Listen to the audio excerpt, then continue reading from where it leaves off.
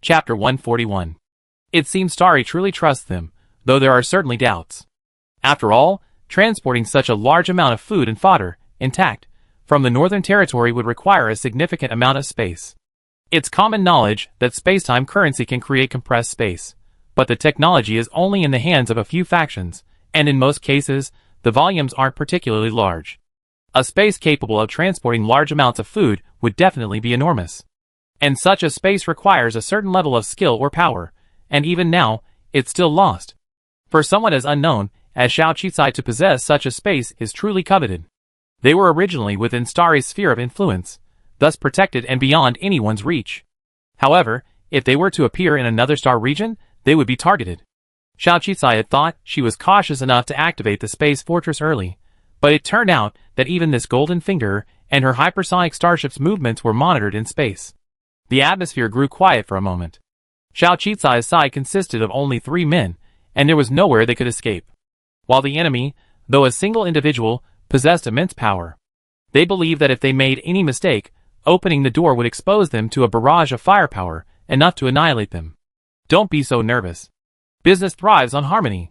Xiao Qicai smiled, easing the tension. She looked at Zoster calmly. I do have a large compressed space. However, it's the foundation of my business and my livelihood. Of course, I won't sell it to you. You won't want to verify it and take away all my business capital, will you? With this kind of behavior, which company would dare to do business with your Roman Federation? Zoster hadn't expected Xiao Qicai to tear off his disguise and bring this matter to light. His expression turned slightly grim. Then he looked at Xiao Qicai and said, Since you discovered it, I be frank. We in the Roman Federation lack nothing, not even weapons or food. However, our investigation of you has revealed that you may possess a very large storage space, which is crucial to our expansion strategy. If you are willing to sell this space to the Roman Federation, we will promise you permanent residency, protection, VIP treatment, and even any position you desire within our control. A space in exchange for peace, protection, and a position does sound like a good deal. But the portable shrinking space Xiao Qicai possessed was a supersized space, 100,000 cubic meters. It's not something money can buy. I understand the Roman Federation's needs. If that's the case, I can indeed discuss it with you. How about this? Go back and tell your superiors that he's trying to force his way to a larger space, but he might not be able to get it. He still wants the technology to create a large space. I'm sure you have new ideas to discuss with us later. Hearing this, Zosterton's face suddenly showed surprise, but his previous aggressive look was gone. He stood up and nodded towards them. If that's the case, the Roman Federation will be grateful to you. You rest here for a while, I go report. After the tense negotiations ended, Wan Yu and Xia Jian both breathed a sigh of relief. The situation just now had both of them nervous. Thankfully, Xiao Qicai remained calm and dismissed them in a different way. Do you really have this technology? Wan Yu asked. Clearly, he was a little skeptical. Xia Jian nodded affirmatively, completely trusting Xiao Qicai. Of course you do. Boss never lies. I was wondering how you could bring back so much food. So you have this powerful weapon? With this technology, we have no worries wherever we go. Xiao Qicai didn't answer directly, but smiled. Whether they do or not, we can take this opportunity to participate in their core research. Isn't that great? Soon after, Zoster entered the meeting room with another officer. From the medals adorning this officer's chest, it seemed he was indeed a man of high rank and power. He examined Xiao Qicai, Wan Yuxia, and the other two before finally sitting down and introducing himself. My name is Nubi, and I'm from the military. We're going to have a very strict business negotiation with you. I heard you don't have the technology to create a large-scale compressed space? After the collapse of the great federal government, the researchers in that laboratory fled en masse, and the ultimate reported capacity for creating large-scale spaces is only about 1,000 square meters. Every faction is seeking these scientists to conduct further research, hoping for a breakthrough that could lead to large-scale weapons or equipment, which would achieve crucial strategic goals in military applications. Therefore, the importance of this technology is self-evident. Xiao Qicai nodded. Indeed, I have a super-compressed space of approximately 10,000 square meters. It was given to me by a man we rescued on a war-torn planet. As for his name, I don't know. But after studying the scientific materials he left me, I discovered that he was a researcher at the Federation's Special Space Laboratory.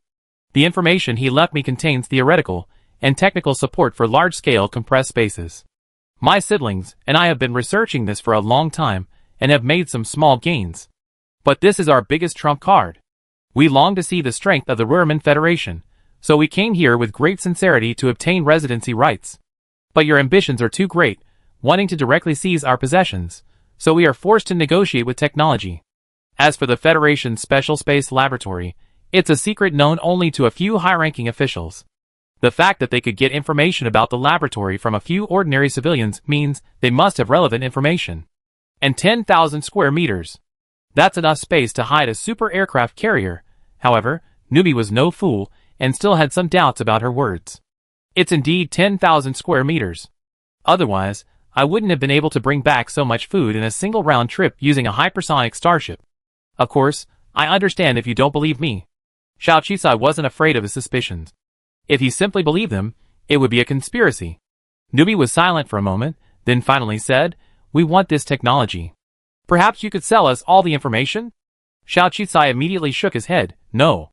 If we sold you this information, would we still be alive? I'm a businessman, not a fool.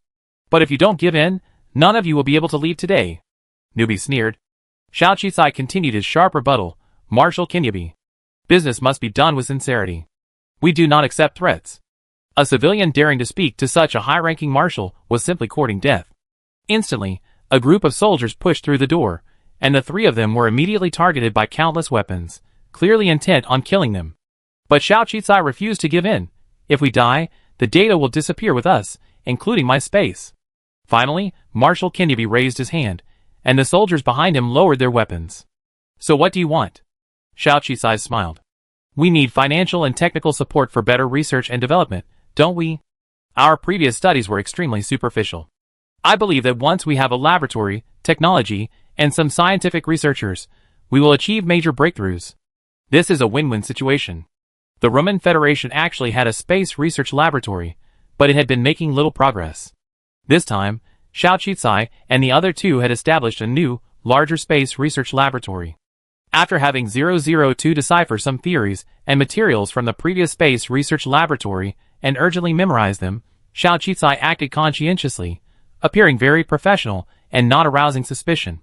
And just as Xiao Qisai had said, they headed to the Ruhrmann Federation's core research area.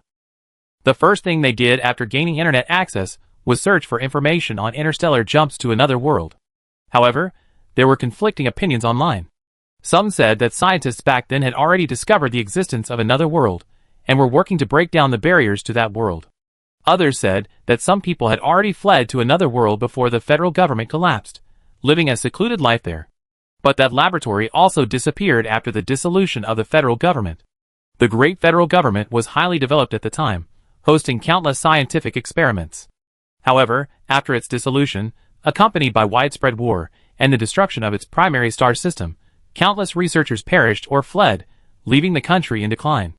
As expected, civilization thrives in times of peace and prosperity, not in times of war. Nowadays, with the exception of a few considered powerful forces and regimes, almost no other regimes allocate resources to scientific research, livelihoods, or other areas, instead pouring them into weapons research and development. As a result, this interstellar society's weaponry is exceptionally advanced, but other technologies are drastically inferior to those of the former federal government. However, compared to the Southern Star region and other political forces Xiao Qisai had encountered while buying grain, the Ruhrmann Federation was considered to be more technologically oriented, or rather, to have a relatively peaceful environment and the resources to develop technology. However, having just arrived, they did not blindly contact relevant scientific laboratories. But Guan Yu had a surprising surprise. He searched for information on Xiao Yin and found countless people with the same name, just as he had previously found with Starry, but most of them were unknown, ordinary people. Here, using the authorized technician privileges of several people, he searched the internal technical documentation network of Ruhrmann and found someone with the same name and surname as his mother. Not only was the name and surname the same, but the resemblance was at least 70%. Xiao Yin, a first-class federal researcher, a scientist awarded the Lifetime Scientific Honor Award. Countless documents and scientific theories related to Qiaoshen are among the most famous. Her concept of the space gate.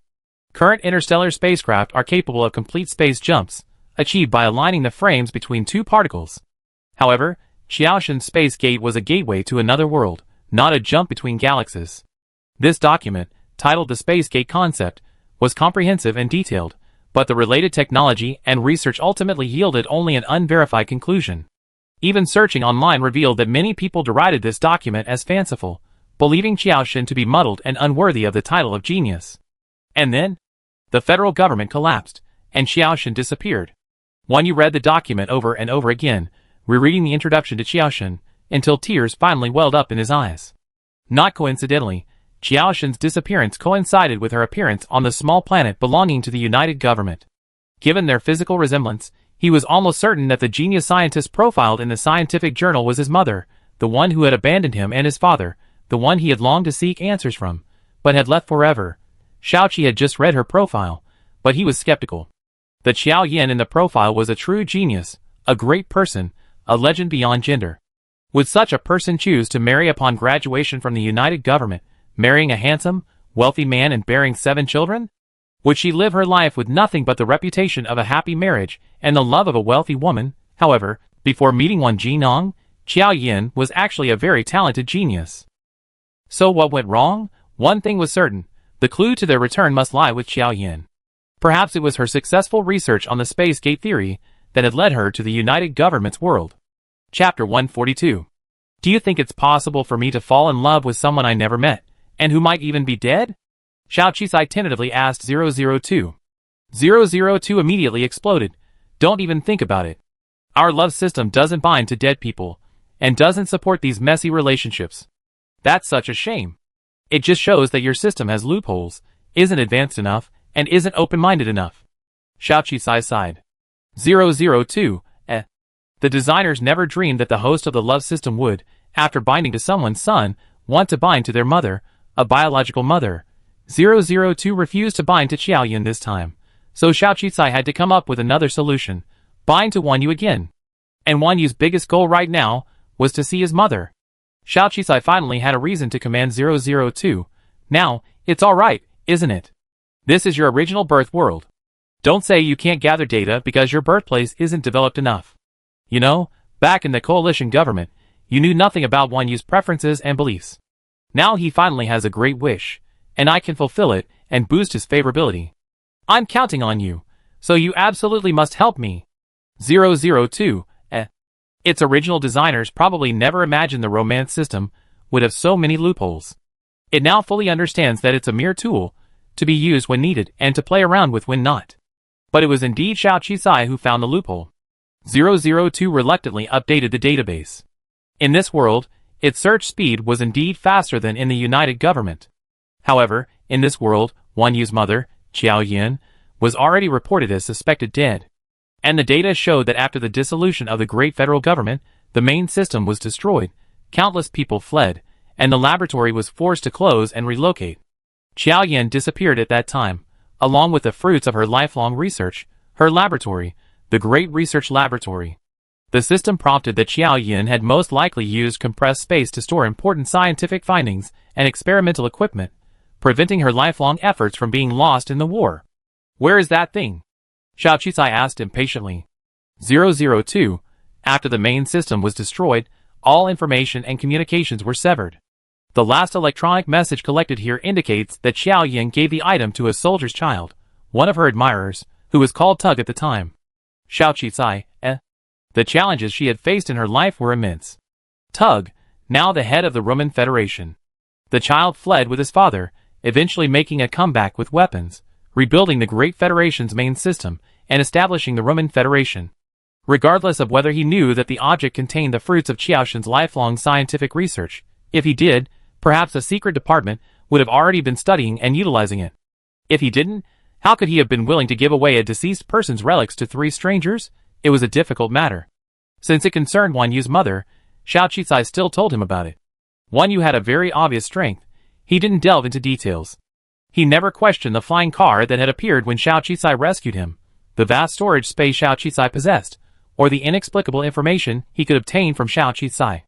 This time, too, he didn't delve into the details, questioning how Xiao Qisai knew Qiao Yin still had the relic, and that it was in Tug's possession. Instead, after a moment's thought, he said, "We should find a way to get it back. After all, it's my mother's, and the contents could very well lead us back home, Back to the United Government. Xiao Qisai also thought about it. After all, this was the first time she had been so close to home in all the months she had been here. No matter what, they had to find a way to get that thing. To obtain something, one had to pay a price. To gain an audience with the head of state, one had to attract attention. Xiao Qisai wasn't good at politics, but when she wanted to accomplish something, she would stop at nothing, especially when she had a specific goal. Xiao Qisai prepared to go fishing. Originally, their team had come in to research large-scale space technology. While they wouldn't immediately demand results, Newbie was no fool and would periodically send people to check on their progress. He even occasionally monitored their activities in the lab. Thankfully, Xiao Qisai, Wan Yu, and Xia Jian had spent most of their time these days researching relevant spacetimes, spacetime currencies, and other information, so there wasn't anything unusual. Sometime later, Xiao Qisai revealed that he and his team had accidentally created a massive space, hoping to sell it to the Ruhrmann Federation, but only for a reasonable price. At first, Marshal Kenyabi naturally doubted their progress, but when Xiao Qisai showed him the space, which spanned tens of thousands of cubic meters, he was stunned. When asked what conditions she wanted, Xiao Qisai said she would personally negotiate with President Tug, as only the president could decide what she wanted. Tens of thousands of cubic meters of space can have a devastating effect on military strategy. Imagine launching an ordinary interstellar battleship into the enemy's path, only to have tens of thousands of cubic meters of troops and weapons emerge from it. The enemy would be completely caught off guard, effectively inflicting a crushing military blow. This matter was of great importance, so Marshal Kenyabi hesitated for a moment before reporting it. Tuj was a relatively diligent leader, certainly no mediocre talent. So, upon hearing Xiao Qisai possess such an item, he agreed to her request without hesitation. This was Xiao Qisai's first meeting with the leader of the Ruhrmann Federation. Being a military veteran, he exuded a commanding presence and a powerful aura, yet without a distant air of superiority. 002 pondered, if he weren't married, he'd be a perfect dating target. Xiao Qisai was speechless. Even if he looked young, he was at least over 100. 002 was truly unpretentious. After showing Tuj a first-hand glimpse of what a 10,000 cubic meter compressed space actually was, she didn't hesitate to ask Xiao Qisai for his requirements. Xiao Qisai didn't hesitate. She pushed Wan Yu out and said, actually, we came to the Ruhrmann Federation for a purpose. Perhaps you still remember an old friend, Qiaoshen? Hearing Qiaoshen's name, Tug's calm eyes flickered with emotion. I didn't expect anyone would still remember her. Who are you? What's your purpose? What's your relationship with her? So you still remember? Let's be frank. Wan Yu is her child, so we're here to retrieve something Qiaoshen left with you. What? Tug's face finally showed surprise, and he stared at Wan Yu intently. You're his child, and she's married? Will she ever get married? I remember she was single. She said science was her best friend. It was just an accident. Wan Yu nodded. But I am indeed her child. Tuj, actually, I don't quite believe it. With her genes, she couldn't possibly give birth to a child with a genetic defect like you. Besides, she's always been single. I seriously suspect you got this information from somewhere, trying to steal the secrets of the Ruhrmann Federation. His words caused the security guards in the rear to nervously rush in front of him to protect him, and the situation became tense again. She couldn't bear to have a child like me, so she committed suicide while pregnant with me. Wan Yu calmly expressed the hidden pain in his heart. Tuj was stunned. She committed suicide? How could she commit suicide? Could it be? A terrifying thought crossed his mind. Xiao Yan had always been single, and pregnancy was definitely not her intention. Could she have been raped during the war? Qiaoshen had been his idol and goddess since his youth. His face suddenly darkened at the thought. Wan Yu, seeing that he was beginning to believe her, took out a briefcase and handed it to him. I was born after her death. Believe it or not, I am indeed her child. Otherwise, I wouldn't have known she had entrusted something to you for safekeeping. Wan Yu's briefcase contained pre-printed photos and documents. He had printed them from his terminal storage. Although it couldn't connect to the United Government's cloud-based virtual network, the local storage still contained some important information, including his mother's. There were even handwritten notes from Qiaoshen. Wan Yu had specially selected them, written by Qiaoshen in the language of this world. At the time, he had thought they were just some unusual symbols, but he hadn't expected them to be the language of this world. It was only a short sentence, but it spoke volumes. I want to go back. Tuj's expression grew increasingly solemn as he looked at the documents. He then turned to Wan Yu. Genetic testing isn't possible at this time, but appearances don't lie.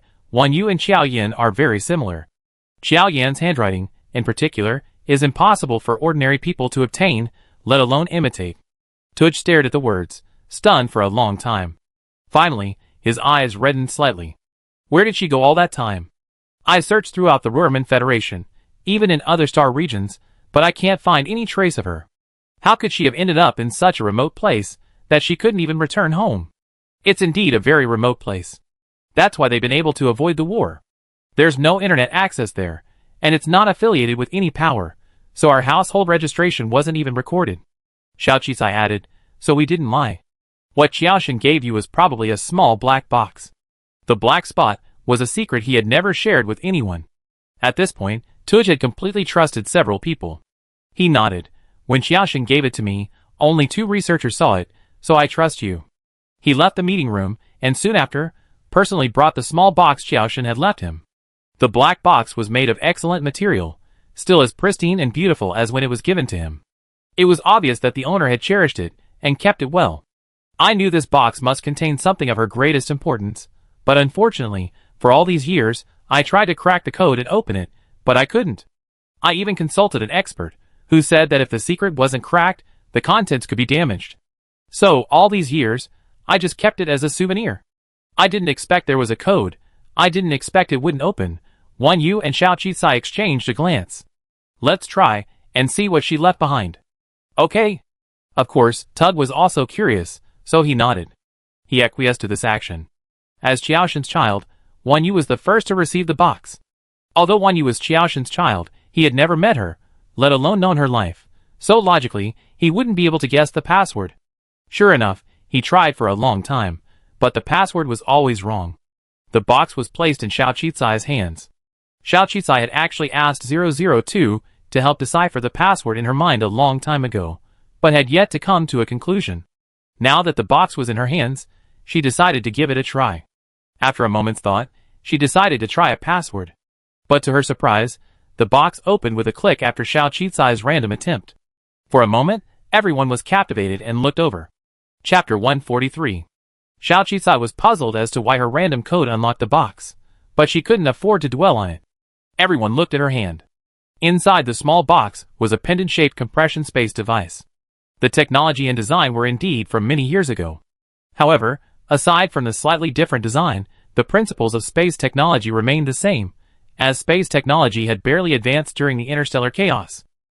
As Xiao Qisai had expected, inside were the fruits of Qiao Yan's lifelong research, accumulated manuscripts, special disks containing data, important experimental equipment, theoretical achievements, and a collection of special items. Seeing these items, she even thought Qiao Yan might have given them to Tug because he was worried about his own survival and the loss of his research. Thankfully, Tug had preserved them well, keeping them for over a century. Unfortunately, he never figured out the code. But upon seeing those items, Tug's expression changed. I didn't expect she would actually hand all of this over to me. A scientist's lifelong research, including other theoretical studies, seemed to have partially redressed the technological disaster brought on by the war, and the historical guilt seemed to have been alleviated considerably. Undoubtedly, this was an immense and invaluable treasure, an irreplaceable asset. Throughout these 100 years of war, no scientist as brilliant as Qiao Yan had ever emerged. Tug's eyes were filled with excitement. Even though he wasn't a researcher, he understood the importance of these things. So at this moment, he said without hesitation, "I'm sorry. Although it appears that Qiao Yan asked you to take these things, I can't give them to you now. I will give them to the Scientific Research Institute of the Ruhrman Federation so that they can further develop the knowledge within." Wan Yu frowned and looked at him. "But those are my mother's things." "But she gave them to me, right? Besides, what do you want these things for? Only by giving them to the country can they achieve the greatest benefit." Tuj became unexpectedly assertive. Over 100 years of growth had brought him to this position. Although his eyes still reflected those of his old friends, they were more filled with the desires and ambitions of a politician. Although he still remembered the people he admired, and although he still remembered Qiao Yan, the man before him was no longer the little boy with sparkling eyes and pure and innocent expression. Xiao Qisai understood, nodding. It can be left to the Ruhrman Federation, but this is his mother's legacy after all. Let's put it this way, we won't take it with us, but we like to make a copy of the relevant research and data inside. Xiao Qisai added, this was also Qiao Yan's last wish. Otherwise, she wouldn't have told us about the box. Besides, I helped you open it, otherwise the contents would never have been revealed. Tudge was silent. After a moment, he looked at the others. While I'm willing to believe you, that you came from an unknown, low-level planet, and that you're acquaintances of Qiao Yan, this is a matter of great importance. This core scientific technology must not fall into the hands of a single individual. Besides, you were once members of the United Star government, weren't you? Since you escaped from Starry and come to me, it's hard not to suspect you're spies sent by them to obtain scientific information. Xiao Qizai, This is the downside of having multiple governments. Each government is suspicious of everyone who appears, suspecting them of being spies sent by their enemies, suspecting they have special political agendas. At first, she had thought Tug was a good person, remembering their old friend. Now, it seems that profit and politics are more important than any feelings. She was wrong about him. She took a deep breath. We simply wish to follow Miss Qiao Yan's wishes and continue her research. Besides, aren't we currently working in your space studio? Why are you so wary? Mr. Tug, Qiao Yan gave you this item, but she didn't give you the password. I believe she believed you were capable of passing it on to someone who needed it or was worthy of it, someone who could continue the research, rather than hoarding it for yourself. If you truly believe Qiao Yan deserves immortality, you should share these theoretical and scientific achievements with the entire interstellar community, not keep them to yourself. You're being selfish. This was the first time someone had accused him so directly.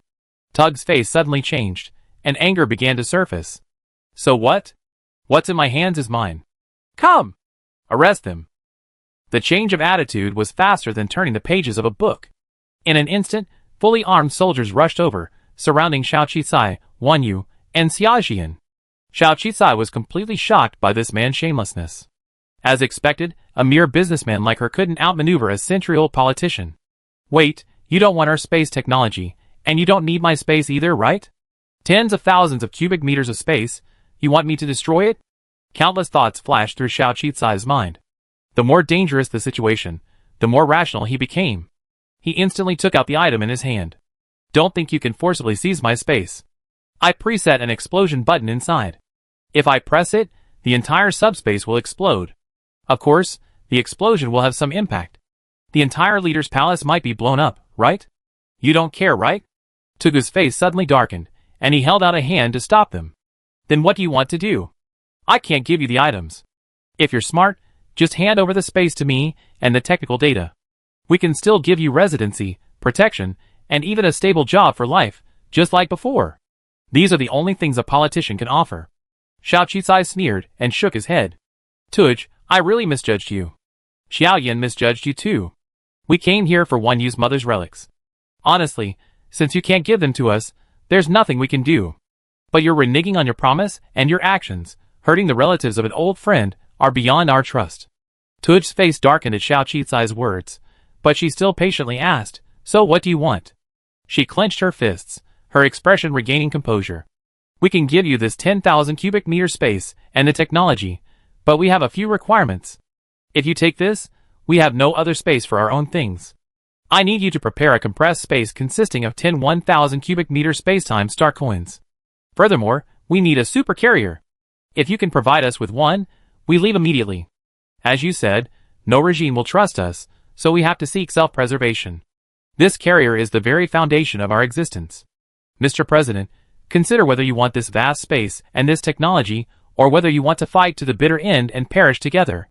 Xiao Qizai's face was delicate and youthful, but a glimmer of madness lingered on her face, impossible to ignore. Wan Yu sat in a wheelchair behind her, his expression resolute, and even Xiaojian beside him was unwaveringly resolute. Tugu was shocked by Xiao Qizai's outspoken words. A supercarrier? No, it's too precious.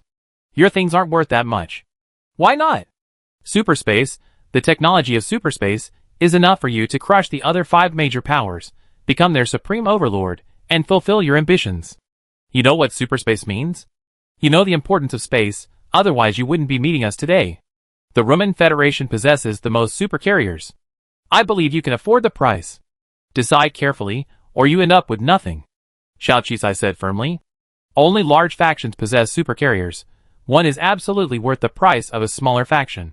The 5 major factions possess at least dozens of supercarriers. Xiao Qi proposed this condition after previously researching the Roman Federation, which possesses at least 11. Considering victory in the future war, they will definitely sacrifice a supercarrier for the sake of superspace. Brother 2 looked at them for a long time, weighing the pros and cons before finally raising his hand. Forget it. Since you're Qiao Yan's relatives, if you give us that large space, all the technical information on the supercompressed space theory, and everything you inherited, I give you a super aircraft carrier to save your life. Xiaoqi breathed a sigh of relief. Okay, but we need to see the super aircraft carrier unmanned. We need to board it to make the transaction, and ensure we can fly it away. Only then will we hand over the items to you. Xiaoqi tightly grasped something in his palm. At this point, Tug nodded, all right. Outside the main star system of the Ruhrmann Federation, a supercarrier battleship was quickly cleared and maneuvered to the outskirts of the main star. From a distance, this supercarrier battleship looked like a small satellite, its massive size. If you encountered something like this during interstellar travel, you run for your life. There's a saying that once the superweapons equipped on a supercarrier battleship strike, even a massive planet will be instantly shattered into pieces. Of course, to activate a supercarrier battleship, you need its key and control ID, which all need to be reset. Thankfully, Xiao Qisai had learned how to activate a supercarrier battleship through 002, so he was able to verify their identity step by step and successfully bind it. This made Tug frown, knowing that he couldn't trick them in this regard. Finally, after the verification was successful, and Xiao Qisai was basically confirmed to be able to pilot it, several people stood on the supercarrier battleship and began to trade. Xiao Qisai transmitted a very large document to them, titled Spacetime Currency Creates a Super Large Space. This document had originally been transmitted very quickly to their designated account, but for some reason, it seemed to be blocked and was extremely slow, making them even impatient. Why is it so slow? Check the network, Tuj said. But the network was fine. Xiao Qisai explained that it might be because the technical document was very old and contained too much information. The data was slowly transmitted, nearly 99% complete. Tuj spoke again. Give me the large space. You already bound it to the super aircraft carrier, and you can only bind it once in a short period of time. We will never go back on our word. Okay. Xiao Qisai nodded and pulled something out of his pocket. Tuj also held out his hands, ready to take it. But at that moment, Xiao Qisai, having handed him the object, suddenly reached into his arms before he could react, or rather, before he could stop it, and pulled out the compressed space left by Qiao Yan. Tuj had never expected Xiao Qisai to be so bold and quickly shouted, "Come on, capture them." At that moment, they were still on the deck, surrounded by Tuj's men, countless soldiers, and machine gun teams. There was no way Xiao Qisai could escape. But just as the armed men rushed toward Xiao Qisai, Wan Yu, and Xia Jian suddenly vanished into thin air, everyone was stunned, and Tuj was even more incredulous. What made him even more frantic was the massive supercarrier beneath his feet, the one they had planned to regain control of after obtaining their possession. It vanished into thin air. It was like a dream, and no one could react. No one understood why the supercarrier had suddenly vanished. If the super guard hadn't hurriedly summoned a flying warship, Tug would have plummeted. Until Tug regained consciousness and looked up, he suddenly realized that the so-called superspace Xiao Qisai had given him was nothing more than a worthless plastic item. Even this had been a deception. The person nearby reported tremblingly, "Your Excellency. The file they just sent us fails to parse 99.99% of the time." Tug's face immediately turned pale, and he could barely express his fury. Xiao Qisai. Chapter 144. We've been tricked. It's not even 10,000 cubic meters. They have plenty of space, large enough to accommodate this supercarrier. They even mastered space technology, able to hide people. Attack them now. No, she just stole Qiaoshen's belongings. Tuga's face was livid with rage. This was the first time in his 100 years of power that he had suffered such a severe humiliation. He had been tricked right under his nose, not only losing a supercarrier, but also the things they wanted from Qiaoshen.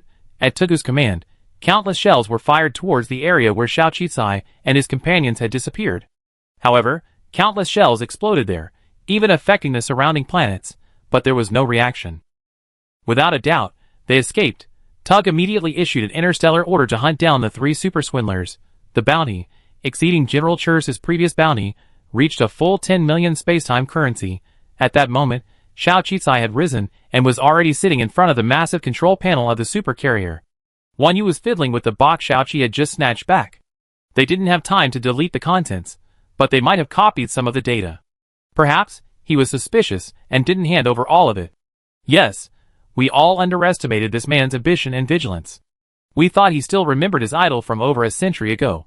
But in the face of profit and power, idols are nothing, especially those who died over a century ago.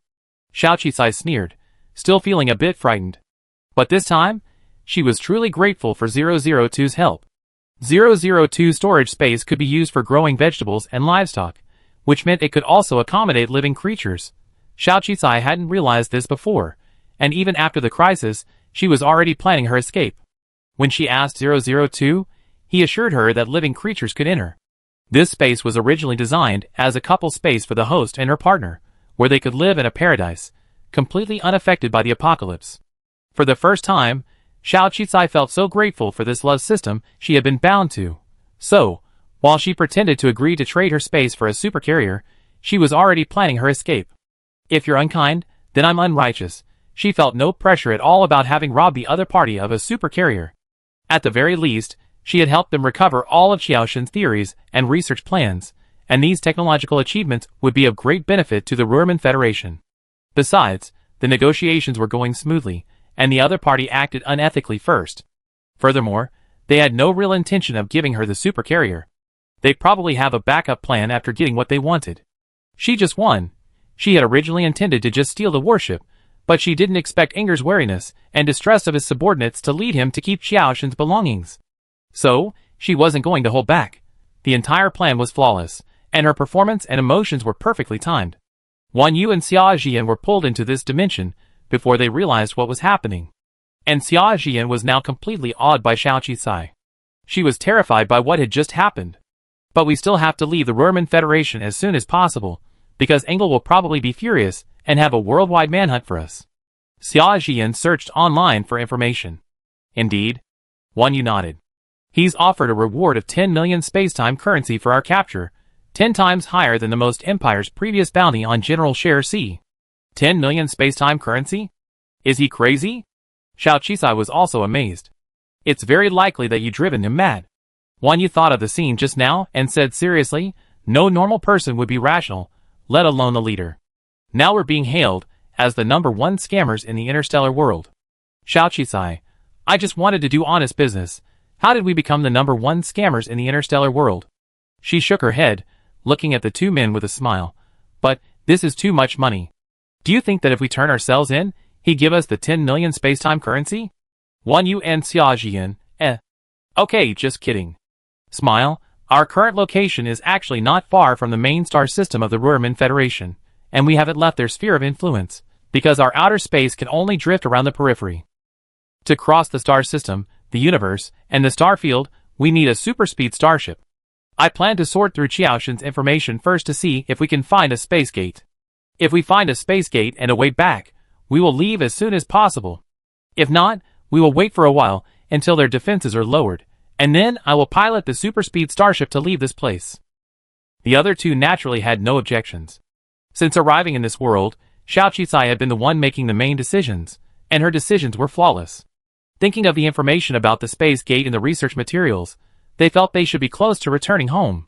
Although Xia Jian was young and somewhat carefree, and had long since prepared to leave her family, it was impossible for her not to miss home after rashly arriving in another world. The three of them calmed down and devoted themselves to sorting through Xiao Yan's information. The more they sorted, the more they felt that Xiao Yan was a truly great scientist, a true cross-century scientist, a scientist so remarkable that only one would appear once in hundreds or even thousands of years. Xiao Qisai rarely admired anyone, and Xiao Yan was her first. And such a great woman, who knew what happened during those 100 years in the United Government? Another point of suspicion, Wan Yu had shared with Xiao Qisai some of the information he had researched about his mother. A growing suspicion in her mind was that Xiao Yan must be connected to Blue Planet, her original world. So Xiao Yan definitely traveled through 3 worlds. What was the order of these 3 worlds? Was her ability to travel through the 3 worlds her own initiative? Or was it forced by factors, such as the war in this world, that caused her to disappear and travel to the United Government world? After nearly a week of non-stop research, they finally discovered the key theory and results regarding the space gate. The right time, right place, and right people are all essential. The space gate is just a name, not a real door. It represents a passage, or a node, to another place. Special instruments are required for observation, and fortunately, They are currently located within the two shrinking space left by Qiao Yin. The spatial gate is not located at the intersection of the two worlds. According to Qiao Yin's theory, worlds cannot overlap. From the perspective of cosmological grandeur, the two worlds must be extremely far apart, otherwise civilizations would eventually merge, causing chaos. There are mysterious forces in the universe that protect each civilization, so the absolute distances between worlds and the rules that restrict their intersection are limited. If they are not connected, they are simply several worlds in different, isolated spaces, like countless spheres representing countless worlds floating in a boundless space.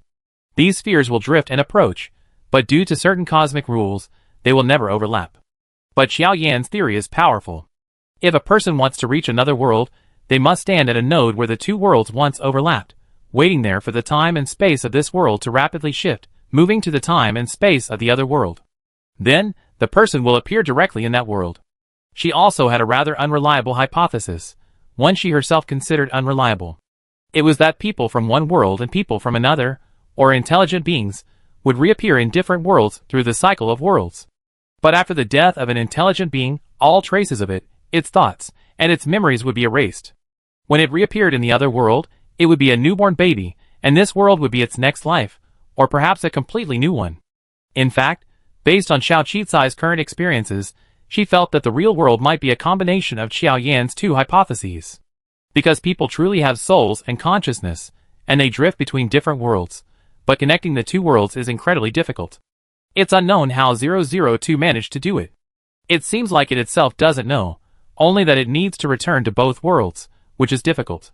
So, what we need to do next is observe the relevant spatial nodes, and find the spatial gate back. Xiao Qicai had another question. Is it possible that the space light on the garden planet was also a node? So when Qiao Yin was pregnant with you, she didn't want to die, but wanted to take you away from that world, right? Wan Yu was silent. The more he arrived in this world, and learned more about his mother, the more confused he became. It's okay. Maybe we can find her someday. Someone as powerful as her doesn't usually die easily. Xiao Qicai consoled Wan Yu. A few days later, after the Ruerman Federation scouts had already evacuated, and would never have thought they would remain there, Xiao Qicai appeared unnoticed in a high-speed starship and quickly fled to the western star field. But the situation was far worse than she had imagined. Ever since she appeared, she'd been trapped, facing danger over a dozen times. Each time, she barely escaped by hiding in the super storage space. The problem must be the identification cards we carry. Remember? We went through the Ruerman Federation ID verification process upon entry. Wan Yu extended his arm. Look! Normally, this type of identification card requires special means to be retrieved by specialized civil affairs departments. Because it's so tiny, buried within the flesh, it feels like part of it, making it difficult to find even if it were opened. There are special agencies that can remove these chips, but they charge a fee.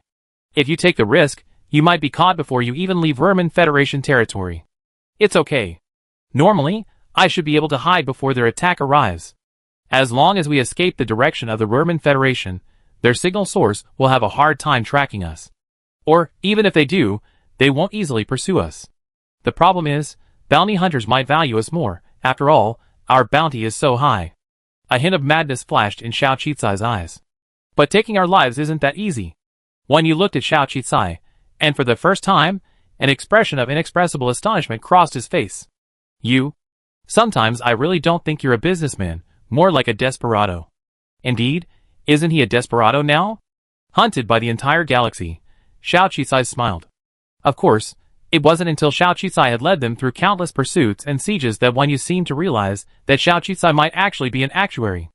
Xiao Qicai shone so brilliantly that many people forget she was once a prodigy who placed in the top 200 of the Baiyun Star region's actuary competition, and she did so in a remarkably short time.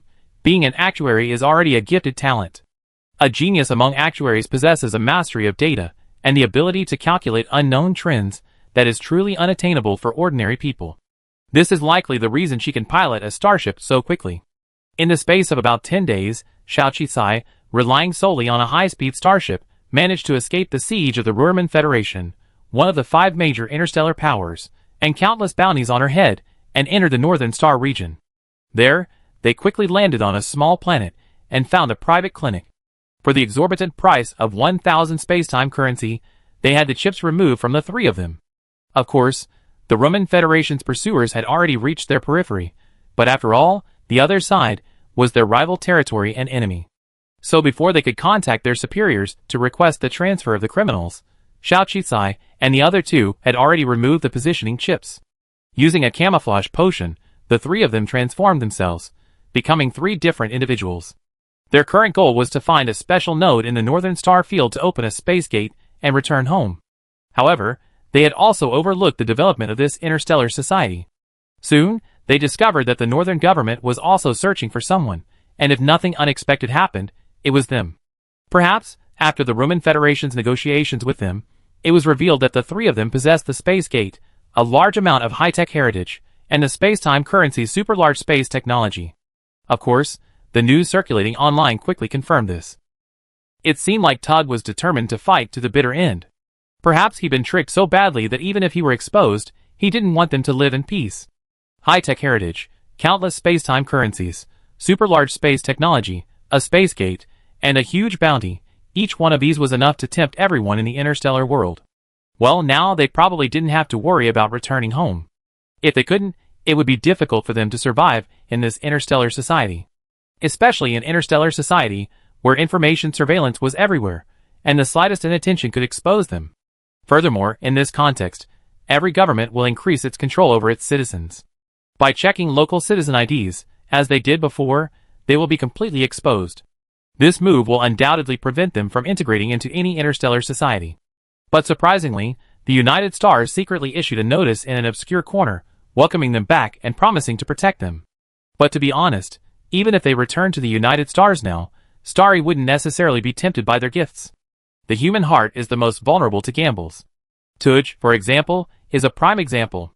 He appears to be a wise, intelligent, and gentle leader, but in reality, he is a politician driven by ambition and a disregard for human feelings. Our disguise won't last long. In this society saturated with information and surveillance, we can no longer survive in interstellar society. We must quickly find the node of the space gate and leave. Xiao Qizai analyzed the situation. The current situation was not favorable for them. The camouflage potion 002 provided only lasted a month. However, given the enormous profits involved, even if they blended in perfectly, those people would be highly targeted by strangers, especially one in a wheelchair. That's why, on the third day after being declared wanted by the entire interstellar system, Wan Yu and Xia Jian temporarily took up residence in the storage space. Xiao Qizai, on the other hand, purchased a large amount of daily necessities on her own, then spent a fortune on a new, state-of-the-art, high-speed starship, which she quickly piloted out of the northern powerhouse. En route, she visited several areas marked as special nodes in Qiaoshen's theory, hoping to find a space gate, but to no avail. Finally, after scanning dozens of special nodes in the interstellar system with no results, they rushed to the regime-free zone in the easternmost part of the interstellar system. Chapter 145. They appeared in both the northern and western star regions. They probably won't dare return to the south for now, as anyone suspicious in the south might be arrested and investigated. Now they only have one last place left, the Eastern Chaos Zone. Indeed, with a supercarrier, countless weapons, and money, they might thrive even more in the Chaos Zone. Especially the pirate leaders and independent gangs there, who are all anarchists. The more wanted someone is by the government, the more welcome they receive. And based on the locations Qiao Yin marked, they likely exhausted all the suspected locations elsewhere, and there are still several strongholds in the Eastern Chaos Zone. It must be said that Tug's analysis was absolutely correct. That's why Xiaoqi headed east, and Tug's supercarriers were dispatched there, this time even 3 supercarriers. On the way east, Xiao Qizai accidentally exposed herself once again. This time, she even resorted to deploying a supercarrier battleship to barely repel the enemy's firepower. She then switched to a high-speed starship and quickly fled east. The chaotic zone in the east, known as the anarchic zone, was a place where most governments were reluctant to intervene. Those scattered, those people seemed to possess an invisible force capable of resisting the government. It was said that a pirate leader was hunted by the government, and the government was met with widespread retaliation from the pirates, ultimately leading to a change of government. Therefore, most people were reluctant to go there. So, by the time they arrived in that zone, the number of people pursuing Xiao Qizai had dwindled, bringing a sigh of relief. The Eastern Starfield's environment is extremely unique, meaning there are many spacetime nodes there. Qiaoshen had marked a total of 5 of these points. 5 points, Xiao Qisai believed, offered a high probability of finding the space-time portal. Of course, if they couldn't find any more, they would have to search on their own or return to the Ruhrmann Federation and search for a space node near the former main system. However, that would be risky, as it was highly likely that their space node had been set up by Tug.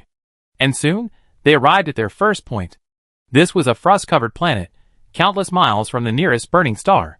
However, it would pass through a certain node and at a certain time period, radiating a massive beam of starlight. The immense beam would melt the entire planet in just one day. This point had been specifically marked by Qiaoshen, requiring not only the location but also the coincidence of time. And by sheer luck, their arrival time coincided closely with the burning day. So, for this annual burning day, they observed for several days, and then settled near this icy planet. Finally, they saw the brilliant, blazing sunlight of the universe pouring out from the black hole, illuminating the entire frost-covered icy planet. In an instant, countless ice and snow melted, creating a magnificent spectacle. Xiao Qisai suddenly thought of the light of space. As expected, miracles are everywhere in the universe. Xiao Qisai carefully unearthed the space gate detector left by Qiao Yin. As she watched the data being analyzed line by line, her heart leaped into her throat.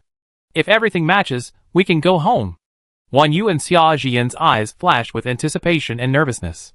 Time ticked by, but the last few readings of the matching degree continued to show under monitoring, and their hearts were in their throats. But to their surprise, as the glaciers across the planet melted, water returned to the land, and life revived.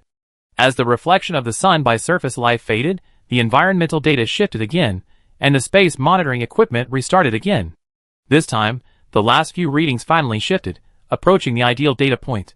I suspect the moment the glaciers melt will be the perfect time for the space gate to open. Xiao Qisai was an actuary. While not a professional in her field, her keen sense of data led her to this hypothesis. But just as they were rejoicing, a warning suddenly came from the front. A large warship was approaching. Too fast. Several people had been concentrating on the data changes from the spacetime gate's detection device, only to discover that several large supercarriers had unknowingly approached. Without a solution, Xiao Qisai immediately deployed his own warships. Undoubtedly, monitoring between supercarriers was the most accurate. Watching the display screen, 1, 2, 3 supercarriers appeared nearby. Xiao Qisai, Wan Yu, and the others' expressions darkened. There are no large warships nearby, only the Haoqiong Federation. But they shouldn't be sending so many warships, right? Are they crazy? They dispatched 3 massive aircraft carriers just to stop me. Even a major conflict wouldn't go this far. Are they coming to fight pirates? No, it's very likely they reached some kind of agreement with the Haoqiong Federation, and are specifically coming to stop us. I suspect Inger has also looked up information about the spacetime gate. That's why he discovered this spacetime node and guessed we were here. Soon, the appearance of several supercarriers confirmed Xiao Qisai's suspicions. They were indeed the Ruhrmann Federation supercarriers. 3 supercarriers versus 1. It looked like an interstellar war was about to break out. And this time, it was their old acquaintance, Nubi. Nubi immediately launched a warship to receive the waves and communicate with them. Stop struggling. You've been on the run for long enough. The leader says that if you surrender, hand over all your technology and equipment, and hand over what you stole from us, we can spare your lives. Xiao Qisai was so angry that he laughed and immediately responded, What do you mean by stealing your things? We opened Wan Yu's mother's belongings, but Engel didn't want us to take them. We even backed off, saying we wouldn't take Master Qiao Yan's belongings. We simply wanted to copy her technology and data in the name of her descendants to complete her research. But your leader openly robbed us, and even tried to steal my hyperspace. Now, shamelessly, he's accusing us of stealing your things. Isn't that ridiculous? Since you're so stubborn, we have no choice but to fight. Soon, 3 supercarriers surrounded Xiao Qisai's carrier. Xiao Qisai's mind raced. Should he take a gamble, and see if he could win through skill, or hide, and wait for the final opportunity when the space gate might open?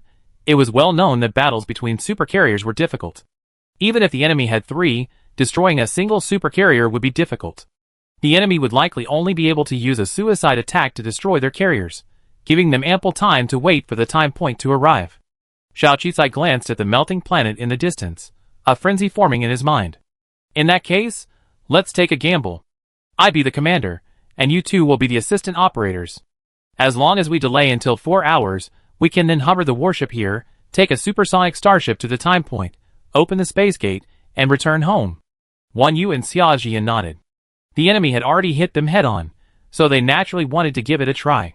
For so many days, Xiao Qicai had been leading them on their escape, and they were both filled with rage. Just when Marshal Kenobi thought they were contemplating surrender, the enemy unexpectedly launched the most powerful Forbus Ring space missiles, launching 3 missiles at once, heading directly for his 3 aircraft carriers.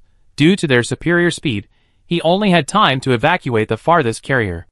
One of the other 2 was fully hit, while the other dodged but was also hit in the auxiliary ship compartment. This completely infuriated Kenobi. If his 3 carriers couldn't contain 1 carrier and capture these 3 men, it would be a truly humiliating loss. So, without hesitation, he unleashed his most powerful firepower attack. The attack was broadcast live online by the nearby Haoqiong Federation, sending shockwaves through interstellar society. Unexpectedly, the most powerful firepower attack in such a long time, a life-and-death battle between supercarriers, would not occur between the 5 major interstellar factions, but rather a single faction surrounding a few wanted criminals. Had these wanted criminals destroyed the world? To endure such a blow, to be surrounded by 3 supercarriers. Of course, some speculated that it wasn't driven by hatred, but simply by self-interest. Any war or dispute is ultimately driven by self-interest. They suspected that these 3 individuals possessed something other than the so-called space gate and super-large space technology. In the distant southern star region, Starry watched the scene of 4 supercarriers facing off, transmitted via the interstellar network, and clenched her fists tightly. After all her expansion, her forces only possessed 2 supercarriers. Even if they rushed over, they would likely become cannon fodder and drag down the Star Alliance. But, gather our buglers and a supercarrier.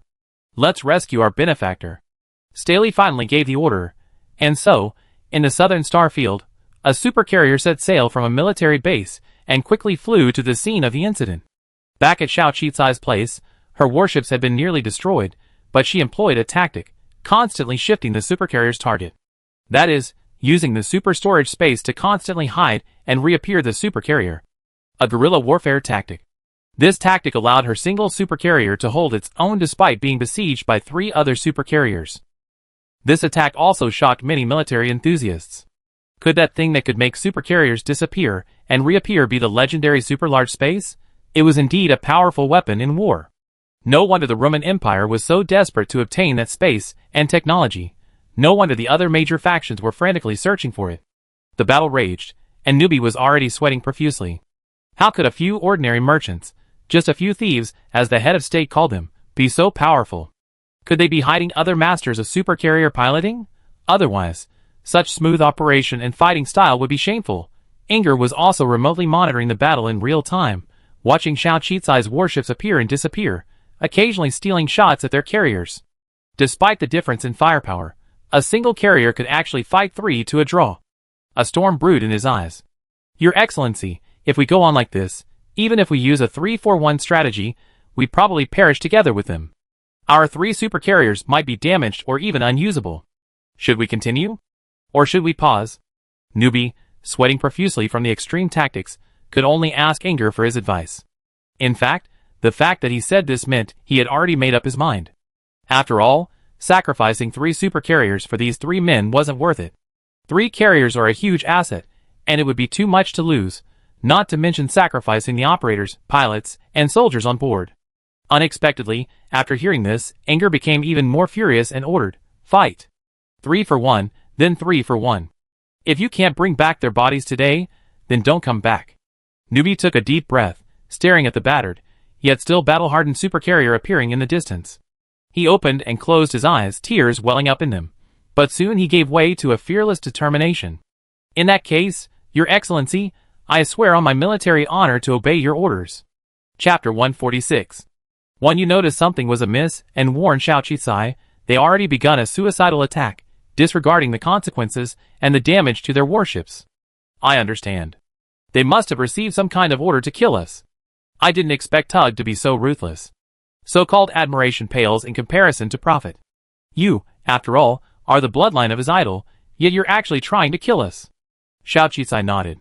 I should have understood this a long time ago. But he's probably gone mad. If he really trades 3 supercarriers for one of ours, and a few lives, the loss to the Roman Federation will be enormous. If they go to war with the other 5 major factions, they undoubtedly lose. He really thinks what I have is enough to drive him crazy. Wan Yu nodded. Perhaps what we have is even more valuable than he imagines.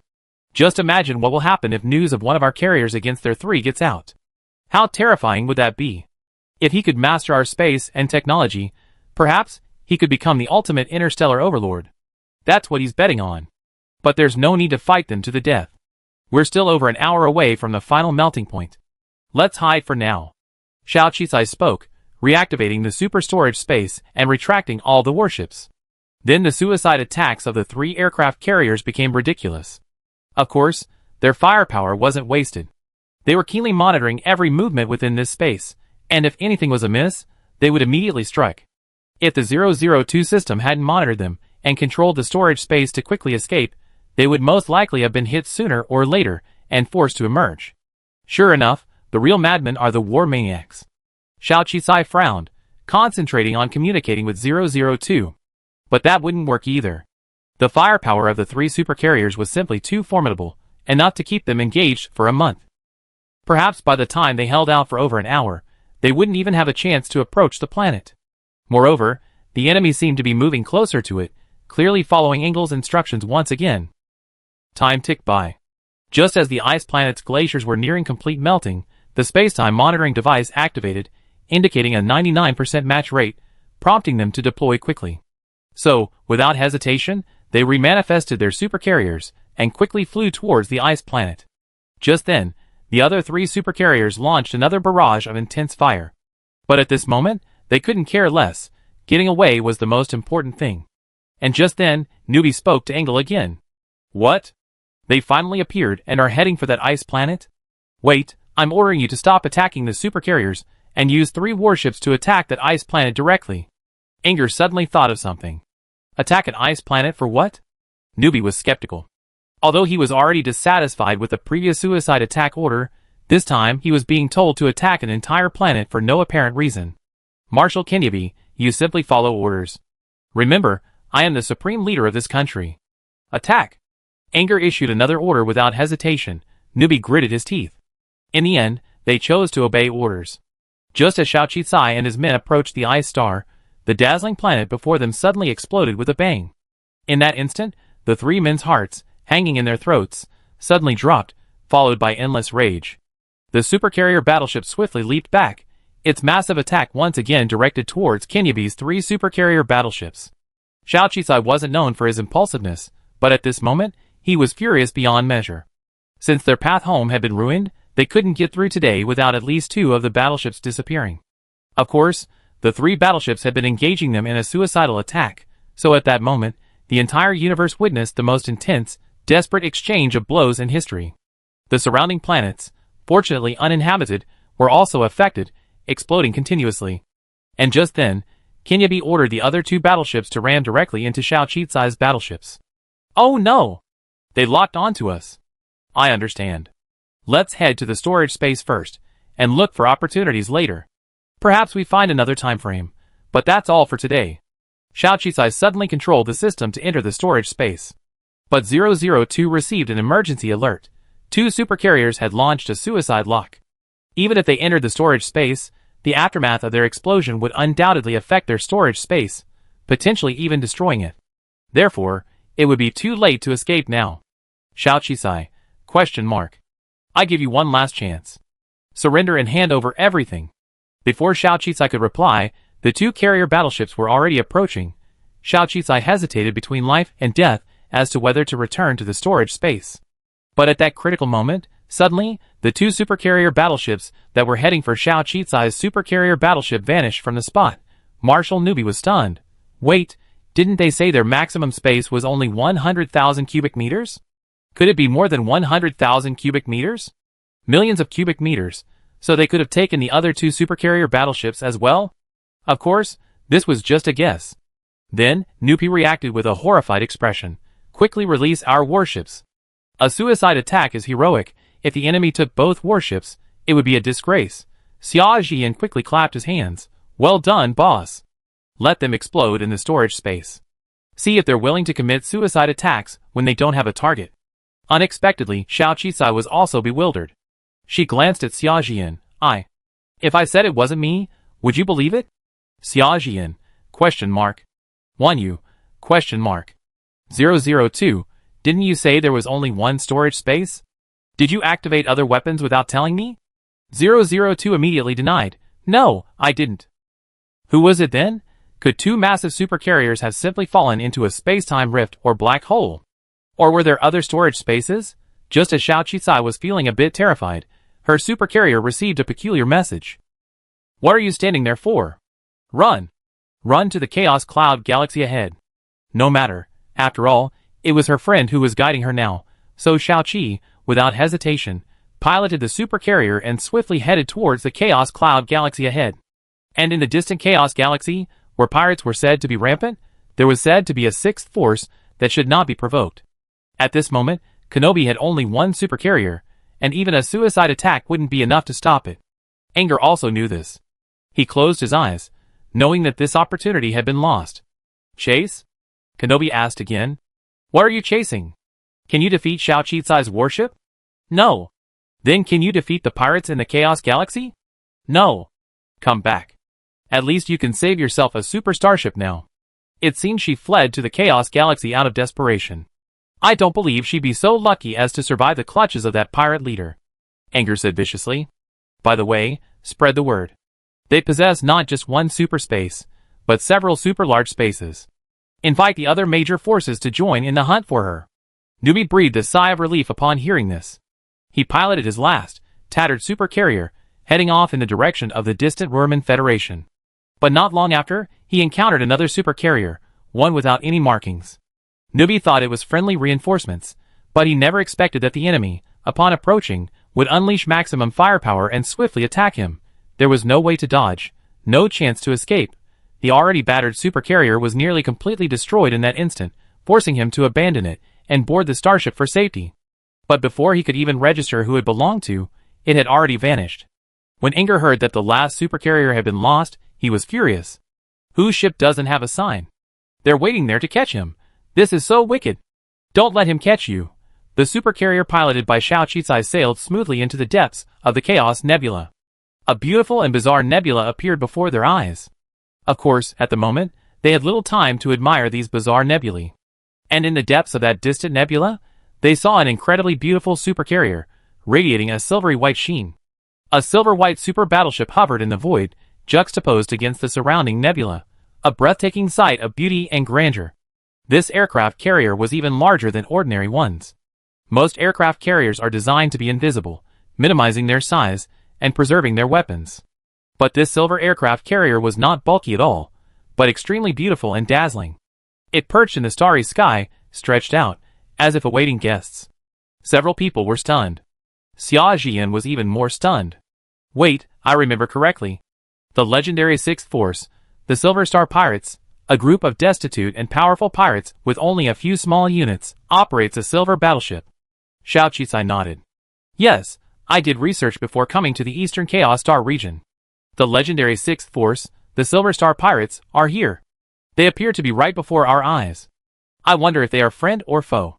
A suspicion struck her that the master of this new ship had just led them into the chaotic galaxy, otherwise, they wouldn't have been able to enter unimpeded.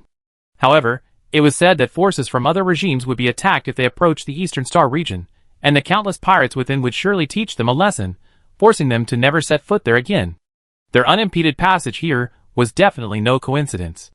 At this moment, their aircraft carrier, having suffered heavy firepower losses from the exchange with Newbie's 3 aircraft carriers, lay in tatters. Of course, they couldn't defeat them, so they had no choice but to flee. So, Xiaoqi mustered the courage to track down the nearest warship source and sent them a message. Hello, we have escaped from the outside world. Can we rest here for a while? Shortly after the message was sent, a reply arrived. Of course. Don't you realize we're open to welcoming you? If you don't mind, you can visit us aboard our warship. I hadn't expected them to actually invite me to the silver warship. They looked at each other, bewildered. Logically, this pirate leader, who had been running rampant here for decades, should have nothing to do with them. When Xiao Qicai and the others didn't respond for a long time, they received another message. Don't worry, we have no hostility. We just wanted to discuss the storage space. Let me tell you a secret. We have a storage space too, and we just used it to capture the 2 supercarriers that wanted to destroy you along with us. Even Xiao Qizai's face was filled with shock. She quickly asked 002, "What's going on? Is it your creator? We traveled all over the galaxy, and we haven't heard of anyone possessing this kind of massive storage space technology." 002's voice trembled slightly. "I don't know." Chapter 147. Whether to go or not was a question. Although the other party had given them a hand, to be honest, Xiao Qizai had lost trust in the people of this world since Exile. Perhaps they were hiding a greater conspiracy, but she couldn't imagine anything about her that would warrant their attention. Could they also be seizing the opportunity to obtain Xiaoshen's technology and the space-time gate? They were hesitating, but unexpectedly, the other party sent another message. "If you're really worried, we can stay on your warship, okay?" Xiao Qizai, For the first time, she had no judgment at all. At this moment, in the conference room of the silver supercarrier, a group of people surrounded a woman. The woman was tall, with long, flaming red hair that flowed down, contrasting with her silver mask, and she exuded a powerful aura. It was the short-haired woman beside her who spoke. "Are you really going aboard their warship?" "Let me go! Going alone is too risky. I just saw them engaging in a fierce battle with 3 aircraft carriers. They don't look like ordinary people." "Yes, I'm going myself." The silver-masked woman nodded. Her eyes were deep, her thoughts unclear, but her tone was firm. "There's something I must verify in person." Just then, another woman in a white robe approached. She frowned. "It's better not to go. I understand your thoughts, but how could such a coincidence happen? They are indeed dangerous. What if something happens to you? There's no such thing as a last resort. Don't you still trust me? 2 little girls and a disabled person. Do you think I can't get out of there unscathed, or that they can do anything to me?" The woman stood up, her eyes gleaming with a dangerous and determined glint. "Don't even think about it. I have to see them in person to know for sure." The short-haired woman shook her head and sighed softly. "Okay, but I go with you." At this moment, on Xiao Qizai's warship, the 3 of them had a heated discussion. Eventually, Xiao Qizai persuaded the other 2 to let the other party in to see what they were up to. After all, they were on someone else's territory. Refusing to talk or angering them would only cause more trouble. They had no confidence in breaking their opponent's foot. Given their complete weakness, and even a show of kindness in saving them once, their willingness to negotiate meant they had enough leverage. For now, all they could do was wait and see what they were up to. Of course, given the current situation, perhaps, if necessary, she could use the data she had on the space gate and other matters as bargaining chips. After all, the entire interstellar system was now focused on them. Saving their lives was paramount. Perhaps cooperating with them offered another path to survival. Xiao Qizai had 002 prepare several special props. If, even with her golden finger, she couldn't guarantee the safety of several people, then her 2 lives would have been lived in vain. Confidence shone in Xiao Qizai's eyes. Soon, the enemy, in a small spaceship, landed next to their supercarrier.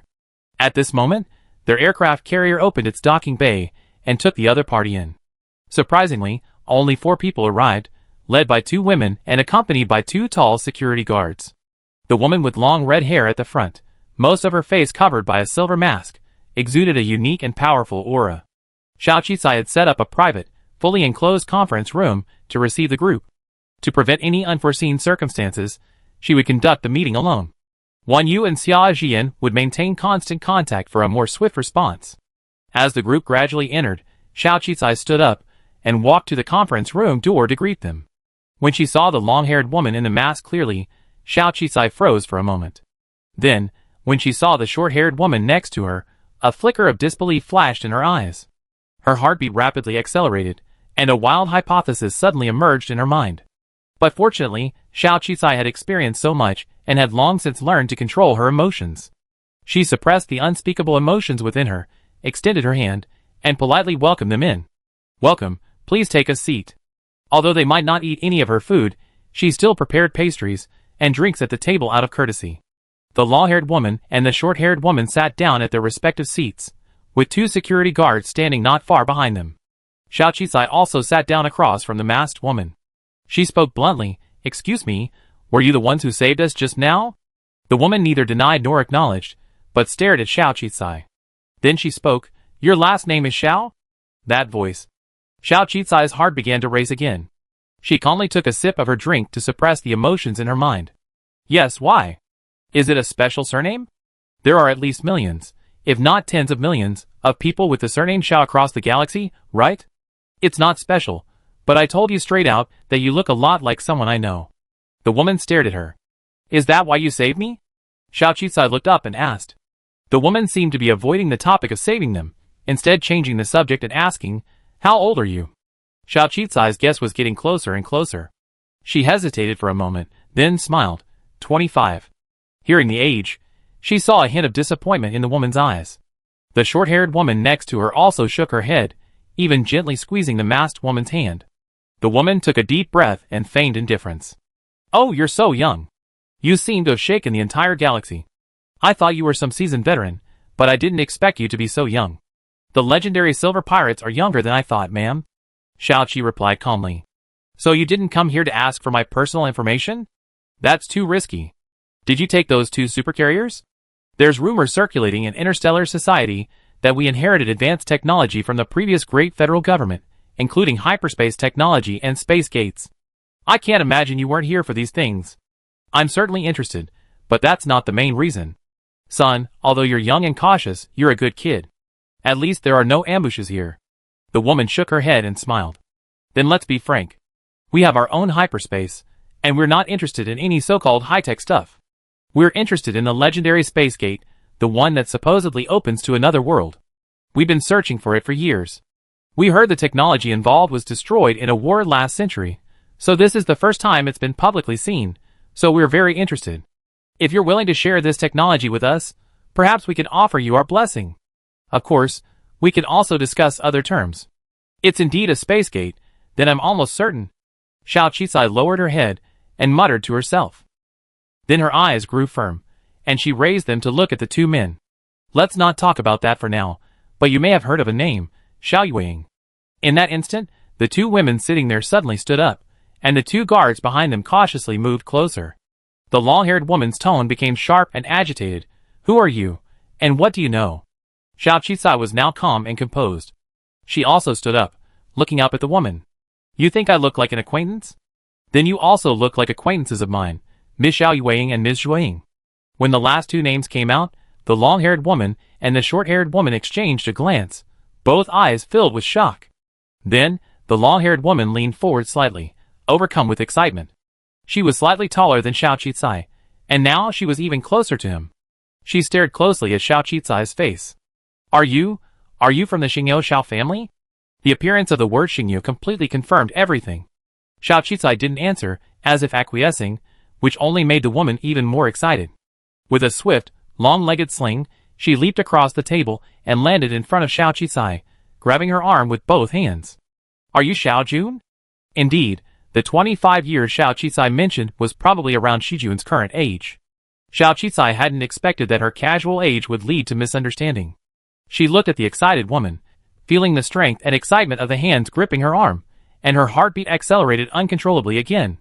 Yes, the woman before her had her face mostly obscured, but her voice was familiar, her features familiar.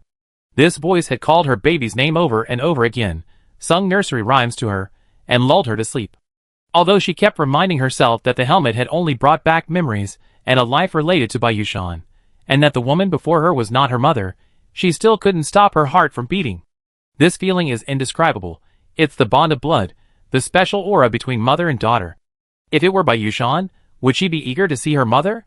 Or would she resent her for abandoning her since childhood? Bayushan, but she's dead. Thinking of this, Xiao Qizai felt a surge of mixed emotions. She suppressed her emotions and wrenched her hands from the woman's grasp. Actually, my name isn't Xiao Jun. I used to be Bayushan. The name Bayushan, symbolizing the original owner's grievance and resentment, seemed to ignite the last remaining vestiges of Bayushan's emotions and strength. Xiao Qizai didn't notice that her eyes were already slightly red, as if from the grievances within her body. The woman who heard these words felt as if struck by lightning. You? Shan. Then, unable to restrain herself, she hugged Xiao Qizai tightly. The embrace was long and warm, a mother and daughter who hadn't seen each other for 20 years. Finally, Xiao Qizai was the first to come to her senses. My name isn't Shanshan anymore. I'm Xiao Qizai now. No, listen to me. If you know Xiao Yueying, you must know she's your mother. I am Xiao Yueying. Xiao Yueying finally let her go, but her eyes never left Xiao Qizai. 20 years ago, I left you in by Yu Hong's care. Together with your Aunt Zhuang and several other like-minded companions, we embarked on a journey of exploration of the universe. We traveled across the stars and worlds to arrive here, but we never found our way back. I thought I'd never see any of my family again, not even my daughter.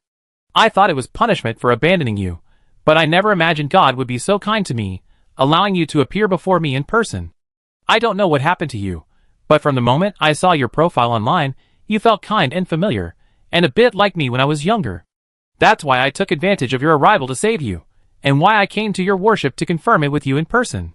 I just wanted to prove my suspicions, to prove that a mother's intuition was correct. You are my child, the one I haven't seen in 20 years. Xiao Yuan couldn't hide her excitement. It's a little unbelievable, but I have a feeling you recognized me before I did. Did you see my photo or Shui Ying's? Or do you share the same feeling as me? Your last name is Xiao now. Have you returned to the Xiao family? Xiao Yuan hadn't been this talkative and excited in years. The short-haired woman next to her was Zhuang. She also came over and looked at Xiao Qicai warmly. I never thought our little girl would grow up so big, even into this world. Chapter 148. No. But faced with the two people's enthusiasm, Xiao Qicai took a few steps back. I don't have that feeling, and I don't have any memories of you. I haven't been back to the Xiao family, and I'm not a member of the Xiao family. I just heard that my biological mother's name was Xiao Yuan, but I never guessed you were the infamous star pirate leader. Xiao Qicai's wary and unfamiliar expression brought Xiao Yuan back from her immense joy. I'm sorry, I was too excited and didn't consider your feelings. Xiao Yuan's mental fortitude was strong after all. After a moment's reflection, she realized that Xiao Qicai might not be able to accept her presence or existence just yet. 20 years of absence couldn't be made up in a short time. Besides, judging by Xiao Qicai's current appearance, she didn't look like a naive young woman raised in wealth. Having just turned 20, she should have been living a carefree and comfortable life in a prestigious institution. How could she have ended up in this alien world? Thinking back at the past few months, how Xiao Qicai and his companions, possessing rare treasures, had been hunted by the entire interstellar space, she felt anguish. She shouldn't have waited. She should have trusted her instincts and rushed to protect her daughter. If she had arrived just a moment later, she dreaded the consequences. The daughter she had thought about for over 20 years, vanishing right before her very eyes, right in her own territory. All these years this legendary pirate leader, now invincible, hesitated before his own bloodline. Xiao Qicai had never been around true blood relatives. Xiao Jun was sweet and well-behaved, and she treated her like a younger sister. However, having lived 2 lifetimes without parents, she couldn't possibly infringe upon someone else's identity or their parents. So, she quickly dismissed the strange feelings in her mind. It's not great, but I'm still alive and well. Miss Xiao, I don't think now is a good time to reminisce or find family. You came to see me because of the legend of the Space Gate, don't you? You want to go home? Xiao Yuan's heart ached at Xiao Qicai's cold attitude. She was about to say something when Zhuang beside her pulled her back. Zhuang leaned close to Xiao Yuan's ear and whispered, "It seems like the little girl is feeling aggrieved. Take your time. It's okay to meet her. You eventually be able to unravel your secrets, and she understand. Rushing won't work. Let's get down to business first. I think Shanshan also wants to go home, otherwise she wouldn't have risked obtaining the Space Gate." Xiao Yuan listened, regaining some of her composure, realizing there was no time to rush. She took a deep breath, regaining her composure. Yes, for all the years since we came here, besides the initial excitement of arriving in this world, we've been searching for a way home. She glanced at Zhuang, an unspeakable sadness in her eyes. Our entire team came with dozens of people, and now only 4 remain. We scoured nearly the entire interstellar world over the years, with no success. We heard the legend of scientist Qiyan and investigated related research, but no one has mastered or continued to study Qiyan's theory. After we discovered she died in the explosion, that line of inquiry was cut short. Interstellar wars are constantly raging, bloodshed and chaos everywhere. We don't want to get involved in local power struggles. So we're forced to retreat to the east, occupying a corner of this chaotic universe, and finding a brief moment of peace. These few words seemed to sum up Xiao Yuan's entire experience over the years. First, she felt the joy of arriving in another world, but soon discovered that this world was filled with war and bloodshed, not the perfect, advanced civilization they imagined. They were just a team of interstellar travelers and adventurers, seeking to explore the unknown, but they discovered that the other world wasn't paradise but hell, and they quickly wanted to return home. But for nearly 20 years, They tried countless ways, but still can't find a way home. So they've been forced to retreat here, perhaps to spend the rest of their lives, perhaps to wait for an opportunity, but they never given up on finding a way home. That's why Xiaoqi considers herself fortunate. There's a system that offers a cheat code, helping her avoid numerous crises. She's also been able to investigate Wan Yu's mother and obtain the key to the space gate. Of course, Xiao Yueying was indeed related to her by blood, so she wouldn't harm her. Furthermore, they both shared the common goal of returning home, so she didn't resort to pretentiousness. She briefly recounted her experiences here, but when it came to the storage space, she didn't mention the system, but rather the space she had accidentally acquired. If even Xiao Yueying and the others had a space, it shouldn't be surprising that she had one, right? Sure enough, Xiao Yueying didn't question her, perhaps genuinely believing Xiao Qicai's words. She simply looked at her, with a hint of heartache in her eyes. She only just turned 20, and she'd been through so much. However, Xiao Qicai didn't tell her much about his time in the United Government. If they had the chance to return, she would naturally know. Talking about his experiences now, or claiming he'd been framed along the way, would always seem like playing the victim. She wasn't quite sure how to treat her mother, so for now, she'd just treat her as a trustworthy companion on her journey home. There are rumors all over the interstellar internet right now, saying you possess a vast amount of super-large space, and even that Anya is uniting forces from the other 5 major factions to attack the Eastern Star region. Of course, I won't let him succeed, but we better make a plan and open the space gate as soon as possible to return home, Xiao Yueying said. Xiao Qicai nodded. We still have 3 special nodes marked by Qiao Yin. I-Star was originally a perfect node, but it's been bombed. The other 3 locations are also possible. Let's find time to go and check them out together. Okay. Xiao Yueying nodded. Then you should go back first. I need to talk to my friends too, otherwise they'd be worried. Just then, Xue Ying reminded Xiao Yueying that their people were already urging her to go back, worried about her. Although Xiao Yueying was reluctant, she reminded herself to take her time. But before leaving, she still hesitated, saying, "Why don't you and your friends come to my place? The conditions there are better than yours. You only have a combat ship here, nothing here. Come to my place. Mom, I prepare some things for you. Let's talk later." Xiao Qicai shook his head. Seeing that Xiao Qicai had no intention of leaving with her, Xiao Yueying calmed herself down and finally left reluctantly. After they left the warship, Xiao Qicai returned to Wan Yu and Xia Jian. The two were naturally very worried. They hadn't expected Xiao Qicai to chat with them for so long without sending any unusual messages. Seeing her return, they hurriedly inquired about the situation and whether she was a friend or foe. Xiao Qicai smiled and said, "Don't worry. This is a complete coincidence. They're not enemies, but people like us, from the world of the United Government." What? Someone actually arrived in this world before us? Xia Jian was astonished. Wan Yu was less optimistic. I heard the Silver Pirates came here a long time ago. No wonder they've been here for so long. Are they really trustworthy? They're not going to want what we have, are they? After all, even if they're from the same place. Indeed, even if they're from the same place, they're not necessarily trustworthy. But Xiao Qicai's expression clearly suggested something else. Wan Yu looked at her and asked, "You rarely trust people. Could they be acquaintances?" "Yes, they are. The leader among them is none other than my mother, Xiao Yueying, who left me to go on an adventure 20 years ago." Wan Yu and Xia Jian, shock. Temporarily safe and protected, they managed a rare good night's sleep. After a short rest, on the 3rd day, Xiao Qicai and the others finally accepted Xiao Yueying's invitation to visit her, or rather, to discuss their return home. The silver supercarrier's landing tunnel had even been pre-laid with soft carpet. Xiao Yueying and a large group of people stood at the end of the tunnel, waiting anxiously. Of course, Xiao Yueying was the only one feeling uneasy. Xiao Qicai walked in front, while Xia Jian, helping Wan Yu push the wheelchair, followed slowly behind her. Knowing for a while that the masked woman was Xiao Qicai's mother, Xia Jian was extremely curious about her and kept an eye on her. Of course, the pirate leader, with his aura subdued, was now just a mother reuniting with her daughter after a long separation, fearing her daughter's displeasure. "Welcome." Xiao Yueying gave Xiao Qicai a somewhat uncomfortable hug, then introduced her to the key members of her team. Her team back then included researchers, spacecraft pilots, and dozens of others. Besides Yueying, her friends now included 2 others. One was also a woman named Mei He, with a rather cold expression and a white lab coat, resembling a researcher.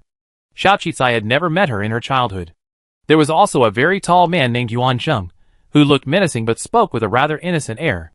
As for the others, they were Xiao Yuan's trusted subordinates, close friends with whom she had a close relationship. According to Xiao Yuan, most of the people currently aboard their silver aircraft carrier were those they rescued during the war, and who had chosen to follow her. Some were researchers, who had been persuaded, or offered high salaries, to volunteer there. Another group was said to be space pirates they had conquered and now served her faithfully. Of course, Xiao Yuan had only introduced some of the more important partners to her. Xiao Qicai also politely introduced Wan Yu and Xia Jian to them. Wan Yu, the youngest son of the wealthy Wan family, was her investor and partner. Xia Jian, her assistant, was also a close friend, their friendship now considered life or death. Compared to Xiao Yuan's vast team, Xiao Qicai's group consisted of only 3 men, looking rather pitiful. One of them was disabled and confined to a wheelchair. Of course, the others were also curious about Xiao Qicai and his companions. After all, they hadn't expected such young children to stir up chaos and turmoil throughout the interstellar system. In their eyes, they were indeed children. Xiao Qicai was even more youthful, completely different from what they had seen during surveillance, from what they had imagined, piloting a single aircraft carrier and daring to engage 3 other warships, or rather, they simply couldn't imagine such a delicate young woman capable of such ferocity. Still, these people didn't underestimate Xiao Qicai and his companions. After all, they were now influential figures on the interstellar network. To Xiao Yuan's trusted friends, Xiao Qicai and the others were even more junior, so after the introductions, they even prepared a gift for them as if they were elders. I was originally thinking of getting a genetic test, but judging by this appearance and that determined look, this child is definitely yours. I never thought that when you were roaming the universe with your silver battleship, your child would be just as good as you. It's truly surpassing the father, Yuan Zheng exclaimed in admiration. Xiao Yuan smiled smugly. Of course, my daughter looks like me. Xiao Qicai smiled too, but held back from exposing her. She remembered that when Xiao Yuan was little, she often muttered Xiao Jun probably wouldn't have the same personality as her, so she would be like her. In fact, her suspicion was correct. Baiyushan's personality was indeed nothing like Xiao Yuan's. If Baiyushan had been as free-spirited and bold in love and hate as Xiao Yuan, she wouldn't have committed suicide, leaving this lonely ghost in this world. Chapter 149. Thinking of this, Xiao Qicai once again told herself that even if Xiao Yuan was Baiyushan's mother, she wasn't her own mother. But what she hadn't expected was that Xiao Yuan, completely determined to make up for all the years of missing and indebtedness she felt for her daughter, had arranged her bedroom next to her own. Not only was the entire bedroom thoughtfully decorated, with several wardrobes filled with clothes and toys. There was exquisite jewelry, the kind a little girl could acquire, and all sorts of girly dresses. This made Xiao Qicai laugh and cry. After all, even if her daughter was her, she was already in her 20s, not a child. And how could she possibly look like a little girl who liked these things? But seeing Xiao Yuan's expectant eyes, she held back the words of refusal that were on the tip of her tongue. Do you like them? Do you want to try them on to see if they fit? Xiao Qicai quickly declined. I told you didn't like this style. I got screwed by the salesperson. Luckily, I was prepared. Undeterred, Xiao Yuan led her to another large cabinet and opened it. Here were the perfectly neutral, clean-cut uniforms and all sorts of weapons. There were even several of the most powerful individual rifles legendary in this interstellar society. Clearly, they had put a lot of effort into collecting them. They were well prepared indeed. Looking at Xiao Yuan's expectant, praiseful gaze, Xiao Qi felt a little overwhelmed. Xue Ying, standing by, couldn't help but add, Shan, no Chi, at least try something out. She took me to the mall yesterday and bought almost everything your age could wear. With so many styles, there's bound to be something you like. Xiao Qicai, She remembered she was here to discuss business, so how could the atmosphere develop so quickly? For the first time, Xiao Qicai discovered how difficult it was to refuse someone.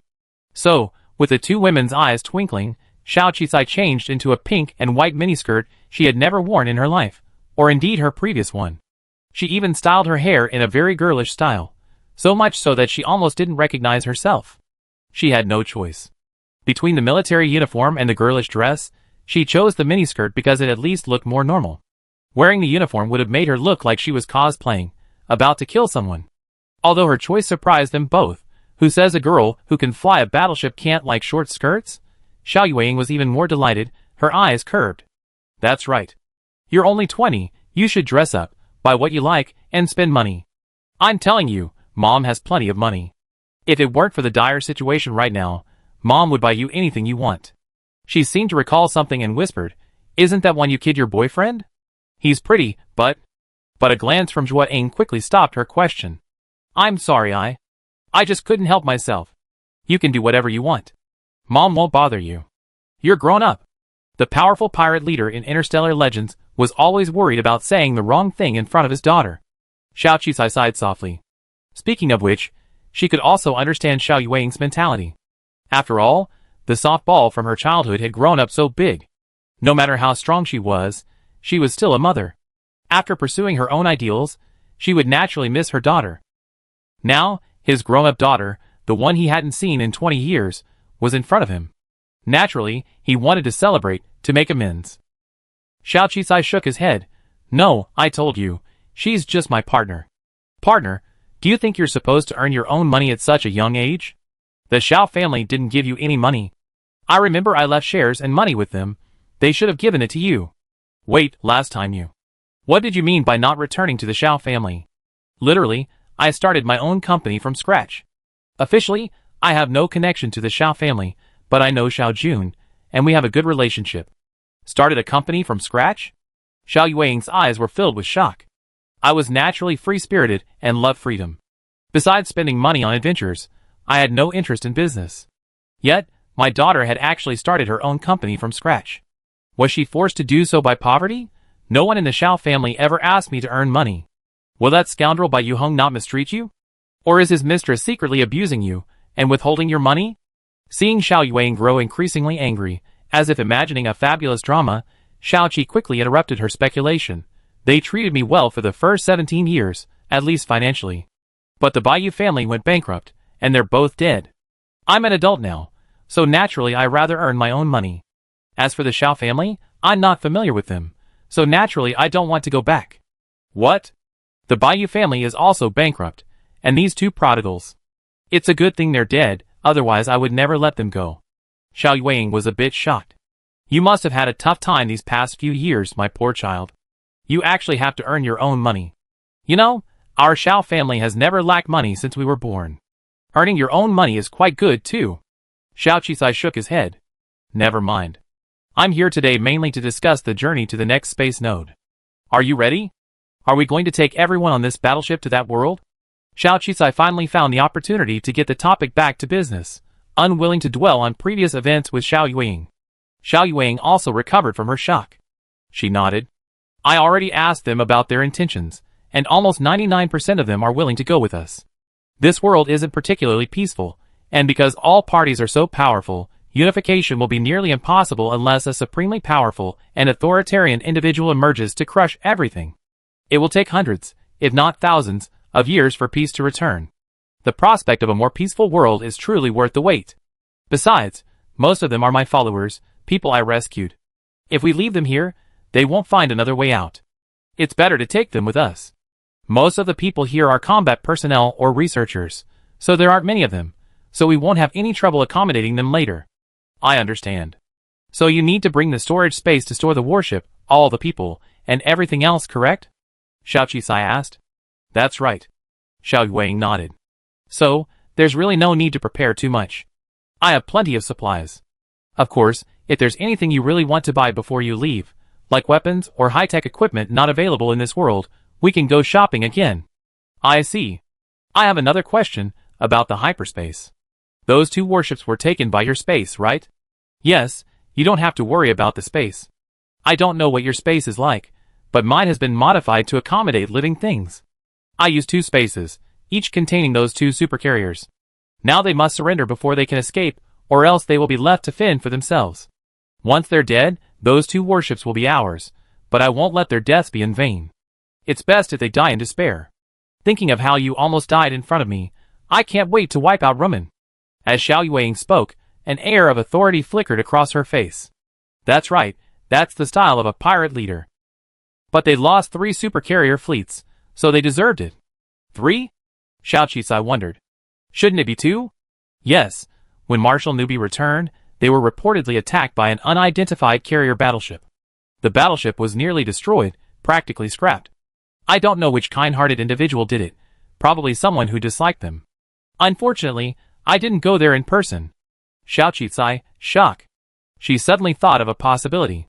Only Starry would do such a thing. She might be timid, but she'd still be willing to stand up for her. Perhaps Starry was more sincere than she imagined. Xiao Qizai shook his head and said, forget it. Let's go to these 3 space nodes first. We lost 3 super aircraft carriers. The Roman Federation is taking a last gamble to see if they can catch me. Otherwise, life will not be easy. If we can go back, I would rather go back. Compared to revenge here, I hope to go back to see my friends. I still have many important things to complete. Wu Xiao and the others were probably worried, and Xiao Jun, the little girl, was probably crying. Many of her projects were only halfway completed, and she hadn't been there to oversee their completion. She didn't know how they were faring. What would happen to the Xiao and Han families? Would the Wan family be angry? It had been almost a year, and she wanted to go back so badly.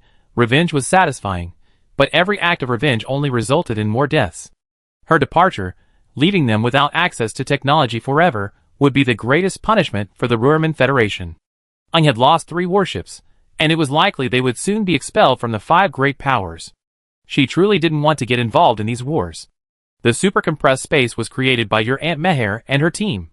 When we arrived in this world, we were captivated by this unique space-time currency. We were incredibly excited to learn that this legendary compressed space existed. However, we were surprised that most of the compressed spaces were small enough, with the largest only 1,000 cubic meters, and incredibly expensive. After years of research and effort, we finally created a super-large portable compressed space, capable of 100,000 cubic meters. With recent improvements, it can even accommodate a living person. But what puzzles me is, has our technology been leaked, or have we sold one of our super-large spaces to someone? Otherwise, how could it be? How else could their technology end up in Xiao Qizai's possession? This puzzled her. There couldn't be a spy on their team, could there? Xiao Qizai struggled to explain the origins of 002, saying only that he came across it by chance, and that he only had one. Of course, Xiao Yueying didn't doubt Xiao Qizai's words. After all, interstellar society is so vast, it's only natural that someone else could create it. Afterward, Xiao Yueying told Xiao Qizai to open Mei's gift. Xiao Qizai opened Mei's gift, and saw 10 massive storage compartments inside. This was an S-level item in the system, and she had all sorts of permissions to use it. She hadn't imagined she'd suddenly become rich one day. For the first time, she felt the feeling of having family. This is incredibly valuable. Although she knew Xiao Yueying and her team had mastered this technology, she was still somewhat shocked. After all, such a large space would require countless space-time currency to create. Space-time currency, however, was already the most expensive universal currency in the interstellar world, and it was already extinct. Using a little bit less mint, it was hard to get enough. Even if they were pirates, it wouldn't be easy to acquire so much space-time currency. Unexpectedly, Xiao Yueying patted Xiao Qizai on the shoulder. She gave it to you, so just accept it. She's a researcher and doesn't understand little girls' preferences, so she can only give you what she thinks is the best. Don't worry, I accidentally found a new planet that mines space-time currency. Making something like this would be a piece of cake for us. Xiao Qizai, surprise! Oh my god, what luck! It's also a good thing Xiao Yueying isn't willing to fight for supremacy. Otherwise, it's hard to imagine anyone in this world could rival her in wealth. No wonder Xiao Yueying's team is the smallest, and she hasn't occupied a large territory, yet she's practically the uncrowned king of the entire Eastern Chaos Star region. You could even say the entire East is her territory, and no one dares to mess with her. Xiao Qizai opened the gifts from the other 2 people and, for the first time, felt the feeling of overnight wealth. If Bayushan could wait until they returned, she would probably be very happy too. If she hadn't received the benefits of Bayushan's identity, she would have felt like herself. She wouldn't have returned to the Xiao family, let alone inherited the shares and wealth. But now that a mother had appeared, Xiao Qizai felt as if she had encroached upon someone else's mother in wealth. So in the end, despite the preciousness of those things, she carefully placed them in the bedside cabinet, and didn't take them away directly. Chapter 150. Actually, you don't have to entertain such thoughts as usurping someone else's identity. 002 noticed Xiao Qizai's mood, and couldn't help but remind him. And how can you not know that you're only Xiao Qizai, not Bayushan? If your auras and souls weren't perfectly aligned, how could I possibly transfer your consciousness from that world to Bayushan's? What do you mean? She wanted to ask, but 002 had already closed his mouth and changed the subject. We live our entire lives, so why dwell on so many things? You didn't have a mother in your previous life, so isn't it good to have one in this one? Just treat her as your mother. After all, you have a real blood relationship with her. And those few months when Xiao Jun's helmet took you back were real, weren't they? Can you deny that your interactions with Xiao Yueying back then were all fake? Was the smile on your face fake? Xiao Qizai fell silent. Yes, it seemed like she was the one getting stuck in a rut. However, Xiao Qizai was no longer at an age where she needed the love of her family and mother. 002's words made her hesitate for a moment, but she ultimately put them out of her mind. Wan Yu and Xia Jian were clearly uncomfortable with Xiao Qizai's attire, even a little shocked. Thankfully, Xiao Qizai remained Xiao Qizai. His tone remained unchanged, and he treated Xiao Yueying with unwavering professionalism. Together, they discussed the search for the space node. They had lunch aboard the silver battleship. Xiao Yueying was well prepared, even preparing dishes typical of the United Government. This left them feeling a bit lost. This was the feeling of having someone to rely on. However, Xiao Qizai still shook his head, signaling to Wan Yu and Xia Jian that they should return. The two of them were a little confused, but they absolutely respected and supported Xiao Qizai's decision. In the afternoon, Xiao Qizai was about to say goodbye, but Xiao Yueying suddenly had to deal with something, so she told him to rest for a while. Xiao Qizai could only wait for another opportunity. The entire room was meticulously decorated, but Xiao Qizai still couldn't sleep, especially during the day. Just then, Zhuoying suddenly knocked on the door and entered. Xiao Qizai quickly stood up, but Zhuoying smiled and walked over. Don't be shy. I know you can't sleep, and I wanted to find a chance to talk to you. Come to think of it, I held you in my arms when you were little. It was true that I did hold you in my arms. Xiao Qizai had that memory. However, because of this, her emotions were very complicated, and she was a little unsure how to face the two of them. Actually, I understand you. Zhuoying found a random stool and sat down in front of Xiao Qizai, looking at her intently. You have no memory of your mother. Suddenly accepting a stranger as your closest person, I wouldn't be able to accept it either. Besides, she left when you were so young. Most children would resent their mothers, wouldn't they? Xiao Qizai shook his head. I don't. I know you don't, but it's precisely because you treat her like a stranger that it makes her feel even more uncomfortable, Shan. What I'm trying to say is that everything adults do is definitely difficult. Sometimes it's hard to have both. I know you suffered a lot, so I'm not here to persuade you to accept her. I want you to understand her, or rather, to empathize with her. I've known her since she was very young. She's someone who doesn't easily feel constrained by family or anything else. I never even imagined her getting married and having children. But then, unexpectedly, you were born, and she briefly became a mother. Although it was unexpected, she was still delighted. During those few months with you, my joy at seeing her was genuine. But she loves you, and she loves herself too. Do you understand? She's pursued a lifetime of freedom, the distant stars, the coordinates we spent years finding. It's hard for her to abandon all her ideals and pursuits, to be bound by you, or to take your young self to the unknown and dangerous interstellar space. Xiao Qi fell silent. She raised her head. I truly understand. No, you don't understand. You won't understand how painful this decision was for her. For a long time after we set out, she was depressed, hiding away, and watching your photos and videos over and over again. It was the first time I saw her cry so heartbroken. But when faced with difficulties, outside our team, she regained her indifferent and nonchalant demeanor. But all these years, she's been blaming herself and punishing herself. The scars on her face are from the first war she experienced when she traveled through time, but she refused treatment and never showed her true face again. She's shutting herself off, I know. You don't even know how happy she was when she knew you were her daughter. I'm not saying all this to ask you to forgive her or sympathize with her. I hope you understand that she loves herself and loves you, as a woman and as a mother. Zhui Ying's eyes were gentle. As she said, she wanted Xiao Qizai to understand, not to forgive. As an adult with several lifetimes of experience, Xiao Qizai could understand, but Bai Yushan, the girl who died at the age of 18, could not. Xiao Qizai shook her head. She had no right to forgive, nor did she deserve Xiao Yueying's motherly love. So that night, despite Xiao Yueying and the others' pleas, Xiao Qizai and the others returned to their worship.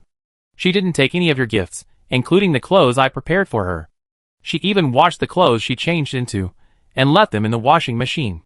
Xiao Yueying leaned against the door of the room prepared for Xiao Qizai, her head slightly lowered, her pointed chin contrasting with her cold mask, reflecting her current mood. Zhuoying had always been her best friend, and the one who understood her best. She gently patted Xiao Yuan's shoulder.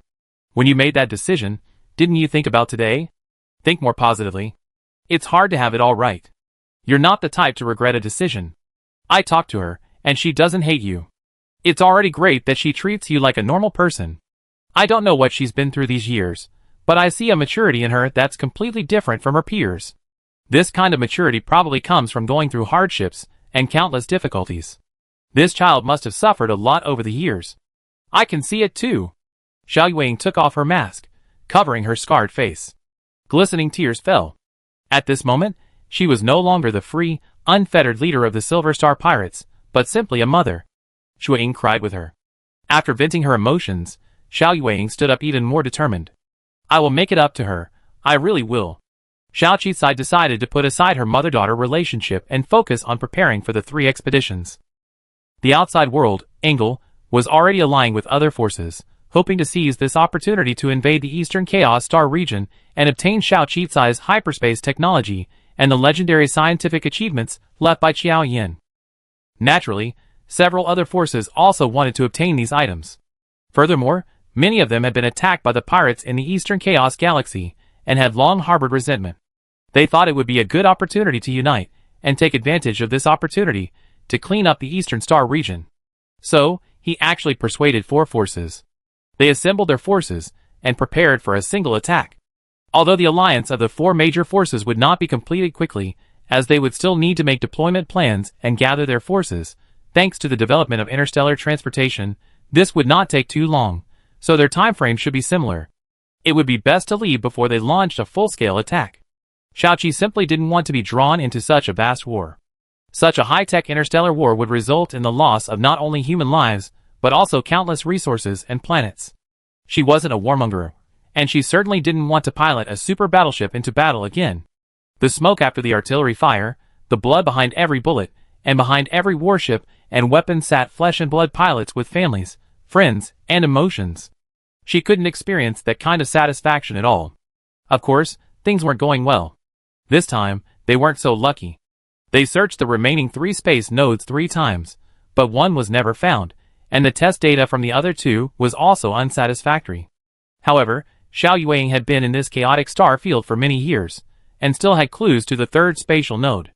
Because star fields are fluid and may have changed over time, the chaos star field is called so because of the complex fluctuations of the nebulae throughout the field. Deep within the chaos star field, they might find what they're looking for, but the dangers are also extremely high. I once piloted a silver aircraft carrier into the deepest reaches of the chaos star field, and saw a vast expanse of white nebula. I think this nebula is most likely the large, suspended cloud that Xiao Yin had marked. But when I saw it, it was moving. I thought it was some alien cosmic creature, and didn't pursue. We need to go deeper, which will take a very long time. If the spatial gate monitor confirms that we have a chance to return, then we won't have to return. So let's prepare for this as our last chance to get back. Xiao Yuan was extremely cautious and rigorous in her deployments. Xiao Qisai thought it made sense and decided to prepare.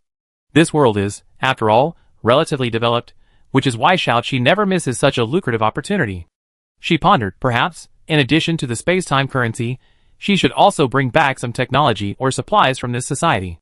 In particular, certain materials for warships and flying cars, common in this world, but extremely rare in the United Government. If she had those minerals and materials, she could create a truly new concept superflying car, enough to break through the One family's blockade of mineral resources. Besides, the system's flying car had completely crashed. She might be able to replicate it with the materials she purchased. Of course, science and technology, as well as related theories, were also extremely important. Xiao Qisai reasoned that since she had come all this way, and had experienced so much, and had nearly died, she should at least collect some interest. Although nearly a century of war had stagnated the development of science and technology in this society, many of its technologies were still superior to those of the coalition government. Certain key technologies, such as the genetic drug that could break through the human lifespan barrier, were practically instantaneous. If this technology could be brought back, it would absolutely shock the coalition government. As for the business opportunity, it wasn't just a business opportunity anymore, it could potentially change the course of human destiny. So, Xiao Qisai disguised herself and visited various relatively peaceful forces, trading centers, and markets, purchasing vast quantities of cultural information, copying various technical resources and patents, as well as military weapons and various materials.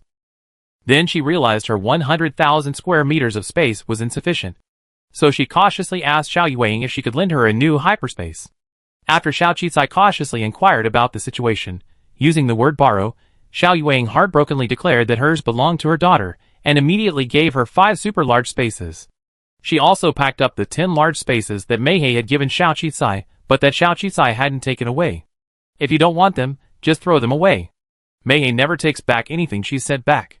You make her sad, thinking you don't like her gift. Xiao Qicai hesitated for a moment, but ultimately accepted it. Let's take it back first. If I need to repay their favor, I find a chance later when I go to the United Government. Besides, I really need these spaces now. What made her even happier was that she bought almost all the essential ingredients for the beauty potion here. The exact same ingredients, not the modified ones provided by the United Government. And these ingredients were practically worthless here. One space-time currency could buy countless of them. This made her even more ecstatic. This way, she could practically concoct a 1:1 beauty potion produced by the system. Buy, whatever she could get. So, she spent almost all of her space-time currency, eventually filling up several super large spaces. But what she hadn't anticipated was that before the agreed date, something major happened. Engel was busy rallying forces with several other major factions to attack the Chaos Star region, even planning to lead the coalition himself. However, he never anticipated that his forces would be destroyed just as they were assembled, before he could even embark on the Chaos Star region. Several silver supercarriers suddenly appeared in the Roman Federation's main system, swiftly destroying the remaining 3 starships stationed there. The associated military bases were also completely destroyed. The silver carriers, a symbol of the legendary pirate leader, had not been seen for decades. The major factions were terrified by them back then, but they never expected her to reappear. Those beautiful silver supercarriers, their sharp yet fluid attack style, their smooth and flowing maneuvers, and their elusive appearances and disappearances once again set the entire interstellar community ablaze with excitement. Of course, many people believed Anger deserved it. Perhaps because he hadn't faced the silver pirates head-on, he recklessly assembled his forces and planned to attack the Chaos Star region. The Chaos Star region was that godlike woman's territory, and sure enough, it was destroyed before the battle even began. When the news arrived, Anger's face changed drastically. Several of his allies also changed their expressions. Almost simultaneously, they stood up and said they needed to reconsider assembling an army to attack the Chaos Star region. The Silver Pirates' attack on the Roman Federation was simply a warning to others. At first glance, that silver super-large aircraft carrier looked like an invincible monster, capable of devouring all forces. It was unknown when it would appear, or when it would arrive. Imagine a super battleship that appeared so elusive, appearing unnoticed on their own territory. Could they possibly win? No, absolutely no. Even more terrifying, they had believed the Silver Star Pirates possessed only a single super aircraft carrier, relying on their stealthy movements and powerful fighting style to achieve victory. They hadn't expected them to possess 3 super battleships, along with countless super weapons. Who could possibly defeat them? And so, a dramatic scene unfolded. Anger's ambitious coalition quickly disbanded before the battle even began. Furthermore, his military strength was severely damaged, and he quickly fell outside the purview of the 5 major powers. Chapter 151. But as he humiliatedly returned home in the Roman Federation's 3 remaining aircraft carriers, he was once again defeated by a sudden appearance of silver carrier starships. All 3 warships, like those stationed in the Roman Federation, were nearly rendered unusable. Without a supercarrier starship, he had completely fallen out of the interstellar political arena. Even if he could muster the space-time currency to customize one now, it would be too late. Furthermore, those covetous rivals, those ambitious overlords, wouldn't give him a chance to purchase. They instantly assembled their armies, and divided up most of the Roman Federation's territory. Thus, this superpower, which had dominated for decades, vanished from the stage of history with lightning speed. Anger, driving his last shattered warship, was instantly disheartened upon hearing the news that his territory had been almost entirely divided up. At first, he was just greedy.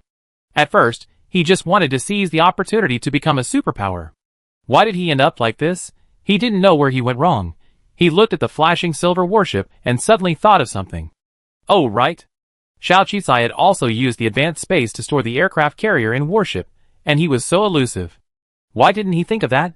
How could 3 ordinary people possess that kind of technology? Xiao Qicai and his 3 men must be from the Chaos Star region, or have a close relationship with that legendary god. Otherwise, she wouldn't have personally taken action to avenge her. He only realized this now, but it was too late. Finally, he reluctantly sent a message to the Silver Starship, asking, Shao-Chi is only 3 people. Are they yours? The Silver Warship rarely received or responded to messages, but this time it did and quickly replied. Yes, Shao-Chi is my daughter. Anger's face suddenly changed. He should have known earlier. How could someone so young and so outstanding be just 3 ordinary civilians? Such people must have been carefully nurtured by the powerful of a superpower. Such people should not be offended. He raised his weapon and pressed it against his head. Before he died, he thought of Xiao Yan, his former idol. If he had chosen her footsteps and become a scientist instead of a power-hungry, ambitious man, would he have unlocked what Xiao Yan had left him? Would his fate have been completely different? The scene in his memory seemed to reappear in a dream. In his dream, the woman in a white lab coat leaned down and gently touched his head. Inge, I'm counting on you. But he ultimately betrayed her trust. When the news arrived, Xiao Qicai and Xia Jian were still shopping in a large mall. In a single day, the 5 major factions were completely overturned. The 4 coalitions attacking the Chaos Galaxy declared their disbandment, and Inge committed suicide. The scenes of those silver warships overwhelmingly attacking the Roman Federation's warships and military bases went viral online. Aside from their title as the pirate leader, their terrifying military capabilities simply put everyone to shame. Only then did Shao-Chi realize that pirate wasn't a derogatory term here, but rather a malicious term for anarchist forces suppressed by other regimes. Xiao Yueying seemed to have countless admirers. Many lamented that after so many years, the Silver Pirate had finally taken action. Her tactics seemed even more brutal and fierce than before, and her attacks were as swift as ever.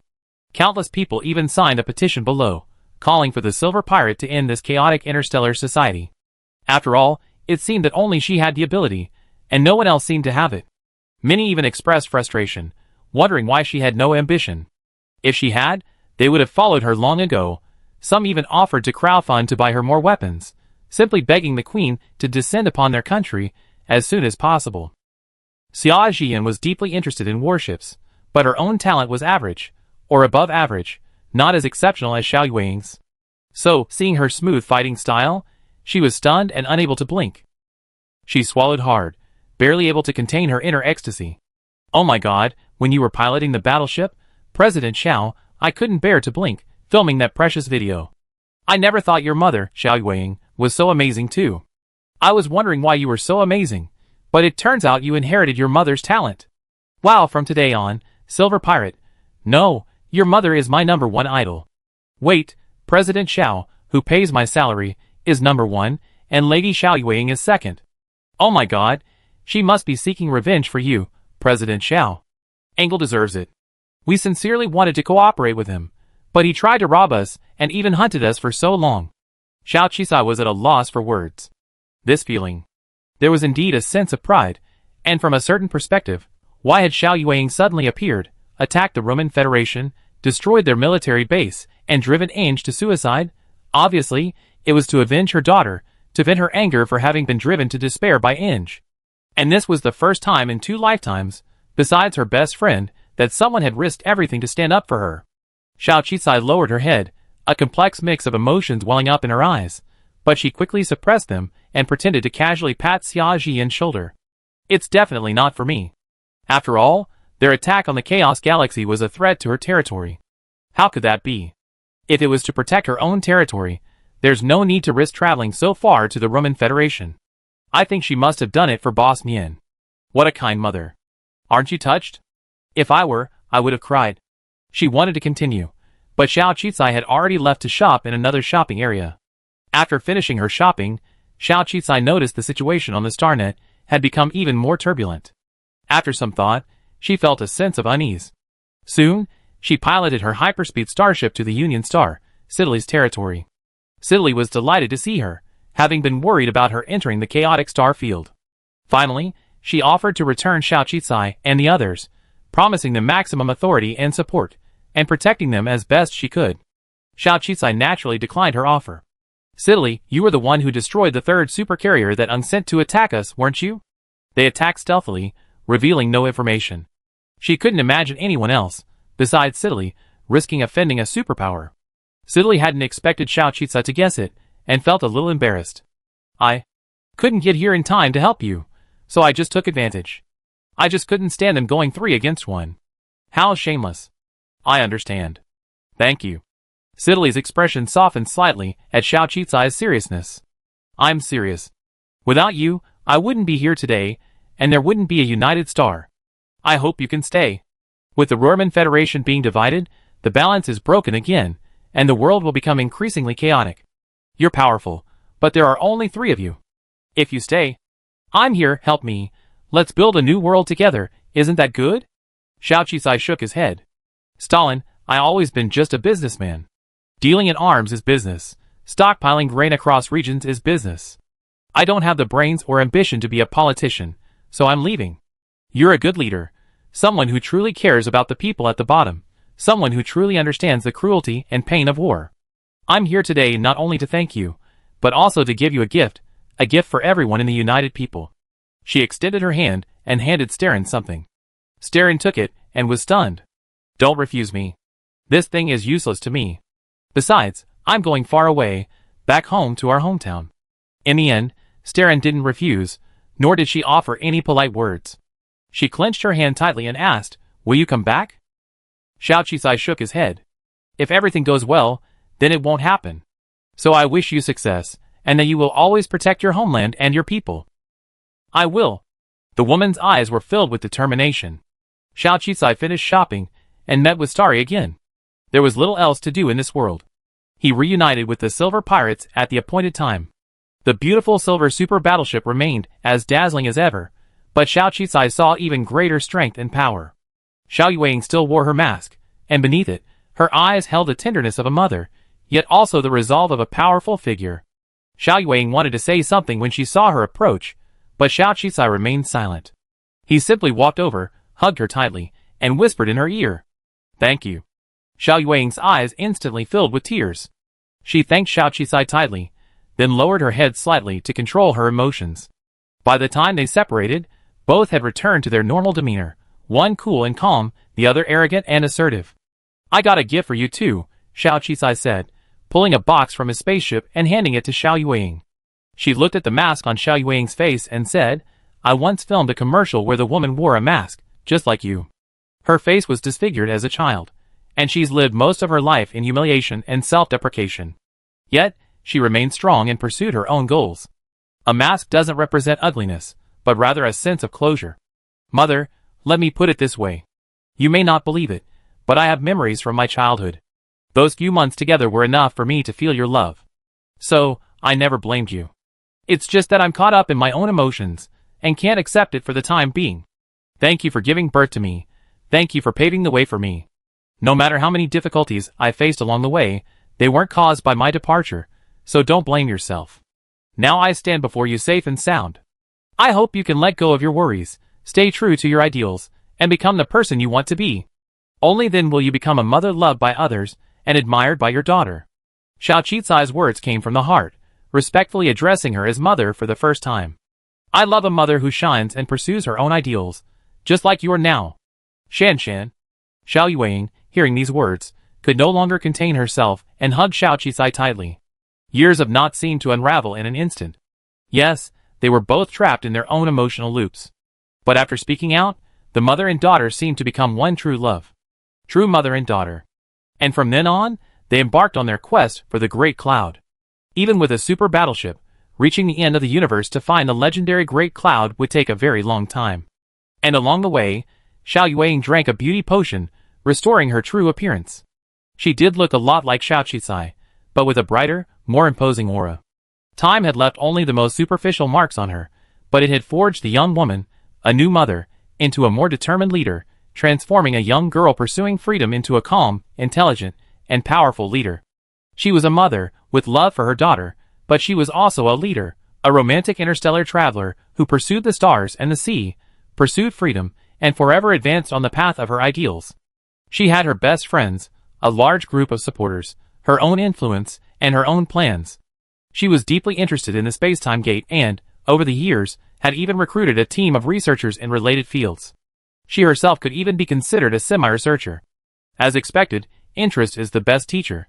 Xiao Qizai also shared with Xiao Yueying all the information and theories about the spacetime gate left by Qiao Yin. Of course, Xiao Yueying also shared her team's research results, space coordinates, and supercontraction space technology with her.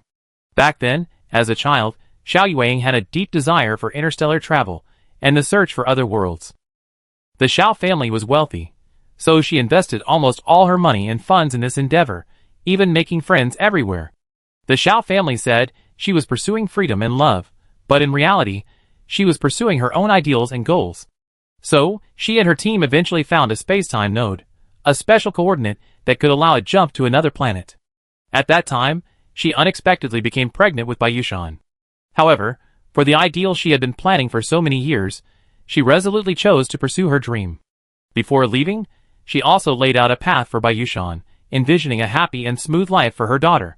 Unfortunately, an accident occurred, but time eventually brought mother and daughter together again in a similar way, across the vast sea of stars.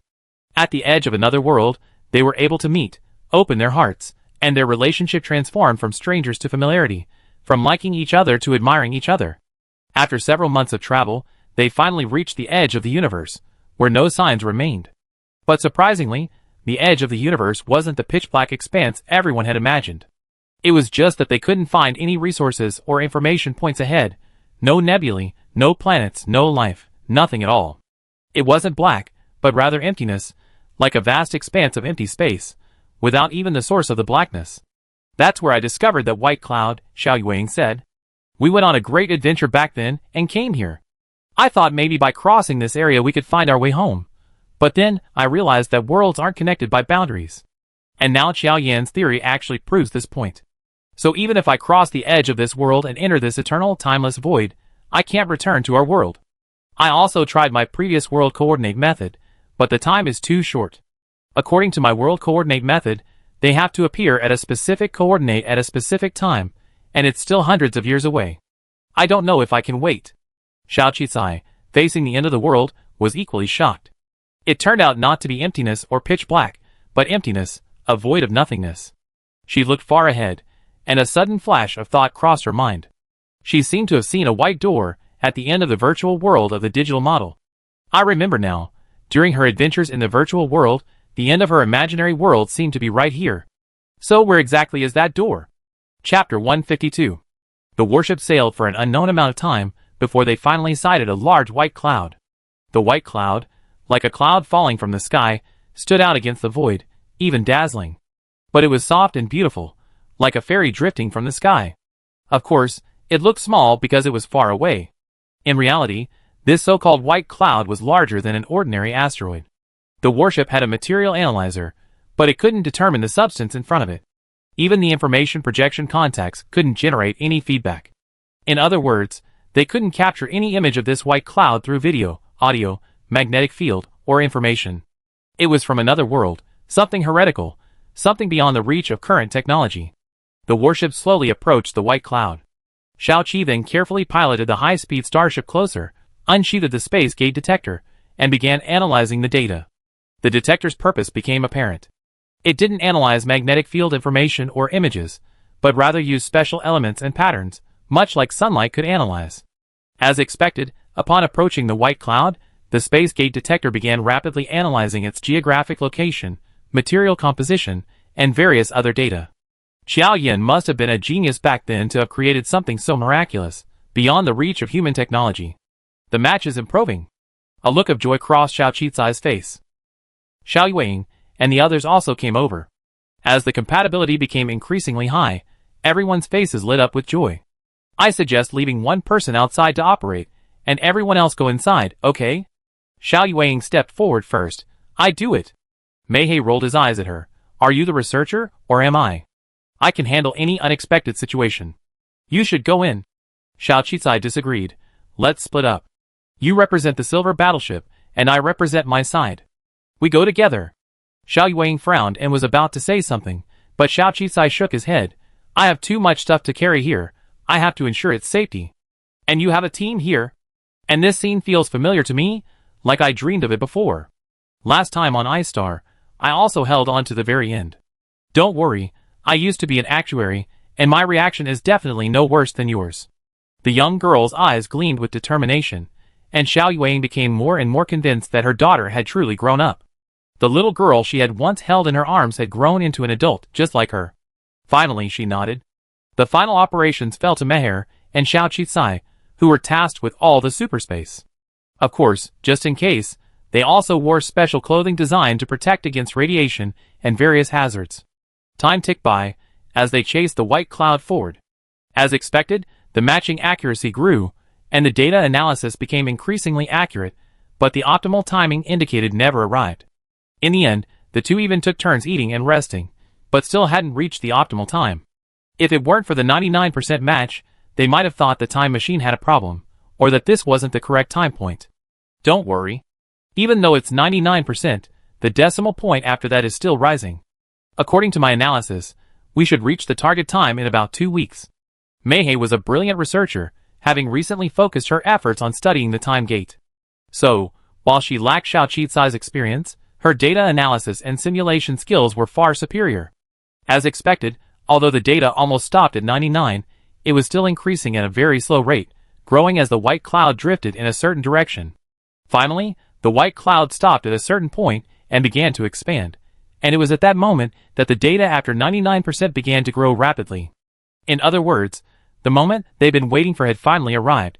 The white cloud expanded, and in its center, a hollow white dot appeared, even whiter than the surrounding clouds. It wasn't daylight, it was light. From nowhere in the vast void, a beam of cosmic light shone directly into the center of the white cloud. Illuminated by this light, the cloud stopped moving forward and began to rapidly rotate around it. The speed of rotation increased, forming an extremely unique world magnetic field. The detection instruments showed a higher and higher degree of matching, approaching perfection. Xiao Qicai and Meihe exchanged a glance, then stood up and piloted their speeding starship, hovering above the white cloud, waiting for the perfect moment to plunge into the beam of light. Finally, the countdown drew near. Just as their warship prepared to dive into the white vortex, a dazzling door suddenly appeared ahead. Yes, a white door separated from another beam of light, appearing dazzling in this universe. At that moment, the machine sounded another frantic warning. 99% match, approaching 100%, seized the opportunity. Xiao Qicai and Meihe were stunned. How could two locations have a near 100% match?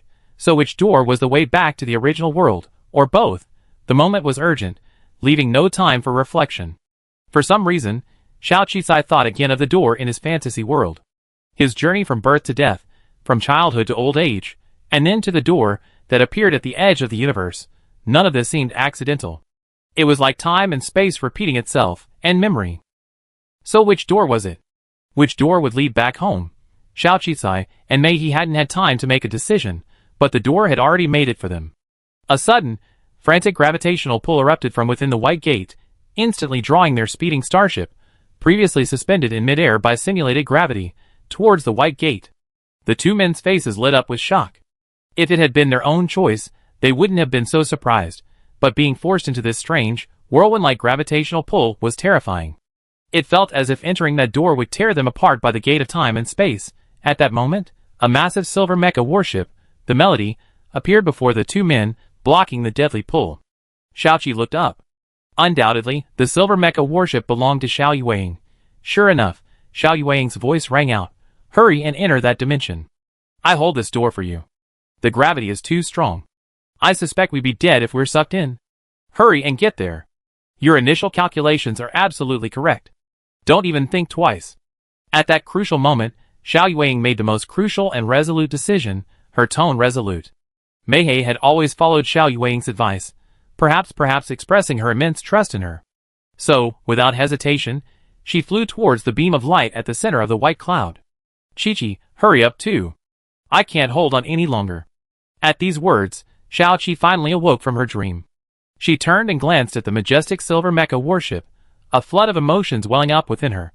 Then, a swift decision was made, the most correct one, as she followed Meihe into the vortex entrance at the center of the white cloud. But at that moment, a sudden, dull pain pierced her heart. The warship had already entered the cave entrance, but she couldn't help but look outside, only to witness a scene she would never forget. The moment she turned around, the massive, majestic silver warship began to shatter, and then all the fragments were drawn away by the white door, disappearing into the void.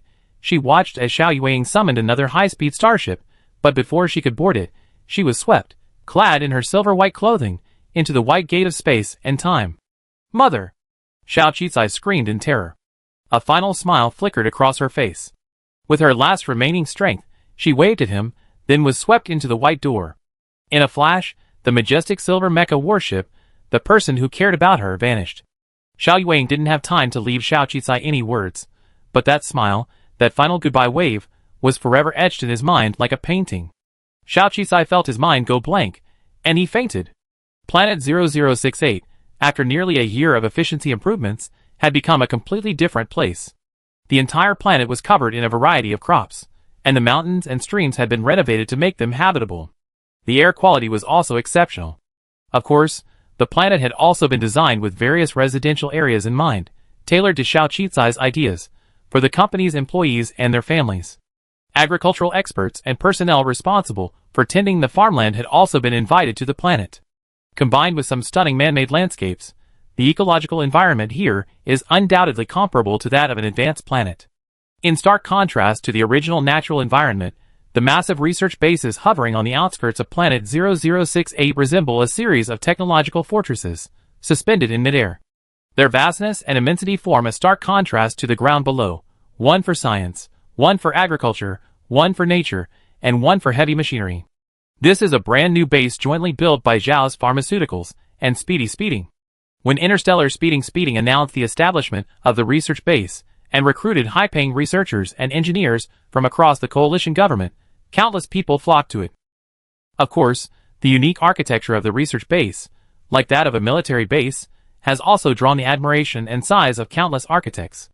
That young girl was truly a genius, but unfortunately, she disappeared in the spacecraft accident nearly a year ago. Although Zhao's Pharmaceuticals indicated that she had not yet reached the 5-year missing period and would not be declared dead, almost everyone understood that in such a massive and catastrophic planet spacecraft collision, survival was highly unlikely, if not impossible.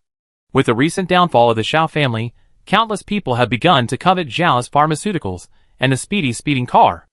After the release of the first version of the new concept car, the Speedy Speeding car quickly became a sensation.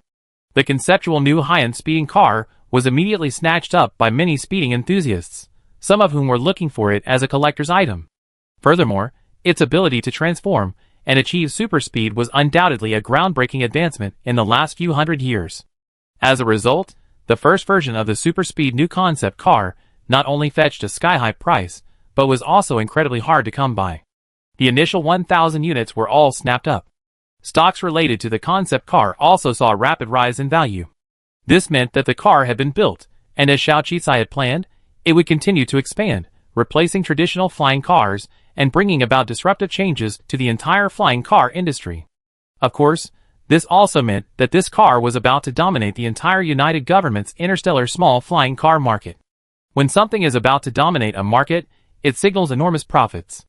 However, despite the rise of the interstellar speed car, it also faced a significant crisis. After the Han family defeated the Xiao family, they became the first giant to attempt to acquire the interstellar speed car. Chapter 153. The Xiao family and the Han family lost their game of gamblers, and almost all of the Xiao family members, including the main lineage and core personnel, were arrested. Initially, the Xiao family used the Han family's spaceship crash as a key point, questioning their quality, management, and systems. Additionally, pressure from the Wan family led to a major uproar, and higher-ups repeatedly dispatched personnel to investigate the Han family. But to their surprise, the Han family used online trolls and other means to shift the blame online, claiming it was a conspiracy by a competitor, and pinning the blame on the Xiao family for the spaceship accident. Of course, even the most discerning I couldn't see the problem. After all, the Xiao family had a promising bloodline on board the spaceship, and they wouldn't resort to such a desperate act. But the Han family claimed that the Xiao family acted deliberately, sacrificing a small fish to benefit the others and simultaneously bring down their competitor. Of course, whether the public believed them or not was irrelevant to the Han family. Their primary concern was controlling public opinion and the situation. Of course, the Xiao family would also manage this, but the problem was that the Han family had connections above them. It's unclear which level they overcome, but at this point, the military suddenly faced another major crisis. An entire military unit, piloting a fleet of Xiao-made warships, vanished while on a mission. An entire army. This incident was far more serious than a civilian spacecraft accident. After all, it involved state secrets, national security, and the power of the military. The Han family seized this opportunity to hype the incident, diverting public attention to national security. The military then intervened in the investigation and detained Xiao Wei on the spot. Immediately, the military announced the decommissioning of all military fleets provided by the Xiao family, rapidly replacing them with fleets provided by the Han family and related suppliers. At the same time, the coalition government also imposed controls on all transportation links under the pretext of security. In other words, under the guise of national security, all of the Xiao family's transportation, including ships, was taken over by the state under the guise of temporary oversight. Complete control. The Xiao family's downfall came swiftly, and no one expected it to happen so quickly. Of course, did the Xiao family have connections and leverage? Of course they did. Countless protests and strikes were staged, but to little effect. After all, the government had already taken preemptive action, controlling transportation. Even if Xiao family employees stopped working, normal traffic order could still be maintained. So this was a massive conspiracy, or perhaps a plan targeting the Xiao family. Whether the military fleet's downfall was caused by the transportation remains undetermined. But the Xiao family's threat to military and civilian safety was irrefutable. Until the army and fleet were recovered, nearly every member of the Xiao family was under control. Of course, some of the families on good terms with the Xiao family also caught wind of the situation, and even if they wanted to help, they were unable to do so. After all, it was the government that wanted to bring down the Xiao family, and their assistance would only drag them down. Of course, the significant decline in the Xiao family's power during this generation was also a major factor. Being imprisoned, it was nearly impossible to remember. So, while the Xiao family's spaceships and flying cars were still operational, the Xiao family existed in name only. With the Xiao family's downfall, the Han family became the biggest winner. Therefore, the Han family was eager to acquire Xiao Qicai's remaining Xiao pharmaceutical and interstellar speed car. Especially for new concept flying cars, they naturally saw the market for them.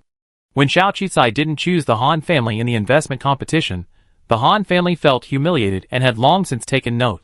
Now that the Xiao family was gone, they felt that the backing of Xiao pharmaceutical and interstellar speed car was completely gone. Therefore, they continuously blocked interstellar speed car's supply chain and funding, making it impossible for interstellar speed car to produce a second batch of new concept flying cars. It should be noted that in addition to specialized raw materials for manufacturing, common raw materials and materials for certain key components are also very important, such as screws, glass, tires. These suppliers have also received warnings from the Han family. After all, the Han family is now the leading position in the transportation industry. If any supplier ignores the Han family's warnings, they will most likely be abandoned by the Han family. No supplier would offend the industry leader with its connections for the sake of a startup. Therefore, they even refuse to supply interstellar speed car, even at the cost of compensation and termination of the contract. The success of the first batch of flying cars had initially relieved Si Mukin's stress, as he felt he could finally give Xiao Qicai an explanation.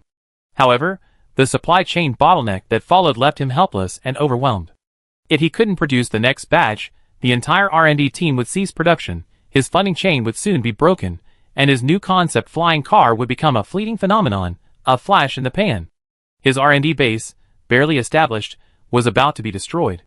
But selling it was absolutely impossible.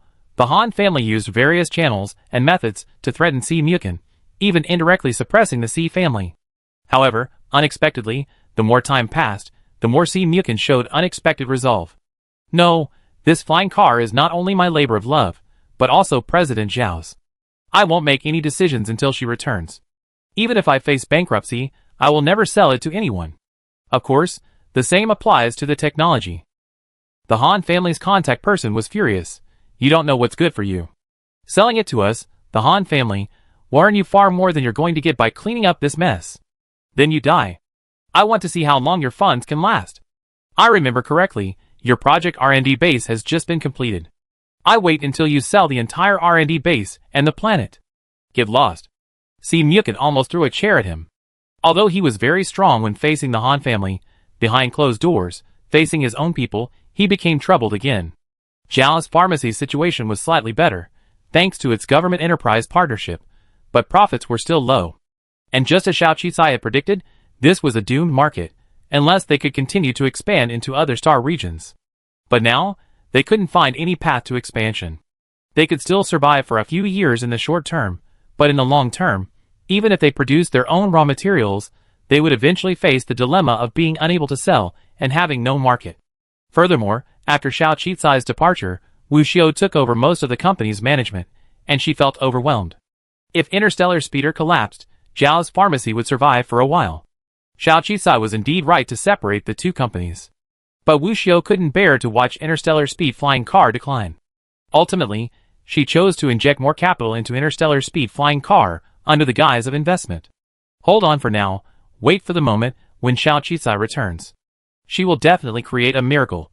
Everyone was waiting for this day. But unexpectedly, Zhao's pharmacy's stable operation was once again disrupted by an accident. The cause was that someone purchased a beauty potion and reportedly suffered convulsions after drinking it and quickly died. When this incident broke, the entire coalition government was shocked. After all, the beauty potion had been advertised vigorously, and countless people had purchased it. And with the government guaranteeing its promotion, if anything happened to it, it would be a big deal. The autopsy results were even more terrifying. It was said that the beauty potion's effectiveness was due to its ability to modify a person's genetic cells, causing the cells to undergo changes, thereby eliminating toxins. The deceased, unfortunately, possessed a unique gene, causing a specific, malignant change when the beauty potion altered their genes, leading to their death. The probability of this happening is likely quite high. The report even included a friendly reminder from the official agency, advising against the purchase and use of this potion by ordinary people. This was a notice issued by a testing subsidiary under an official authority on a certain advanced planet. Of course, Wu Xiao's people could immediately guess that the report and the agency were definitely flawed. However, the stamped report was widely publicized online, and an invisible force intensified public opinion, sparking a wave of online opposition to the beauty potion. Ordinary people who needed the beauty potion were waiting and watching, afraid to even buy it. Some even returned it.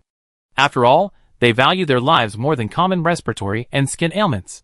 What if the next unlucky person was themselves? And how terrifying was something that altered genetic cells?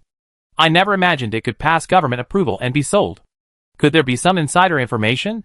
For a time, even Chu Xian, who was promoting government enterprise cooperation projects in the Baiyun Star region, was implicated.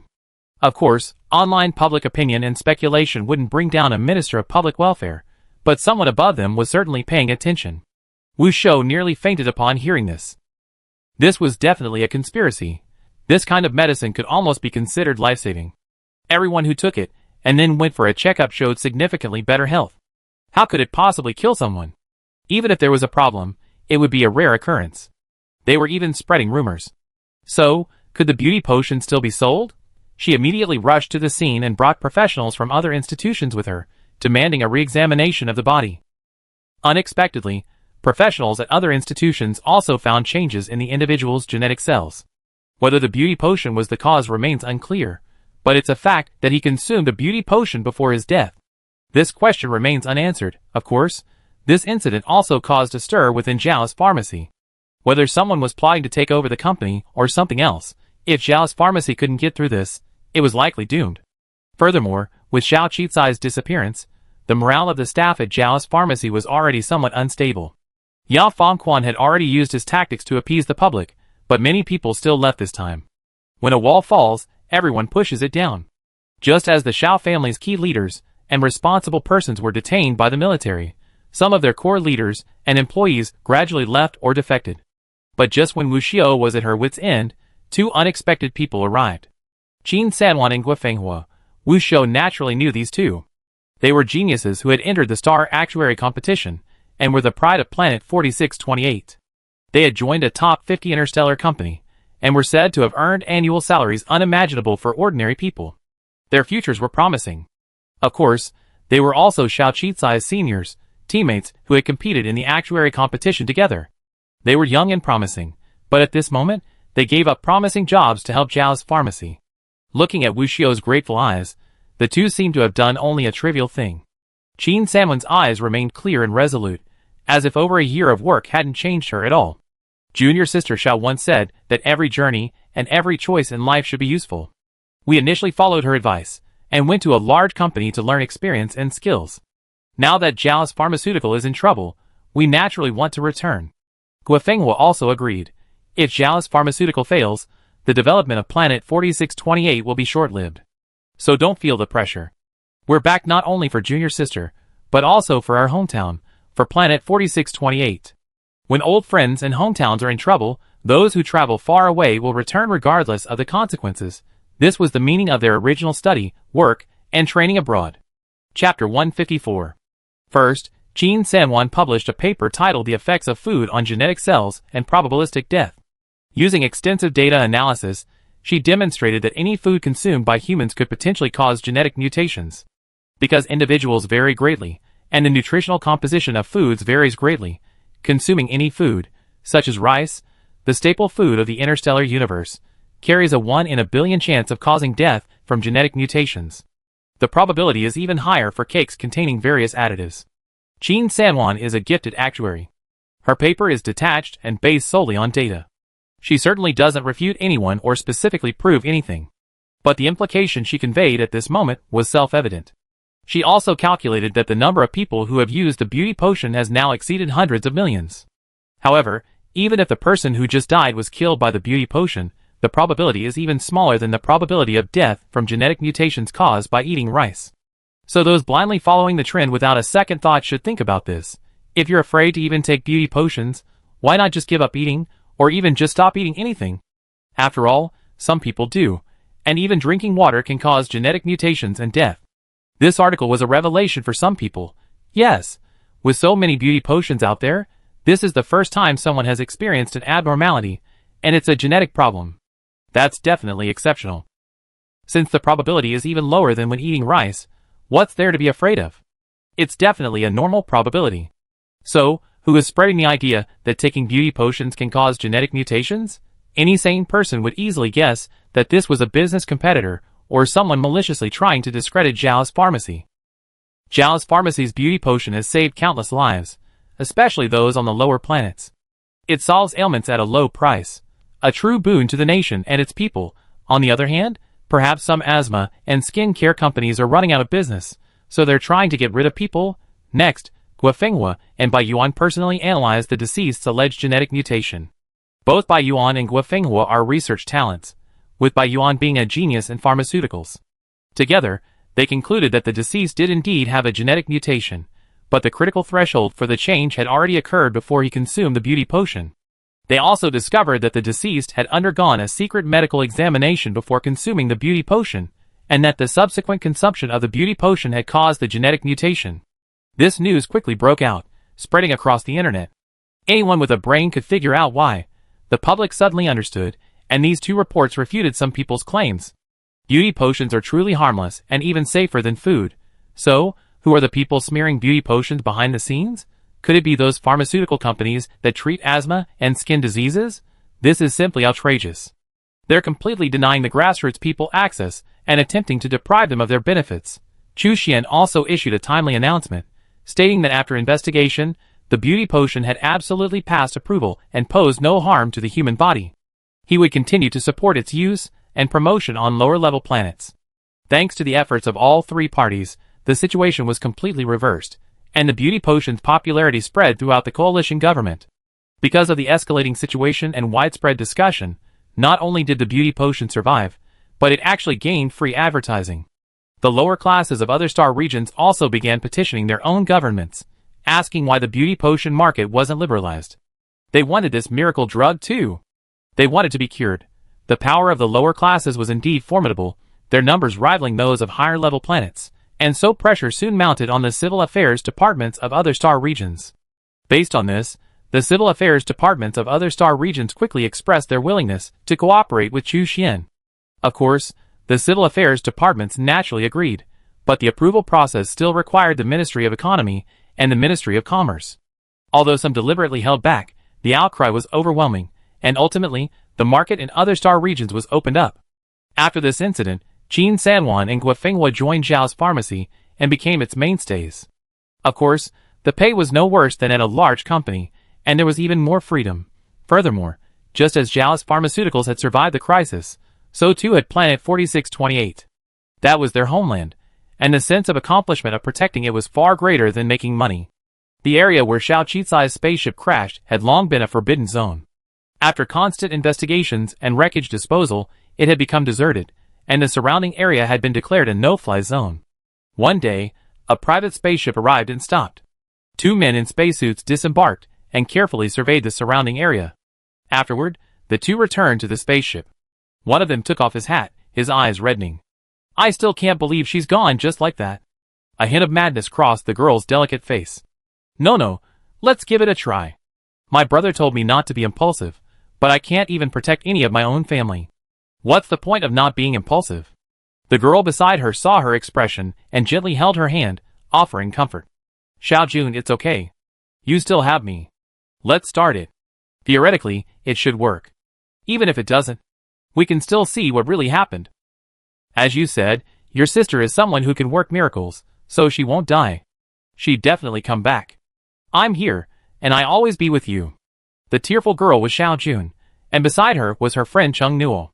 Shijuan's decision not to return to planet 4628 with Xiao Qizai was both fortunate and unfortunate.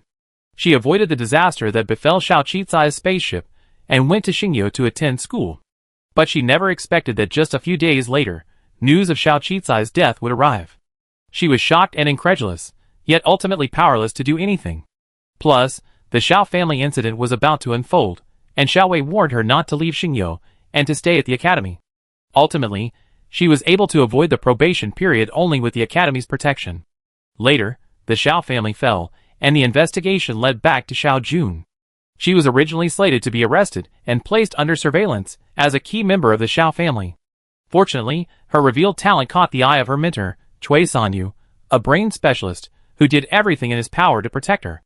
However, to prevent any accidents, he warned her to focus on her research at school and not wander around.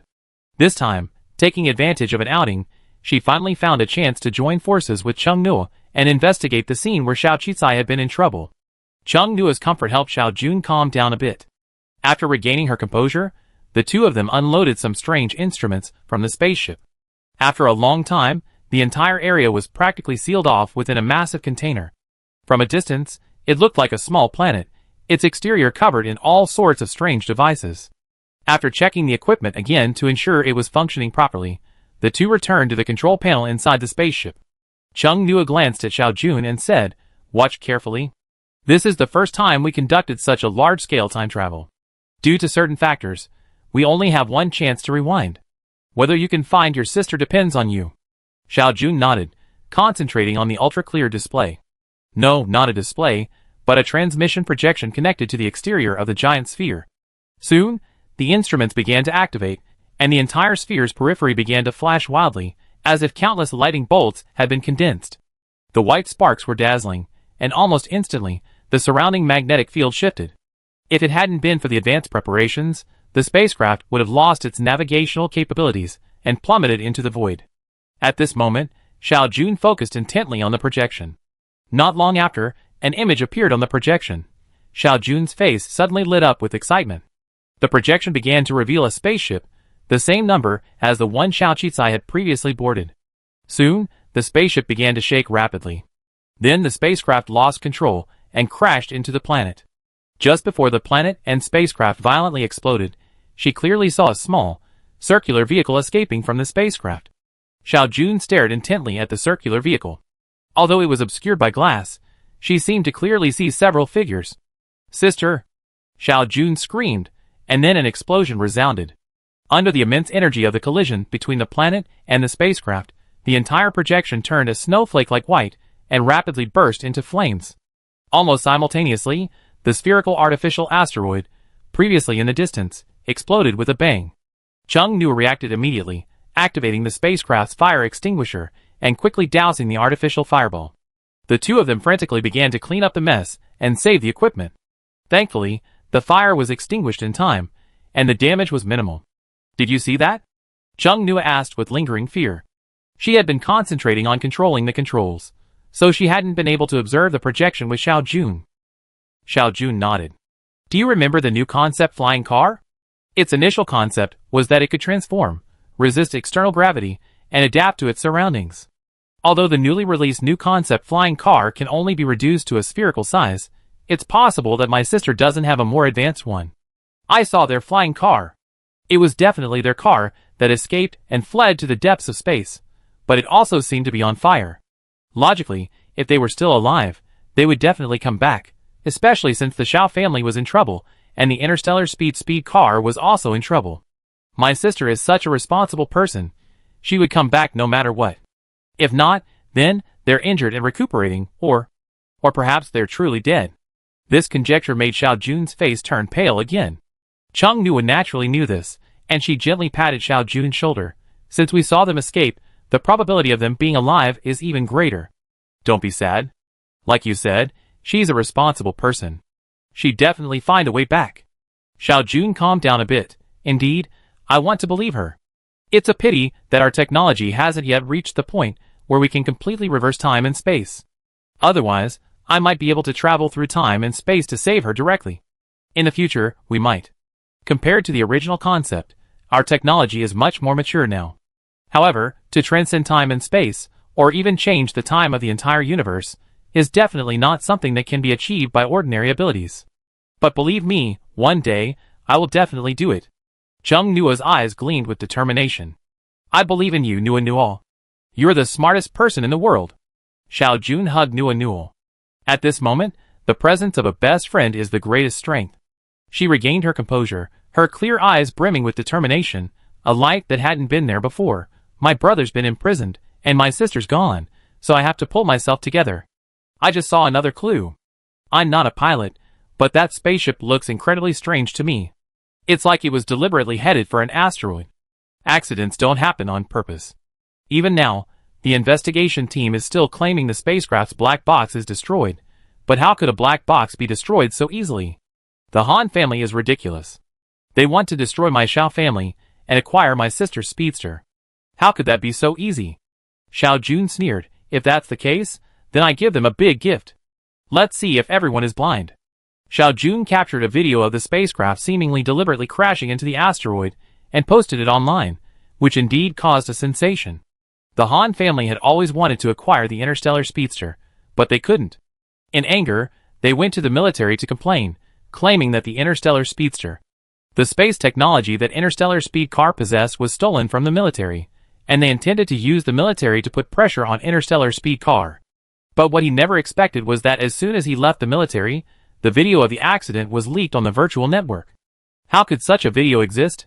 Furthermore, even if the person who posted it didn't say anything, even those unfamiliar with spacecraft could see that the spacecraft was heading towards the asteroid at a strange and tricky angle. This is simply murder. For a time, the internet once again sparked heated discussion about the Han family spacecraft accident almost a year ago. Chapter 155. The Han family possesses few other talents, but their greatest strengths are plagiarism and flattery. Relying on shamelessness and stealing the Xiao family's patented technology, he climbed the corporate ladder, simulating nearly every Xiao family vehicle model. This is how he was able to successfully replace the Xiao family. And his close friendship with Marshal Mohair, a member of a powerful military family, enabled him to successfully become the coalition government's chosen puppet to replace the Xiao family. This is also how he was able to avert danger. From a political perspective, with the Xiao family, a major threat, defeated, the Han family's spaceship crash and the deaths of a crew were insignificant, especially since there were no high-ranking officials aboard. So, after the military accident, the Xiao family's spaceship safety incident completely overshadowed the Han family's spaceship crash. With most people signing compensation agreements, the public assumed the incident was over. But what they never expected was that a video would once again thrust the Han family into the spotlight. After all, an accident and a premeditated murder are two completely different things. Wu Xiao also saw the video. At the moment, she didn't know it was Xiao Jun who released it, but that didn't stop her from downloading it in full and clear, and then suing the Han family for premeditated murder. The families who had originally received compensation had already received the money, and the incident had passed. Although they were heartbroken, time healed everything, so they gradually gave up. But now, with this incident, Xiao Jun contacted all the victims' families and urged them to continue suing for murder, hoping to receive a larger reward. Indeed, aside from Xiao Qi, the wealthiest of the bunch, most of the others on this spaceship came from ordinary families.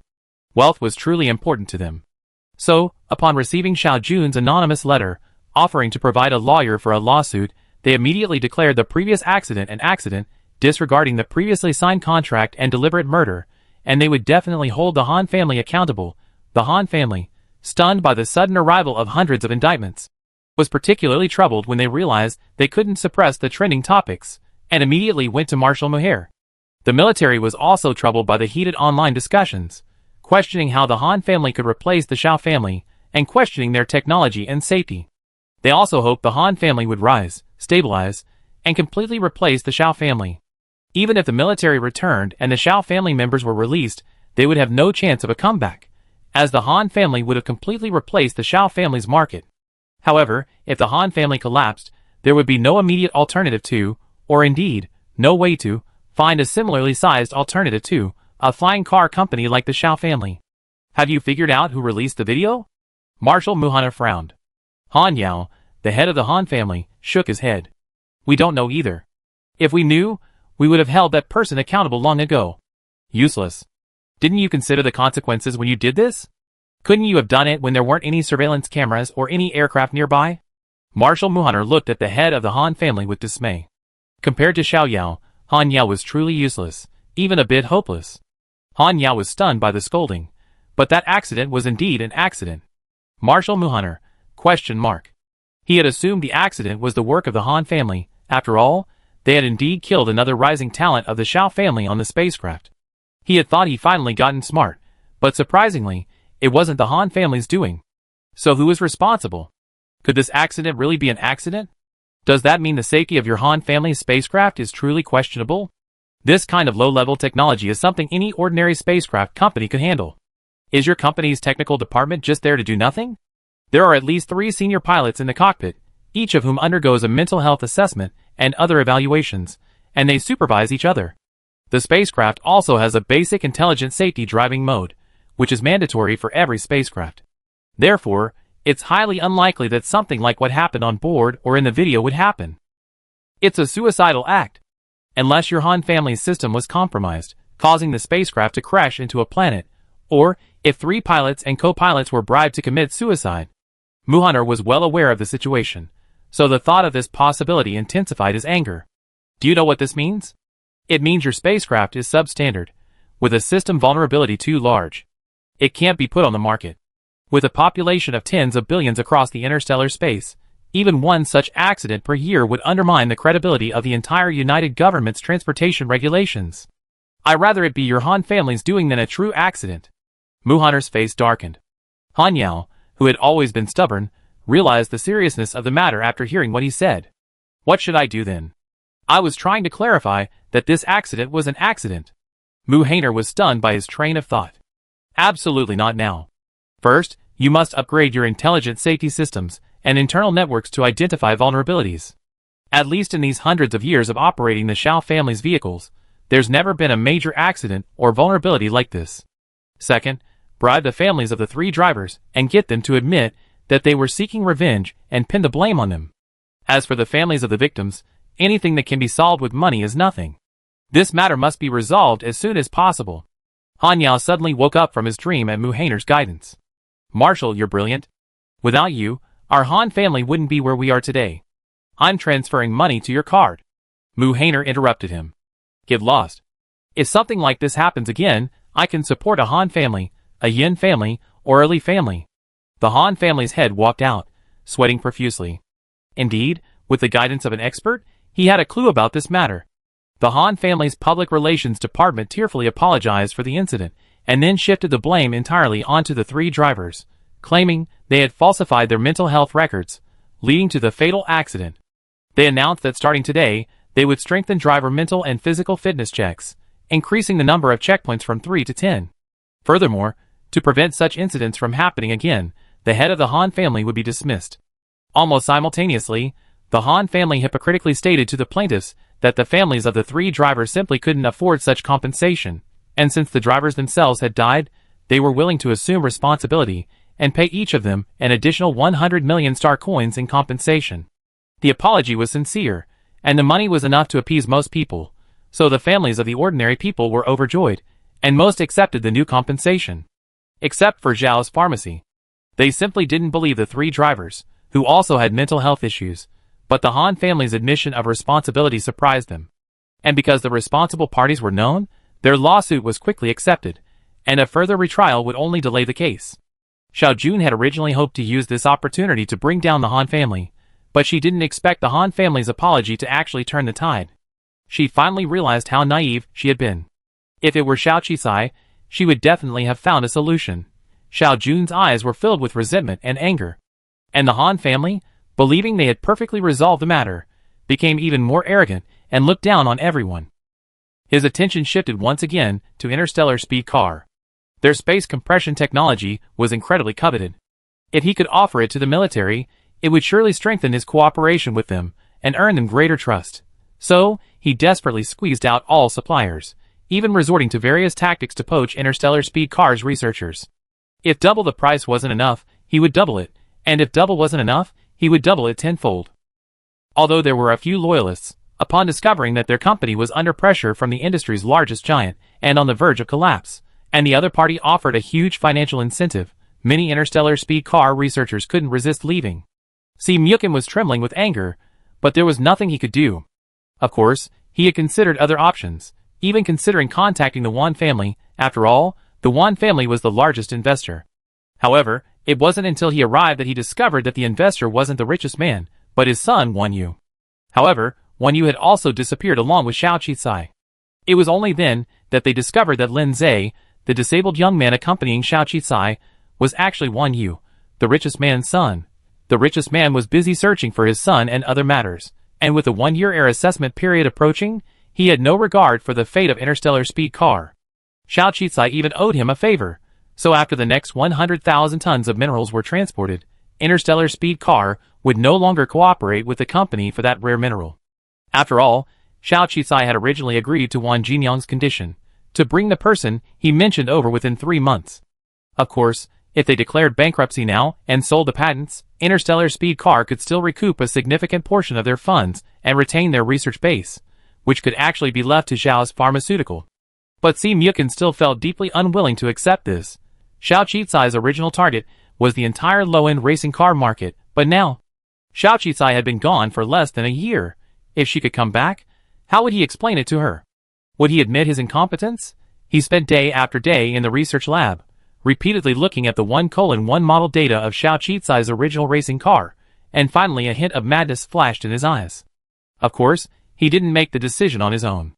Instead, he convened a meeting with Wu Xiao and other close associates of Xiao Qisai. They had endured for a long time. They had managed to keep the company going as smoothly as possible despite the absence of their core member. Zhao's pharmaceutical hadn't declined, and Xiao Qisai's several remaining projects had been completed and were on track. But this seemed to be the end. It was difficult to make up his mind, but in the end, he had to cut off the tail and save himself. Sell it. Sell it to the military. Selling it to the military is better than selling it to the Han family. At least we have the military's support in the future. They won't tear up the contract without a care in the world. At any rate, we must preserve the Interstellar speedster.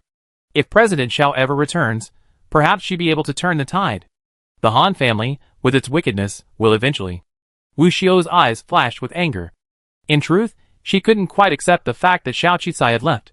If she did, she would swear to avenge her, and right now, Zhao's pharmacy wasn't strong enough.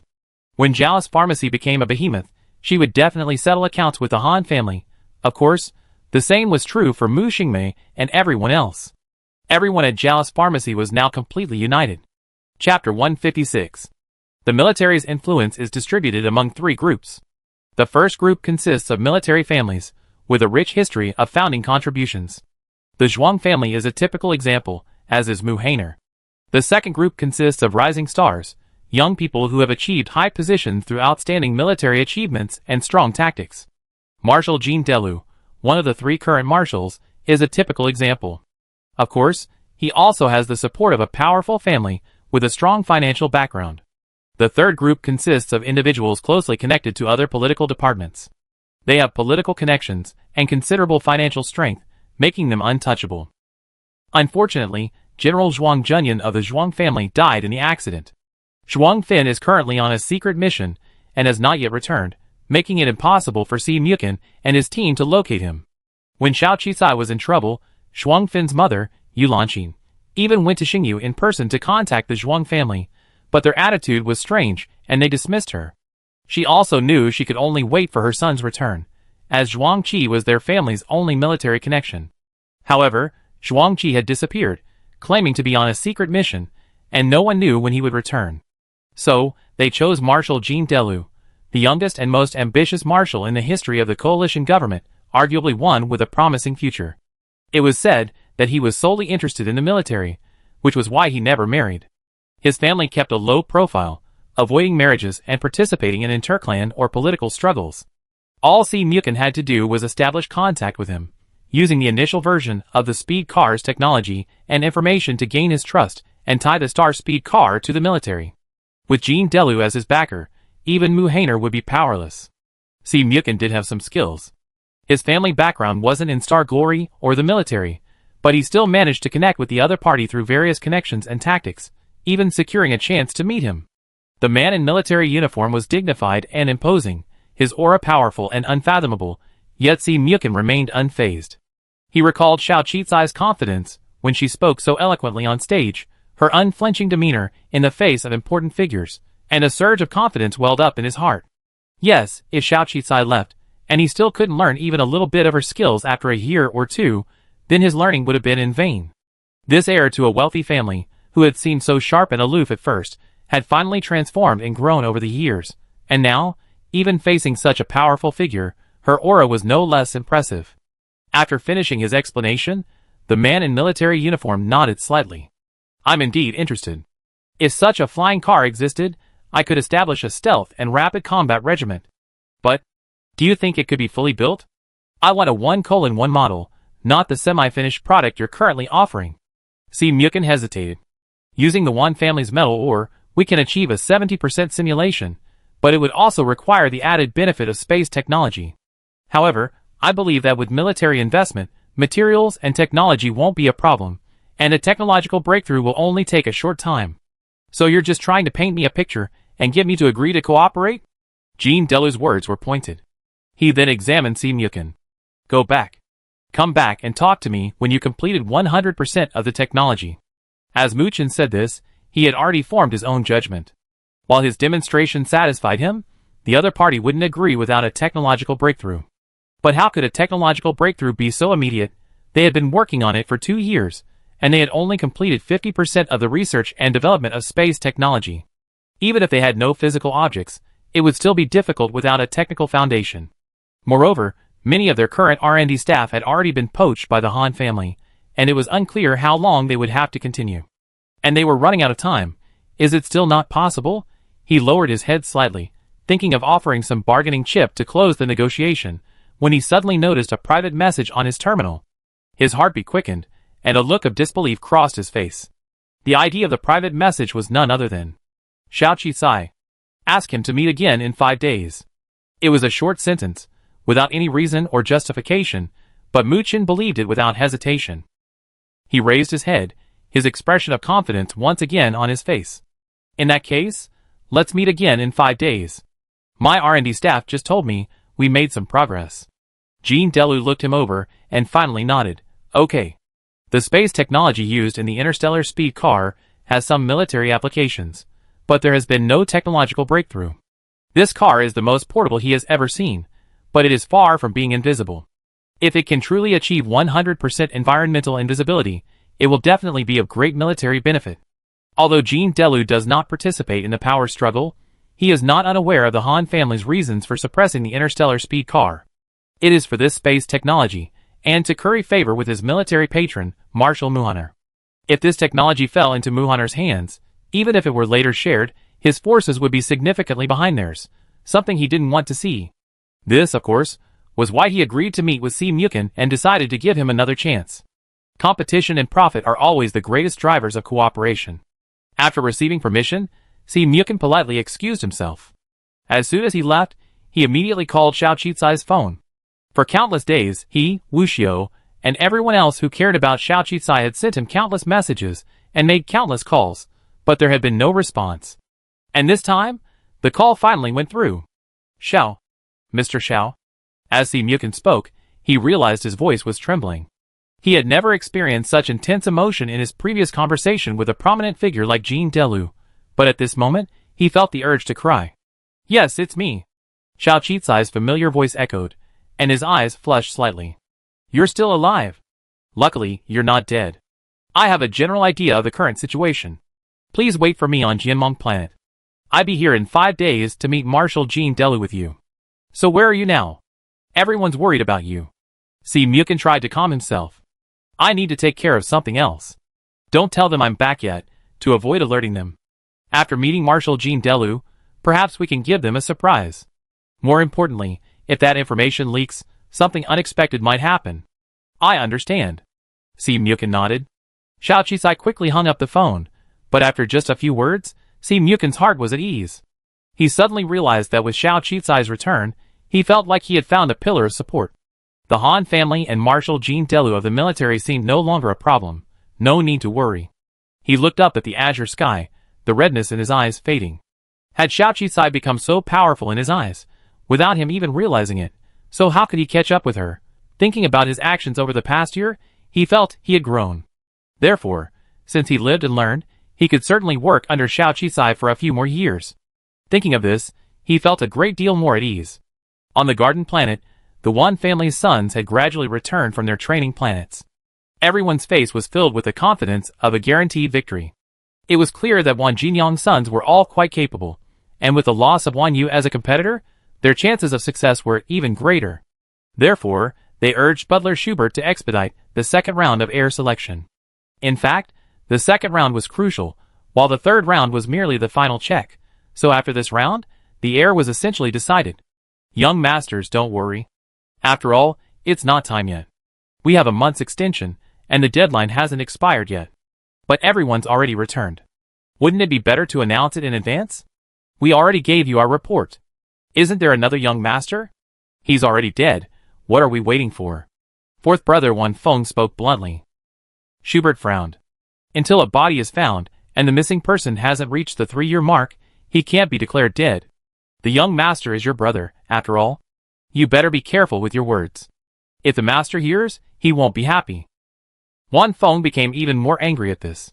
He's just a dead man, and yet father still favors him. I don't know what he's thinking. Which of us brothers isn't better than a useless person like him? Of course, he only dared to say this in front of Schubert, not Wan Jinong. Eldest brother Wan Quan smiled and stopped him. Forget it, fourth brother, you really can't say that. After all, the dead are more important. Schubert frowned at the conversation, shook his head, and walked out. Wan Jinong would personally judge this match. Young master, you must hurry back just in case. The master still misses you. Schubert sighed, and left the conference room. The 5-day deadline Xiao Qicai had requested was actually also for Wan Yu's 1-year agreement. When they returned, they landed on a very remote planet, and she immediately learned everything that had happened over the past year through the system and the internet. She was shocked by how quickly the Xiao family had collapsed. Of course, she was relieved that her company hadn't fallen apart since her departure. Everyone was doing their job and executing all the projects well. It was just a pity for Interstellar speed car. After all, they couldn't beat the powerful. The Han family had become the #1 in the aerospace industry, and they had indeed become ambitious. Whether for the Xiao family or for herself, she was absolutely determined to get rid of the Han family. It was simply disgusting. But Wan Yu's deadline had just arrived, so she decided to resolve Wan Yu's affairs before returning. After all, she didn't have to wait a few days. Wan Yu's mother, Qiao Yan's research, had been a significant aid to her, and the main reason they were able to return. Wan Yu had lived and died with her, and Xiao Qicai had indeed signed a contract with Wan Yu. Regardless, as long as she met the 1-year deadline, she would naturally complete the task to the best of her ability.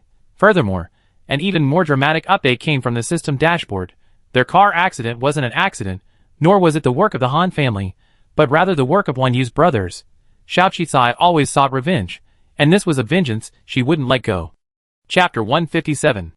The agreed final day finally arrived, and Schubert felt heavy-hearted. In his heart, although young Master Wan Yu was disabled, he was the least troublesome, and the most like his wife. Even if he had hoped Wan Yu was still alive, if he hadn't returned, he would have lost his position as heir. And if his other brothers had succeeded, Wan Yu's life would have been far from easy.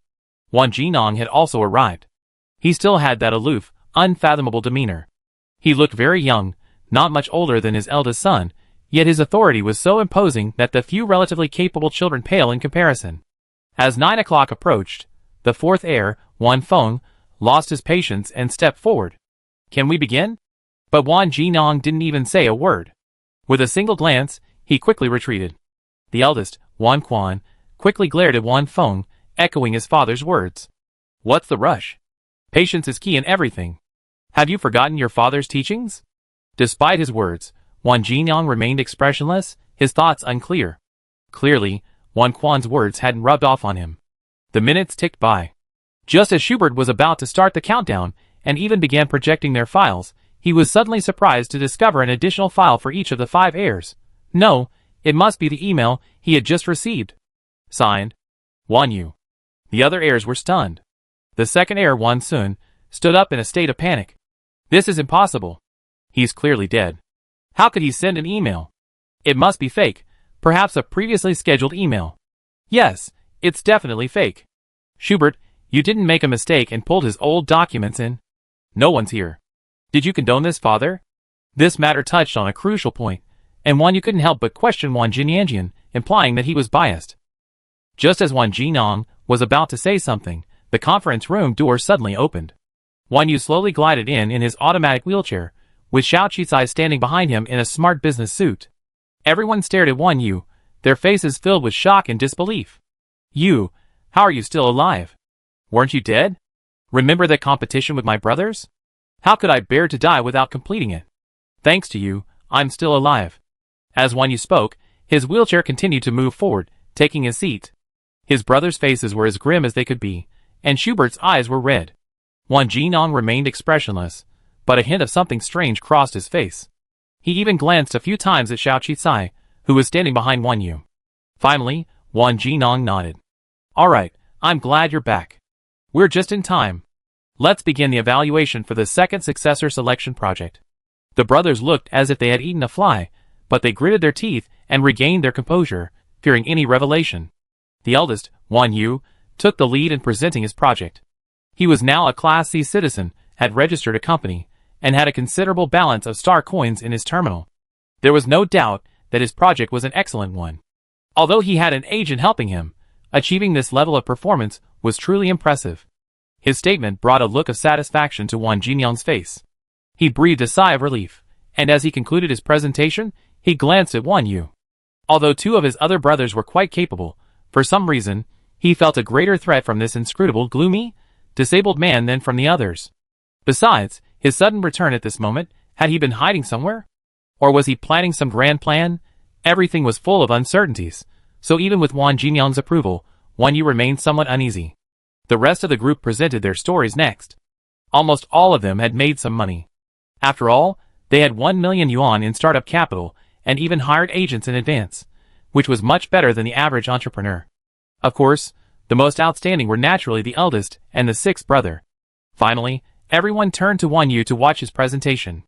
Unlike the other brothers, who wanted to show off in front of their father, Wan Yu glanced at Xiao Qicai, who stepped out and helped Wan Yu with his presentation.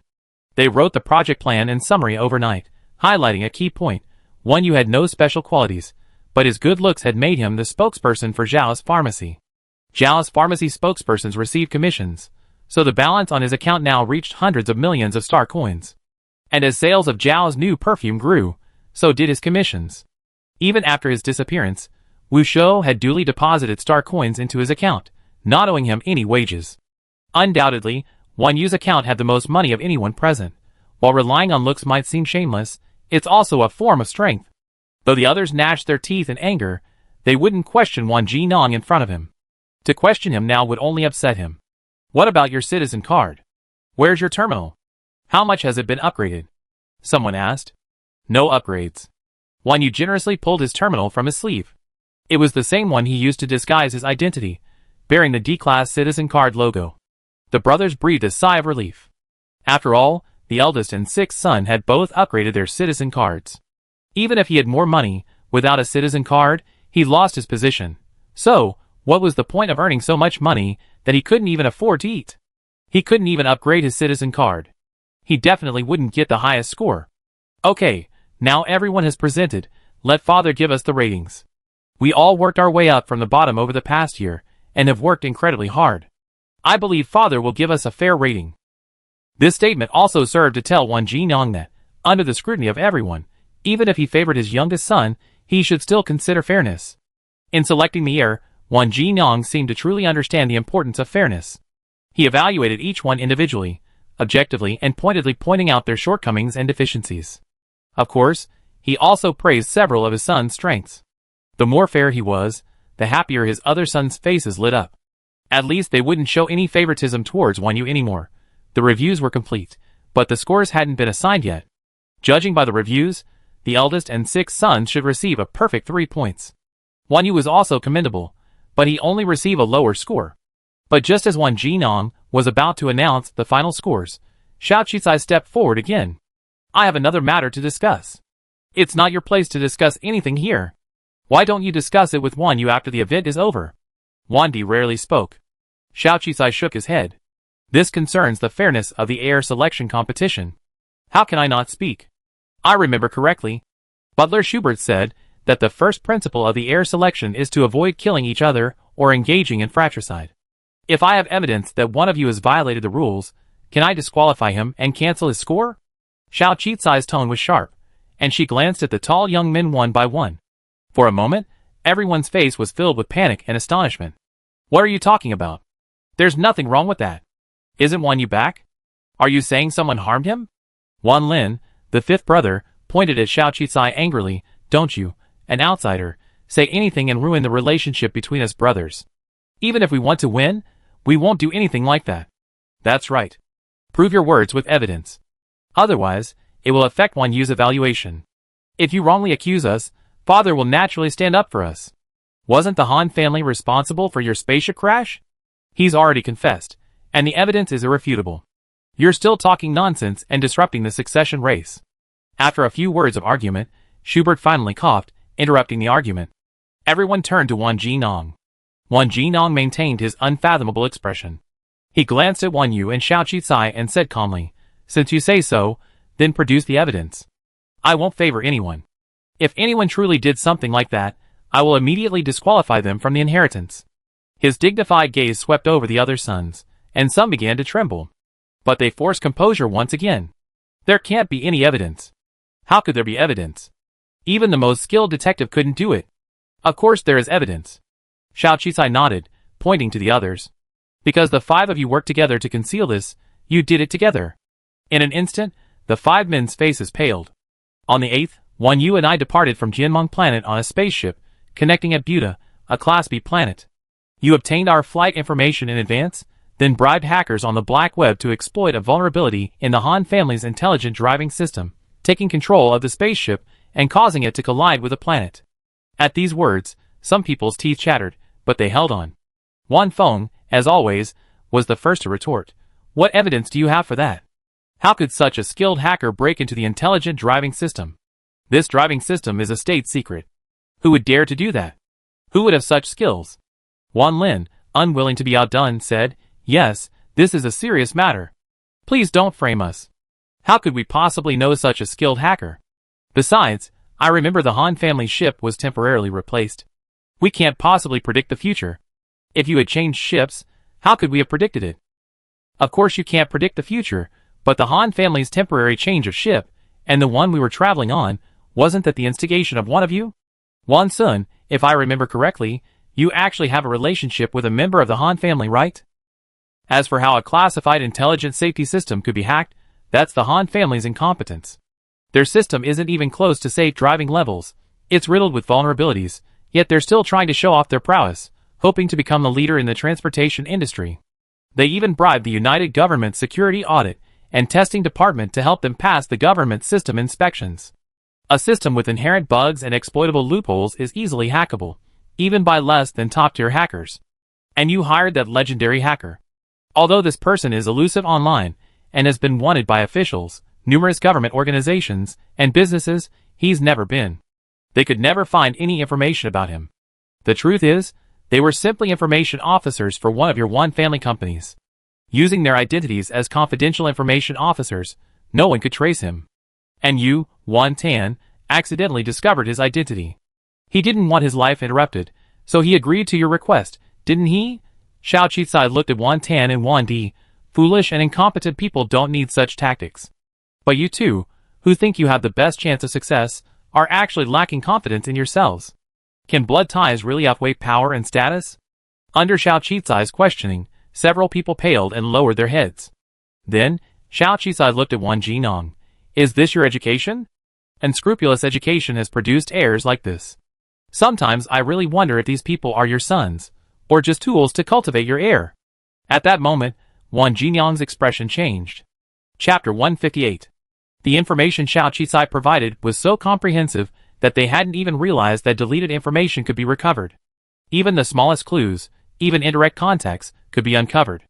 At this moment, in their eyes, Xiao Qizai wasn't just an ordinary agent, but a monster even more terrifying than a hacker. Of course, this evidence was thanks to 002.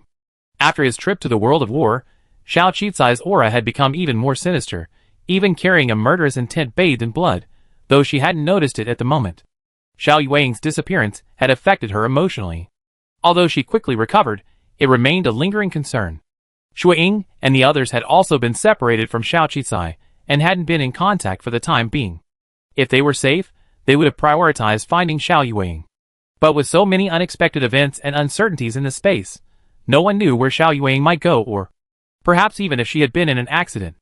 That was why she acted so decisively and swiftly to resolve the issues concerning Wan Yu and the Han family.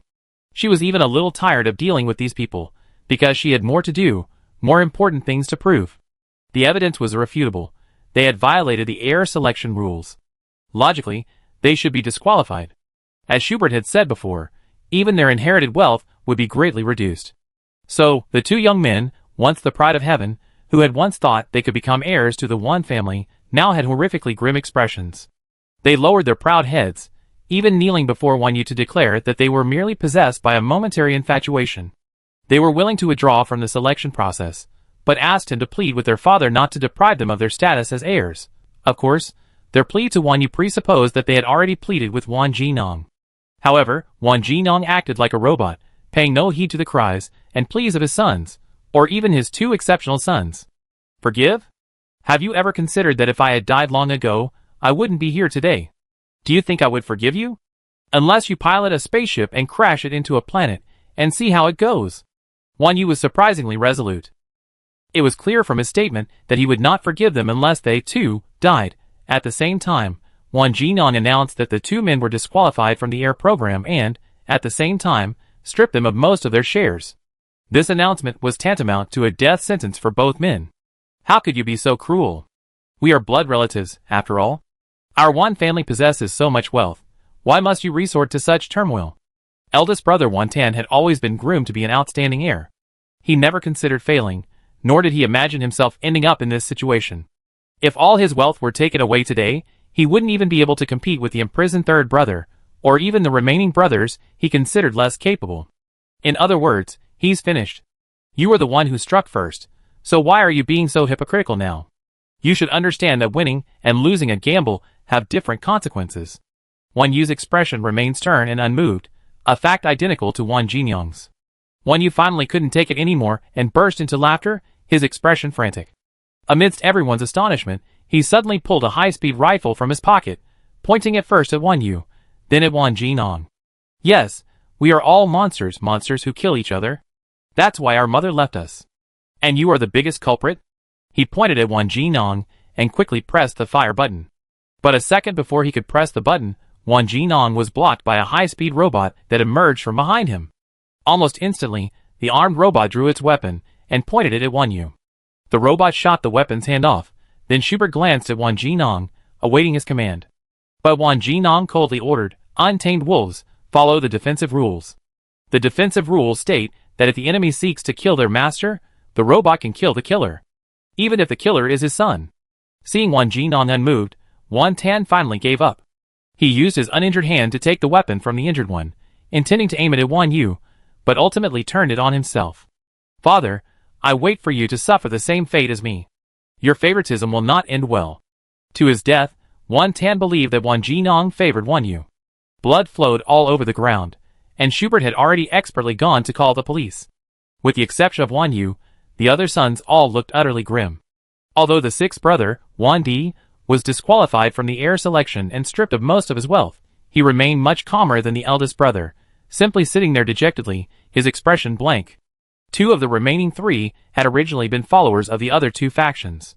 Seeing their admired and outstanding elder brother die before their eyes, a chill ran down their spines.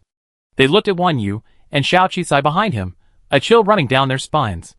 Wan Feng, originally from Wan Yu's camp, immediately withdrew from the heir selection. Only Wan Lin and Wan Xin remained, but their strength wasn't particularly formidable. In fact, after this duel, the winner had already been decided. Indeed, after the final tally, Wan Yu had the highest score of the three. The youngest, a disabled young master who couldn't even walk, was practically the designated heir. Because the final assessment required him to intern with Wan Jinong, familiarize himself with the process, and prepare to be the heir. As long as he didn't murder Wan Jinong like Wan Tan did, the matter was practically a done deal. As expected, the Wan family's patriarch's death caused no disturbance.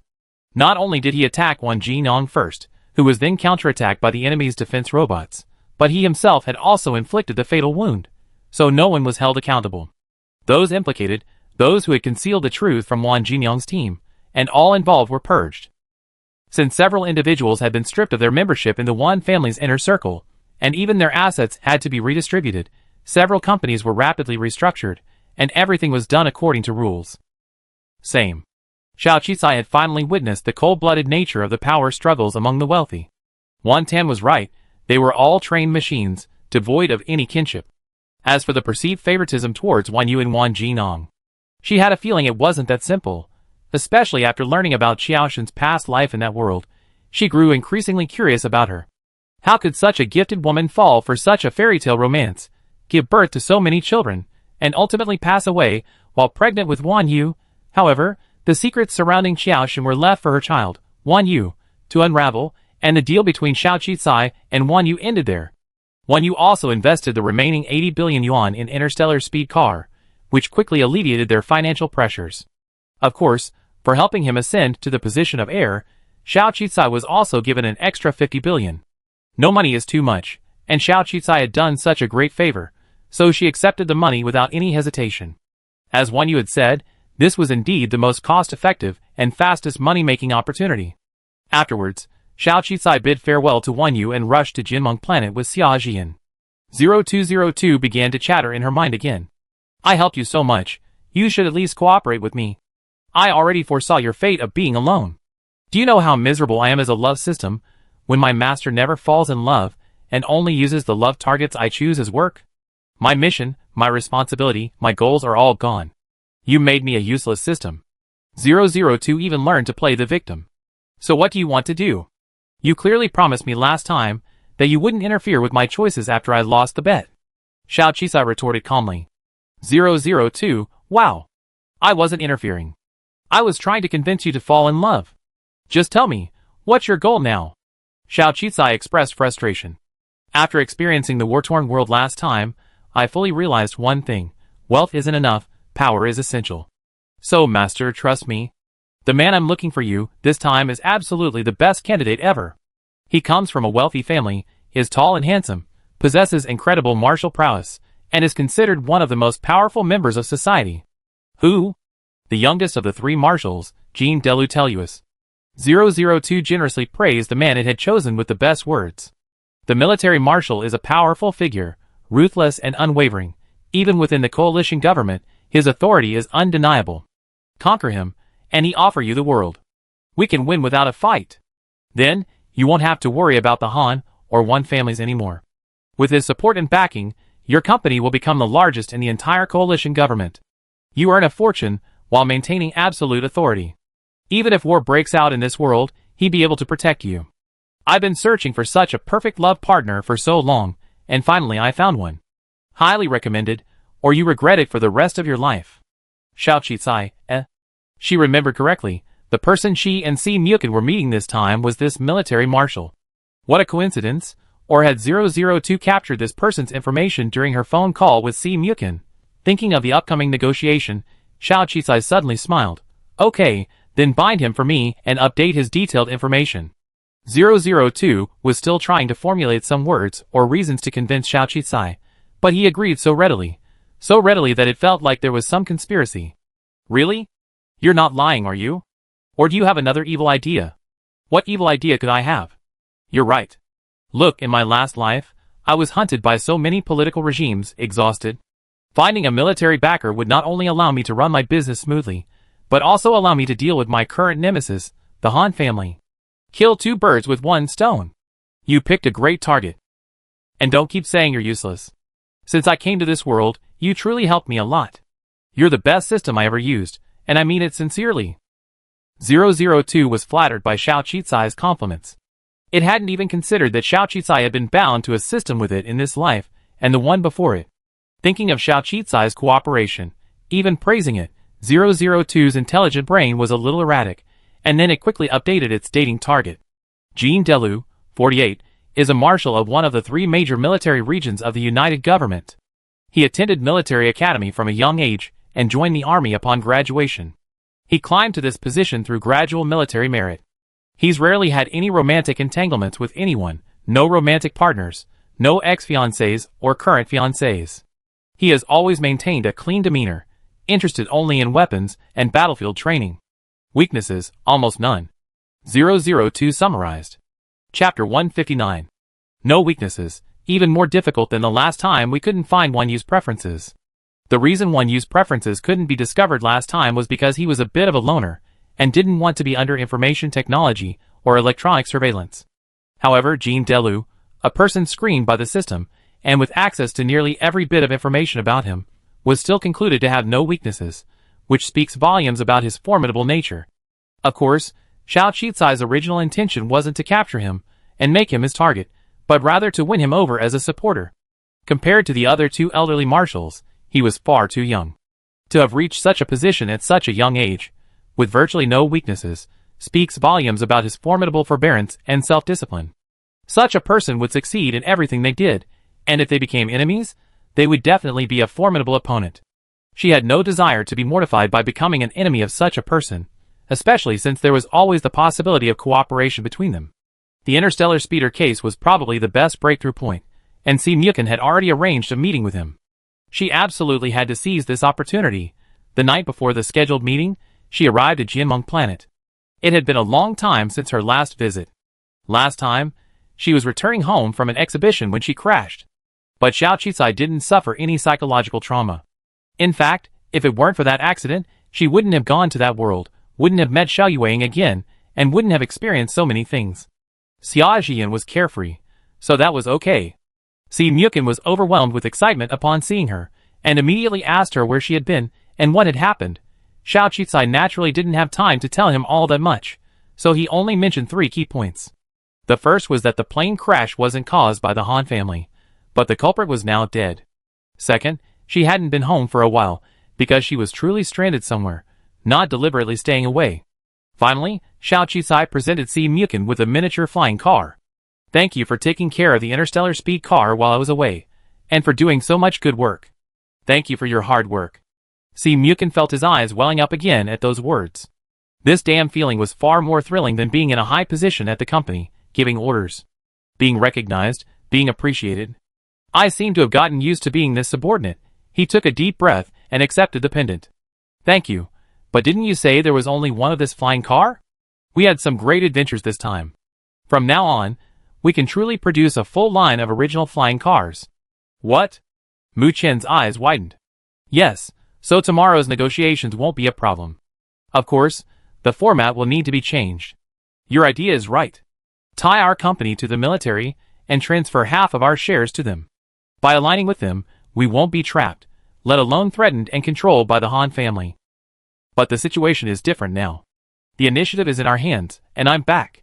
So, we only cooperate on technology, not products. That's fantastic. If we hadn't been forced to do so, Wu Xiu and I wouldn't have come up with this plan. The interstellar speeder is our life's work. If half of it were really given to the military, I'd be heartbroken. President Xiao, you're truly the best. The arrogant man from before had completely transformed. Xiao Qizai smiled. Alright, get some rest. We have a battle tomorrow. Jean Delu is a bit difficult to deal with, and I'm not sure I succeed. Impossible. I believe you. President Xiao can do anything. Just like escaping death and creating miracles this time, like founding Xiao's pharmacy, like winning the entrepreneurship competition, like creating the interstellar speeder. Xiao Qicai had created miracle after miracle, and he knew she would create even more. Following her didn't feel inferior, but rather proud to be on her side. It was a wonderful feeling. Jean Delu had always maintained a low profile, so the meeting venue chosen for this time was once again a confidential conference room. Si Mukin had previously tried to inquire about booking a high-end restaurant, but was immediately refused. He was followed by his 2 loyal lieutenants and 2 advanced intelligent armed robots, a modest display for someone of his stature. He wore his usual military uniform, adorned with the unmistakable medal of a marshal. This was a testament to his honor and status. This medal alone was enough. Ordinary people would never dare to meet the gaze of this young yet powerful man. Even the head of the coalition government would find it difficult to shake his aura. Si Mukin had already surprised him enough, but he hadn't expected him to actually bring a woman with him today. Of course, this woman wasn't one of those beautiful women many people bring to curry favor with him.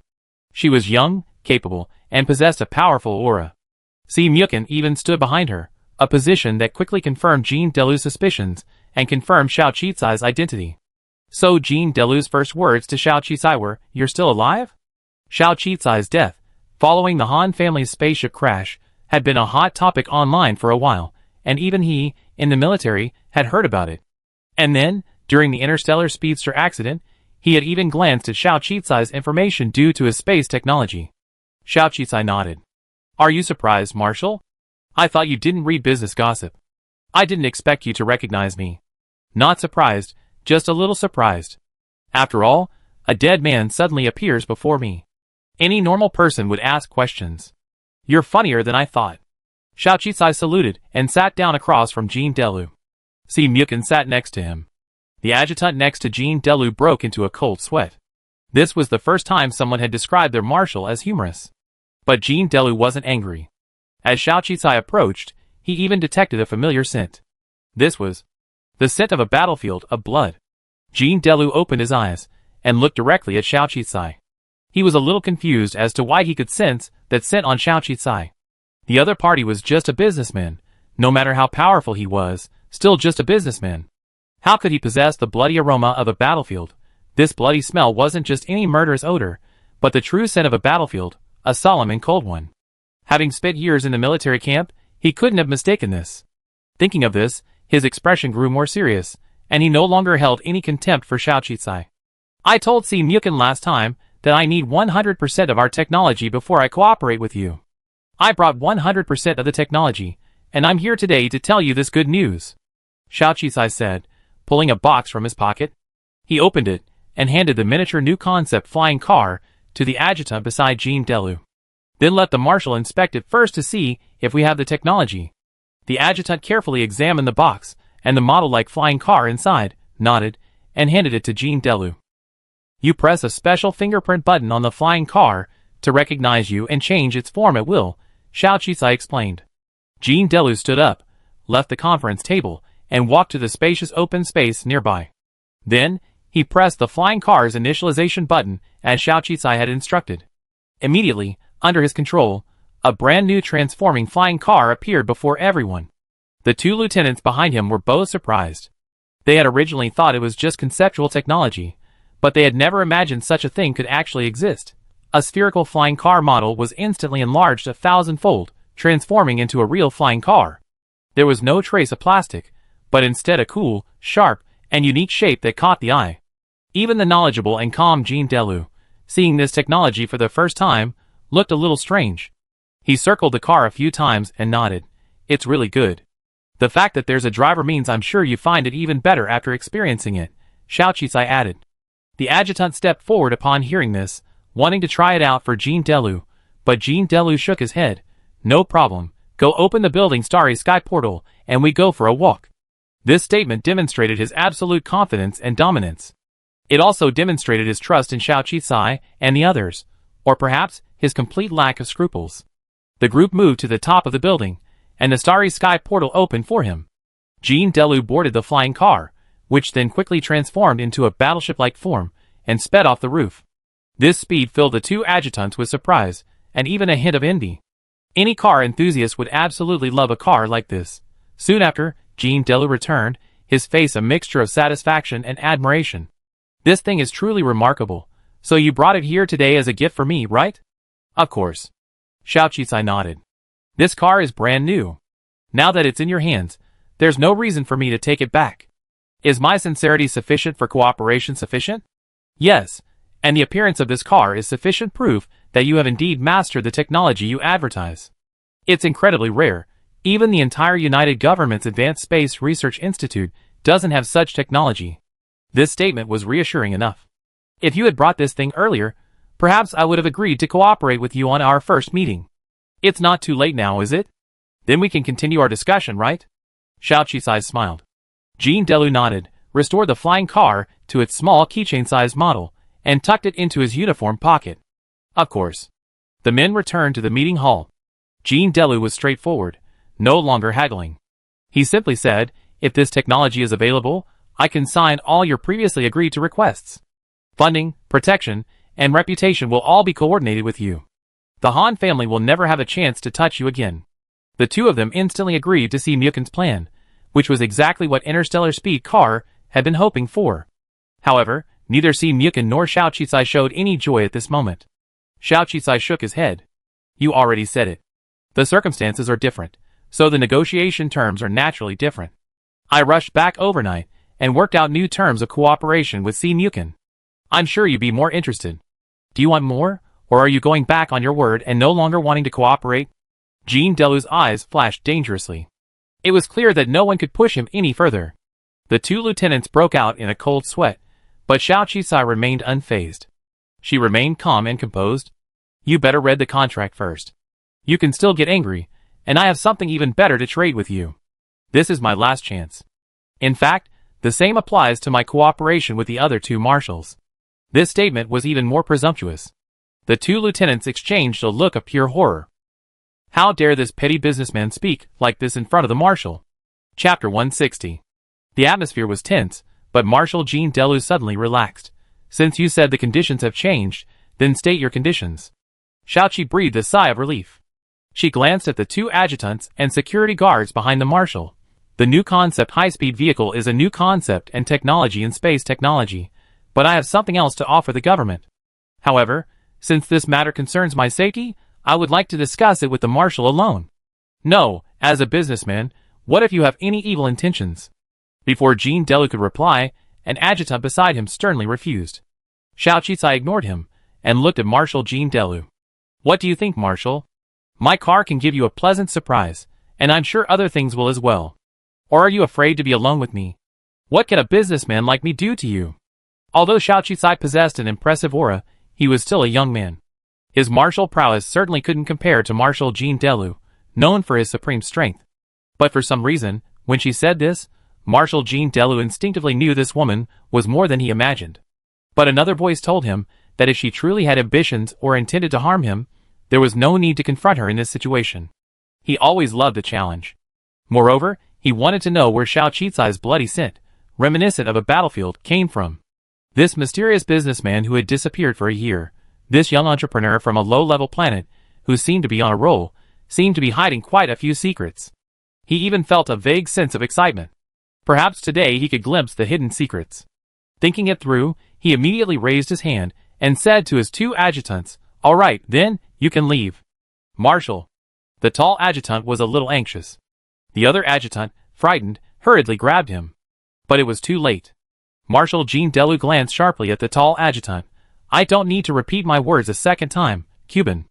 Are you questioning me? I dare not. The two adjutants, knowing Jean Delou was truly angry, quickly held their heads high and saluted. We be guarding outside. If anything happens, please call us immediately. With that, they ran out with the two advanced armed robots. Xiao Qicai glanced at Si Myoken. Since the marshal is so sincere, you should leave as well. I need to have a private conversation with him. Si Myoken nodded, immediately stood up, and followed his two adjutants out. Now, Xiao Qicai and Jean Delou were the only two people left in the large conference room. But the atmosphere was particularly solemn. In Xiao Qicai's mind, 002 was ruefully unfulfilled. Oh my god, this is a chance to be alone. Do you know how many people in the entire coalition government want to be alone with him? You're the first one. Why don't you consider taking him down and making him your partner? That would truly be a powerful alliance. I suggest you don't.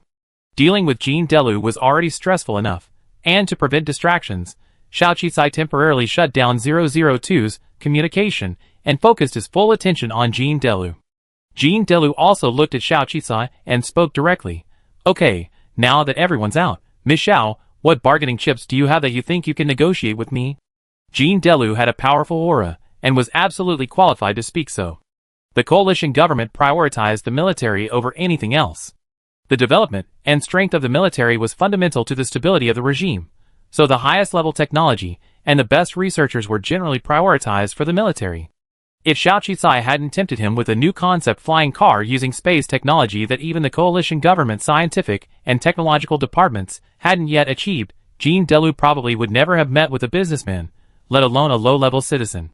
There was no chance of meeting him at all. Xiao Qisai remained calm in the face of the doubts. You just tried the new concept flying car. It's unique in terms of space and design, but it's more suitable for personal transportation. While it could have military applications, it's not suitable for military combat. But as you can see, this technology faces two major challenges: space technology and materials. Even if I give you the car, and you hand it over to the United Government's technical personnel, I'm confident they won't be able to replicate it a second time. So, what I have is not just the design of this flying car, but also the materials and space technology used in it. Following this, I hope Interstellar Speed Car can cooperate with the military to tailor a high-speed flying car for individual combat, equipped with customized weapons and special features. Wouldn't that be even better? Compared to the current flying cars, you'd probably be more interested in a military customized flying car. Jean Delu's interest piqued upon hearing this. Another military specializes in flying cars, so you already have a design concept? Of course. Xiao Qisai nodded confidently. Technology is indeed a challenge, but I'm curious, where did you get this technology, Miss Xiao? Even the coalition government, with its vast scientific resources, couldn't achieve this breakthrough, so how did you manage it? This flying car seems to have appeared out of thin air, which makes it hard not to be suspicious. Military cooperation reviews are stricter than you might think. It's not just about having the technology to get in. If there are concerns about national security, not only will you be barred from supplying the military, you might even face potential consequences. Confronted with Jean Delu's questioning, Xiao Qisai remained unfazed. The universe is vast and full of wonders. The military, the coalition government, and many high-level officials are involved. Aren't all high-level companies exploring the outer universe? In the vast universe, miracles are perfectly normal. I can reveal my secret to you to prove my sincerity. Xiao Qisai continued calmly. In fact, I was originally just an ordinary high-level citizen, an innocent girl. Unfortunately, my family suffered a drastic change, and I was exiled to a low-level planet. It was then that my fate changed. I obtained some alien technology, such as a beauty potion that caused some controversy but benefited ordinary people, and a new concept car that uses space-time technology. This statement finally brought a hint of shock to Jean Delu's eyes. Of course, anyone would be shocked to hear such words.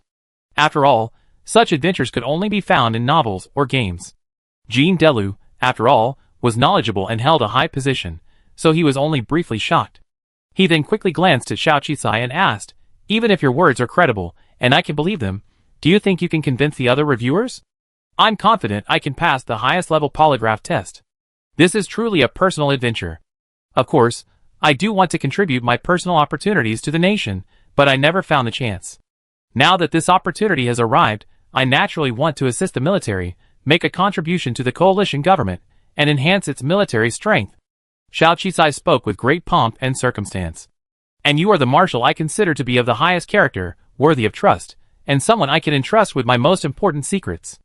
After careful consideration, our company and I have chosen this as the perfect opportunity for cooperation. It must be said that even those who care little for fame and fortune appreciate hearing compliments. Xiao Qisai's compliments always come from the heart, and Jean Delu appreciates seeing his sincerity. After all, someone so young and powerful is inherently confident. Yes, Xiao Qi chose him because he had good character, believed he wouldn't reveal his secrets, and believed he wouldn't use force to seize what he held. Besides this, the opportunity one received also includes a high-speed battleship, but the technology for this battleship doesn't exist. I'd like to present it to you.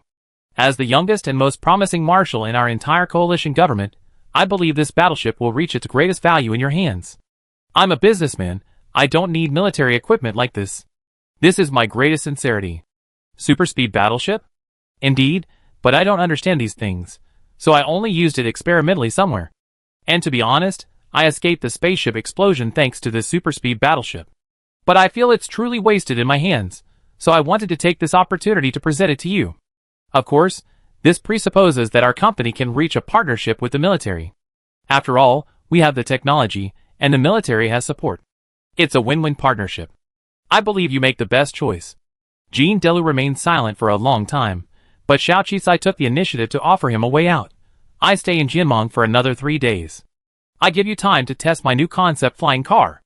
I send you some information regarding my cooperation requirements, and you can discuss it with others in the military. Of course, I believe you make the best choice. At this point, Xiao Qisai had already revealed enough of her strength and ambition, as well as her ambitions and expectations. All that remained was to wait for Jean Delu to make a decision. To Si Mukin's surprise, Xiao Qisai received a reply from Jean Delu the next day, agreeing to cooperate. He had even submitted his application for approval, and could now go through the government process. He was asked to prepare the relevant research and documentation, though the review team would still need to examine some specific details. But Jean Delu had already solved the most crucial entry requirement. If Xiao Qisai and Interstellar Speed Car couldn't overcome the military review, then that was definitely her own problem. This was naturally not a problem for Xiao Qisai. At that moment, Si Mukin didn't know what was going on in his mind. In short, he was ecstatic and full of admiration for Xiao Qisai. He had originally planned to sacrifice half of his company to keep Interstellar Speed Car, but Xiao Qisai's appearance completely reversed the situation. Now Interstellar Speed Car no longer needed to separate any technology or equity, nor did it need to be owned by any specific entity. Instead, it became a direct supplier to the military, and its partner was the promising Marshal Jean Delu. Just then, the Han family was still using the terminal to put pressure on him, so he simply put the terminal call audio out. Manager C, have you thought this through? You must know that Xiao Qisai is dead, and the Xiao family, her backer, is also bankrupt. There's absolutely no way they can recover. The Han family is now the industry leader, with military backing. If you transfer the company to the Han family, we can still make you the general manager. Working under the name of a low-class citizen with no vision, a woman, do you really not want to get out? I believe what the Han family can offer you is definitely much more than what that woman can offer you. You must think carefully. These last words left Si Mukin looking at each other in bewilderment. He quickly explained to Xiao Qisai, Mr. Xiao, don't worry. I have never looked down on you because you're a woman, a low-class citizen, and I have never despised the treatment you've given me. Han Jia didn't hear Si Mukin's reply, but he did hear these puzzling words, and something immediately felt wrong. Who are you talking to? Si Mukin didn't answer, but Xiao Qisai smiled and replied calmly, It's me, Xiao Qisai, the low-class citizen you call lacking in perspective. Chapter 161. What? The Han family leader was in shock. Aren't you dead? Hee hee. Xiao Qisai laughed. Death isn't decided by the Han family. Besides, if your Han family head isn't dead, how could I be? I just happened to receive your call, so I'd like you to tell Han Yao. We settle our scores later. With that, at Xiao Qisai's glance, Mukin hung up the phone. The Han family members on the other end were filled with disbelief. How could Xiao Qisai still be alive? With such a massive explosion, there couldn't be any survivors. It had to be a joke. It had to be the woman next to Si Mukin. Impossible, but the woman's tone just now had chilled him to the bone. It was even more terrifying than Han Yao's. Thinking of this, he trembled as he went to see Han Yao, the Han family head. Han Yao was feeling elated when he saw Xiao Yuan, who was in charge of acquiring the Interstellar Speedster, walk in. What? Do you have good news? Has that Si Mukin relented? No, I came to tell you something. Xiao Yuan's voice trembled. Before he could finish his words, Han Yao interrupted him. If there's no progress, get to work. If cutting off the supply doesn't work, then use your connections to get the tax bureau to inspect his last batch. The first batch of speedsters sold incredibly well. I doubt there were any quality issues, no complaints, and no financial loopholes. But Xiao Yuan wanted to say something, but Han Yao interrupted him again. If you can't even do such a small thing, then find someone else. Head. Xiao Yuan finally lost his temper and raised his voice. Head, Listen to me, this might not be possible because that woman Xiao Qisai might still be alive, or even back. What? Han Yao's face finally showed shock. That's impossible. Everyone's dead. She couldn't possibly have survived such a powerful asteroid impact. I just called Si Mukin and heard her voice. I later found a video of her speech and listened to it. It was indeed her voice. And that woman asked me to tell you that she wants to settle the score with the Han family. What? Han Yao's face paled, and he stood up. That's impossible. If she were really alive, how could she have hidden for so long? How could she not come out when the Xiao family was in trouble? And how could she have hidden so well, without a single word leaking out? Then I don't know. Xiao Yuan spread his hands. For some reason, I'm a little scared. Since you're saying I'm incompetent, you should hand this project over to someone else. Han Yao, ? Get lost. You useless idiot. You're frightened by someone who's been resurrected. I'm telling you, even if she shows up alive, it's no big deal. Our Han family is already #1 in the industry. How could she possibly compete with us? Almost all suppliers are afraid to take orders from them right now, and Marshal Muhunner is on our side. Even if she has extraordinary means, she can't possibly compete with the Han family. It's just in time for her to come back. I show this ignorant young man what real business is. A lowly citizen is causing such a stir. Han Yao's face was filled with coldness. Thinking of this, he called his son, Han Rui, over and decided to have him complete the project himself, thus supporting him. Han Rui was impatient, and upon hearing that the flying car project hadn't been completed, he immediately became anxious. I told you this project should have been handed over to me from the beginning. I bought one of their flying cars, and it was so cool. If we can produce these, combined with cooperation with the military, it will definitely take our Han family to the next level. If that loser Xiao Yuan can't do it, then I do it. A greedy look crossed his face, and the thought of the new concept flying car he had finally doubled the price he paid for it made him eager to try it. I take someone to check it out right away. The Han family's giant spaceship was parked on the outskirts of planet 4628. Originally, there were guard ships from the Zhuang family there, but for some reason, it had recently been taken over. After being transferred back to Xingyao, the entire airspace, aside from the original guards on planet 4628, lacked any air defense measures. Wu Hanqing had been worried about the Xiao family's situation recently, but Zhao's pharmacy hadn't collapsed yet, so he was living a comfortable life. Upon hearing that a high-end spaceship was arriving, one belonging to the now dominant Han family, he quickly emerged from his office. The Han and Xiao families were at odds, a fact everyone knew, and he knew they weren't up to any good. At this point, he even needed to realign his forces, but seeing the drastically different planet 4628, Wu Hanqing gritted his teeth and said, "Send someone to greet them first." I look for Zhao's pharmacy. He prioritizes profit above all else, willing to do anything that benefits the planet. Choosing the Han family to rebuild planet 4628 is necessary, but Zhao's pharmacy has been working alongside planet 4628 for so long, even completely transforming its entire state, transforming this low-level planet into one as comfortable and pleasant as a high-level one, where everyone lives in peace and stability. He can't possibly forget the role of Zhao's pharmacy, nor can he abandon it for the sake of a large family. Certain principles cannot be broken. So, he immediately called Wu Xiao. The Han family is coming. What are they doing here? I don't know, but I heard they're coming in a giant spaceship. I'm afraid they have ill intentions. You should be prepared. If you need my cooperation, please don't hesitate to ask. Wu Hongqing's expression was solemn, but he remained firmly on the side of Zhao's pharmaceutical. I understand. Wu Xiao's expression was solemn. She called out the few core members still on planet 4628, Gua Fenghua, Jin Sanwan, and Mu Xingmei, and prepared to hold a meeting to discuss countermeasures. The Han family definitely has ill intentions. They're suppressing Interstellar Speeder, but what are they trying to do here? They brought a super spaceship with them. I suspect there might be military personnel. They must be using you as an excuse to suppress us. Hasn't Si Mukin already gone to negotiate with Marshal Jean Delu as planned? Has there been no progress? It's difficult. Perhaps the Han family has already surrendered to the military. If Interstellar Speeder falls into their hands, it will eventually fall into the hands of the military. Their backers are too powerful. What should we do then? If all else fails, beat them back. They're still trying to cause trouble here. I make sure they never return. It was Ling Xiao who spoke these words. The aura of the Night Star Queen returned once more. If we want to do business with the United Government, we must not use weapons. Otherwise, Our business throughout the interstellar society will cease to exist, and they will have an excuse to wipe us out. Once the country is involved, even the most powerful companies cannot survive. The Xiao family suffered the same fate before, and we absolutely cannot end up like them. It was Mu Xingmei who said this. So what should we do? Not only has the damned Han family swallowed up the Xiao family, they're also targeting our Xiao pharmacy. We're not trying to steal their business. Everyone was discussing this. They were all capable people, and they had some ideas for dealing with the Han family. But at this moment, the Han family was the most powerful family.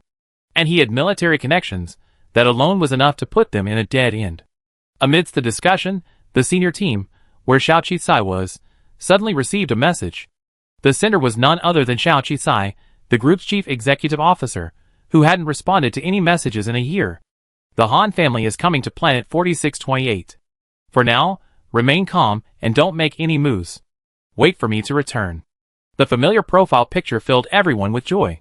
And Xiao Qicai's brief words instantly calmed everyone's hearts. The eyes of Wu Xiu and the others suddenly flushed red. Mr. Xiao, are you still alive? Yes, wait. I'll be back to planet 4628 soon.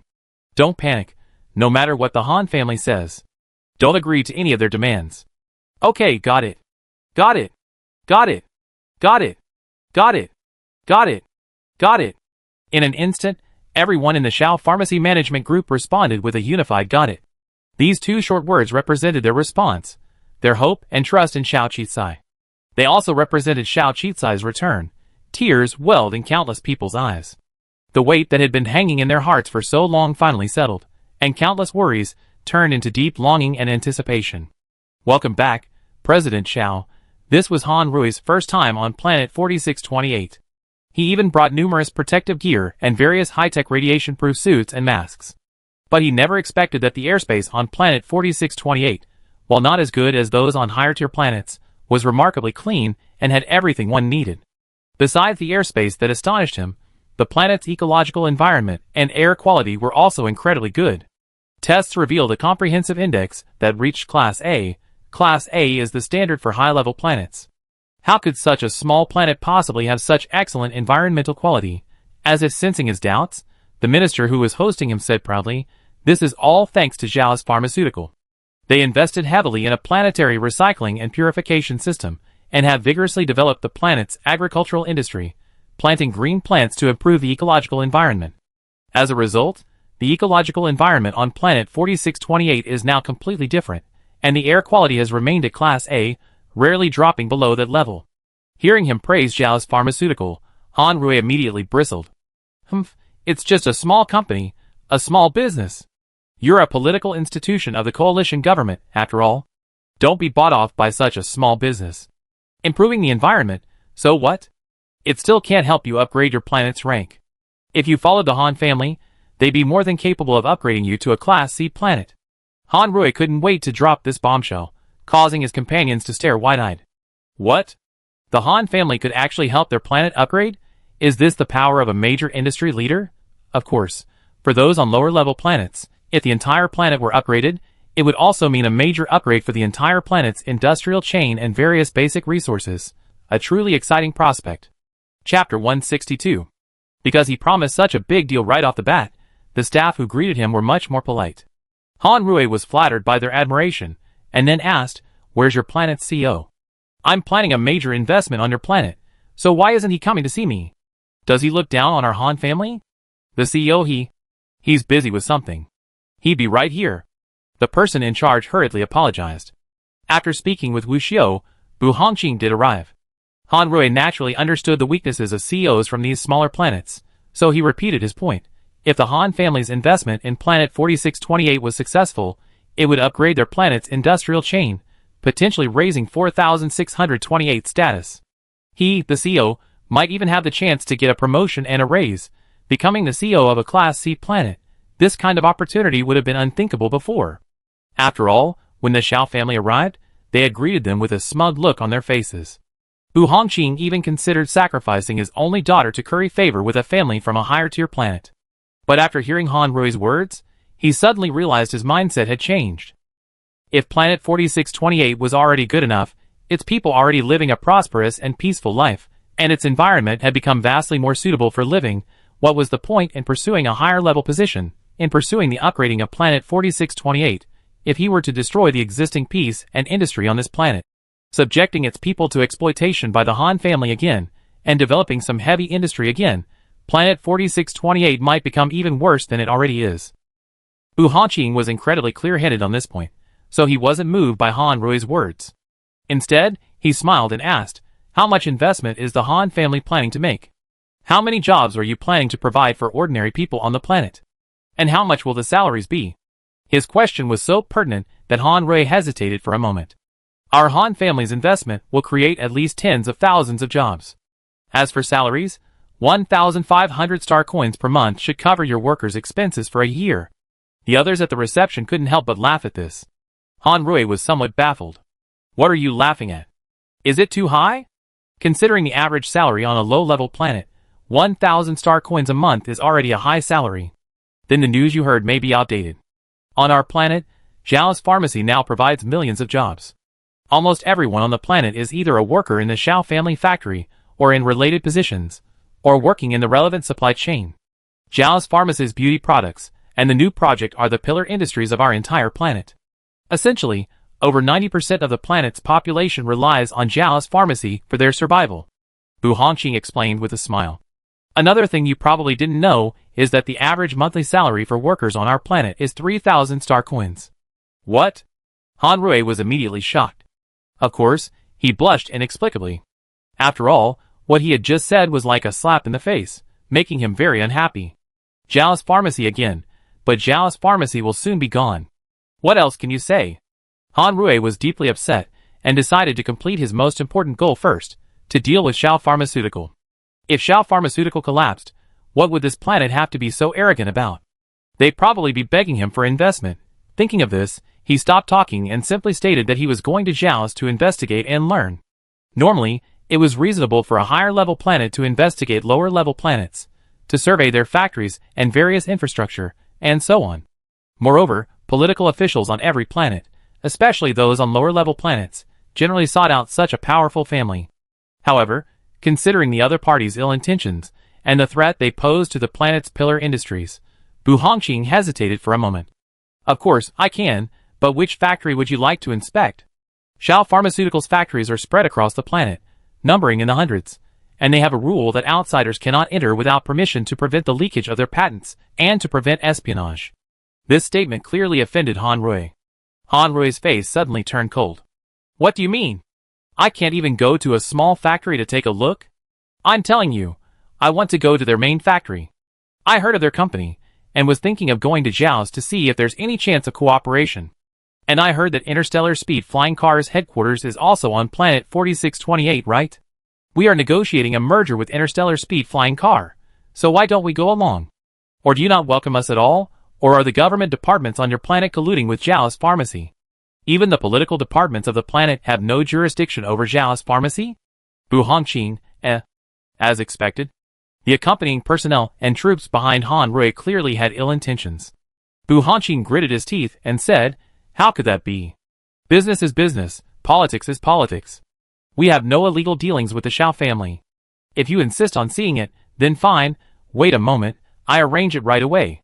Thinking of this, he quickly signaled his deputy to inform Wu Xiu and Si Mukin. About 2 hours later, they arrived at the Tojo district. Compared to the once chaotic Tojo district, rife with underground forces, this area now boasts countless new buildings and a superior environment. There are no homeless people or idlers on the streets. Those former thugs are either in prison or have long since turned over a new leaf. This remote planet, once a place of exile, has unknowingly transformed into something he had never dared to imagine. The more Han Rui saw the excellent infrastructure and environment on planet 4628, the more shocked and threatened he felt. How could such a small planet be so powerful? If the lower-level planets covered by Zhao's pharmacy were transformed into this state, one could only imagine how great Zhao's pharmacy's reputation and prestige would be among the civilian population. No wonder so many people signed an online petition after the spacecraft crash, demanding a thorough investigation and justice for Xiao Qicai. How could a low-ranking citizen, a low-level company, have such prestige and support? It was indeed a threat. If Zhao's pharmacy was allowed to continue expanding, it would inevitably become another Xiao family. Xiao Qicai had close ties with the Xingyao Xiao family in the capital, so he would definitely become an enemy of the Han family. Perhaps, as Zhao's pharmacy expanded, it would even threaten their position. Thinking of this, Han Rui's determination to destroy Xiao Pharmaceutical and Interstellar Speed Car grew even stronger. Soon, Wu Xiao, Qin Sanwan, Mu Xingmei, and others all greeted Han Rui. However, their attitude was clearly extremely arrogant. There was virtually no welcome at all, no red carpet or welcome message like you usually would at other small businesses. This made Han Rui even more annoyed. You Xiao Pharmaceutical are so arrogant. Even more arrogant than our Han family. Wu Xiao had already intended to destroy the Han family to avenge Xiao Qicai, and seeing their attitude, her tone became even more annoyed. Indeed, we didn't want to welcome anyone into the company. After all, some people have ulterior motives, and we have to be wary. Do you think the Han family's company can just let anyone in? Humph. Han Rui was furious, but he couldn't refute it. Of course, after giving Han Rui a quick tour of a few production lines, they gathered again in the conference room. Let me put it this way. Our Han family is interested in expanding our pharmaceutical business. We heard that Zhao's pharmaceutical on planet 4628 is very famous, so we're interested in acquiring you. That's why we sent me here to take a look. Han Rui remained condescending. Acquire? Wu Xiao laughed. You're kidding. We at Zhao's pharmaceutical have never considered being acquired. Besides, our business now spans countless low-level planets across the United Government, and we even have hundreds of government enterprise partnerships. What's your name for the acquisition? 100 billion? How about that? Han Rui made a direct offer. I hope your brain is as vast as your background. 100 billion is just our annual revenue. If you want to acquire us, I'm afraid we're not ready. Mu Xingmei calmly responded. Mu Xingmei excelled at processing and managing the company's data, eventually becoming the head of finance. She had a near-familiar understanding of all the company's funds and revenue figures, and instantly silenced his rebuttal. What do you mean? Don't forget I'm from the capital, Xingyao, and you're just a small company on a low-level planet. No matter how large it is, it's just political dominance. And don't you think your company's existence is unreasonable? Its scale and number far exceed the limits of a low-level citizen, a low-level company. Our Han family has always been law-abiding, so it's inevitable that we have some opinions. If someone from above were to investigate, do you think Zhao's pharmacy could still survive? Zhao's pharmacy's size was indeed challenging within the economically defined limits. However, this flaw was allowed to persist indefinitely due to the Government Enterprise Cooperation Project. Normally, since the government is cooperating with you, any investigation would have to go to the government departments. Who would bother? Yet, the Han family, relying on their dominance in a certain field and their backing, directly uttered such threats. The group was so furious they were practically on the verge of cursing. But in the end, Wu Xiao and the others remembered Xiao Qicai's warning. Of course, you can report it yourself or to top management. We will cooperate with the investigation according to the law, Wu Xiao said calmly. Han Rui was a little surprised by this calm demeanor. He had been hoping to provoke them and stir up trouble. But they didn't fall for it. Thinking of this, he changed his tack, saying that their huge profits were definitely problematic. Were they evading taxes? And they were paying their workers such high salaries. Wasn't their government enterprise cooperation project profitable? How could they have such huge profits? Moreover, Zhao's pharmaceuticals had such close ties with the ruling officials of planet 4628. Were they engaging in illegal transactions and trade? In short, he looked determined to find something and kill them. If it weren't for Xiao Qicai's advance warning, this group would have already wanted to beat Han Rui up. So, they completely ignored his words, and simply ignored everything he said. This made Han Rui realize this, and he eventually turned to Interstellar Speed Car. The number of people on Interstellar Speed Car's side was even smaller, because many had been poached by the Han family, and because the company was in a precarious situation, many had also left. In addition, core member C. Mukin was not at the company at the time, so only some R&D and administrative personnel were there to receive Han Rui. And here, an accident finally happened. A staff member driving a speeding car, apparently conducting some kind of test, drove directly towards them, knocking Han Rui and several people nearby to the ground. Han Rui wiped the blood from his forehead and flew into a rage. Come on, seal this place off. They're actually trying to murder me. And this new concept flying car? What's the name of the first generation car? It's clearly an out-of-control garbage truck. I'm going to expose it. Someone was recording the incident, someone was warning him, and the military personnel following Han Rui quickly surrounded the entire Interstellar Speed Car office building. At the same time, Han Rui gave the order to arrest all the staff. Clearly, having found no opportunity to detain Wu Xiao, and considering the sheer scale of Zhao's pharmaceutical and its involvement with the government, he hesitated to act rashly. But Interstellar Speed Car was different. He was determined to take on this tough challenge. However, what he never expected was that just as he was accusing the government escorts and desperately trying to arrest everyone from Interstellar Speed Car, a flying car suddenly appeared outside the office building. This flying car was a breathtaking sight, instantly capturing everyone's attention. The hood opened, and before everyone's eyes, it transformed into a bracelet-sized object, returning to its owner. The owner of this flying car was Xiao Qicai. Two people had returned with her in the same car, Xin Yukin, the current general manager of Interstellar Speed, and Xia Jian, Xiao Qicai's assistant. Han Rui had seen Xiao Qicai's image, so he recognized her instantly. This woman, who should have perished in the collision between the planet and the spacecraft, dressed in a sharp business suit and with a sharp expression, stepped towards him. She was a woman, a low-class citizen, a damned person. But for some reason, even with the military's protection behind him, Han Rui was intimidated by Xiao Qicai's aura as she approached. He froze in his tracks, almost afraid to move. Chapter 163. Although Han Rui himself was frightened, stage frightened, and even a little confused, he still directed the troops behind him. "She's here just in time. What are you still standing there for? The Interstellar Speed Car is suspected of seriously endangering public safety, and they also attacked us and attempted to murder me. It's just in time that the person in charge has arrived. Arrest both of them and bring them to the military court for trial." To establish his authority, Han Rui brought the troops with him, this time under the guise of protection. They were not even the Han family's personal guards. So, in addition to obeying Han Rui's orders, they raised their weapons without hesitation, pointing them at Xiao Qicai and Xin Yukin, then rushed over and surrounded them. Xiao Qicai and Xin Yukin raised their hands in time and did not fight back. Then, Xiao Qicai quickly dialed a terminal. On the other side of the terminal was a non-commissioned officer with the rank of general. Because the other party answered the phone so quickly, the soldiers surrounding Xiao Qicai didn't even have time to stop her from dialing the terminal. Of course, upon seeing this sergeant general, the soldiers surrounding Xiao Qicai and Xin Yukin stopped their actions, even looking at each other in bewilderment. The hierarchy of military rank was unbreakable. Finally, they sheathed their weapons and quickly saluted the projected general. "Hello, sir." The general also noticed the soldier holding his weapon beside Xiao Qicai, his brows raised. "What's going on now? Did the coalition government send personnel from other armies to review the application with you?" "No, and as I said, Xin Yukin and I are simply going to the factory to inform them of the review process. But someone has a surprise for us." "Admiral Locke, do you know which faction these troops belong to? Has the National Army been privatized and used as a stooge for corporations?" The soldiers surrounding Xiao Qicai and Xin Yukin suddenly changed their expressions. But Xiao Qicai continued, "If not, how could they, or the Han family, have the authority to order these soldiers to search, threaten, and assault unarmed, legal citizens in my factory?" Admiral Locke's face darkened upon hearing this. He glanced at the soldiers and asked, "Which unit are you from? Why are you here?"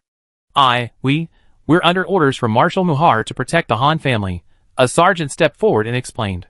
"Protecting the Han family is one thing, but who gave you the right to obey the Han family's orders?" "I'm ordering people to attack legitimate citizens of the United Government." "Wait, I'd be right there. I want to see what's going on." Locke hung up the terminal with a cold face. The soldiers, already pale with fear, hastily released all the captured Star Speed members. Seeing Xiao Qicai arrive, everyone gathered around as if they had seen their savior. Xiao Qicai glanced at each of them. "Thank you for your hard work. I'm back." The words "I'm back" gave them their greatest confidence. Those who remained at Star Speed were the company's most loyal and core employees. Xiao Qicai's return gave them peace of mind. Someone abused their power for personal gain, attempting to use public personnel for personal gain against our Star Speed members. As the company's chief executive, I will hold them accountable under the law. Justice for every employee. Xiao Qicai's words were resounding, and everyone understood. They would no longer be bullied. Han Rui's face paled. He couldn't understand why a general had returned with Xiao Qicai, and why he was coming right up. How could this be possible? Military personnel had always been the Han family's biggest asset. Where had Xiao Qicai gotten him? Or when had he managed to curry favor with the general? using engineers for personal use was indeed a serious crime, and he had also ordered these soldiers to arrest so many people. He had intended to use this opportunity to round them up, just as the coalition government had done with the Xiao family, leaving them helpless and forcing them to surrender. But he had never expected Xiao Qicai and Si Mukin to suddenly appear at this moment, bringing a general with them. Everything's messed up. No, it's not messed up yet. Xiao Qi didn't dare do anything to him. So what if he's just a general? The Han family has a marshal behind them. Thinking of this, Han Rui suppressed his fear, straightened his back, and steeled himself to speak louder and louder, backing up the soldiers. Just a general, so what? I don't care where you contacted them, but the people I brought with me are all assigned to our Han family by Marshal Muhaner. Before you act, you better think about who's more powerful, a general or a marshal. Oh! Xiao Qi smiled. She squinted at Han Rui with disdain. I can't believe the Xiao family would be defeated by foolish Han family members, like you. So when you ordered those soldiers to act just now, did you really think about it? My factory and company building are fully equipped with 360-degree surveillance. What do you think would happen if this video were posted online? Oh, and that includes your statement that Marshal Mohar is behind the Han family, as well as your condescending attitude. It will be visible to every citizen of the 8-star regions of the United Government. What? Han Rui's expression suddenly changed. Xiao Qicai ignored him. She glanced at the crowd and asked, "Where's the legal department?" Si Mukin hurriedly called over a thin young man with bright eyes. Zhang Yi, come here. President Xiao is calling you. Zhang Yi suddenly woke up and ran to Xiao Qicai. Hello, President Xiao. I'm Zhang Yi, the head of our company's legal department. Xiao Qicai looked Zhang Yi over. Yes, you must carefully record today's events. List every crime committed by the Han family and these soldiers that violates the laws of the United Government. Then, in the name of Interstellar Express, prosecute all Han family members and soldiers present. Yes. Zhang Yi nodded immediately. Just when he had tried to educate this group about the law, he had been hit several times by the rude soldiers. Now, looking at the pale-faced soldiers and the Han family, who no longer dared to act arrogantly, a cold look suddenly appeared on his face. I will. Not a single charge will be missed. This includes violating military orders, violating citizens' privacy, infringing on the property safety of others, violating public privacy, using soldiers for public purposes, humiliating and assaulting others, and violating the mental and physical safety of others. He hadn't even finished listing the charges, but each one made everyone present look grim. The people from Interstellar Speed Car finally got their moment of pride. Han Rui was truly frightened at this moment. How dare you? It was clearly you who were wrong first. You hit me first. If any of us are wrong, you can ask your legal team to appeal. We don't care. I want to see if our system is malfunctioning like yours, deliberately hitting you, or if someone bribed the operator to stage this. Xiao Qicai sneered. The surveillance will be clear, and everything will be fair. But you will not be spared a single crime. As he spoke, a military spacecraft landed in the large open space nearby. Admiral Locke, accompanied by a team of well-trained soldiers, disembarked from the spacecraft in an orderly manner. He walked up to Xiao Qicai first and saluted him, who returned the salute. Xiao Qicai then looked at Han Rui and the soldiers before him and said, I originally came back to meet you to discuss cooperation, but I didn't expect my company to be taken over by this group beforehand. Zhang Yi, can you tell Admiral Locke what happened? Zhang Yi was a talent Xiao Qicai had chosen, regardless of his academic qualifications. Despite his humble background and unimpressive resume, his legal knowledge was undoubtedly on par with that of a senior legal officer. Grateful for the favor Star Speed Car had shown him, he was deeply loyal to the company. Even when Star Speed Car was pushed to the brink of collapse, he refused to leave. He was thin and plain-looking, but logical and well-organized, with an exceptional memory. The moment Xiao Qicai opened his mouth, he knew he was going to file a complaint, and he wanted him to do so in a serious and clear manner, so that the new admiral would understand the seriousness of the matter. He cleared his throat and saluted the general respectfully. He then took out his notebook and began to speak word by word. First, the Han family and their accompanying soldiers broke into the offices of our Interstellar Speed Car without an appointment. Then they deliberately provoked trouble and illegally detained, beat, and threatened our employees. Throughout the process, they did not listen to any of our explanations, and they did not care about the law at all, even defying it. During this process, we could not even tell that they were from the military. Instead, we thought they were a group of bandit leaders. According to the evidence we have so far, they have violated 132 legal provisions, including arbitrarily assaulting and detaining others, violating civil liberties. The above needs further explanation, but if they also violate internal military regulations, I hope Admiral Locke will provide more. More to add? Any more will be shot on the spot. They glared at Zhang-Yi fiercely, never expecting the skinny man they had just casually assaulted to be the toughest opponent on the scene. In fact, Admiral Locke's face darkened mid-sentence. He glanced coldly at the soldiers, and none of them dared to look him in the face. Most of them understood the legal provisions Zhang-Yi was expounding, and they knew from quoting classics that they had indeed violated them. At this point, they could only look to Han Rui for help, hoping he might plead with Marshal Muhar for leniency, perhaps offering a chance for a retrial. But Han Rui was also slammed with dozens of charges. He couldn't believe it. If Interstellar Speeder actually prosecuted them on these charges, how humiliated would he be? Of course, at that moment, he hadn't even considered how many years he would face in prison if convicted of these crimes. His only thought was, don't be afraid. They have Marshal Muhar, they have a Grand Marshal as their backer, but he was truly terrified. How could this woman be so terrifying? He mustered all his courage and argued, I was wrong in some things, but you can't just make excuses. I have my own legal team, and the Han family has its own way of doing things. These soldiers were there to protect my safety. They followed my orders, and I don't think they were wrong. Oh, so it seems this gentleman from the Han family has confessed his guilt, and this statement will be submitted as evidence in court, Zhang-Yi added. You? Han Rui was shaking with anger. Finally, he decided to keep his words to himself, and speak only to Admiral Locke. Although you're a general, these aren't your soldiers.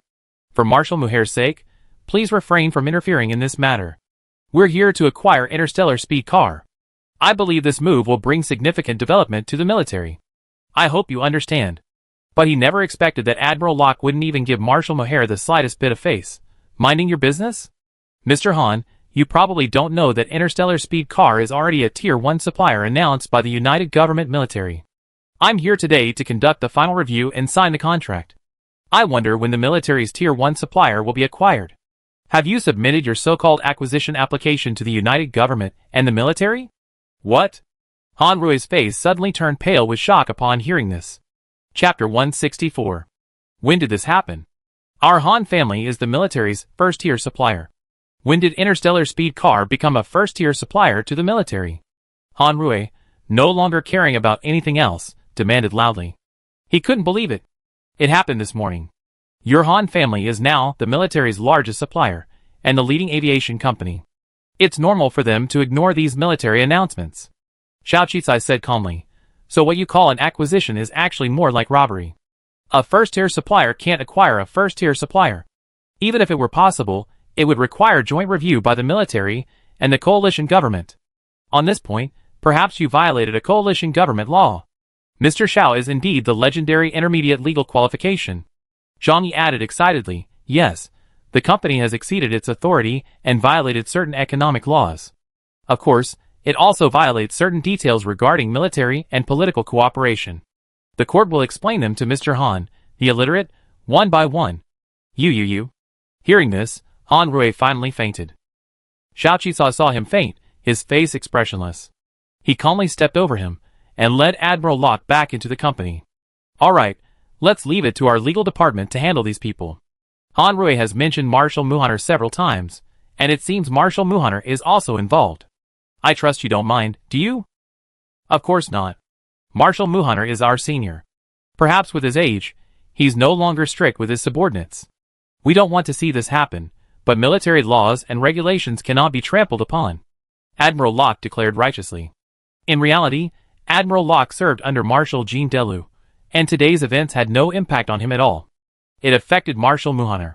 As for the fact that the old Marshal's reputation was being criticized and attacked online, and even threatened to affect his position, he was naturally happy to see it happen. Admiral Locke's expression faded from its previous seriousness, and the two chatted and laughed as they entered the company building. In just one day, dozens of sensational news stories broke online. Xiao Qizai is alive. Xiao Qizai's return is a major slap in the face. Interstellar Speed Car has become a first-tier military supplier. The Han family has been sued for hundreds of crimes, including private soldiers and public use. Charges. Marshal Muhar is the Han family's backer. Did this tycoon support the Han family's rise to power? Announcement from the Interstellar Speed Car Legal Department. Interstellar speed car sues the Han family. Marshal Muhaner loses his integrity in his later years, and is exposed for sending troops to support relatives' families. How to survive the spacecraft explosion. Is there any other inside story behind the spacecraft explosion? Of course, there are various subheadlines, but every hot topic is related to Xiao Qizai. This young entrepreneur who disappeared for a whole year and was presumed to have died in the spacecraft accident has miraculously reappeared in the public eye and has miraculously returned to life. An interstellar speed car, which was once suppressed by the Han family and almost sold and faced a desperate situation, suddenly revived overnight and, somehow, became a first-tier supplier to the military. Tears welled up on the faces of those who hoped Xiao Qizai would survive, and they celebrated and blessed each other with genuine joy. It was at this moment that Xiao Qizai finally realized she had truly changed the fate of so many people, which was why they were worried about her, and why they sincerely hoped for her return. So, after concluding the cooperation agreement with the military, she posted a video announcement on her social media account, which she hadn't logged into in over a year. In the video, Xiao Qizai's face remained youthful, but with a more determined look, more mature and steady than before, and a strangely solemn aura. But she still wore a smile, as friendly as ever, and on her wrist, she still wore the terminal that belonged to the lower-class citizens. Her tone was firm and sincere. Yes, I'm back. Regarding the spacecraft accident, the Ministry of Justice will further handle it, and I believe the country will give me an explanation. Regarding the Han family, I believe that anyone with a discerning eye can see that the Han family is unfairly suppressing and humiliating Interstellar speed car. We will also follow the legal procedures step by step. Regarding the Xiao family, I will not comment on political affairs, nor will I participate in them, but I want you to know that I believe in the country, in its fairness and justice. In addition, thank you all for your concern and thoughts. I have received everyone's blessings. You can receive a 100-star coin beauty potion coupon below the link of this video. My colleagues and friends have protected our company and our products over the past year. I am grateful for their efforts. In the future, Jiao's Pharmacy will provide even better quality and affordable products, striving to benefit every citizen. Thank you. Xiao Qizai's words immediately topped the trending search list again, further fueling the day's trending search terms. For a moment, everyone was discussing the matter. At the Han family's home, Han Rui knelt before Han Yao, the patriarch. Han Yao's face turned pale with rage, and he nearly fainted. He whipped Han Rui several times, still unsatisfied, and even tried to lift the jade ornament on the table and throw it at him. But his assistant stopped him. Master, be careful. If you hit him, someone could die. Forget about death. How could someone be so foolish? Even if they did something, they couldn't leave any evidence. Do you think there's no surveillance on this little planet? It's not enough to be foolish, but he got caught red-handed. And it's enough to be caught red-handed, but he dragged Marshal Muhaner into this. Han Yao was terrified at the thought of the countless voice messages and call requests Marshal Muhaner had just sent him. The Han family's military connections were an unspoken secret across many industries. Of course, there were speculations about who they were, but nothing had ever been announced. Furthermore, since this involved politics and military matters, many people wouldn't bring such matters to the surface. Yet, Han Rui, that arrogant and domineering wretch, had openly used General Muhaner to threaten others, even threatening a general. More importantly, that general was a subordinate of Marshal Muhaner's rival, the powerful young Marshal Jean Delu. Even the military couldn't suppress the numerous trending searches. Of course, he knew the military couldn't suppress them, perhaps because someone on Jean Delu's side was manipulating them. But what was he to do now? How could Xiao Qizai have returned without him hearing a word? How could he not have heard anything? How did Interstellar speed car become associated with the Marshal, who never participated in political struggles? And how could it have become a first-tier supplier so quickly? Who audited it? He was going crazy. Who could have thought Xiao Qizai would actually come back alive? Who could have thought she was so powerful and could climb up the military? They had a Marshal as their backer, and now Interstellar speed car also had it. What else could they do? How could they swallow it up? The Han family being sued was one thing, but it involved the military and their backer. What would he do if someone used him as a pretext, and his backer fell or was punished? He was wrong. He should not have had any expectations for his son, and should not have entrusted him with anything, but it was too late now. The terminal rang again, this time not from Marshal Muhaner, but from his sister, Han Fin, Marshal Muhaner's current wife. He answered the terminal tremblingly. Han Fin's angry voice rang out immediately. Have you had your brain eaten by a pig? Sending Han Rui to do something like that. Do you understand the current situation? Mu Hainer is under investigation by the military. He originally had 7 or 8 years until retirement, and we were even trying to delay his retirement. But now, not only can he not delay it, he might even have to retire early. How can it be just one thing? How could it have become such a big deal? Han Yao was a little incredulous when he heard this, his face growing even uglier. Just one thing. Do you know what it means for this matter to be trending on StarCraft? It means there's a powerful force behind it, and it means Mu Hainer's political enemies are using it to make a big fuss, which is why it's out of control. Han Fan gritted her teeth. You could have picked on anyone else, but Jean Delu's men. That warmonger isn't interested in anything but weapons. Guess what? Maher reviewed internal documents. Interstellar Speed Car will provide the military with a brand new, compressed space stealth tank. This tank has been evaluated as Class A level higher than the warships the Han family can currently build. What can you compare it with? We worked so hard to get to this point today, to squeeze out the Xiao family, to replace them as the industry leader. Not only do you not focus on technology and products, but you insist on resorting to plunder and robbery. You're really infuriating me. You quit being the head of the Han family. What? Han Yao hadn't expected the situation to be so serious. How is that possible? Didn't Marshal Jean Delu never get involved in this? Did the Xiao family give him some incredible favor? Forget the Xiao family. Xiao Qidu is still imprisoned in a military prison. Clearly not. You're dealing with the wrong person. Xiao Qisai may be young, but she's quite capable. She personally went to see Jean Delu. The Xiao family's current generation is worthless, but at least they have Xiao Qisai. But what about the Han family? A bunch of losers. How could I have such a foolish brother and nephew? The aloof Han family patriarch was silenced by his sister's scolding. Although he felt a little dissatisfied, he kept his head down. Sister, please give us another chance. Talk to Marshal Mohair and tell him we really didn't mean to do this.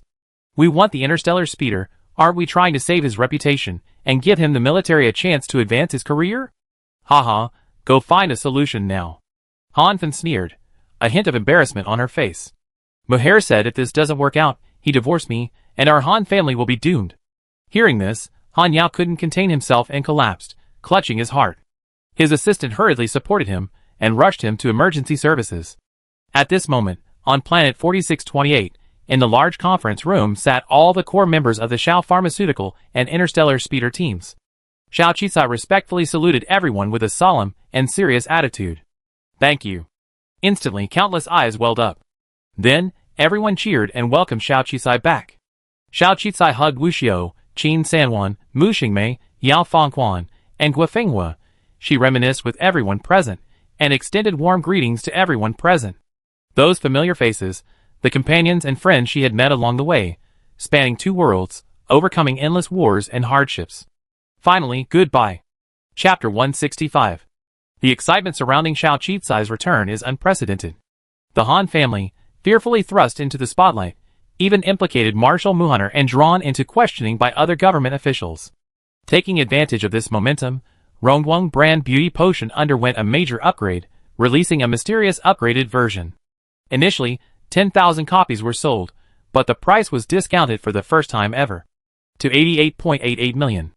Zhao's pharmacy is reportedly celebrating Xiao Qisai's return, offering an unprecedented discount. This will be the only time the beauty potion will be discounted, and they also introduced a commemorative edition packaging design. Xiao Qisai's return commemorative edition, mysterious packaging, mysterious upgrades, and a first-time discount. Almost all those who missed out on a chance last time, those who were astounded by the potion's effectiveness, and even those who coveted the unique patented packaging design, are waiting in the wings. Everyone thought Xiao Qisai was crazy. Could she really sell 10,000 copies of something so expensive? In reality, interstellar society was far more stable and prosperous than the war-torn world next door, and there were more wealthy people than one could imagine. 10,000 copies really weren't that many. After the 10,000 copies went online, they were all sold out within a single day. Those who were still hesitant, those who were still waiting, those who were still worried about her crying again if she couldn't sell them, and then had to discount them were simply stunned. How much was that? Xiao Qisai had never been so radical before, but this time around, it was like she had figured something out. Some speculated that this was due to the massive amount of attention her return had attracted from the entire interstellar world. After all, she was a businessman, and capitalizing on that traffic was a common practice for businessmen. Of course, many enemies gritted their teeth and specifically bought the beauty potion, ready to cause trouble. But after testing it, they discovered that this time, the beauty potion's effects truly lived up to the legendary miracle cure. If the last beauty potion was a miracle, then this one was truly miraculous.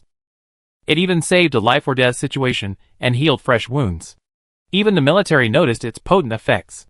If a soldier injured on the battlefield immediately drank 2 bottles of the beauty potion, would the wound heal on the spot? Even if not, at least the wound would heal quickly, or even faster.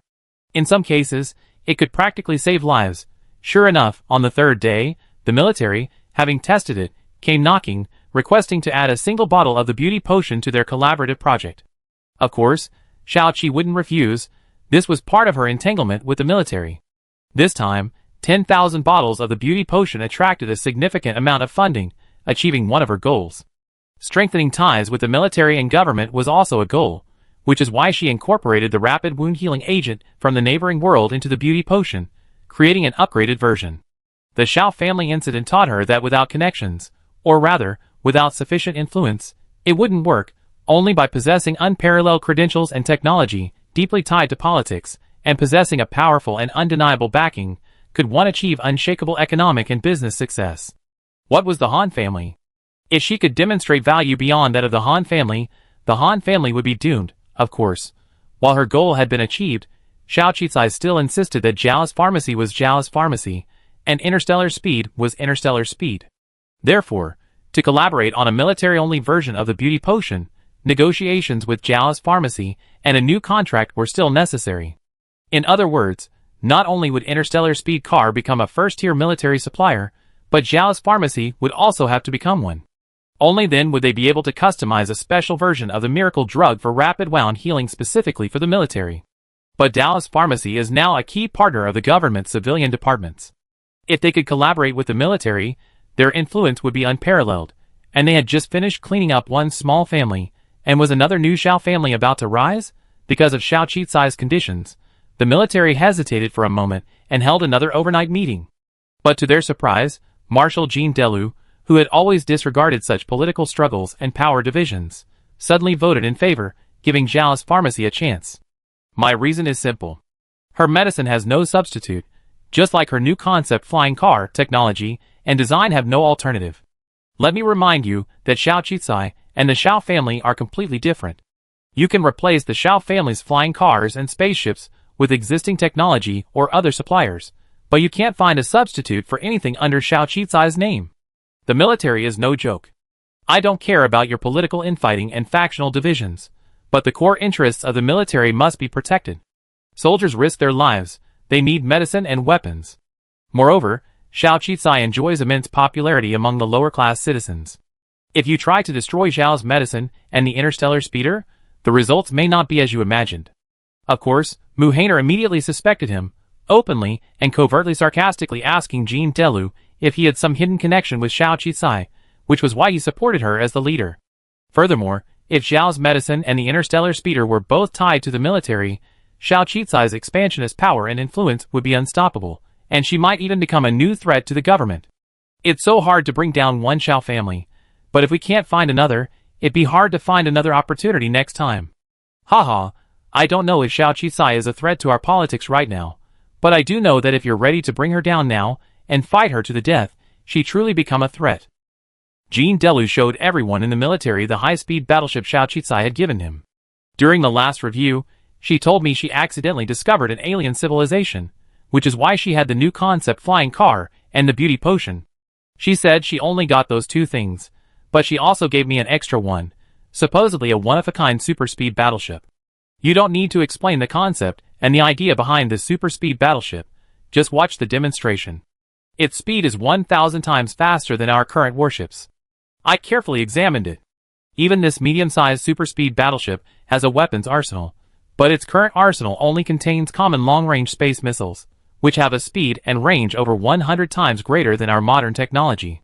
The only spare missile arsenal she left for me contained missiles, while the other 2 largest weapons bays were completely empty. Do you know what these 2 large weapons bays might be equipped with? And she could give me something like this. Do you know what that means? It means you never know what else she might have. Furthermore, she's been mysteriously missing for a year. All the information in the entire coalition government, Not even the highest level military information system can detect any trace of her. What does that mean? Do you understand? Jean Delu glanced at the military brass present, observing their shocked expressions. His tone remained serious. So, we better hope she's genuinely willing to strengthen ties with our government and military, and truly only wants to make money. If you push her too far, and she resorts to other means, then you see how many of these weapons you can handle. Jean Delu projected a short, brief video on the projection screen. The projection displayed several key features of this medium-sized, high-speed warship. Just these few features stunned the entire military. Everyone knew about their research on military weapons, but with their current technological level, could they possibly win against such a warship? Old Marshal Muher opened his mouth, his eyes filled with fear, but he finally slumped over, slumping back in his chair. As it turned out, if he wasn't a threat, or even threatened to become one, they could deal with him. But if he truly was, they had no choice but to cooperate. Their only option now was to strengthen their cooperation with Dow's Pharmaceutical and Interstellar speed car. Even the military couldn't figure out how many cards Xiao Qizai had in her arsenal, so the current plan was to use them as much as possible. The Han family was still gloating, saying it was just a civilian pharmaceutical company. How could it possibly compare to his massive spacecraft and transportation factories? Interstellar speed car was fine, but Zhao's Pharmaceutical also wanted a piece of the military pie. Was it trying to imitate them and rely on the military to rise to power? Impossible. But to their dismay, the next day, the military announced a close cooperation plan with Zhao's Pharmaceutical, adding the military-controlled version of the beauty potion to the military's first-level procurement list and designating Zhao's Pharmaceutical as a first-tier supplier. That's right, another first-tier supplier, an irreplaceable, direct partnership, no margin for error. The news shocked the entire internet.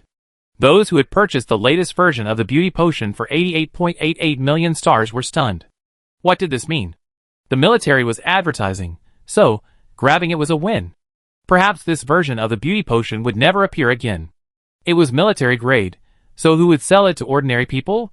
Based on this, those 10,000 bottles of beauty potion were already fetching hundreds of millions on the black market. Those who didn't grab it were simply regretting it. Of course, the public only observed this, but Zhao's pharmacy's competitors and other highly sensitive business people suddenly discovered something more. Xiaoqi was just an E-class citizen. Why would she cooperate with the military? Her company was limited in size, so how could she possibly qualify? Some people expressed dissatisfaction, and companies interested in becoming military suppliers even united to protest, deceived by the Han family. Soon, the military issued a statement regarding political and national security confidentiality. National security secrets and politics hold supreme legislative power. All development and institutions are reliant on these two elements. And with top-secret authority, as seen in the military's recent incident, they can disregard laws, existing regulations, and other matters, directly purging the Xiao family's leaders. This even directly altered the entire aerospace industry landscape, propping up the Han family, and taking over the Xiao family's companies and manufacturing facilities. The military and political systems do have privileges, so it's no surprise that these privileges were bestowed upon these two companies, and indeed, upon Xiao Qizai, isn't it? This announcement and statement highlighted the importance of a first-tier military supplier and also lifted restrictions on Xiao Qizai's factory size, company headcount, and various business travel restrictions as an E-tier citizen. This announcement shocked the entire interstellar system. This meant that Xiao Qizai, now a low-tier citizen, enjoyed nearly the same rights as a high-tier citizen, freedom of travel, investment, and the ability to open companies and factories across all star regions, without any personnel or qualification restrictions.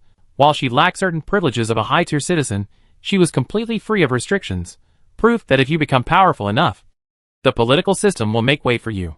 Some online analysts speculated that Xiao Qizai's wealth would allow her to quickly upgrade her citizen card. She could even use her status as a first-tier military supplier to apply for contribution points, enough for a free upgrade.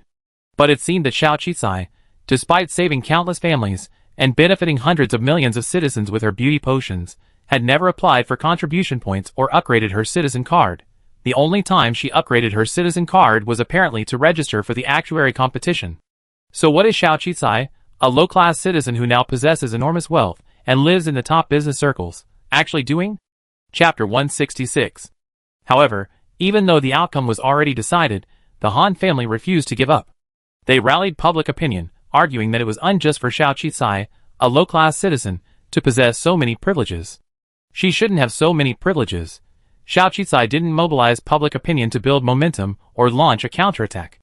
Instead, she posted a few words on her personal account. Privileges? What are privileges? I don't possess rights beyond what a citizen should possess. I simply earn the fair and just treatment that an ordinary citizen deserves through my own hard work.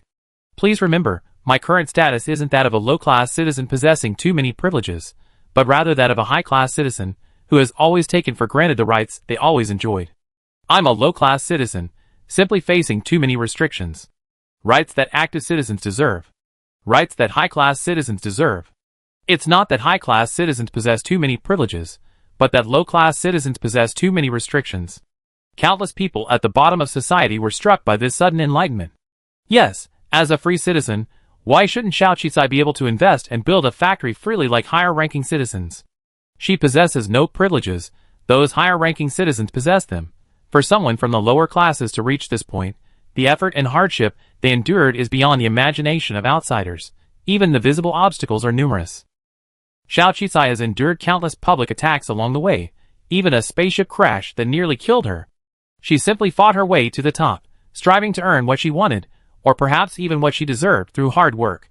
Most of those online trolls were ordinary people or bots, and countless lower-class citizens were in an uproar.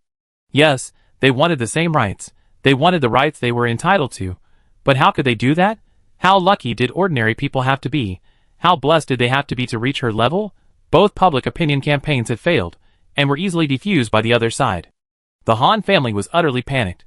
If Zhao's pharmaceutical and interstellar speed car continued to struggle, they would undoubtedly be threatened. Even if they weren't in the same industry, they were terrified. After all, they felt guilty. After all, the Xiao family was squeezed out by them. In their hearts, Xiao Qizai would always be a member of the Xiao family, from the very beginning. It was impossible not to avenge the Xiao family. Moreover, Zhao's pharmacy and interstellar speeder were now affiliated with the military. Marshal Muhaner had even gone silent, no longer responding to any questions from the Han family head, and even discussing a divorce from his sister, Han Fen, driving them mad. Add to that the fact that Han Yao's son, Han Rui, had been arrested again, and the higher-ups had issued warnings to the Han family. Therefore, Xiao Qi hadn't spared any time to deal with them or retaliate against them, and they had already lost their composure.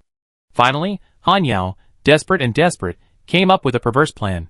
He selected a very young and beautiful girl from his family and intended to give her to Marshal Muhaner, allowing him to continue his previous support for the Han family. Unexpectedly, Marshal Muhaner refused, simply telling the Han family to fend for themselves. Han Fen moved back to her parents' home without a word, and abruptly distanced herself from Han Yao. Han Yao, the patriarch of the Han family, already a man of limited intelligence, was now completely at his wits' end. Even at the top of the industry, he lived in constant fear, fearing he'd be squeezed out one day, terrified that the military would kick the Han family out of its Tier 1 supplier status. The Han family? I don't have the time to deal with them right now. These idiots can't do anything except file complaints, and buy spam groups. Xiao Qi finally understood the gravity of the situation. Her time had always been precious. Using it to deal with the Han family, a family that relied on connections to rise to power, was a waste of time to deal with a group of people within the Han family who had less than 10 brains combined. After her E-Class citizenship upgrade, she quickly gathered everyone in the company and established the final framework for the entire company. Afterward, she invested heavily in the construction of the final Planet 0068 base. Although the base had been completed according to the original design goals, Xiao Qi had an even more insane plan. So she once again poured tens of billions into a larger R&D base, new concepts, and, of course, new, secret industries. She spent countless hours collaborating with everyone in the company. These new businesses and prospects would be the foundation of her company's future, and that was what mattered most. After this disaster, the core members who remained were all loyal and capable. These individuals finally allowed Xiao Qi to see that her company had established a solid foundation. So, the time for acceptance inspection was approaching. Once the base research was complete, a new era would begin. Collaboration with the military on 2 major projects is proceeding closely. Unsurprisingly, the price offered is extremely high, and Xiao Qizai is unyielding. He demands strict quality and oversight for what the state wants. Having already paid the price and become a first-tier supplier, how could he not make a profit? Chu Xian was somewhat surprised by Xiao Qizai's arrival. Last time, Due to the fallout from the Xiao Qisai incident, he was nearly investigated by higher-ups. Although his brother had secretly helped him, he still had no hope of promotion, and some things were even blocked. But with Xiao Qisai's return, the higher-ups' attitude suddenly changed. They even spoke to him frequently, seemingly trying to get to know him better through him. Inexplicable, so when Xiao Qisai arrived, he directly raised this question. Xiao Qisai was the first to thank him for sticking with the government enterprise cooperation project during her absence for over a year, and even for helping Wu Xiu promote joint expansion with other star regions. Indeed, it's difficult to help someone in need. Xiao Qisai never misjudged Chu Xian. Even after she passed away, he maintained their collaboration. After the success of the government enterprise partnership project, he even saw the potential of the beauty potion and helped promote it to other lower-level planets in the star field. This is truly something that only someone with ideals, great love, and noble character could do, and this is precisely why Xiao Qisai came to see him. Xiao Qisai asked him, "Do you want to return to Xingyao?" Chu Xian's gentle face froze for a moment. "What do you mean? Since your break with the Chu family, you've been effectively demoted here. But even though you achieved political success, promoting the beauty potion and benefiting countless lower-level planets and citizens, the higher-ups remain unmoved, pretending not to see, don't they? Minister Chu, have you ever considered that only by standing at the top, possessing greater power and status, can you truly achieve anything you want?" Chu Xian fell silent. Indeed, his achievements surpassed those of other ministers of public welfare in other star regions. Logically, he should have been promoted, given a raise, and transferred to Xingyao long ago. However, his superiors remained unmoved, even with the Chu family's presence.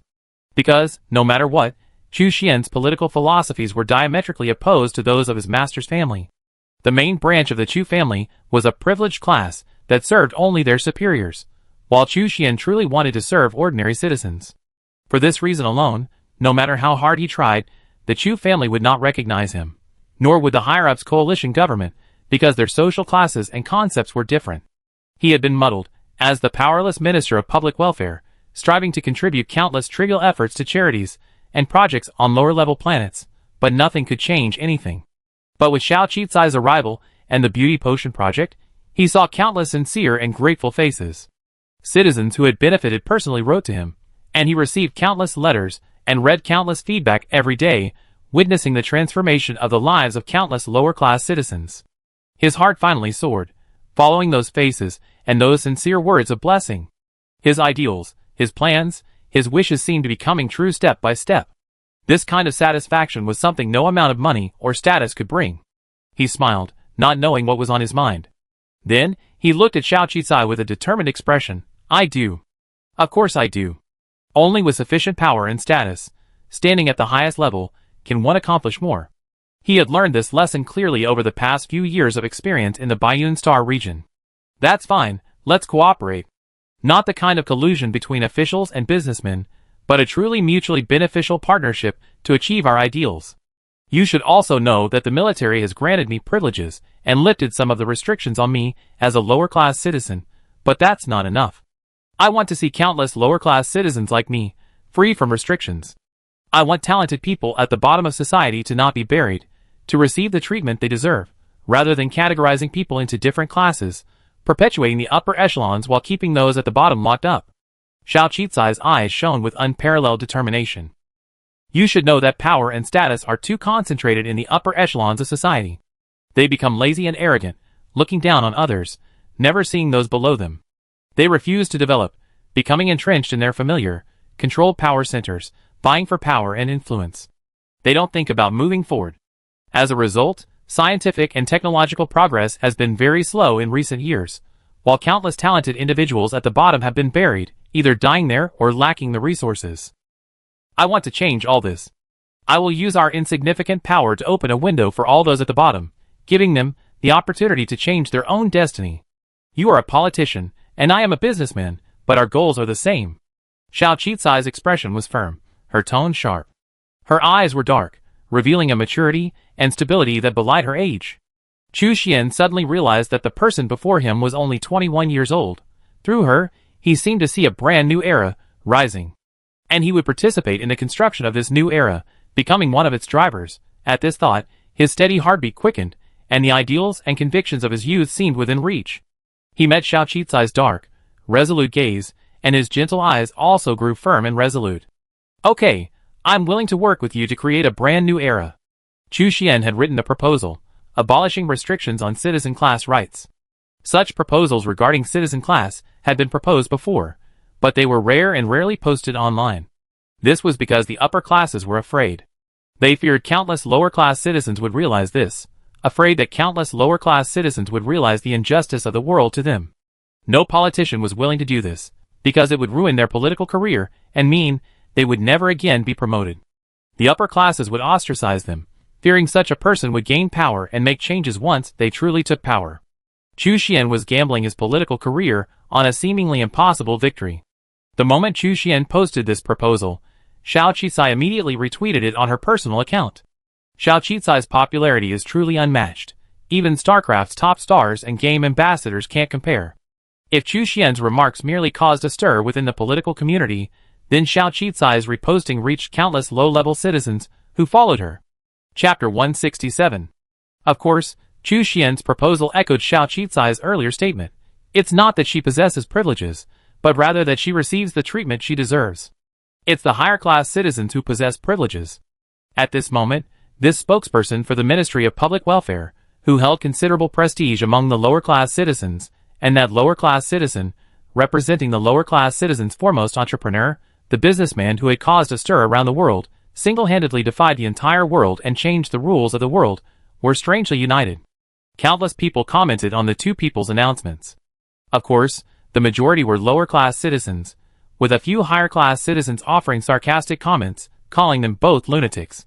Xiao Qicai didn't block the comments of the higher-class citizens, but they were attacked by the lower-class citizens to the point of nearly being banned. It turns out that if you touch enough interests, people will naturally speak up for you. At the same time, Xiao Qicai launched an online poll, a vote on Chu Xian's proposal.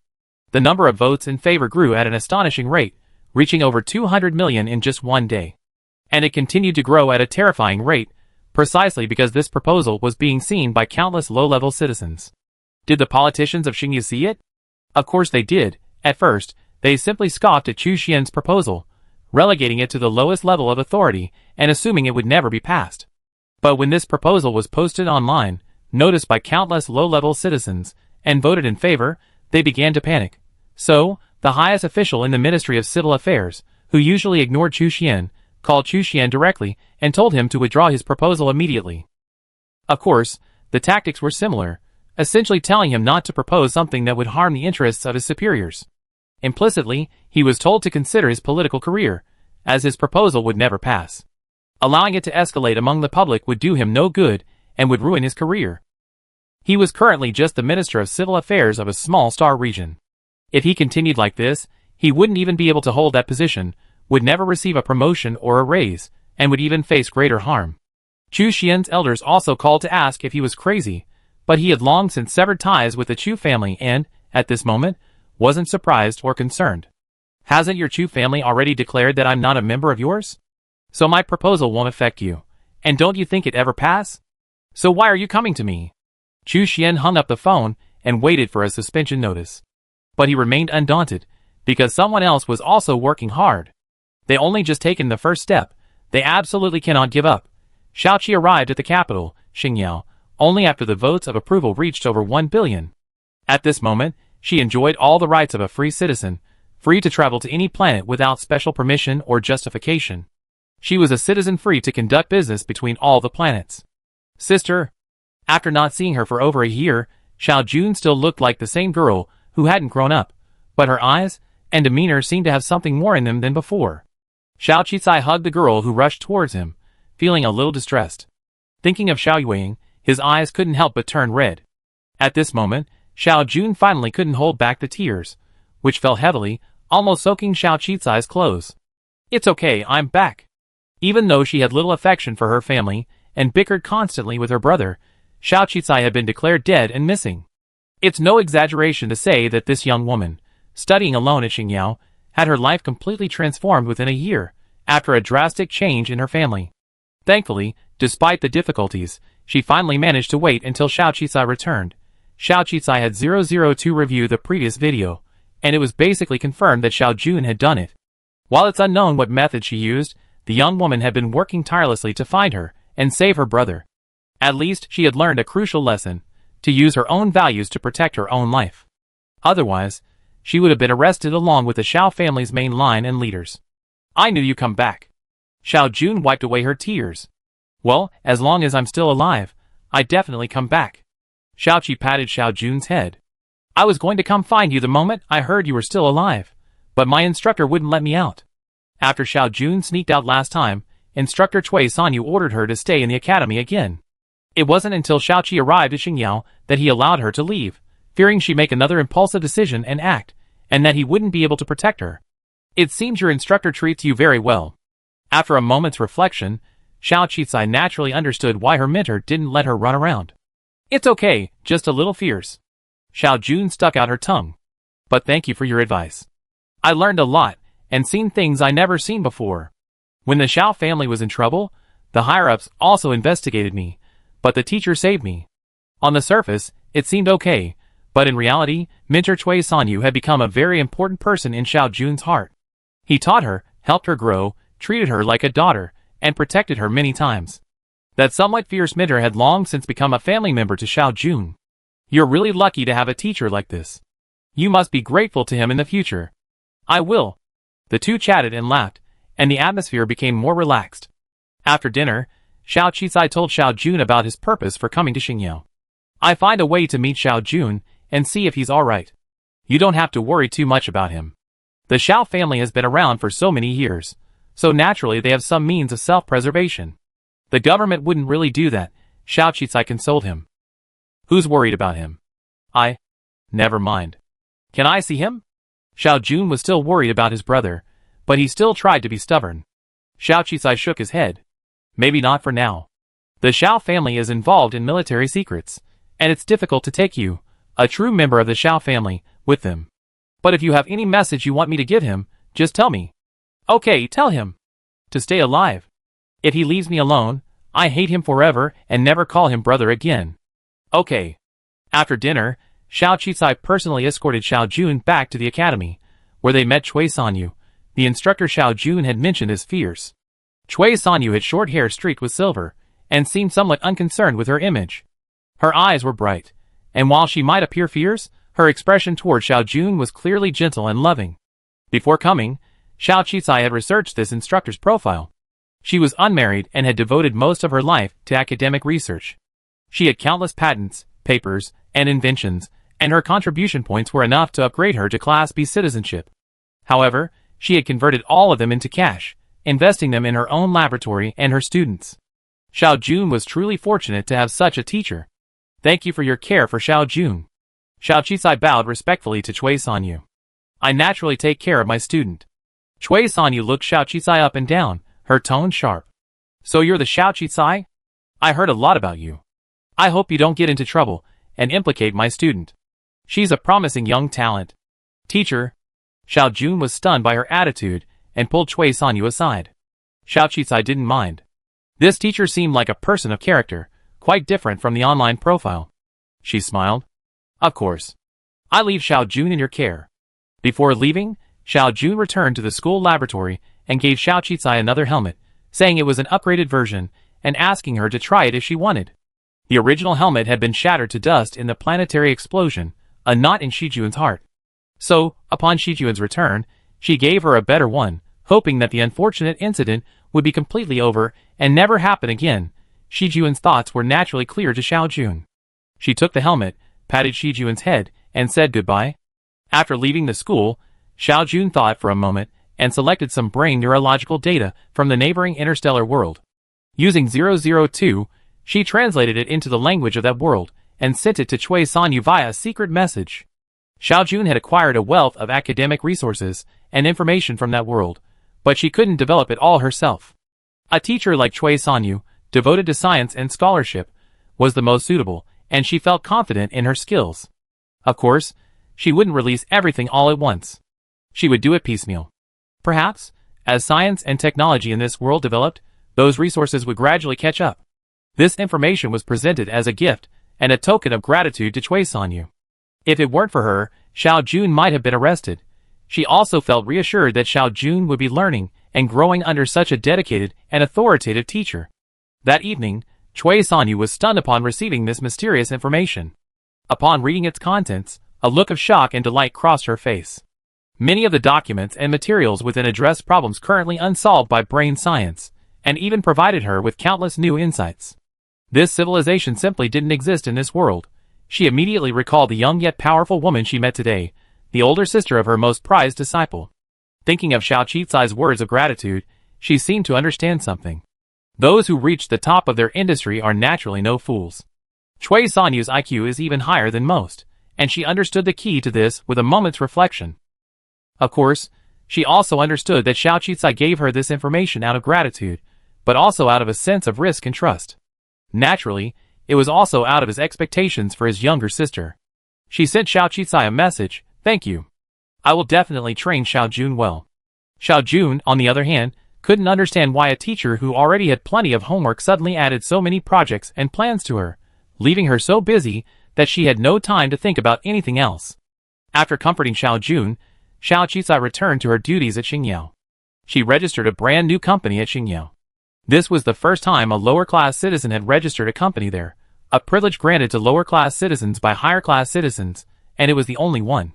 Everyone assumed she would register a new company like Zhao's Pharmaceuticals or Interstellar Speed Car to assist with the military project, but unexpectedly, this company was in a completely new field.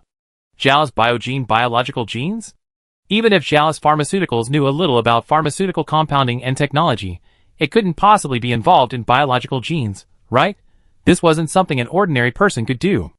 The relevant biological genetic technology was essentially controlled by the government and major chaebol families. Of course, the same was true with car manufacturing before, but Xiao Qicai had created a miracle, creating a new concept flying car. Could it be that Xiao Qicai had some new ideas in biological genetic technology?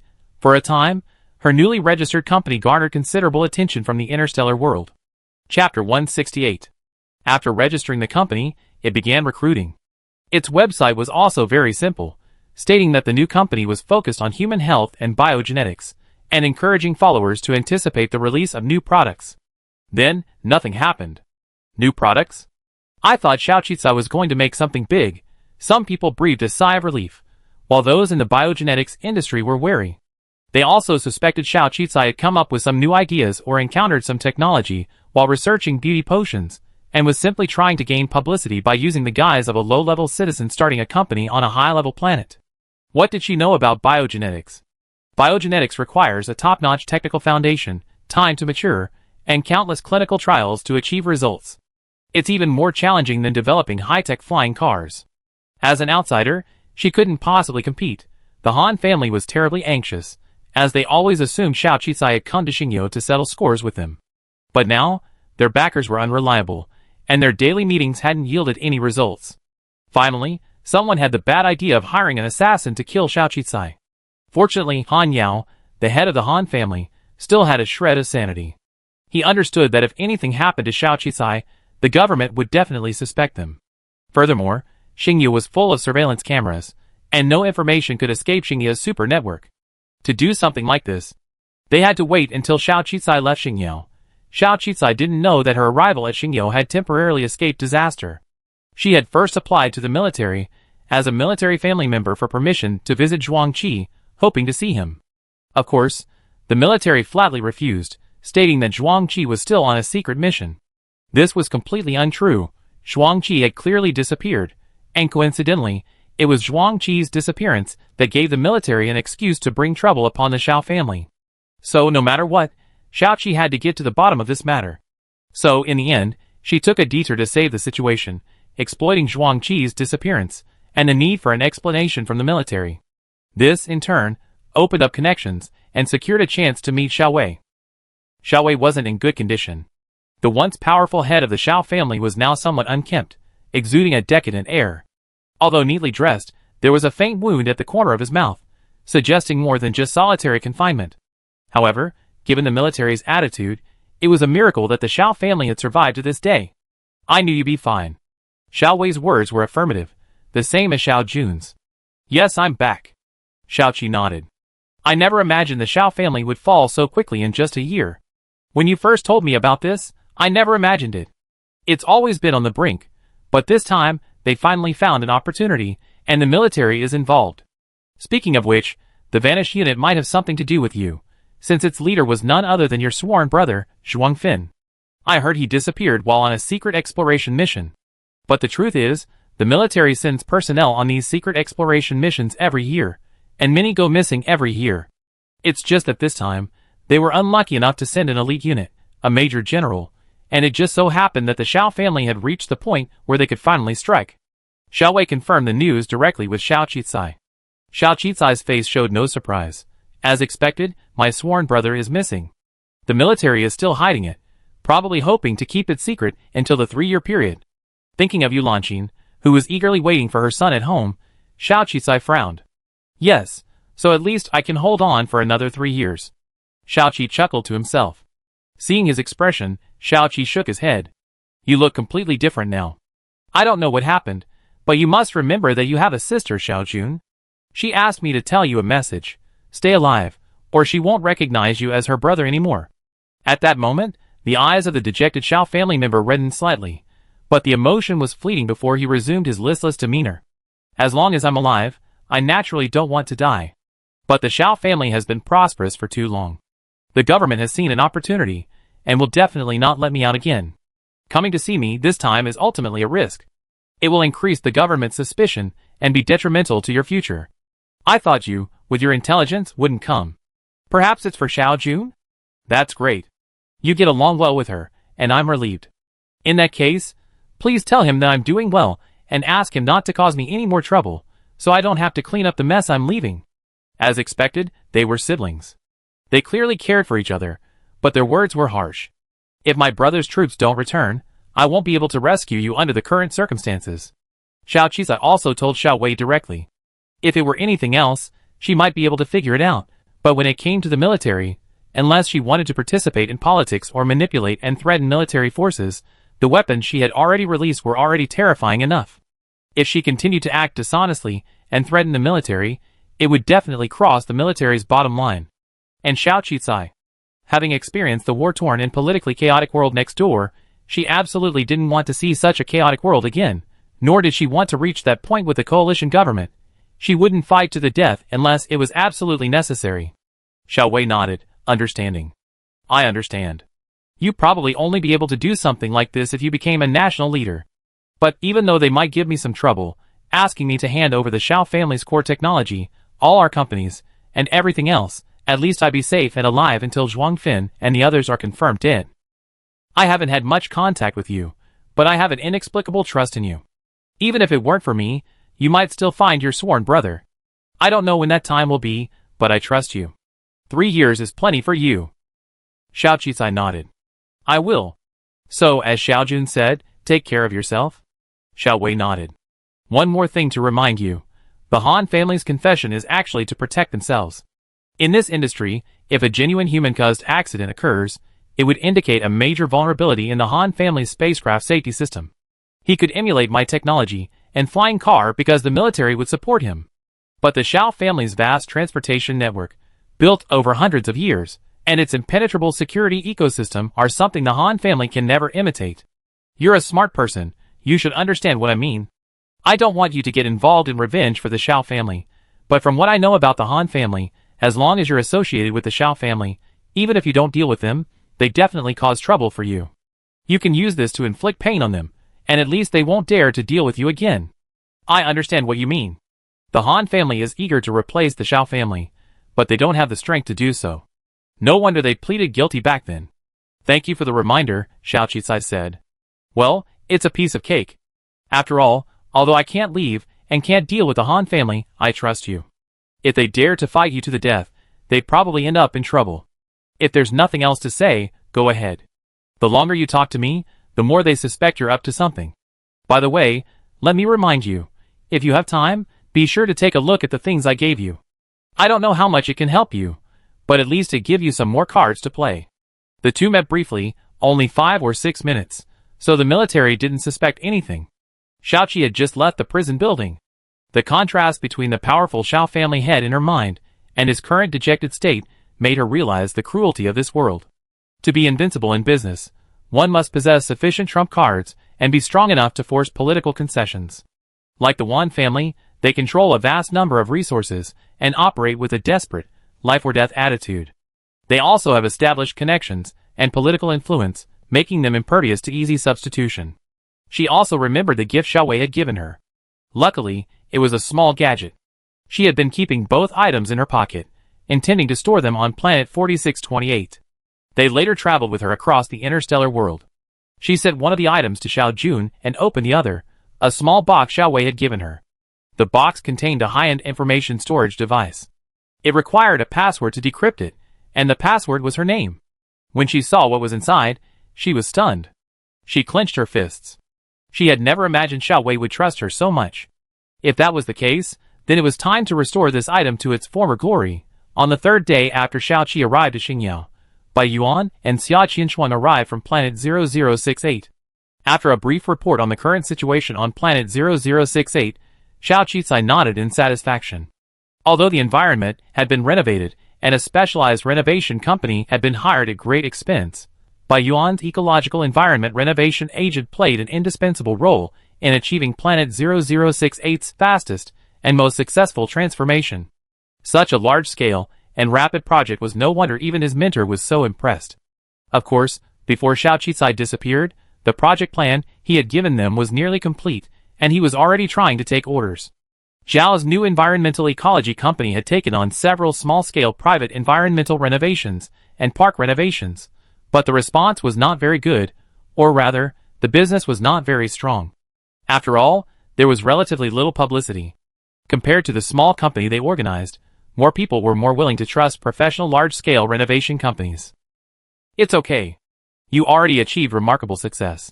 You already gained experience, laid a solid foundation, and your technologies are mature.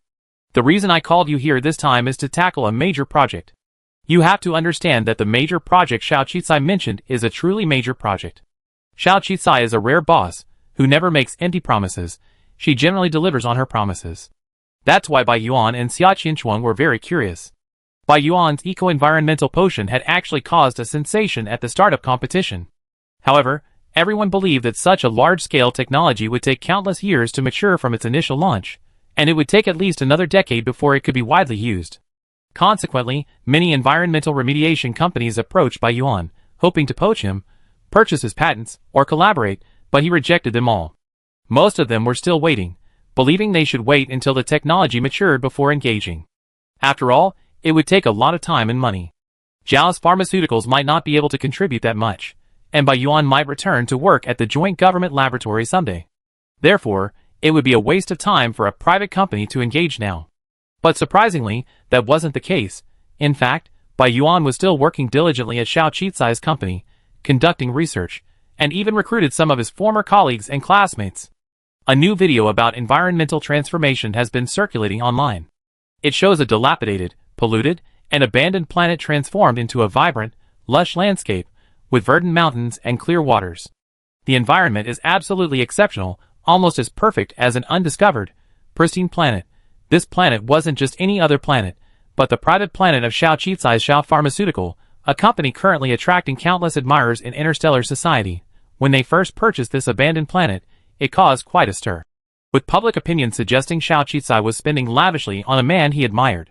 At the time, the government had also confirmed the planet's deadly radiation, so most people assumed Xiao Qicai was simply buying it for fun.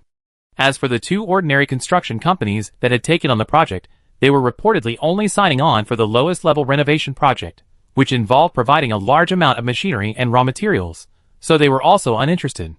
Who could have imagined she would actually make such drastic changes? Project 0068, which had lasted over a year, had finally arrived, and the resulting scene was absolutely spectacular. No planetary transformation had ever been so rapid. Large-scale planetary transformations, even at great expense, would take at least 5 to 10 years. Even the most urgent government projects took at least 2 to 3 years to complete. Who could have imagined someone could accomplish such a successful transformation in just a year?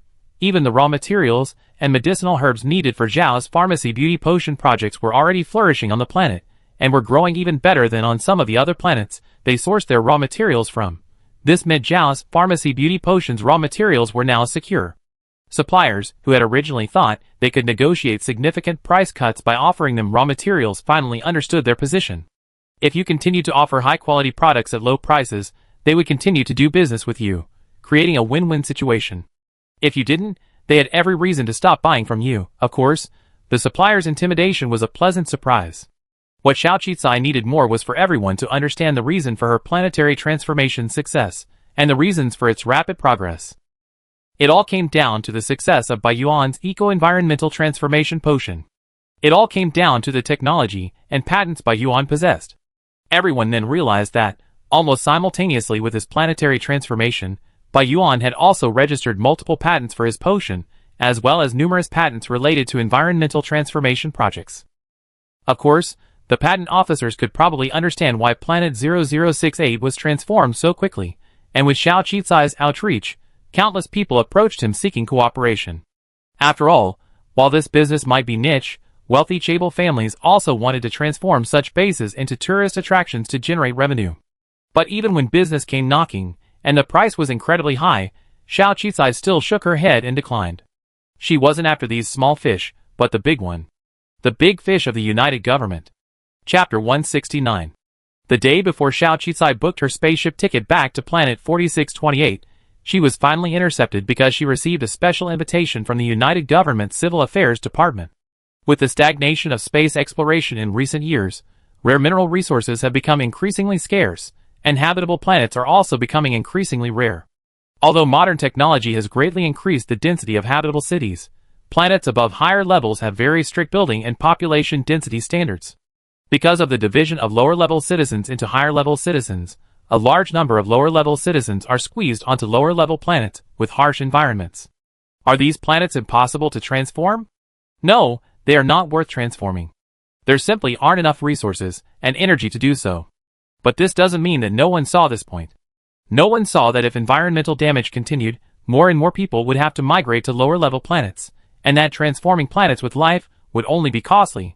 And in recent years, the number of abandoned planets has also increased. Xiao Qicai demonstrated a low-cost and rapid template for planetary transformation. The sheer variety of patents filed under her company's name was particularly dizzying, even staggering. The United Government's laboratories employed numerous scientists working on related projects, but progress was painfully slow. Some projects had even stalled, with no potential for breakthroughs. And as Xiao Jun had previously pointed out, nearly all approved patents, especially those with detailed listings, had been presented to the United Government. It was no secret.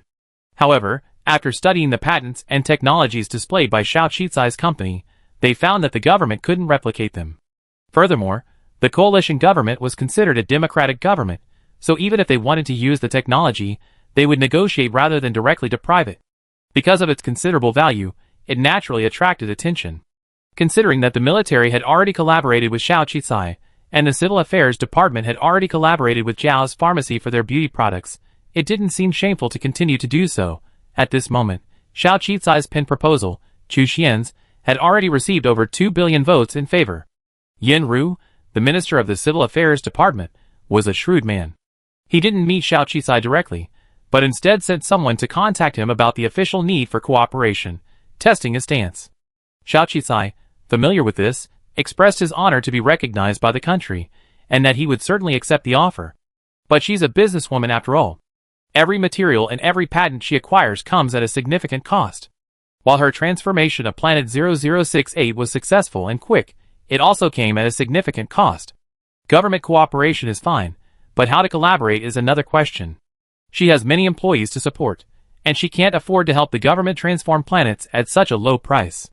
Furthermore, she's just a low-ranking citizen. Her previous collaboration with the military was met with widespread public outcry. Setting up a company and collaborating beyond her authority would undoubtedly lead to further criticism. As a low-ranking citizen, it's only natural that she can't make such a significant contribution. The subordinates hesitantly recounted Xiao Qicai's words to Yan Ruchuan, almost verbatim. He immediately understood Xiao Qicai's intentions. Then came the second round of negotiations. This time, the government outsourced some planets that were nearing or already decommissioned to Xiao Qicai, allowing her to calculate the cost herself. The government would pay 150% of the cost, leaving Xiao Qicai with a 50% profit.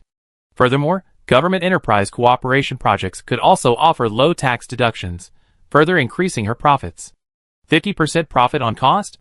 After deducting other costs and adding taxes, the profit wouldn't be much. Every time the government terraformed a planet, the big companies that won the bid made a small profit. Why was 50% considered a huge advantage now? Forget about it. Those game developers were making thousands of percent in profit. She was actually doing real work, and the government was trying to take advantage of her. Having failed to achieve her goal, Xiao Qizai explained that she had too much to do and was short-staffed, unable to take on such a large government project. Furthermore, most of her subordinates were low-ranking citizens, unable to easily relocate to other planets. She cherished the planets and felt bad for seeing them abandoned.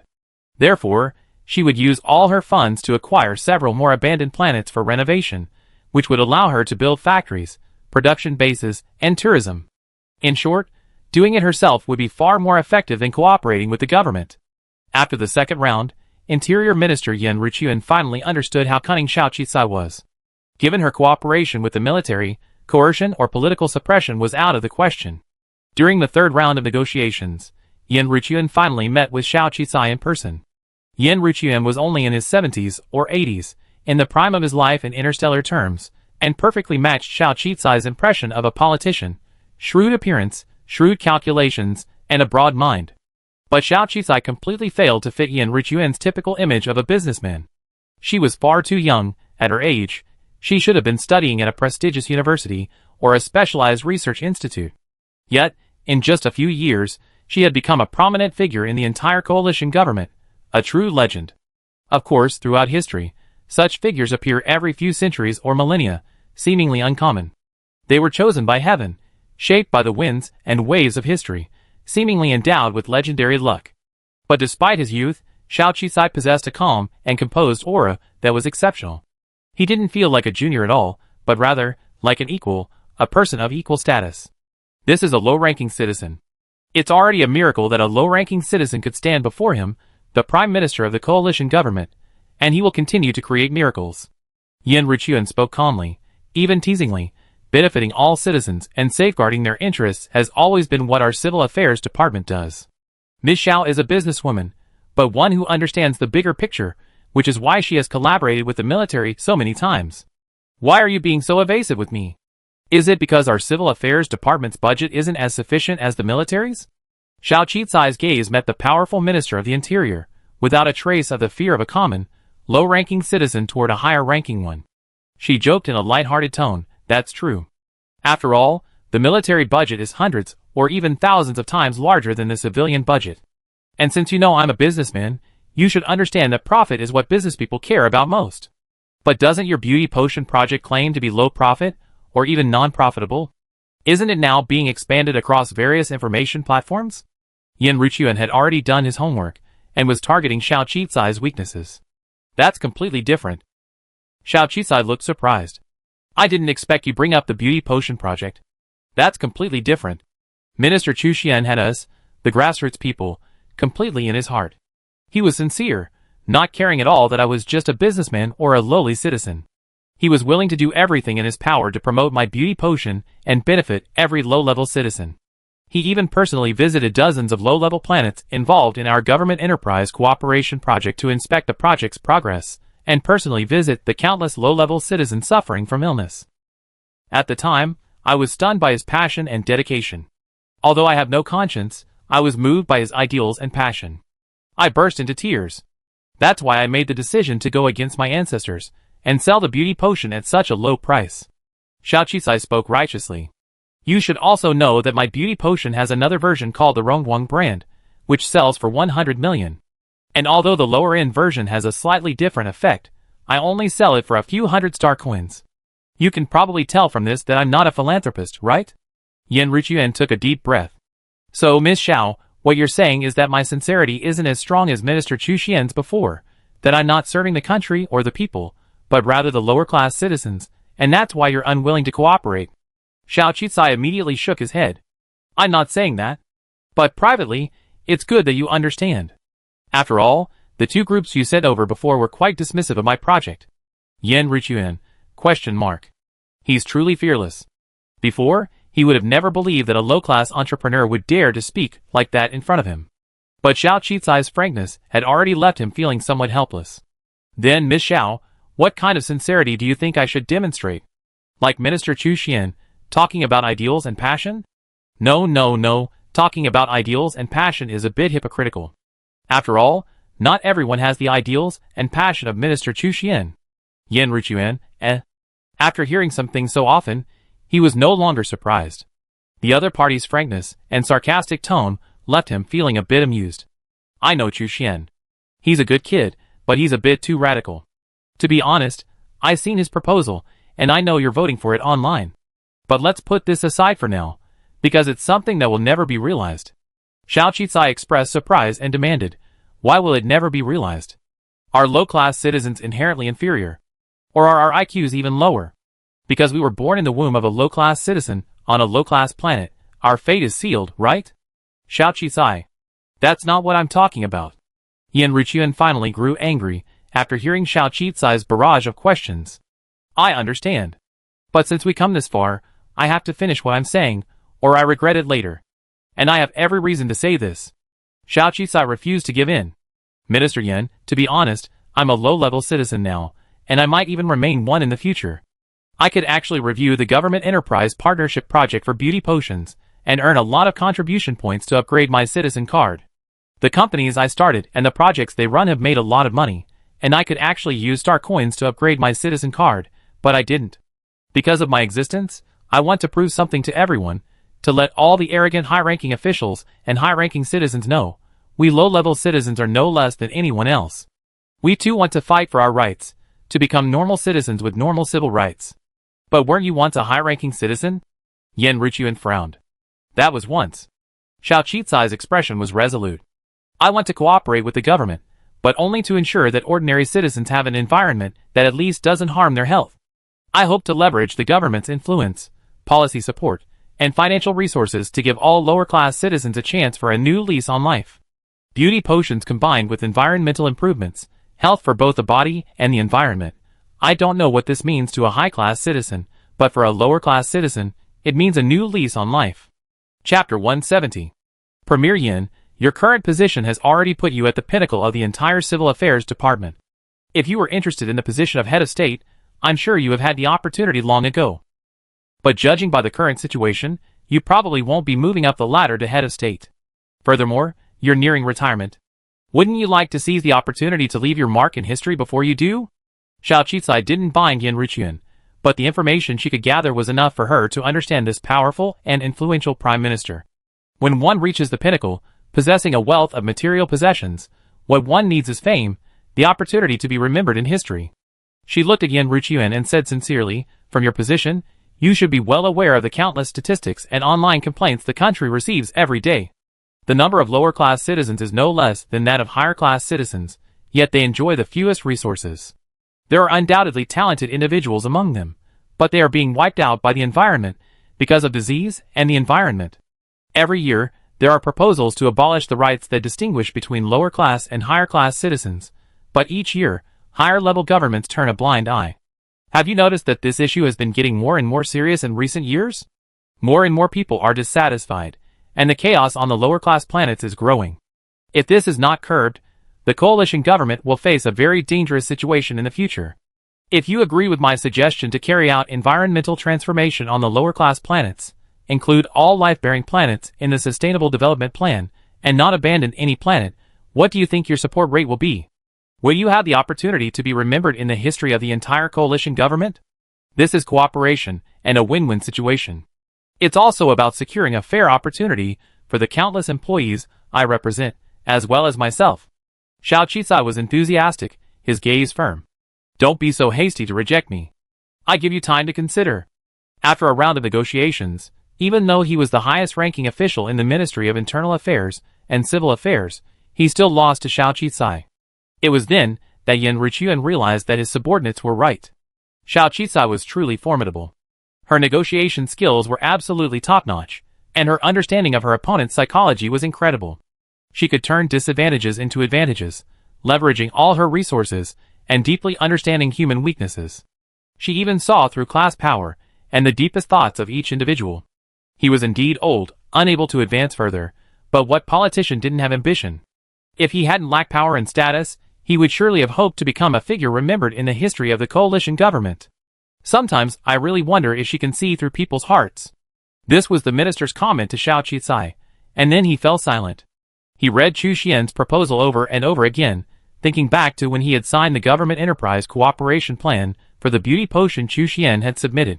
It seemed as if from that moment on, the trajectory of his fate had been set in motion. At some point, he unconsciously called Chu Rui. The Chu family, under immense political pressure at the time, had warned Chu Xian, but in return, Chu Xian angrily declared that he had long since severed ties with the Chu family. Furthermore, with Chu Xian's subsequent suspension, the Chu family naturally put the matter behind them for the time being. Although Chu Xian's proposal was inevitably gaining more and more votes in favor online, they tried their best to ignore the issue.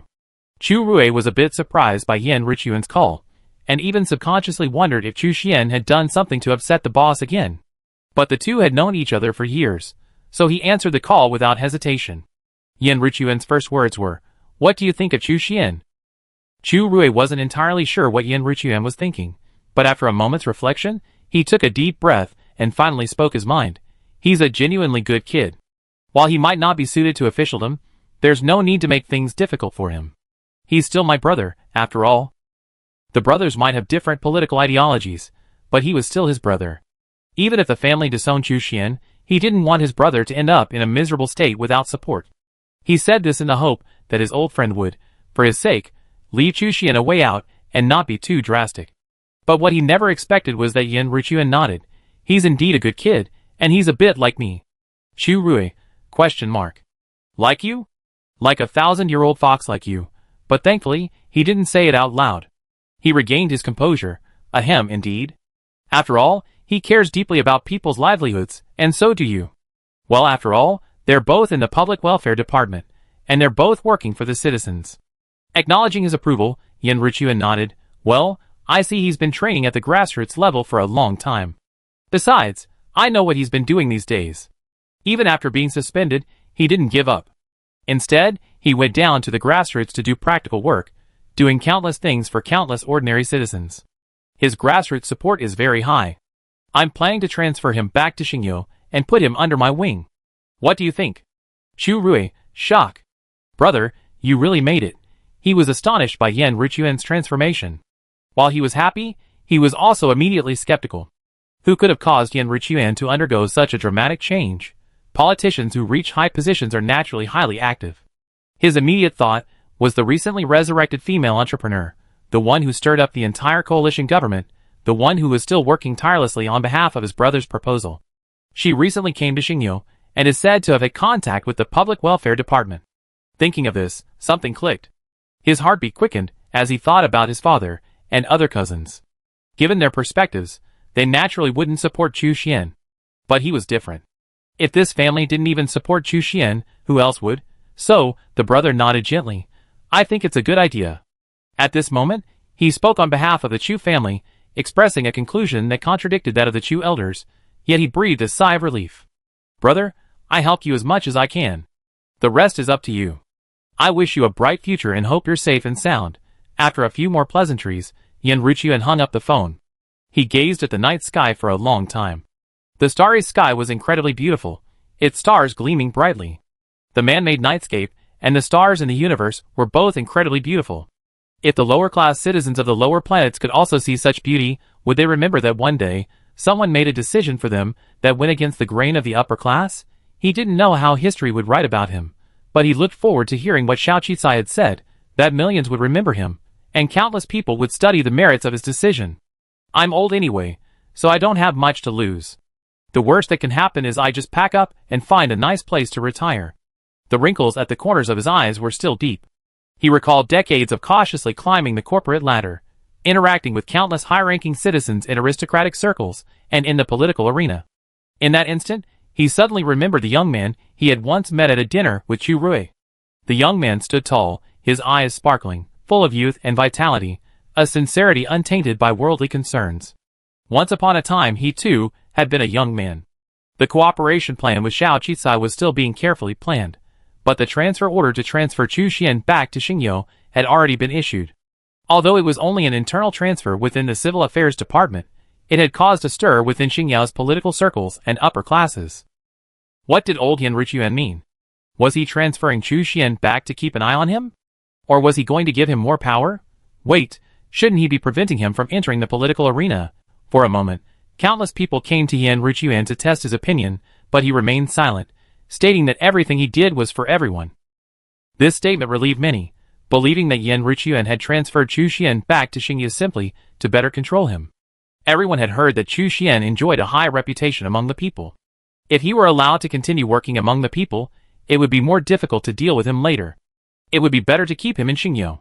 At least, he wouldn't be able to move, and someone would be watching him wherever he went. Some even praised Yan Richuyuan for this move, but Yan Richuyuan just smiled and said nothing. Xiaoqi had just returned to Planet 0068 and checked the progress of his new research-based plan. He then added a genetic biology department to Planet 0068. Of course, this genetic biology department was specifically designed for Zhao's biogene company. Yao Fengquan had already begun recruiting relevant talent, and the announced salaries were as high as ever, sparking a flurry of interest.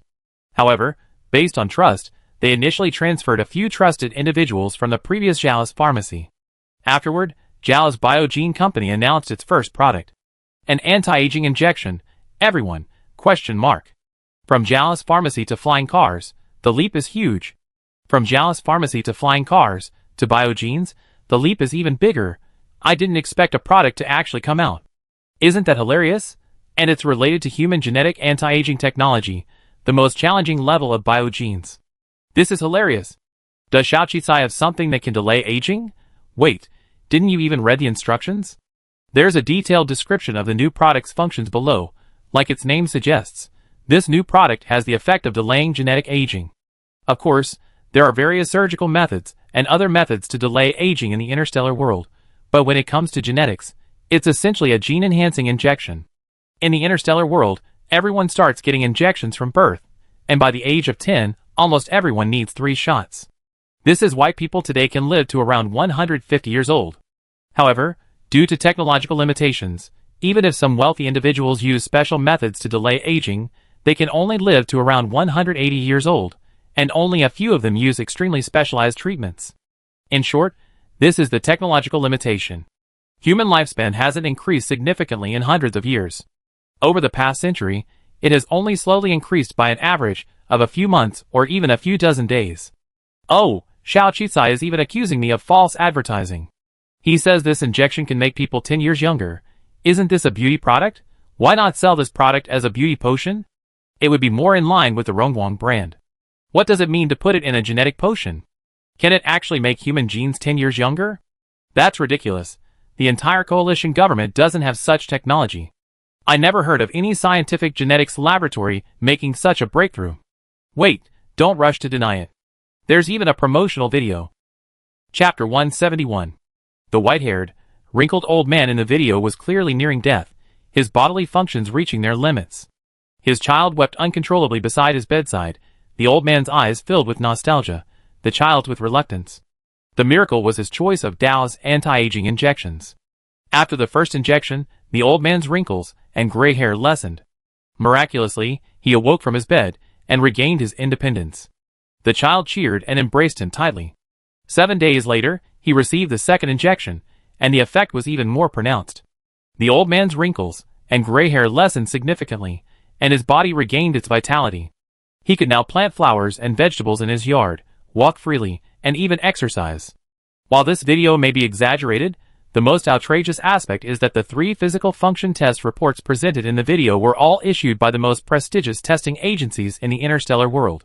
Moreover, they were the 3 most prestigious testing agencies. The first test report indicated that the elderly man was 167 years old, and his bodily functions had reached their limits. Doctors even recommended euthanasia for his family. However, he had only one unmarried son, so his passing would leave him without his last family member, leaving him helpless and heartbroken. As the man neared death, both of them held a longing for life in their eyes. The second test report revealed that the elderly man's genetic age was only 157, and his bodily functions had largely recovered. The third test report indicated that the elderly man's genetic age was only 145. This is a genetic age test, and one backed by 3 authoritative reports. It's absolutely foolproof. The video can be faked, but the report can't be. For a moment, everyone who saw the promotional video thought they were seeing things. What kind of magical thing was this? Was it a miracle work of God, like a beauty potion? Especially those on their deathbeds, who had previously given up hope, now desperately searched for the purchase button. No matter what, as long as the hype was true, they had to give it a try. They were going to die anyway, so why not give it a try? Sadly, there was no purchase button.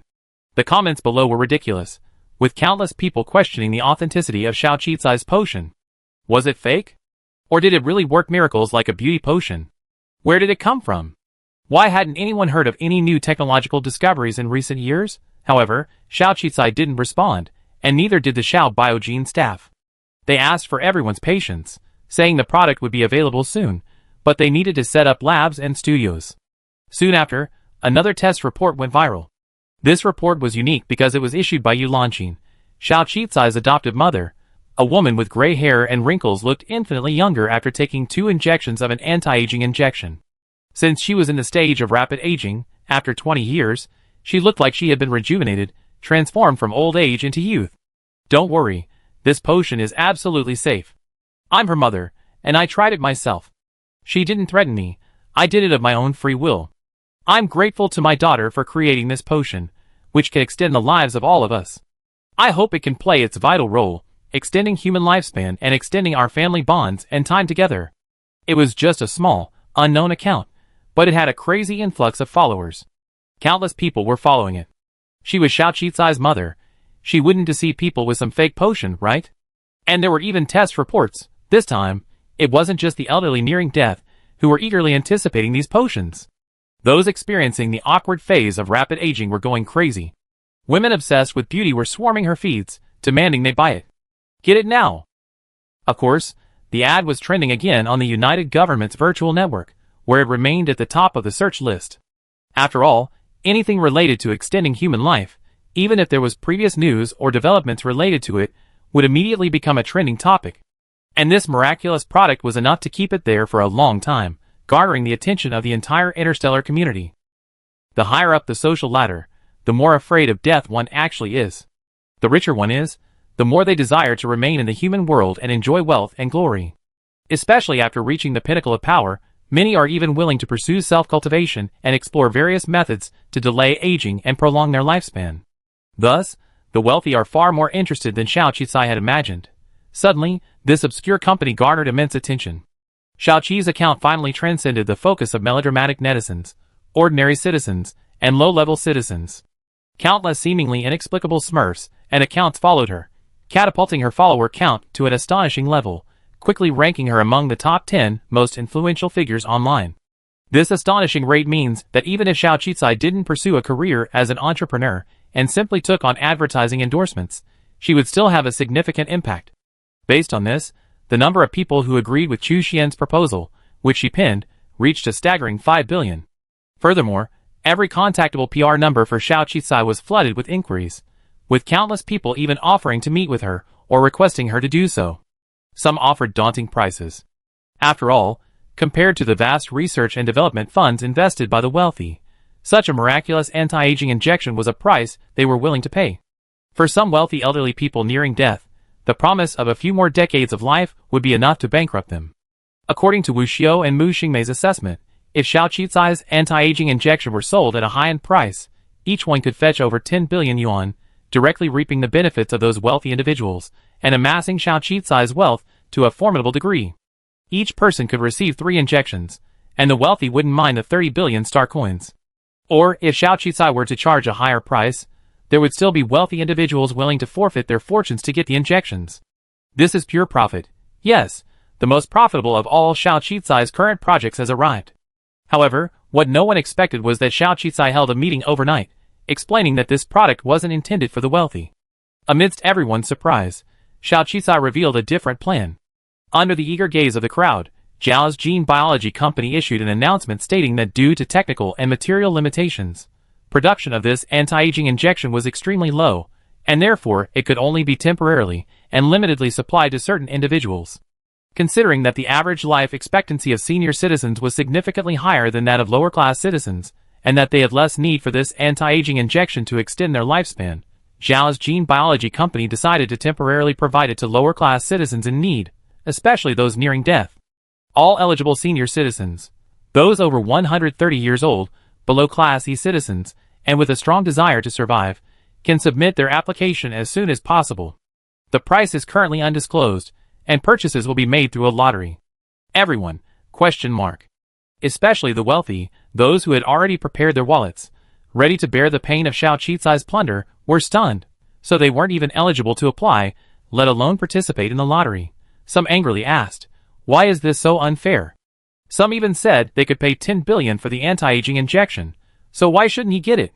Xiao Qizai is paying the price, and if 10 billion isn't enough, even 50 billion will do. Only lower-class citizens have the opportunity to buy it. This is blatant discrimination, unfair. Many people even insulted Xiao Qizai, causing her to lose a lot of fans. In response, Xiao Qizai issued a sarcastic statement, stating that this wasn't discrimination against upper-class citizens, because she was just an ordinary lower-class citizen and understood their suffering all too well. Upper-class citizens have good care robots to care for them until their death. They have no shortage of money for retirement, and they have access to various cosmetic and life-extending methods, so they don't need to worry about aging. But the lower-class citizens are far more pitiful. Environmental pollution, various diseases, and poverty have resulted in significantly shorter lifespans than those of higher-class citizens. Because of poverty, lower-class citizens also have low fertility rates. Some even have only one family member, so they cherish family ties and loved ones all the more. She empathizes with this. Besides, she's a lower-class citizen herself, coming from the masses and working with the masses. She can't reach the heights of higher-class citizens, so she can only do things that benefit lower-class citizens. Others, ? All the lower-class citizens burst out laughing.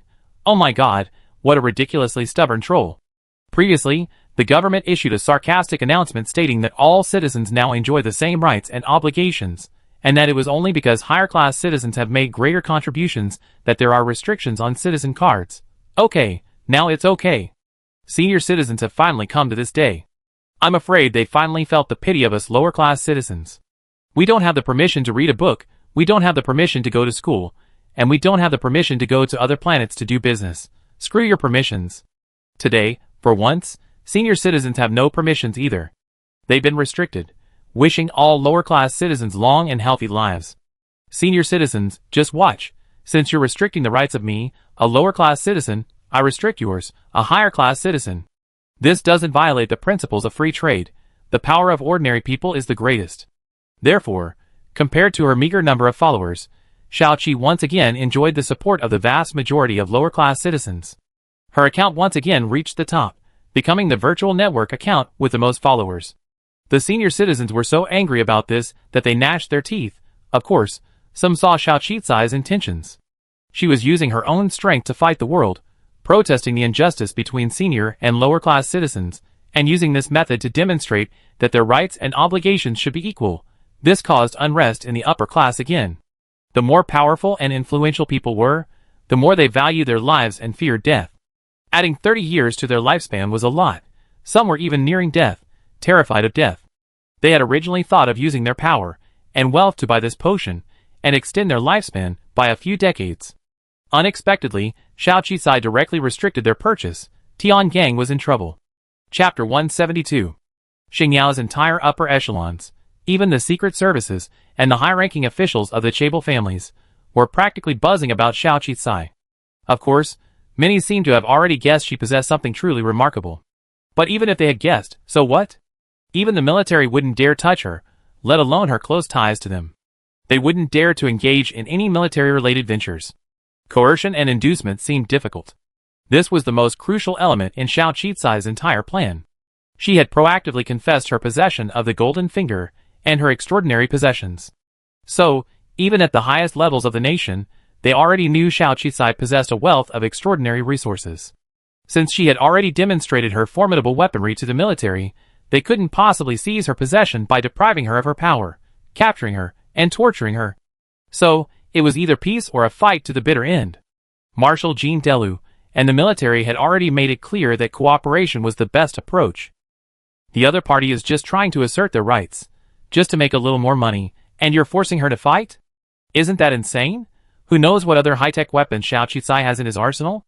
Will he unleash a blast on Xingyao? Blow it up completely? A threat? Sorry, Xiao Qicai doesn't even acknowledge she's a member of the Xiao family. My sworn brother, Zhuang Fin, has also disappeared. It's hard to imagine. If Xiao Qicai knew Zhuang Fin was gone, would he have any issues with the military? In short, the top brass held an overnight meeting and concluded that they should see how much Xiao Qicai possessed, and let her release it first. They should prioritize cooperation for a short period of time, trying to extract as much valuable information from her as possible to benefit the coalition government. They should not provoke her lightly. And taking advantage of this opportunity, Yan Ruqian finally seized the moment and announced a major collaborative project between the People's Livelihood governments of the entire 8-star regions and the Xiao Environmental Project Department. The Polluted Planet Terraforming Project. If the beauty potion was a sedative to the civilians, allowing them to eliminate the damage to the environment and their skin, it was, of course, only a temporary solution.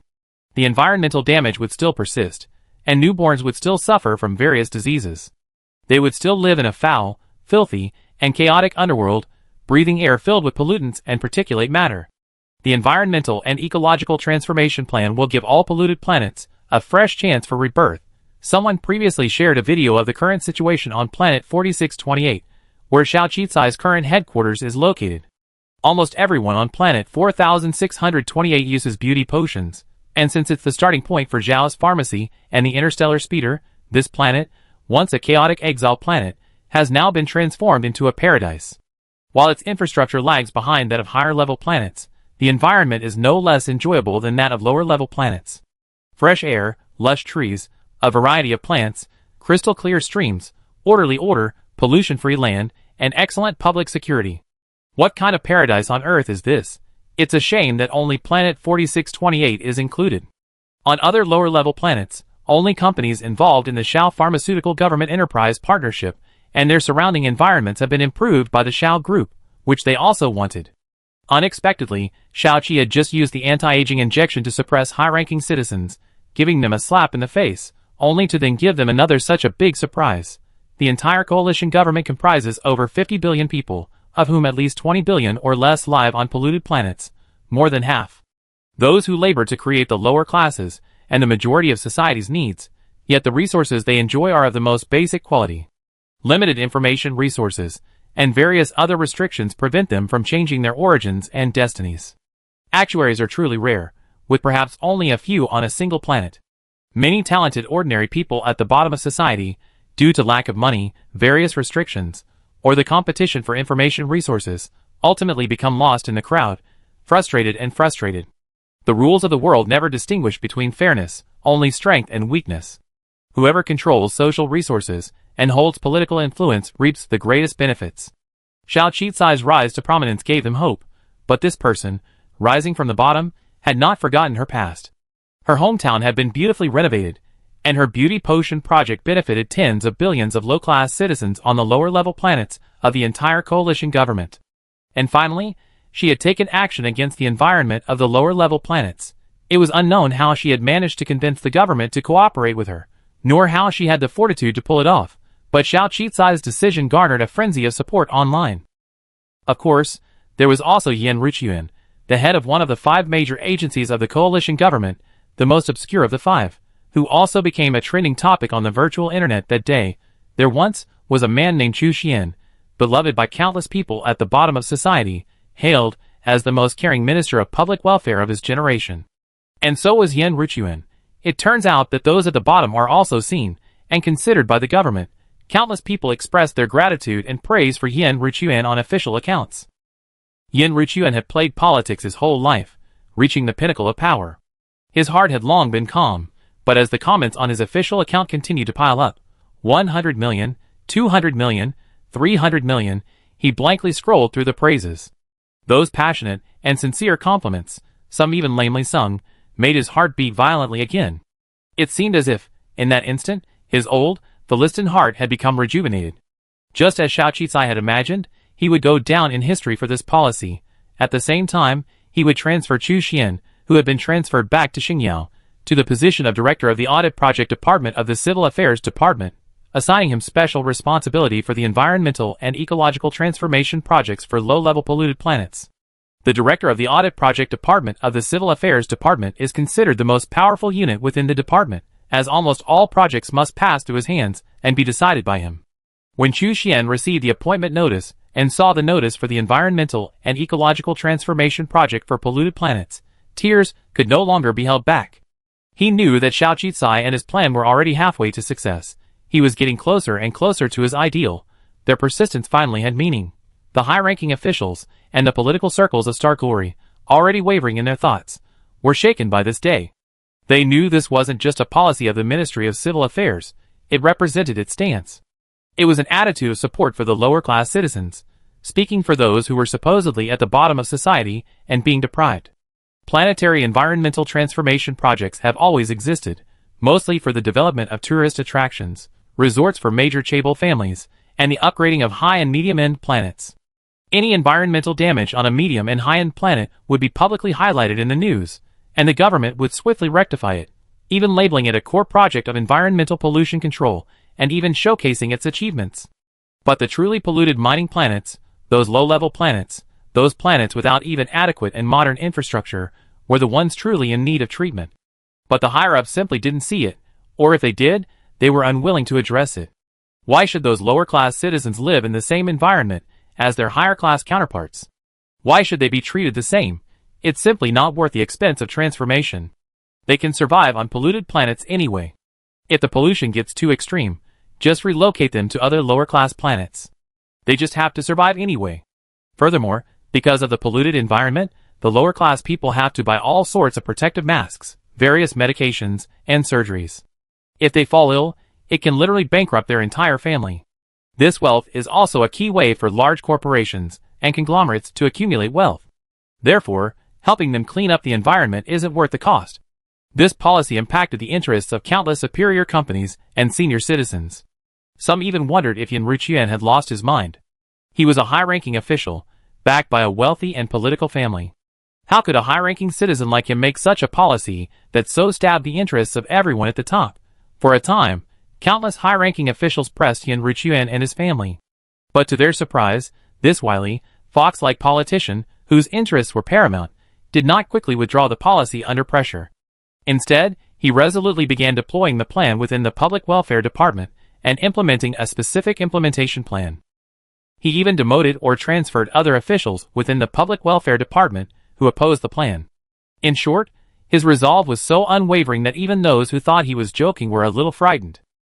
And Xiao Qicai not only fulfilled his promise to him, but also bolstered Yan Ruqian and his family. If other companies won't partner with you, then partner with Zhao's Pharmacy Speed.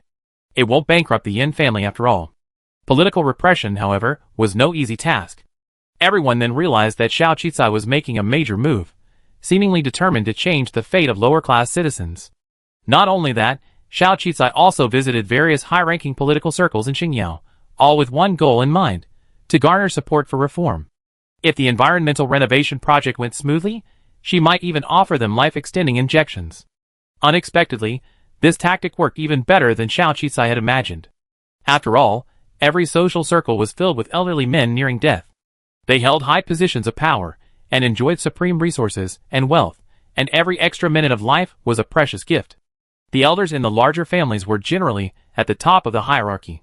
Even if the younger generation had assumed power and authority, they would still consult the elders' opinions.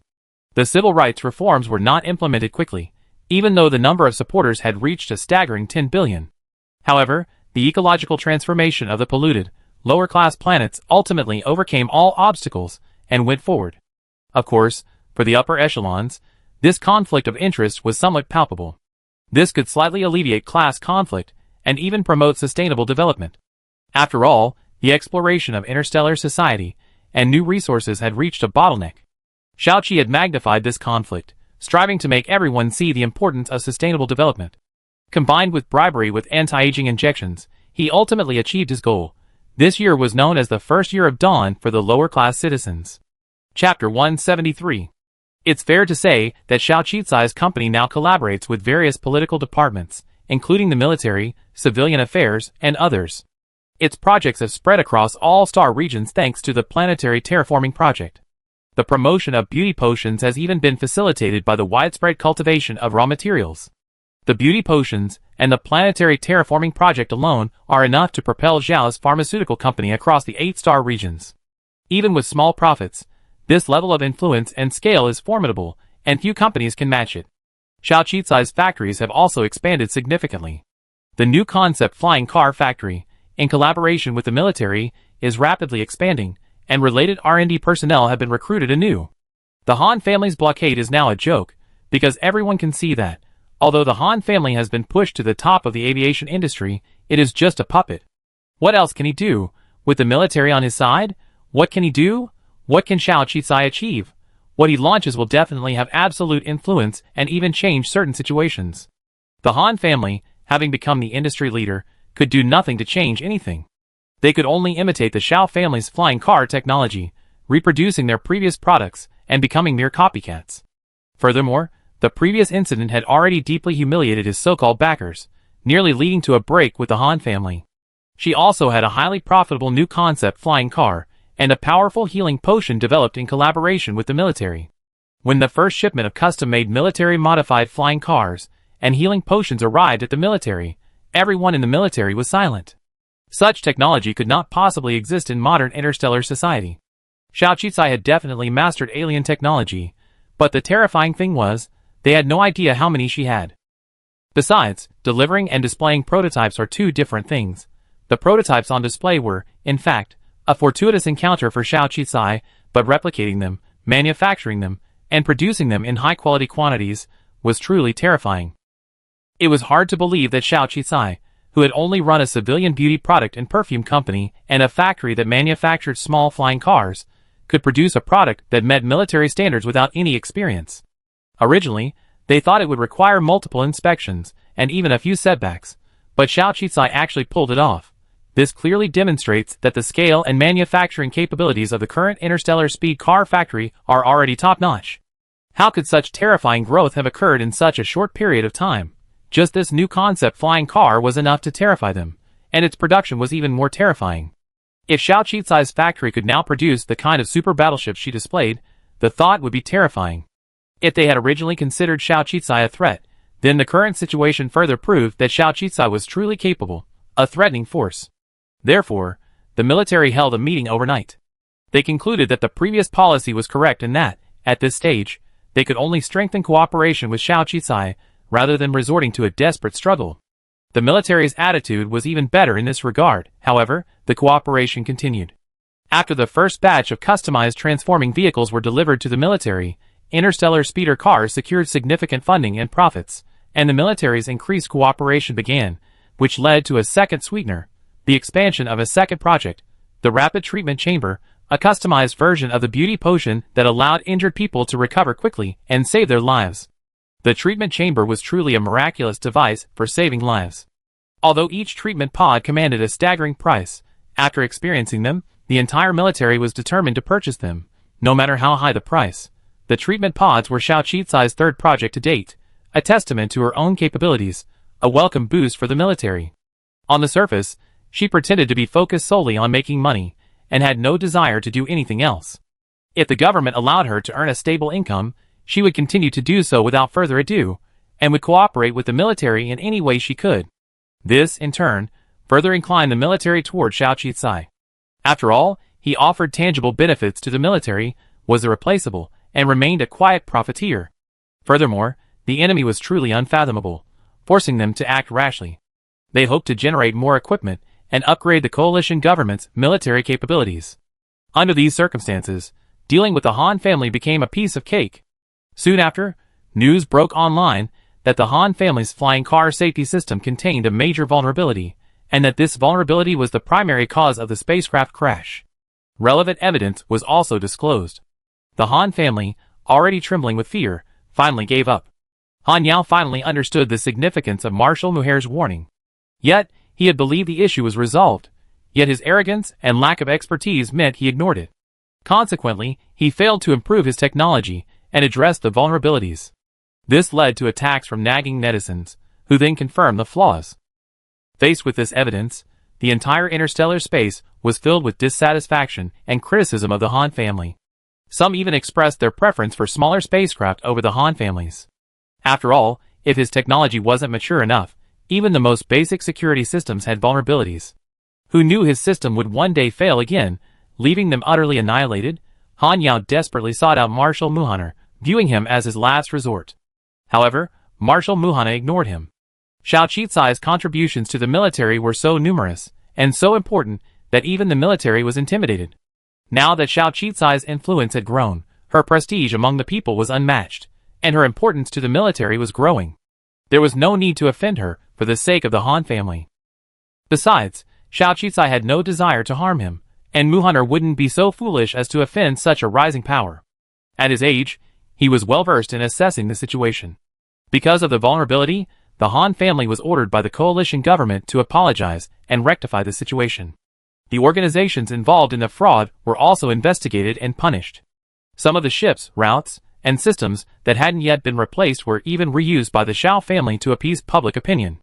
After all, the Xiao family's system security had been proven over a century, so at least they wouldn't suffer from the same rudimentary technical errors as the Han family.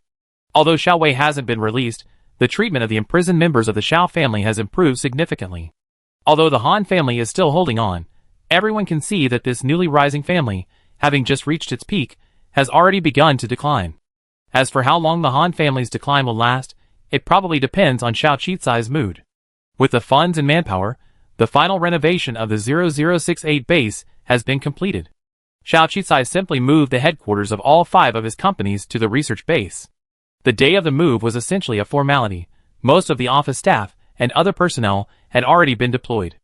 Although the people of Planet 4628 were reluctant to leave, they didn't react too strongly when they realized that Xiao Qizai's factory hadn't moved only a few key personnel.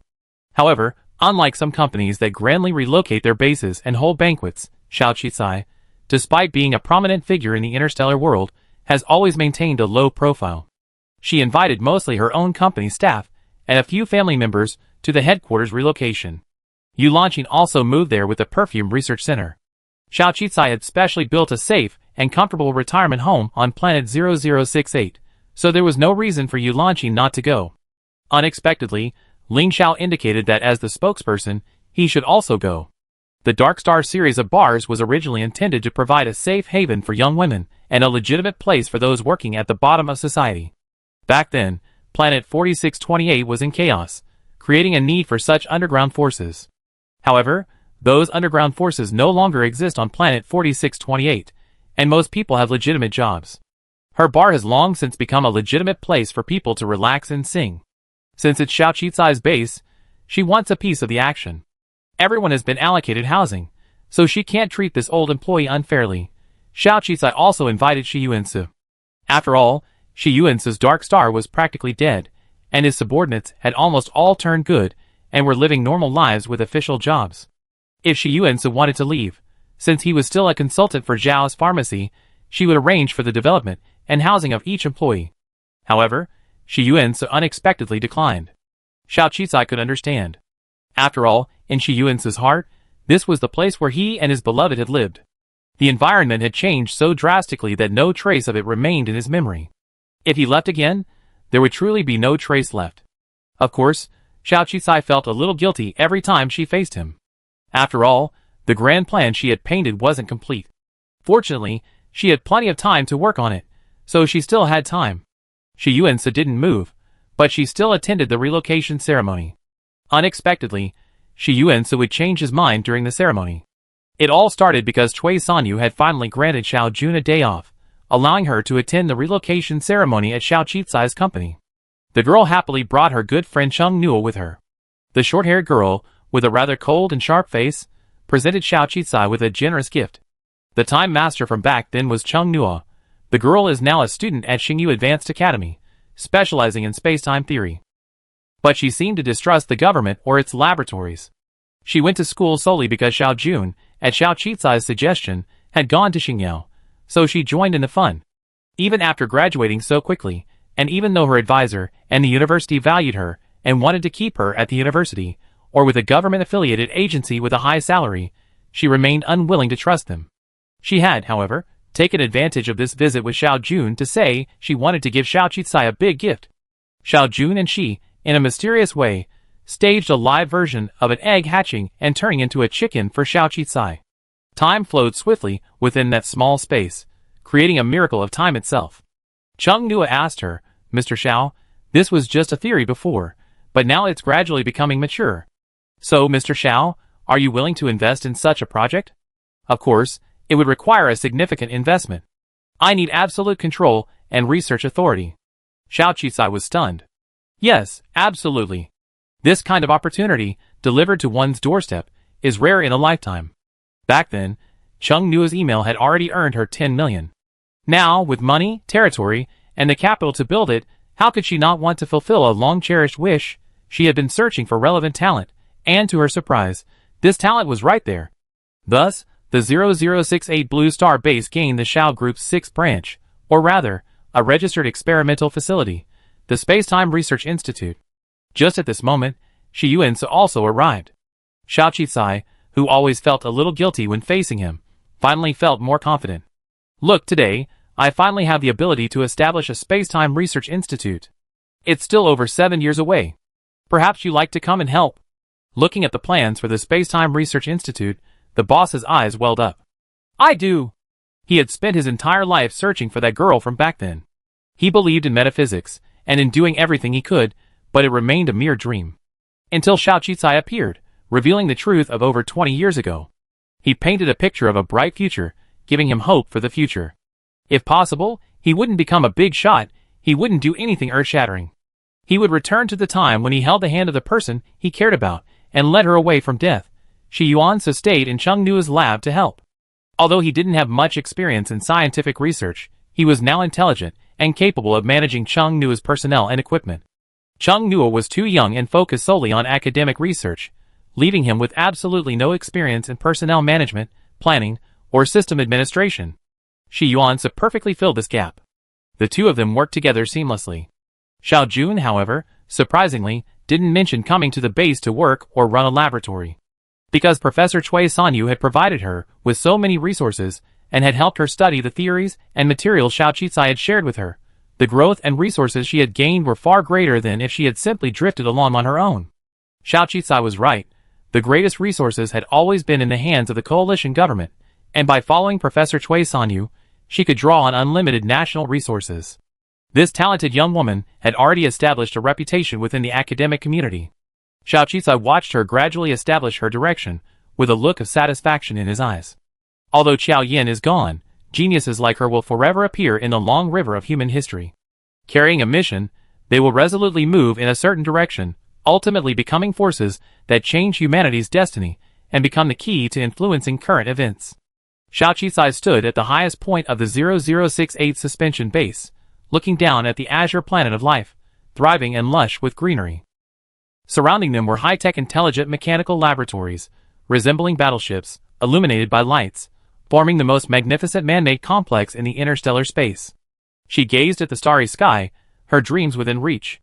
Although strictly confidential, 0068's design concept and certain details have been leaked online. Is that magnificent research base, resembling a space battleship, truly just a company's research base, and not some alien technological civilization? This is truly astonishing, even more eye-catching than the Cyber City. Furthermore, the ecology and various landforms on 0068 are incredibly beautiful, the environment and ecology definitely surpassing that of a high-end planet. It's said that most of the buildings are housing for employees and their families of Zhao's pharmaceutical and Xiao Qicai's other companies, and are also equipped with high-tech facilities such as hospitals and schools. In short, it's an integrated system that allows you to work safely and worry-free, while living in an environment surpassing that of a high-end planet. Such treatment and benefits have sparked a wave of recruitment enthusiasm. Isn't this better than the benefits offered by traditional, established companies? Hurry up, it's so tempting. Besides, Zhao's is still in a period of rapid expansion and development. I heard that those who joined early have already become veterans, enjoying exceptional benefits, the envy of countless people. Yao Fengquan was busy for a while, but a smile spread across her face. She finally understood why Xiao Qicai had invested so much money in building this base. This was the cornerstone of Zhao's pharmacy's century-long and millennial development. From now on, they would no longer be constrained by any policies, nor would their development be limited by certain citizens' social status. However, because of the overwhelming number of applicants, the screening pass rate was extremely low, making Zhao's one of the most difficult companies to enter. But once you get in, you enjoy a lifetime contract, excellent benefits, a superb living environment, directly allocated housing and schools, and an integrated solution to conflicts between family and work. This is probably everyone's dream job. As a result, other companies followed suit, even enhancing their benefits. This was something Xiao Qicai hadn't anticipated, but if it could improve the well-being of all employees, why not? Given the excessive number of branches across the Star region, after this relocation, Xiao Qicai finally signed an agreement to establish a branch campus under his group. This meant that from now on, each location where Xiao Qicai's company operated would not only improve the company's environment and the surrounding environment, but would also establish a high-quality educational environment, admitting the children of employees and even nearby residents, with tuition reduced or even free depending on the circumstances. However, this was a massive undertaking and required the cooperation of the Ministry of Education. So, while the school at the company base was quickly completed, some of the employees there were high-ranking citizens, whose children were eligible for unlimited learning resources. Few high-ranking citizens from ordinary, lower-level planets were willing to work there, though some were. Ultimately, under this decentralized system, the government had to relent. It couldn't possibly be a school solely for high-ranking citizens, and the lower-ranking citizens simply learned by the wayside. No big deal. Unnoticed, the blockade on educational resources eased further, but only for Xiao Qicai's companies and bases. A widespread easing of restrictions didn't occur. This led to an increasing number of people working at Xiao Qicai's company and surrounding areas. Countless lower-ranking citizens and their children sought to join Zhao's companies, schools, and even factories. Everything flourished. Those changes gradually permeated many corners, like gentle spring breezes, flourishing and connecting, forming a force that would ultimately change the world. And Xiao Qicai fully grasped the power of wealth and power. Of course, she was finally able to free up her hands and look for clues about Zhuang Fin. Chapter 174. Of course, 002's help is indispensable when searching for someone, but strangely, even after binding to Zhuang Fin, 002 couldn't find any information about him within its search range. Logically, even if Zhuang Fin were dead, it should have been indicated on the system panel. However, instead of dead, it showed missing, meaning Zhuang Fin wasn't in this world at the moment. Xiao Qicai's heart pounded. If he wasn't in this world, had he gone to another? Soon? She asked 002 to search for secret missions Zhuang Fin had carried out. This goes to show how powerful the romance system is. To facilitate the host's romance, it's willing to do anything. Not to mention all sorts of outrageous cheat codes. As long as it's under the guise of collecting information related to the romance side quest, it doesn't even care about personal privacy or military secrets. Soon, the system panel displayed Zhuang Fin's secret military mission, exploring the coordinates of a new world. Remarkably, the initiator of this mission wasn't the military, but the Wanqing group. Specifically, Wan Jinong. The Wan family had long been searching for the coordinates of a new world. Shaoqi had only learned this through Wan Yu. In reality, Wan Jinong likely knew Qiao Yin wasn't from this world, so using her, or perhaps under the pretext of searching for his deceased wife, Wan Jinong expended a vast fortune searching for extraterrestrial mineral resources, seeking a gateway to another world.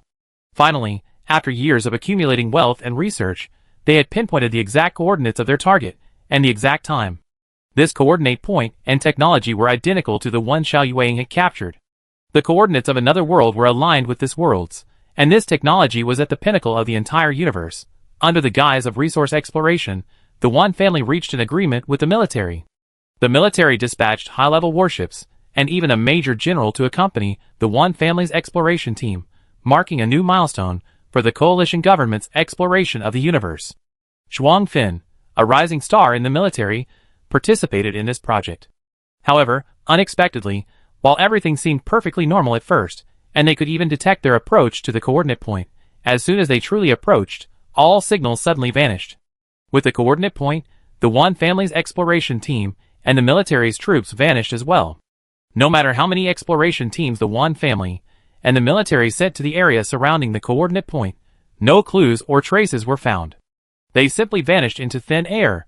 Based on this, the coalition government used the disappearance of the military as an excuse to eliminate the Xiao family, whom they had long disliked and wanted to eliminate.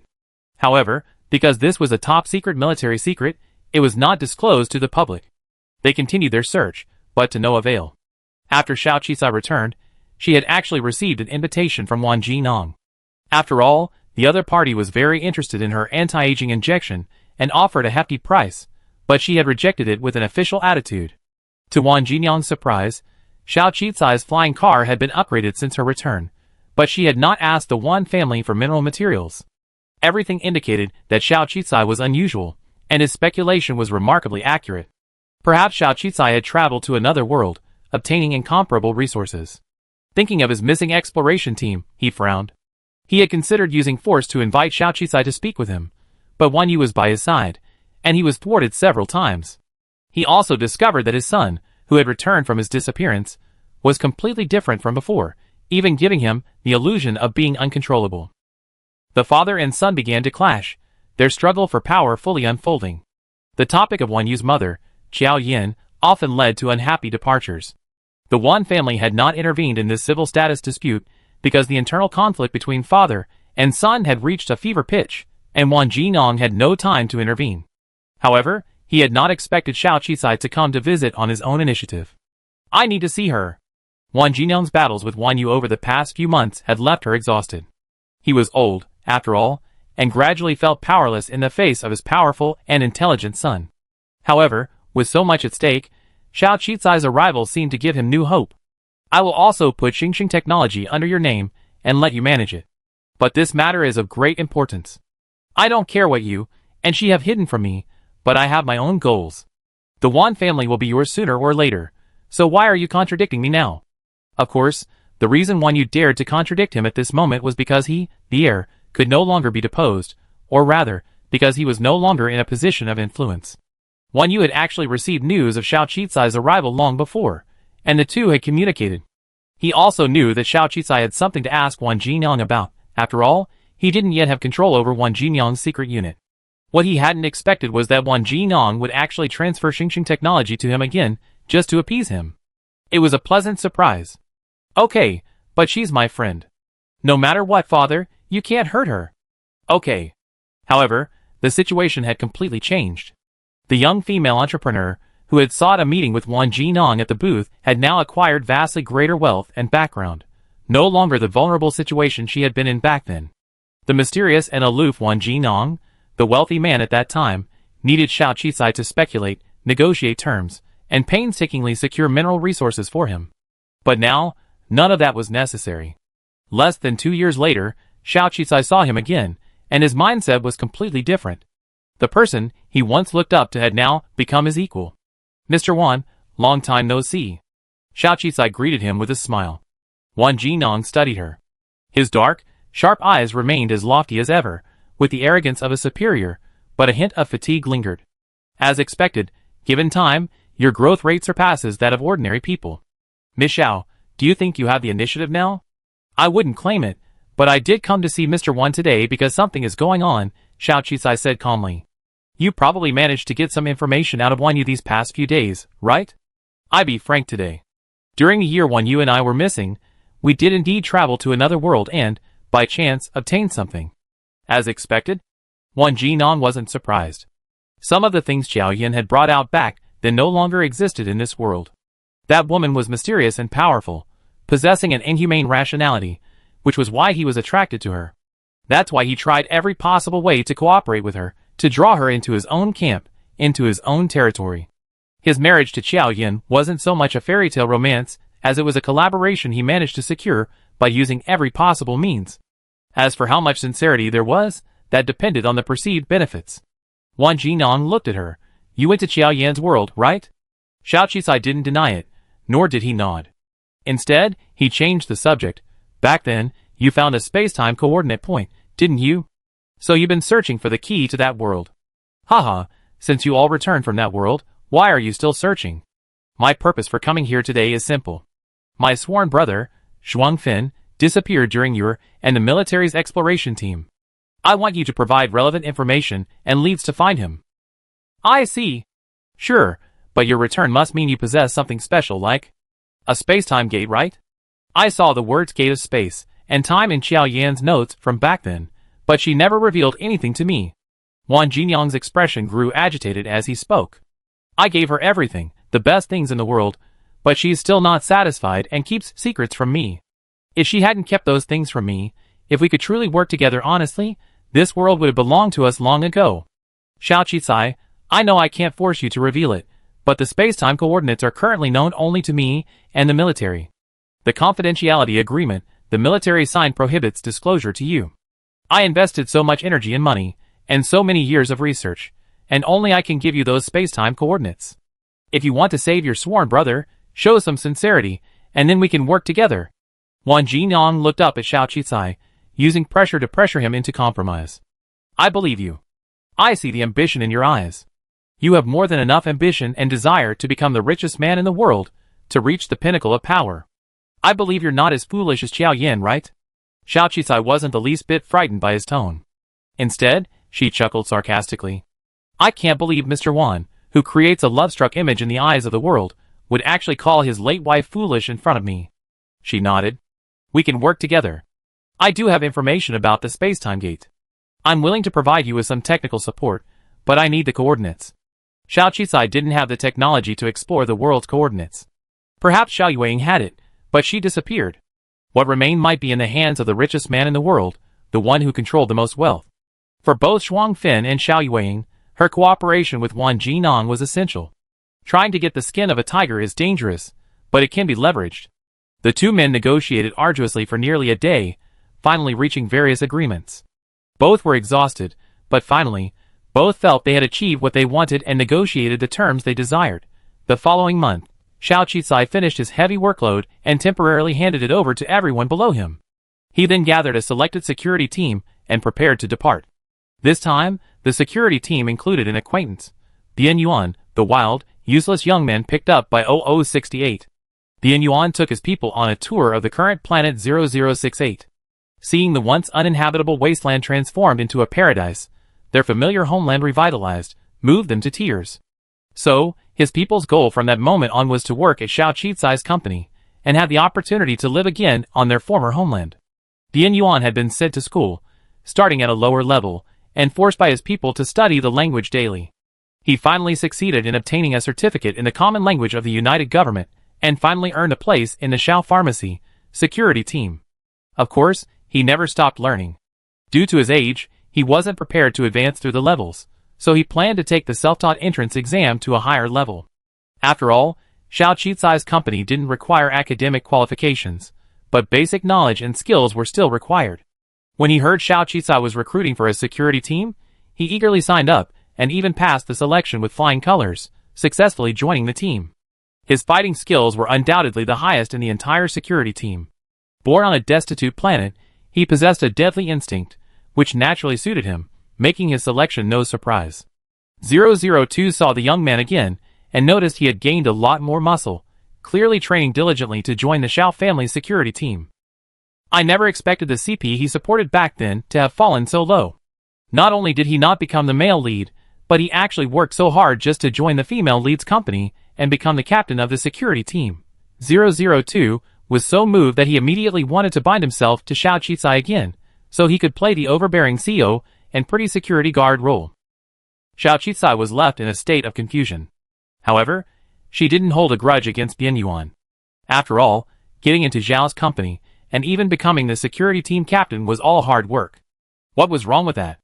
After all, many people were vying for a job in any of the Shaolin companies. What a stable, well-paid job. Security is one of the most mindless and leisurely jobs, saving decades of hard work. And the security team they recruited this time even received a stipend of 10 million star coins. How long would it take to work for 10 million? Bian Yuan wanted to save enough to apply for a large 0068 employee apartment, so he could bring his clan members over to live and play. Because of his mother's concerns, Wan Yu temporarily stopped arguing with Wang Jinong and joined the accompanying team. With the team assembled, Xiao Qicai abandoned all secrecy and unleashed a medium-sized super battleship. At a speed undetectable by the military, he sped directly towards the coordinates provided by Wang Jinong. Originally, it would have taken the exploration team at least 2 months to reach that coordinate point, but with Xiao Qicai's super-speed battleship, they arrived in just 2 days. Wang Jinong observed the battleship and every item within, his eyes once again brimming with ambition. Of course, he grew increasingly resentful of Xiao Yin. He had let her spend his money and use him, so how could she hide so much? And not even give him a shred of sincerity. Chapter 175. A group of people arrived at the coordinate point, but their observations remained the same as before. Near this coordinate point, several One Clan exploration teams, even a small base, were operating. They had clearly been conducting research, but hadn't discovered anything unusual. The space around this coordinate point was completely empty. Aside from a few small satellites and dead stars, there was nothing else. Not even a trace of the exploration team's disappearance remained. Aside from accidental encounters with other worlds, Xiao Qicai's understanding of Qiaoshen's spatial theory suggested that coordinate points where ordinary worlds intersect were special places. This place was so empty and ordinary that it was eerie. Are you sure you're not mistaken? Is this really the place? Xiao Qicai expressed doubt. Wan Jinan was actually here for the first time. He surveyed the surroundings and frowned. The test data can't be wrong. It's definitely here. Originally, information transmission around this area wasn't possible, but since the exploration team disappeared, data transmission is now possible. However, the more this happens, the less data is transmitted back. Xiao Qicai's eyes lit up with doubt as he heard him say this. She had originally thought Wan Jinan possessed something truly remarkable. It seemed that some things couldn't be acquired even with a ton of money. But she was curious. Where did Wan Jinan get his technology for detecting world coordinates? Aside from Xiao Yuang's team and the Wan family, she hadn't even heard of any relevant technology or information from the military in the entire interstellar space. The cooperation between the military and the Wan family proved this point. If the military had this technology, they wouldn't be working with Wan Jinan. Could this technology have been brought by Qiaoshen? Only that could explain something. However, Xiao Qicai wasn't foolish enough to question Wan Jinan at this moment. If that's correct, then there must be some changes. The space gate will adapt to the environment. Since you can't detect anything here, let me give it a try.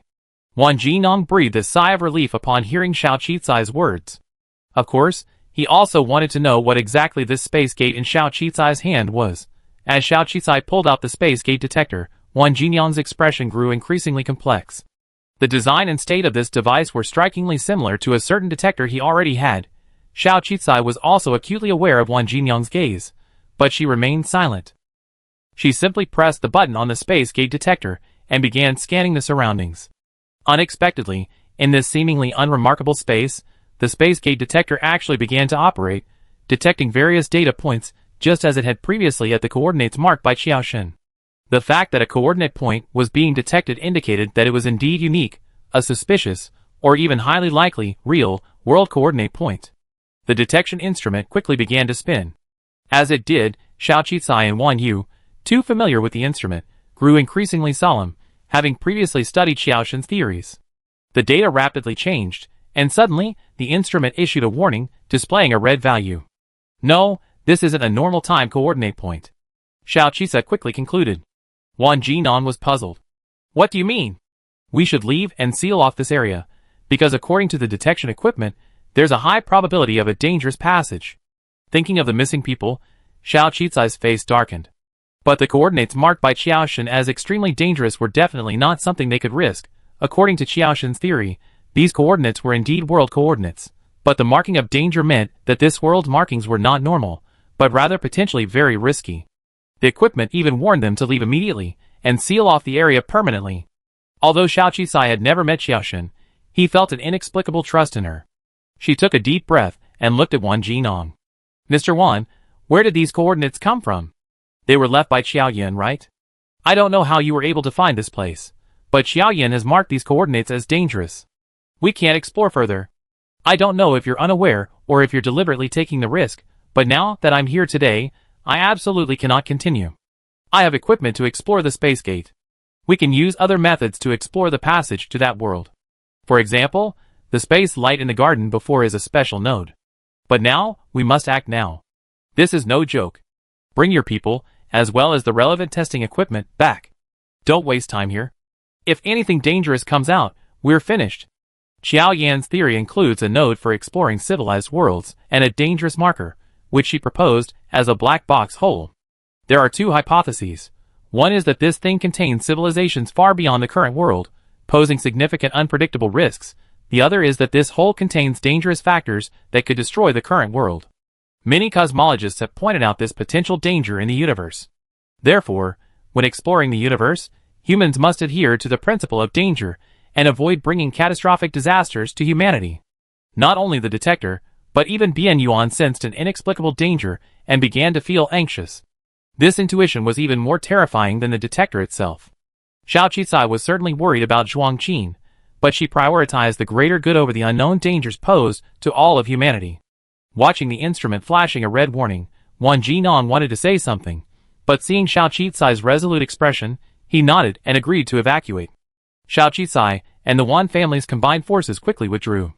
To be on the safe side, she even sent a message to Jean Delu, revealing the secret. The Wan family's alleged outer space treasures were fake, posing unknown risks. She demanded that the Wan family and the military cease their search and related operations to ensure the safety of all citizens of the United Government. Xiao Qicai's mysterious origins and her knowledge of outer space made her words absolutely trustworthy. Without hesitation, Jean Delu gathered senior military officials to discuss the matter, ultimately concluding that the area should be temporarily sealed off as a danger zone and exploration suspended. After returning, Xiao Qicai began using the space gate monitor to search for other coordinates. Unfortunately, the garden with the space light, where Qiaoyan had died, had no coordinates. As promised, she, along with Wan Jinyang's team, dispatched several teams to search for other unique locations. But after searching through the coordinates, none matched the coordinates of the space gate. Wan Jinyang seemed particularly irritated by the lack of progress. With a sullen expression, he questioned Xiao Qicai, "Are you kidding me? You were able to return from that world, so how could you not find your way back? You even had a spatial gate detector, so how could you not find your way back? You and Wan Yu, aren't you hiding something from me?" Xiao Qicai shook his head.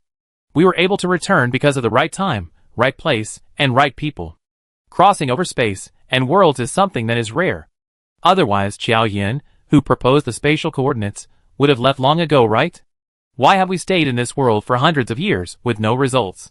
At the mention of Qiaoyan, Wan Jinong fell silent again. "Anyway, I tell you as soon as I have any news. My sworn brother is also missing, and my real mother is also missing in another world. I'm just as determined as you are to find the world coordinates," Xiao Qicai said with certainty. Wan Jinan looked at her for a long moment before finally nodding. "All right, but you have plenty of time, and I don't. Since we're collaborating and share a common goal, you have to show some sincerity, right?" As soon as he said this, Xiao Qi immediately understood what he meant. "Do you want the anti-aging injection? However, our current policy is that anti-aging injections are only available to lower-class citizens through a lottery. Even though I'm the company owner, I can't break this rule." Wan Jinan interrupted her with a sneer. "Just tell me what you want. We're both businessmen, so why beat around the bush?" Xiao Qi smiled. "Dealing with smart people is easy, Mr. Wan. I'm not short of money, nor of your special minerals. But I've been fighting for the rights that rightfully belong to me, and to lower-class citizens like me. If you can agree to equal rights for both high-class and low-class citizens." "Haha, Xiao Qicai, you come this far, with all the fame and power, so you should know what to do and what not to do. This matter involves far more than just a little bit of everything. I can't possibly agree to your request, and neither can my interest group." "Forget it." Wan Jinong firmly refused. Xiao Qicai didn't mind. "That's a shame. My anti-aging injection is currently only available to lower-class citizens. If you want it, why not give up your high-class citizen status and try the lottery? You should know how painful it is to be restricted by high-class citizens." The two parted on bad terms. At this point, Wan Jinong, no matter how powerful he was, could no longer threaten her, but Xiao Qicai felt a heavy heart as she watched him retreat. She could now speak to Wan Jinan on an equal footing, but she still sensed a sense of threat and danger from him. This was no illusion. Xiao Qicai's refusal had left Wan Jinong deeply upset, perhaps even intent on teaching him a lesson. As a result, soon after, Zhao's pharmaceuticals even contaminated the planetary transformation plan, causing problems with many related projects and the company's key components. Even the once withdrawn Han family suddenly sprang into action, causing significant trouble for Xiao Qicai's Interstellar Speeder, a company closely aligned with the military. At this point, it was clear who was behind the plot, and who had the power to cause trouble for her. As Xiao Qicai busied himself with solving the problem, he suddenly realized that Wan Jinong was truly a privileged class. It was impossible for them to stand at the bottom and help those below them. Their interests were always their primary concern. Of course, there were countless other stubborn privileged individuals like Wan Jinong. They held power and refused to yield. Together with Wan Jinong, they practically controlled the entire world. Since that was the case, the only option was to break up this class and replace them with a new group. You were the one who resorted to this method first, so don't blame me. Xiao Qisai connected to Wan Yu's terminal. Wan Yu, do you still want to cooperate? Wan Yu was stunned for a moment. What do you mean? I know you're vying for power with your father, Wan Jinong, and you're doing quite well. But let me be frank, at this stage, you can't possibly defeat Wan Jinong. The concessions he's made to you are actually a test for the heir. It will take a long time for you to truly entrust him with everything in the Wan family, or rather, it's impossible for you to achieve it with Wan Jinong around. Xiao Qisai said, besides, I know why you're vying for power with him. You must have discovered your mother's. The truth behind his wife's death? This man murdered his own wife, yet he pretended to love her. That's why you don't like him, isn't it? Wan Yu's face finally flickered with surprise. How did you know? Don't worry about why I know. You've been with me for quite some time, and I believe you understand me. Do you want to cooperate? Just tell me. Wan Yu was silent for a moment. Yes. But what do you want? In a way, Wan Jinong and Wan Yu truly were father and son. Or rather, they were both intelligent enough. Since they were already so familiar with each other, Xiao Qi didn't keep him in suspense anymore. Even though you didn't attack me, the Wan family is still targeting my company, right? You don't have full control over the Wan family yet, so I want you to take over, gain your support, and alleviate some of the problems. Besides, Wan Jinong is a dangerous individual. I always feel uneasy around him. He has more secrets than the one we're hiding from him about Xiao Yin. I trust my intuition.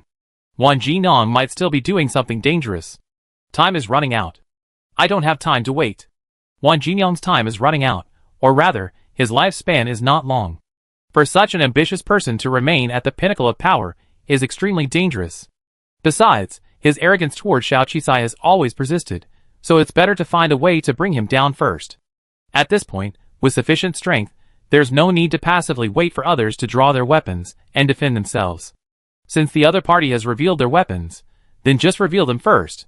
After all, the situation will definitely be no worse than when Xiao Qisai first arrived in this world. So what if he's the richest man? Chapter 176. Inside Wan Jinong's office, Wan Yu knocked and entered. Wan Jinong was still tall and handsome, but his features betrayed a hint of age and fatigue.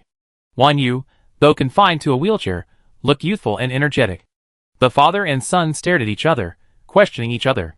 Finally, Wan Yu spoke first. You looking for me? Wan Jinong observed Wan Yu's features, as if looking through him to see someone else. His expression softened. You won't even call me father now? Wan Yu did not answer. Wan Jinong took a breath, his expression sharpening again. Xiao Qisai came to see you, right? Before Wan Yu could reply, he demanded in a cold tone, we are father and son, biological father and son. Do you really want to team up with an outsider to deal with me? You are now my designated heir. From now on, everything in the Wan family, everything I own, will be yours. Why are you so impatient? Wan Yu sneered, his aura undiminished. Biological father and son? Do we have such a relationship in the Wan family? Have you forgotten what happened to my sister and brothers? I remember you once taught us that blood relatives are the most important to guard against. In the face of profit, father-son affection is nothing. Besides, have you figured out how to explain my mother's death to me? This last sentence made Wan Jinong's face darken. What are you talking about? Don't believe the rumors. She's your mother, she's my wife, the one I love. How could I possibly kill her? I didn't believe the rumors. I investigated it myself. Do you really think I done nothing but fight for power with you these days? A wife's love can't compare to the power you hold in your heart. If mother hadn't died, how could you have claimed everything she had? Everything she developed, including space exploration technology and certain special materials. If it weren't for the things she left behind, how could the Wan family have survived to this day? At these words, Wan Jinong's face suddenly changed. He hadn't expected Wan Yu to have investigated even this thoroughly. He wanted to say something, but found no explanation. Everything he did was ultimately driven by profit, for the Wan family, and for himself. Finally he spoke, one day you understand me. In life, any emotional bond is wrong. I never regretted my decision.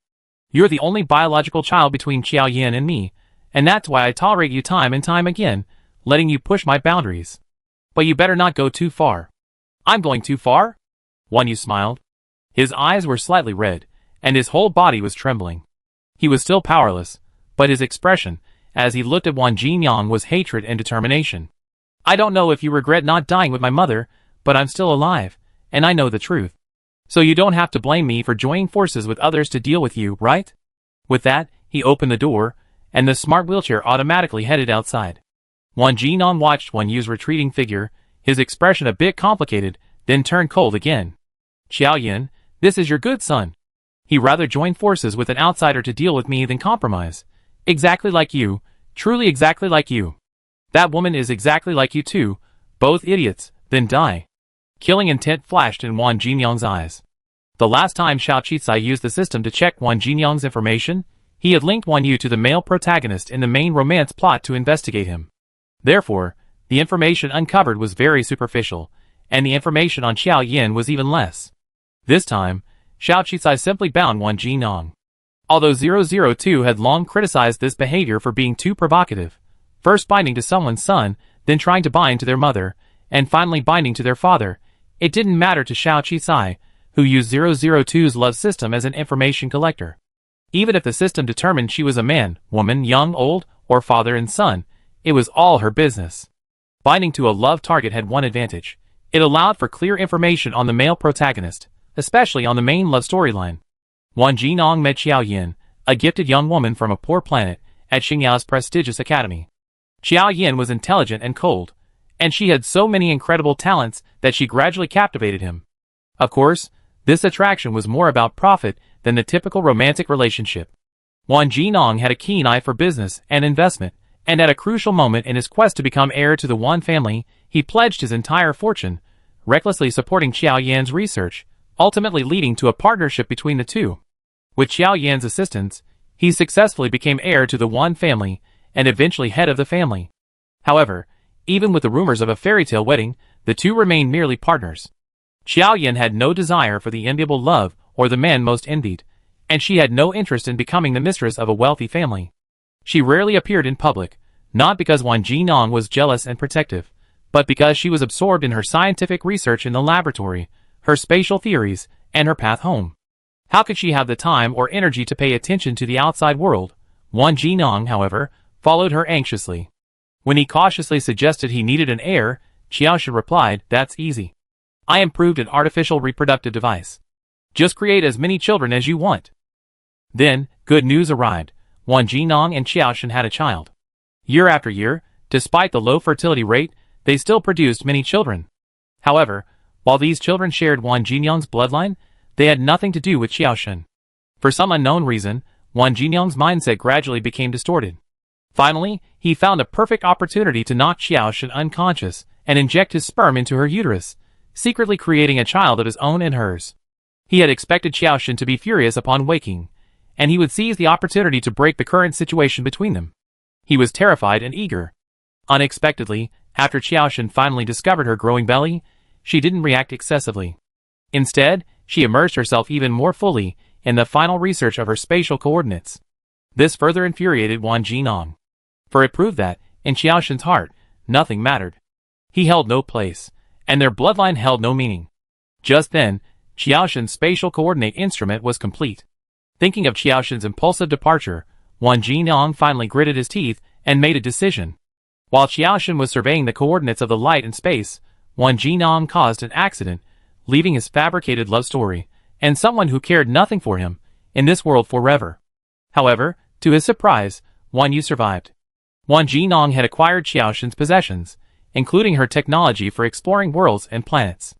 This gave him enough leverage to maintain his position as the richest man without arousing the government's suspicion. Perhaps the government, recognizing the Wan family's irreplaceable value, wouldn't take action rashly, ensuring the Wan family's safety for a century. Wan Jingyang had rarely seen another woman besides Xiaoyan throughout his life.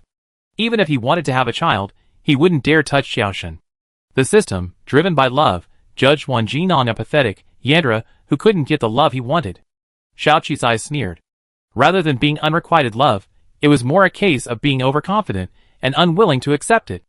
He was unwilling to accept the fact that the person he cared about didn't even glance at him, unwilling to accept that he wasn't as charming as he imagined. Had Xiaoshan fallen in love with him, or even loved him utterly, Wang Jinong would never have cared so much about her, maintaining his chastity for her. Isn't it because Xiao Yan is irreplaceable, because no one is better than her? She doesn't dare touch Xiao Yan. Isn't it because she's afraid of him? Not touching her isn't out of respect, but disgust. He knows his behavior is disgusting, but he's afraid Xiao Yan will actually leave. Even if Wang Jinong remains a virgin, what good does that do to Xiao Yan? No. Does Xiao Yan care? Not at all. And he's so selfish, it's more like he kills for himself, for profit, than for love. Even for such a selfish man, the love system seems to still have a positive evaluation. How ridiculous. And why would I want to heal an old man? I told you long ago, I'm only binding him to get his information. What are you still dreaming about? Xiao Qisai reminded 002. By the way, did you detect that Wang Jinong wants to kill me too? Is this a Yandera thing? 002. Wow, that's right. According to the information it gathered, Wang Jinong does want to kill Xiao Qisai and get what he has. Seeing 002 speechless, Xiao Qisai smiled, but don't be afraid. Just consider it your way to a love-hate relationship, because I want to kill him too. 002. Shock. After hearing Wang Jinong's story of unrequited love, Xiao Qisai's desire to kill him was indeed even stronger. Xiao Qisai and the Wan family were now squarely at odds. Of course, to outsiders, it was somewhat puzzling that Xiao Qisai, a rising star in the interstellar world, would face off against the established, wealthy Wan family. I remember that the Wan family was an investor in Xiao Qisai's entrepreneurship competition. How could these two factions collide? But the upper echelons breathed a sigh of relief, feeling that someone had finally taken action. It must be that Xiao Qisai was too arrogant, fighting for equal rights for lower-class and upper-class citizens, which affected the interests of the upper class, which is why the Wan family intervened. As expected, it took a representative of the world's richest and upper echelons, the Wan family, to intervene. Otherwise, each of these families, taken individually, would be no match for Xiao Qisai's current strength. The government and the military were also watching. If the Wan family won, they wouldn't have to fear Xiao Qisai, and the government wouldn't be implicated. As for Xiao Qisai defeating the Wan family, that would be a good thing too. At least there would be one less threat to the government. Unable to afford to offend either side, the government simply turned a blind eye and remained neutral. The government's wait-and-see attitude only intensified the battle between the Wan family and Xiao Qisai's company. However, this also surprised everyone. How long has Xiao Qi been here? How could he already have the strength to fight against the richest man? Chapter 177. Of course, it wasn't until they started dealing with Xiao Qisai's company that Wang Jinong realized just how formidable this young woman truly was. From the moment she appeared, from the moment she founded her first company, everything seemed pre-planned. Her foresight was terrifying, not like a novice at all. Because every aspect of Xiao Qisai's company could be described as flawless, without a single flaw. Take the factory, for example. After all, it's a manufacturing enterprise, so the workforce is very large, and a large number of people means more room for trouble. However, Xiao Qisai's factory offers such generous benefits, and its employees are mostly low-income citizens. With these generous benefits and life-changing jobs, even the lowest-level workers, no matter how large their base, are unwaveringly loyal to Xiao Qisai's factory.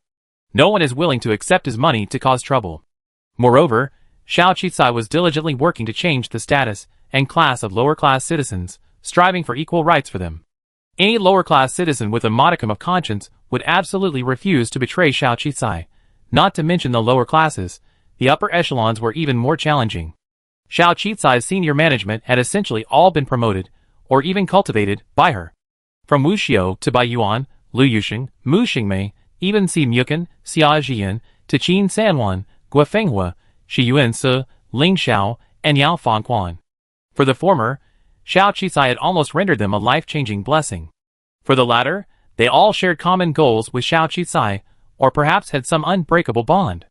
And after the ferment of public opinion, Xiao Qisai's several major crises, and the hardships he faced with the Han family, some of his other senior management positions had either been poached or left, leaving only loyal staff. The easiest way to dismantle a company is to dismantle it from within.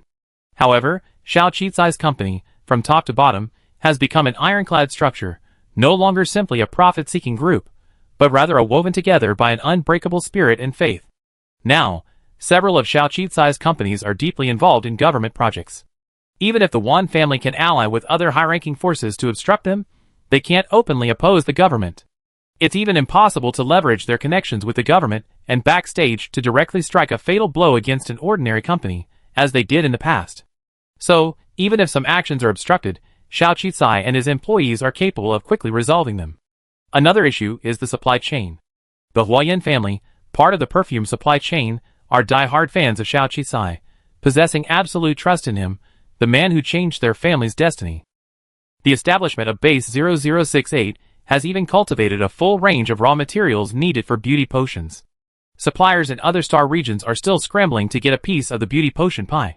This path is simply unworkable. As for the supply of other mechanical manufacturing equipment, at most, production capacity will be reduced and delivery times for certain goods will be delayed, which will have no impact on Xiao Qizai. Fundamentally, Xiao Qizai's beauty potions and military projects have generated excessive profits. While building Base 0068 cost a fortune, government projects now require advance payments for partial deposits. With so much cash flowing in, how can one cut into it? After a period of confrontation and exhaustive research, Wan Jinong still couldn't find Xiao Qizai's fatal weakness. He then realized that he had completely underestimated him. Of course, Xiao Qizai wasn't just sitting there waiting for his attack. The Wan family is involved in numerous industries, most of which are highly profitable in Interstellar. Top-tier mineral resources are the foundation of the Wan family's success. Of course, this is also a disadvantage, as mineral resources are non-renewable and gradually decrease over time. Therefore, over the years, the Wan family has increased its investment in gaming and entertainment-related industries. Even now, the annual revenue from these investments exceeds that from mining. Games and entertainment are currently the Wan family's biggest moneymakers. Of course, no matter how much Xiao Qizai spends, he can't outstrip the Wan family in this area. He has no advantage. Xiao Qizai's thinking is, since we can't beat them, then create a competing product. You create a virtual world, I create the real world. People in interstellar society are more or less mentally ill. The development of new games has made another world possible. The endless fantasy worlds and new excitement can become addictive and provide new spiritual sustenance. Therefore, holographic games are Interstellar's most profitable industry. Xiao Qizai had experienced this before. It's indeed easy to become addicted. However, the sensory and mental stimulation provided by the gaming industry can have extremely negative impacts on the real world. For example, people can become addicted to virtual reality and unwilling to face reality. For example, many people's mental health problems worsen, and some even confuse reality with virtuality, mistaking the game world for the real world. For another example, fewer and fewer people are going out these days, especially the lower classes. Even if interstellar transportation were developed to the point of spanning countless star systems, they wouldn't have the money to go out, let alone the time to explore. After all, the virtual worlds of games offer everything, so why would they go out? This isn't just the case for the lower classes. Higher-ranking citizens are also affected. Therefore, there are many beautiful sites on higher-ranking planets, yet no one cares to visit them. They can be heatedly discussed online about something unrelated to them, while remaining indifferent to the death of a loved one in real life. This is both normal and pathological.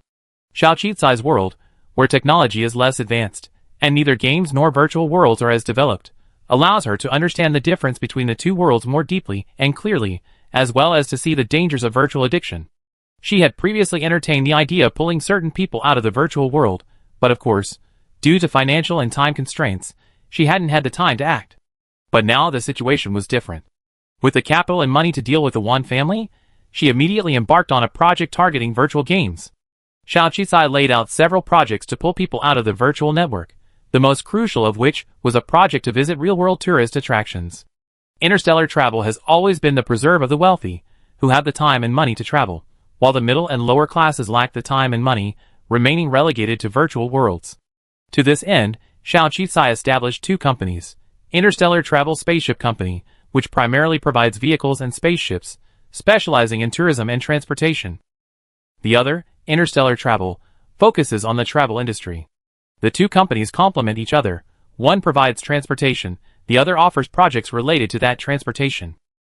The merger of Interstellar Travel and Interstellar Travel Spaceship Company has significantly reduced travel costs by directly offering private boat charters.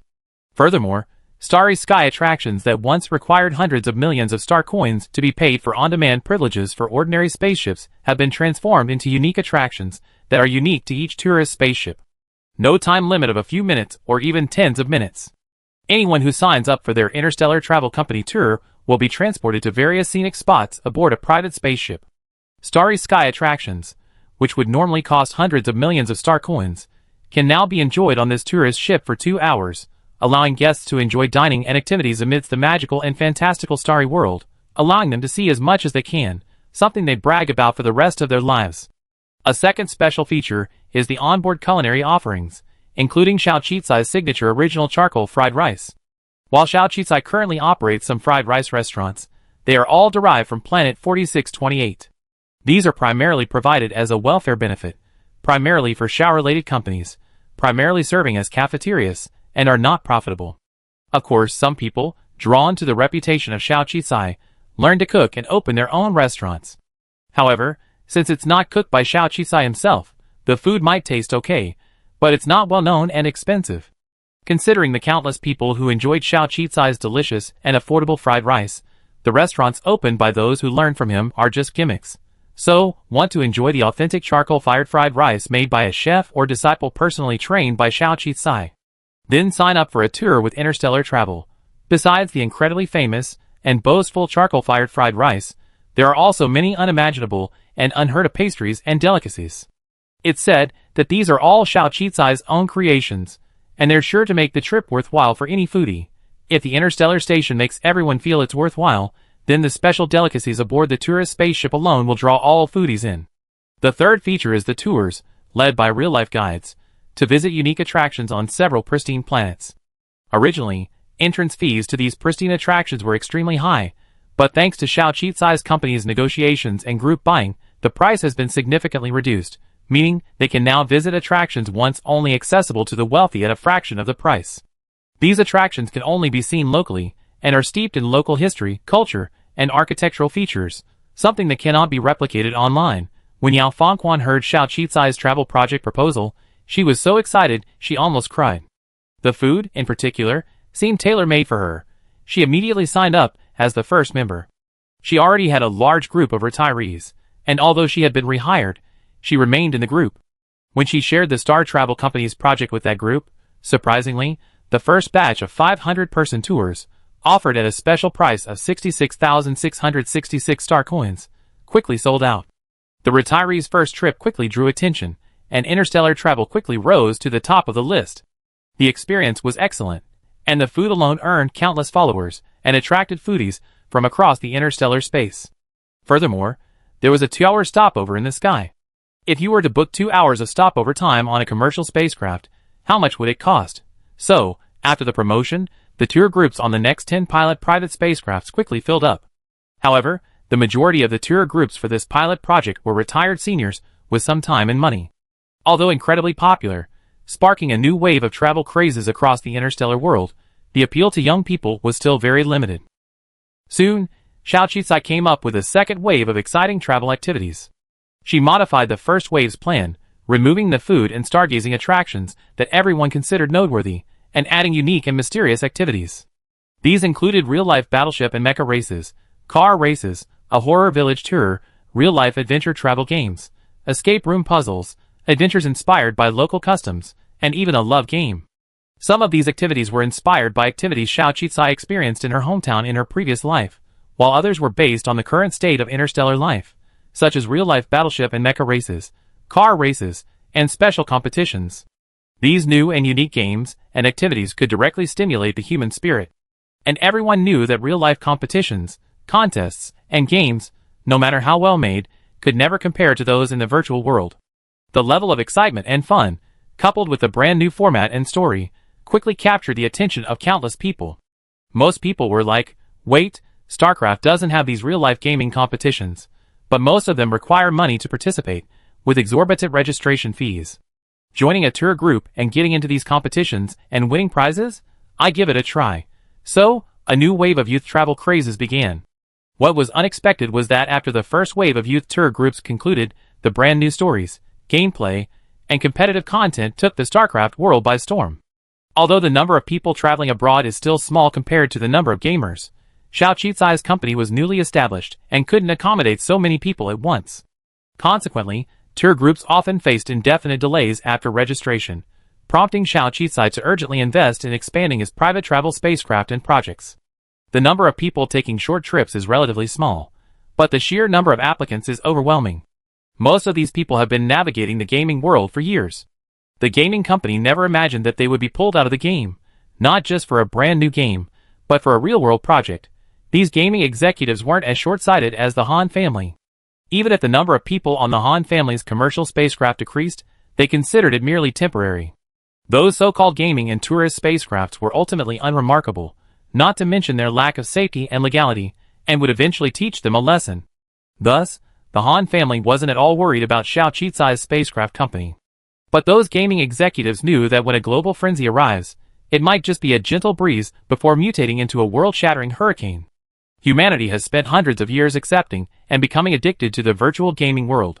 Will it take another 100 years, or even less, for humans to largely move away from the virtual world and return to reality? Chapter 178. Under the Wan family's big data simulation, a wave of people leaving the virtual world and the gaming world will eventually begin in a few decades. This trend has become certain with the emergence of Xiao Qizai's travel company. This will also directly lead to unimaginable consequences for the Wan family's current largest profit-making project, the gaming company. In particular, virtual world traffic will gradually decline from its peak, and profits will become unsustainable. The gaming world plunders nearly half of the wealth of the entire interstellar population, which is why the Wan family has remained the richest for a century. If the gaming world declines and the real world expands, the Wan family's position will be in jeopardy. Wan Jinong believed that his good relations with the government and the resources he controlled would allow the Wan family to remain standing for a century. But it seems that Xiao Qizai's appearance will be a fatal blow to the Wan family, especially since the Wan family and Xiao Qizai are already at odds. The result of dealing with Xiao Qizai was that she became increasingly uncompromising, unwilling to offer slow-aging injections to the powerful, the upper echelons, or the Wan family. Instead, she single-handedly marshaled all her resources and influence to usher in a new trend for the world. The wrinkles on Wan Jinyang's face deepened.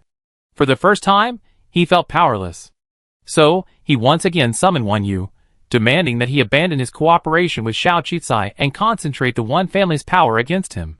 Indeed, Xiao Qizai's chances of victory were so high because Wan Yu now controlled almost half of the Wan family's power.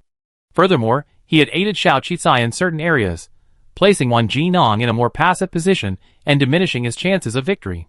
Wan Jinyang's renewed compromise revealed his inability to do what he wanted, and also indicated that Xiao Qi had emerged victorious in this round of competition. But what Wan Jinong never expected was that even when he swallowed his pride and offered so-called family ties and company interests to win Wan Yu's support, Wan Yu still shook his head. The trend of the times is always irreversible. Have you, after standing at the top of the world for so many years, not understood? The Wan family's declining status doesn't affect me. A decline in profits, primarily in the virtual gaming world, is inevitable. Wan Yu smiled. But I'm still young. I'm not as impatient as you, nor am I as afraid of the downturn. Sometimes, by going down a little, you might find another path to the top. I can't beat them, so I choose to join. Wan Yu looked at him. I'm already collaborating with Xiao Qizai on various planets to develop local folk storytelling and other competitive projects. I believe these projects will bring me profits no less than a gaming company in the future. So, giving me those profitable gaming companies now means little to me. Do you understand what I mean? Wan Jinong was as if he were getting to know his son for the first time. Compared to his other son's short-sightedness, Wan Yu, a disabled young man with a seemingly limited lifespan, clearly had a more far-sighted vision and intelligence. After all, it was Qiao Yan's child. If it was healthy, if it could live to old age like a normal person, what kind of future would it create? For the first time, he began to doubt whether his decision was the right one. What if he hadn't killed Qiao Yan? What if this child could have grown up healthy, under his and Qiao Yan's care? What would the future hold? He closed his eyes, but even if he tried to imagine it, he could barely remember what Qiao Sun looked like. He couldn't imagine Qiao Shen living with him and Wan Yu. The mistake he made back then, the decision he made back then, was already irreversible. Han Yao, the head of the Han family, was still trying every possible way to curry favor with Marshal Muhanu, his former military patron, negotiating favors with him, negotiating benefits with him, even once again, conspiring to get a beautiful woman from the family, who looked very much like Han Fan in her youth, into Muhaner's bed. He firmly believed that once he regained Marshal Muhaner's support, the Han family would firmly hold the top spot in the aviation industry, and no matter how powerful Xiao Qisai became, he wouldn't be able to do anything to him. His thinking was correct. With a military leader like one of the three marshals as a backer, the Han family's current position would indeed be secure. Moreover, it was difficult to find another company of such scale in the transportation and aviation sector that could replace the Han family's position. Moreover, the Han family's history of rising to power told him that the Han family was honest and obedient, following the orders of the coalition government and the military. The government would never abandon them. As for Xiao Qisai's shabby businesses and his ever-increasing profits, none of his concern was this. As long as he maintained his position as a transportation giant, the Han family would remain prosperous, and he would enjoy eternal prosperity and peace of mind. But he never expected that the more he tried to curry favor with Muhaner, the more Muhaner distanced himself from him. He also bribed a connection and uncovered some inside information, claiming that Xiao Qisai possessed weapons and vital resources the military needed. This was why the military was siding with Xiao Qisai, and might even release Xiao Wei and the rest of the Xiao family under certain circumstances. Han Yao, who had previously thought he was firmly at the top of the industry, was stunned. He was completely panicked, almost at his wit's end. Isn't it just a new concept flying car?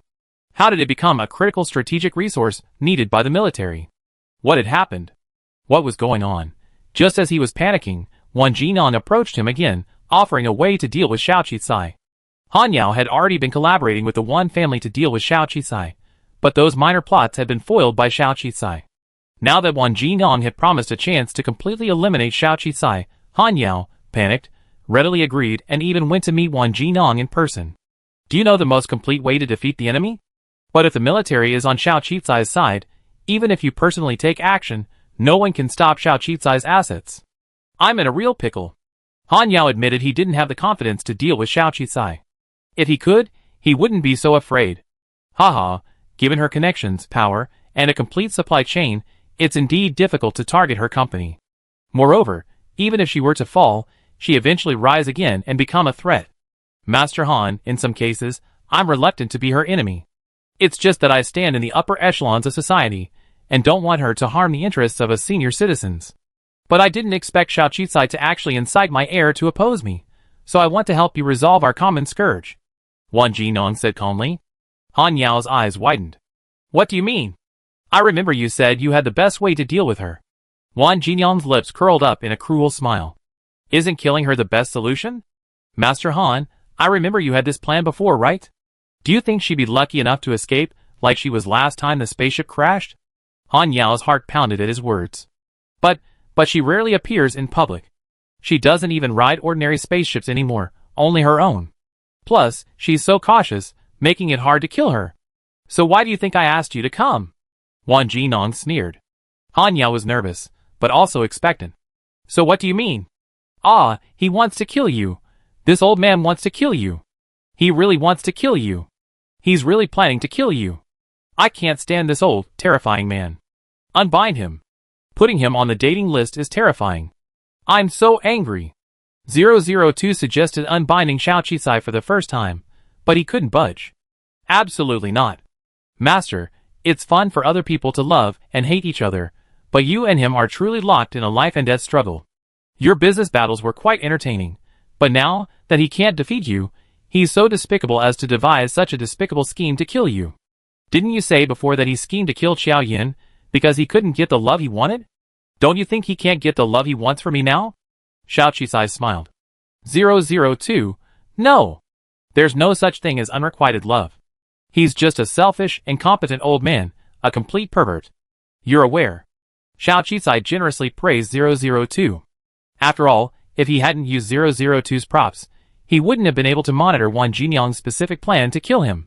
It must be said that Wang Jinan is truly a talent when it comes to planning and decisiveness. No wonder he's the richest man. But, so what? Since the other party wants to kill me, then I must strike back. Even without 002, she wouldn't necessarily lose. Besides, if she knew his plan long ago and still couldn't solve it, then that would be a sign of her incompetence. The Han family, posing as a transportation giant, summoned all the leading transportation companies in the interstellar space to a meeting on the planet Pusan. The meeting topics: new standards for spacecraft navigation safety, and new standards for the frequency of public routes on low-level planets. Indeed, when a new industry giant takes power, it will often redesign certain rules to its advantage. Since the Han family's previous spacecraft had just suffered an accident, if the safety standards were drafted by the Han family, there would likely be serious problems. Therefore, almost all invited companies in the industry would attend. The other topic was new standards for the frequency of public routes on low-level planets, a policy specific to low-level planets. Besides high-level planets, there are countless low-level planets. These are primarily used by cargo and commercial ships, which travel infrequently. The Han family has long expressed its intention to reduce the frequency of public air routes on these low-level planets. After all, most low-level planets have infrequent exchanges with the outside world, and commercial ships are often empty or underfilled. Reducing frequency to save on air and public transportation is a good idea. However, this undoubtedly harms the interests of low-level planets and their citizens. After all, travel is inherently inconvenient for low-level citizens. Unlike high-level planets, citizens of low-level planets cannot travel freely. They must constantly wait for public routes to travel, sometimes even waiting a week or two for a specific route to become available. The more economically developed a region, the more convenient transportation. Conversely, the more convenient transportation and travel, the greater the potential for business and even profit, and the faster economic development. So, it's understandable that the frequency of public air routes is crucial for lower-level planets. For some public airlines, these routes to lower-level planets are indeed unprofitable. Coupled with the Han family's call, this discussion, barring any unexpected events, will undoubtedly lead to the reduction of public air routes to lower-level planets. After all, the participating companies are all high-ranking corporations, focused primarily on their own interests, with no regard for the feelings of the citizens of lower-level planets. However, one invitation to the Han family summit was sent to a special company, Xiao Qizai's new company, Interstellar Travel Spacecraft Company. The Han family's reasoning was simple. Xiao Qizai's tourism projects were incredibly popular, with a significant number of travelers and a potential for explosive growth. They had already reached industry-wide scale, so they invited her to participate. Of course, anyone with common sense would understand that this was a Hongmen banquet, given the well-known hostility between the Han family and Xiao Qizai. For safety's sake, it's best not to go. However, the matter was of grave importance, and the Han family had deliberately brought up the topic, aiming to lure Xiao Qizai, a self-proclaimed grassroots citizen who championed their rights. If she didn't go, public opinion would quickly escalate across the interstellar space, portraying him as a hypocritical villain. Of course, Xiao Qizai would also lose his voice in the aviation industry, and the power of grassroots citizens in the aviation domain would be further diminished. Xiao Qizai gathered nearly everyone on planet 0068 for a meeting. At the meeting, she reviewed the recent developments of all her companies, outlined their future growth trends, and spoke in detail with each company's leaders, laying out all the trends and new product plans. Although she didn't say it, those who knew Xiao Qizai, and almost everyone under her, had already guessed her decision. They had all been Xiao Qizai's constant followers, their faith in her. So, since Xiao Qizai had made her decision, how could they possibly stop her? No one questioned her. Everyone explained their work and listened attentively to Xiao Qizai's instructions and guidance. In the end, all the dissuasion and reluctance melted into one simple statement: go ahead, the company has us. We will be your unwavering support. Even if anything were to happen, they would continue along the path Xiao Qizai longed for, following her lead. Chapter 179. Xiao Qizai never fought a battle unprepared. Since the other side was determined to fight her to the death, she would fight to the death. Of course, if she were the fish, she would probably bite a hole in the net rather than escape by dying. She had come this far, through all the ups and downs along the way, a known danger, a Hongmen feast hosted by a fool. If she didn't dare go, then she wouldn't be Xiao Qizai. Not only must she go, but she must go openly, and with great fanfare, letting everyone know. Based on this, she directly posted an invitation to the Pusan Global Aviation Summit on her social media account, which hadn't posted in a long time. She also added a note. Wherever there's a fight for the rights of the lower classes, I will march forward without hesitation. This statement sounded overly official and childish, but it was precisely this statement that stirred the emotions of countless people at the bottom of society. Countless people expressed their support for her, some even moved to tears, regarding her as a representative of the lower classes. This led to another surge in her follower count, making her the most followed low-level citizen online, even reaching the top 3 most followed accounts on the virtual network. Of course, the votes for her proposal regarding equal rights for citizens also garnered increasing approval. This terrifying level of attention and cohesion simply made some people grit their teeth. Wang Jinyang's idea was truly disgusting. If Xiao Qizai went, according to his and the Han family's plan, she would be doomed. If Xiao Qizai didn't go, she would lose her voice in the aviation industry, and her fight for equal rights for low-income citizens would become a joke. Based on his understanding of Xiao Qizai, he knew he would definitely go. But he hadn't expected Xiao Qizai to make such a grand announcement, gaining a new wave of fans and a surge of prestige. If Xiao Qizai survived this time, she would likely be close to her goal. So no matter what, this plan had to succeed. With 2 weeks left before the aviation summit, Xiao Qizai left planet 0068 on a private spacecraft. However, she didn't go directly to planet Pusanqing, where the summit was held, but to Xingyu. The Han family saw this as Xiao Qizai being cowardly and cunning, wanting to temporarily hide in Xingyu. After all, Xingyu was the capital of the coalition government, and causing trouble there would be a slap in the face of the coalition government. The last time the Han family wanted to take action, Xiao Qizai happened to be there, so they didn't act. In reality, Xiao Qizai went to Xingyu to prepare. Upon arrival, Xiao Qizai had 002 unbind Wang Jinyang.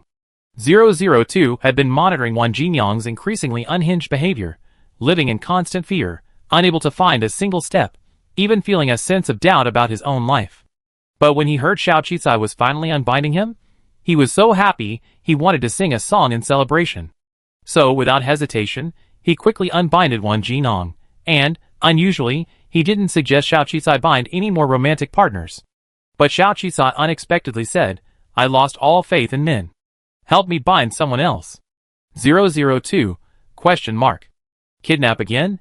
Kidnap at this moment, 002's only thought was, who is Xiao Qizai trying to trick? Yes, I have a target. I don't need you to help me find it. It's someone I know. 002, who? He Shichin. Xiao Qizai uttered these 3 familiar words. 002, Who said his master doesn't play with relationships? He wants to bind mothers and children, fathers and sons, cousins and sisters. He's even more extravagant than the romance novels in his system. What's your purpose in wanting to bind her? 002 couldn't help but ask. Xiao Qizai smiled. Guess? 002, Soon, He Shichin's information was updated on the system panel. Over 2 years had passed. Initially, He Shichin was listed as a supporting actress on the task panel, but now she's a romance target on the main panel. However, her information had changed drastically, and her personality and other aspects had also changed. He Shichin, female. Age, 21 plus. Status, patriarch of the He family. Wealth, -10 billion plus. Relationship history, 1. Personality, changes in her family have transformed her previously lively and lawless personality into a taciturn, cold, and unscrupulous one. Current status, just broke up with Mo Chiyu of the Mo family. Wish, hopes her parents can be resurrected and her sister can recover from her illness. Skills, top-tier information hacker, but now retired. Hobbies, none. 002 still remembers He Shichin, so she's a bit surprised by her current state. It's a good thing she just broke up. Otherwise, if you were to bind her now, you'd be a mistress. Wait, it doesn't seem to matter, because her relationship with that Mo family man was just a superficial one, and now they've broken up after a disagreement. Mo Chiyu has even turned his love-hate relationship against the He family. But master, if you truly like her, now is your chance. After all, her family is facing hardship, and she's experiencing romantic setbacks. A perfect opportunity to exploit their vulnerability. That being said, 002 had become accustomed to Xiao Qizai's quirky thinking. It felt that Xiao Qizai's ties to her weren't necessarily for a romantic relationship, but rather for some other ulterior motive. Considering Xiao Qizai's current ambitions to target the Han family, and He Shichin's informational prowess, it was clear what was going on. However, He Shichin was truly unlucky, and deserved it. She once had a family, a sister, and parents to back her up, so she was lawless, traveling the world, occasionally getting into trouble, and letting her temper run wild. But over a year ago, He's parents died in an accident, and He Shichin took the reins. Her tactics were not insignificant, and while the He family endured some crisis, they managed to hold on. Originally, He Shilan had wanted to protect her sister, letting her continue to be the carefree little princess she was. Unfortunately, He Shilan was diagnosed with an incurable illness, and her health deteriorated steadily. She eventually fell into a coma several months ago, forcing her to hand over the He family to He Shichen. He Shichen desperately used money to keep her only relative alive. But once she assumed responsibility for the He family, she realized how foolish and ignorant she had been, and how well she had been treated. All of the He family's gaming projects were under intense attack from competitors, and even other clan members and branches were scheming to seize control. She had no experience managing a company or running projects, and everything was a mess. Ultimately, the team left behind by her sister, He Shilan, did help her greatly, gradually getting her back on track. However, the He family's decline was inevitable, plagued by internal and external troubles. She dreaded the thought of facing her sister if she woke up, and the He family was gone, defeated by her. Finally, she agreed to a marriage alliance with the Mo family, allowing them to support the He family and leverage their influence, allowing her to secure her position as head of the family. In just over a year, her life had undergone a drastic change. She no longer had the capital and confidence to act recklessly, nor did she resort to using her hacking skills to stir up trouble. Now, she resembled her sister more and became more composed. She had gradually put aside her IT skills and moved into a management position, retreating into a more private role. Although she has grown, I still admire her sister more than her. Her sister's intelligence and methods are a perfect match for you. 002 sighed. Xiao Qisai sighed upon hearing her story. People still have to grow up. Where is she now? I need to find a way to meet her. In the hotel? 002 was shocked. The gorgeous hotel in Xingyo is one of Xingya's top hotels. But today it's booked out. Mo Chiyu, the dandy Mo family, rented the hotel for 1 billion star coins a day to try to make peace with his ex-fiancée and get her to compromise. The projection of the confession above the hotel shot straight into the sky, a roaring sound that spread across the entire area, practically all of Xingyu. He Shichen couldn't bear to lose face, so he went to the meeting anyway. I said, this is over between us. Are you making such a fuss? Do you want the whole of Xingyo to laugh at us? He Shichen gritted his teeth. Mo Chiyu sneered. He Shichen, do you think I'm such a scumbag? Use me and then dump me. If I hadn't arranged a marriage with you, do you think you could have kept the He family afloat? So what? He Shichen sneered at him. Didn't you ask for it yourself? You asked me to date you under the pretext of an arranged marriage, and I agreed. But I couldn't handle your unreasonable behavior, couldn't accept marrying you, so naturally I broke up with you and broke off the engagement. You're 25, not 15. Why bother with this tangled mess? 15, do you remember when we met? You and I were the same. We were perfect for each other, so why have you become like this now? What's so important about the He family? Without the He family, you still have me. Wouldn't it be nice for us to travel the world together and become hackers together? Mo Chiyu's expression was gloomy. He Shichen shook his head. That's impossible. And if you hadn't said you liked me, I have thought we've been sworn enemies since childhood. What do you mean we're perfect for each other? How many times have you bullied me since we were little? If you used all that bullying, rumors, and persecution as a ploy to attract my attention, then now I think about it, it's truly disgusting. I'm the head of the He family now, and you're still the carefree young master of the Mo family.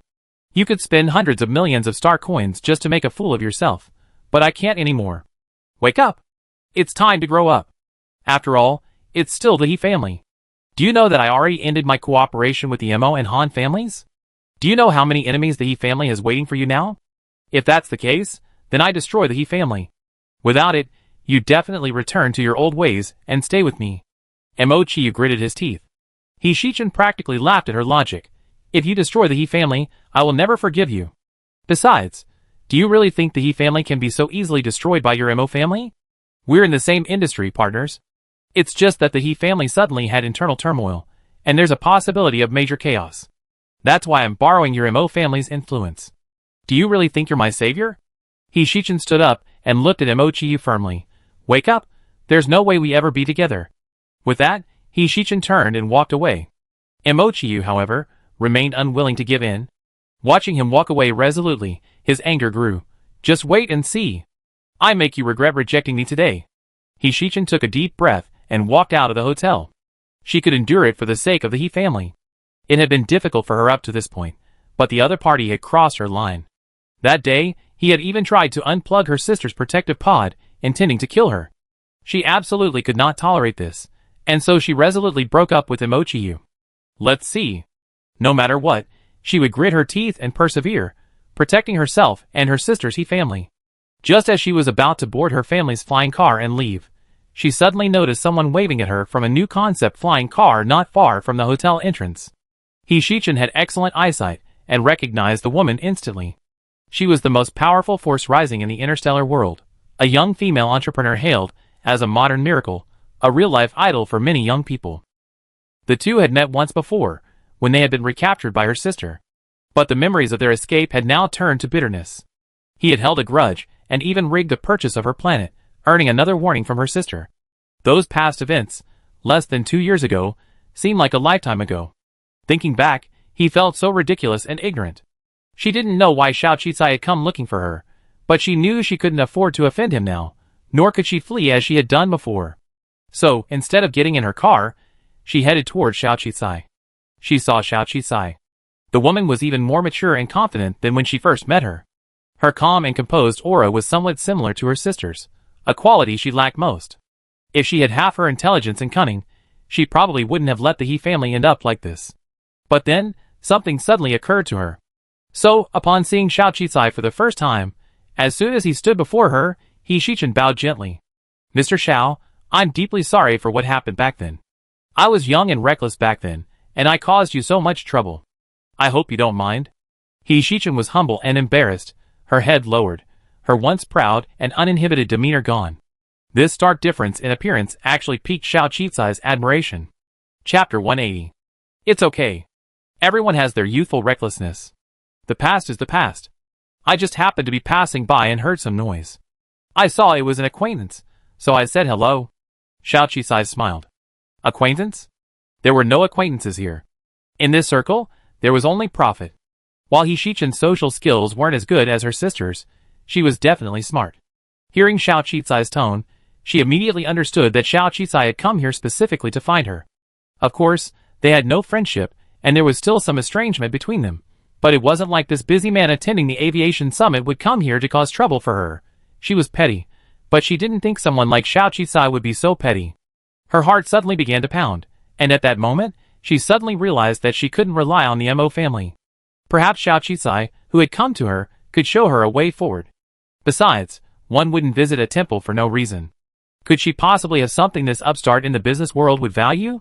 Thinking of this, she raised her head slightly, and looked at Xiao Qisai with neither servility nor arrogance. Thank you for thinking of me. My sister always praised you back then, saying she still owed you a favor. Mr. Xiao and I are about the same age, but there's a world of difference between us. My sister is ill now, and can't meet Mr. Xiao. If you don't mind, could Mr. Xiao do me the honor of having dinner together? Master He's invitation is naturally something I can't refuse. Xiao Qisai nodded, then invited Hishichin into his car. 002 was sighing in Xiao Qisai's mind. Remember, when 002 suggested Xiao Qisai pursue Hishilan, he was analyzing her power dynamics and penchant for flattery, attempting to gain the upper hand over the eldest daughter of the Xingyu family.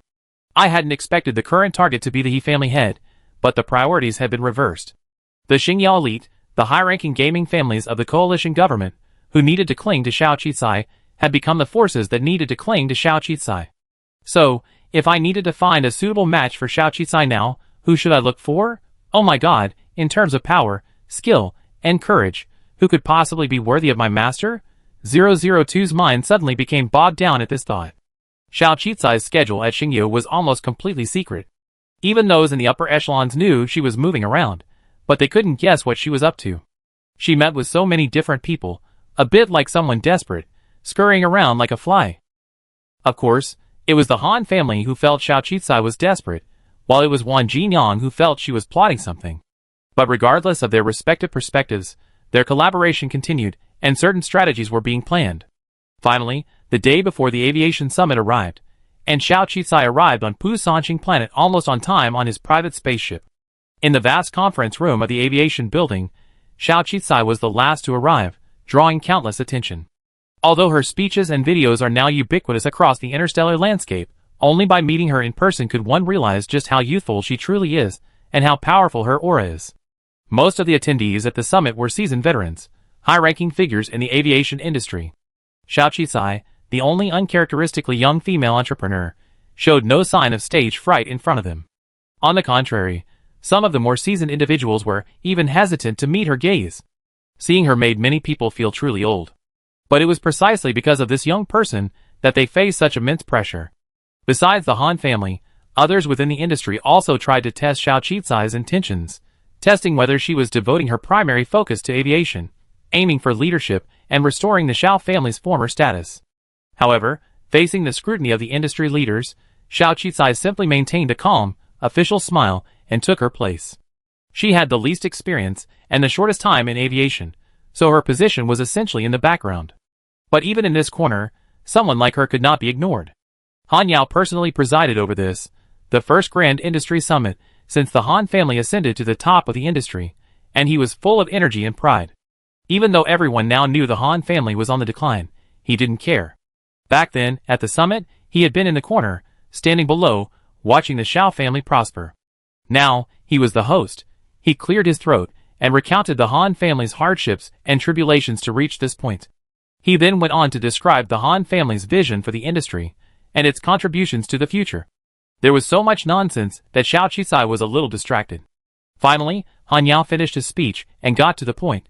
In the past, under the Xiao family's leadership, many negative events occurred in the aviation sector, significantly impacting the entire coalition government. Fortunately, the Xiao family has finally fallen, and now it will be the future of all of us here. Therefore, based on this, we must establish a new set of aviation safety standards.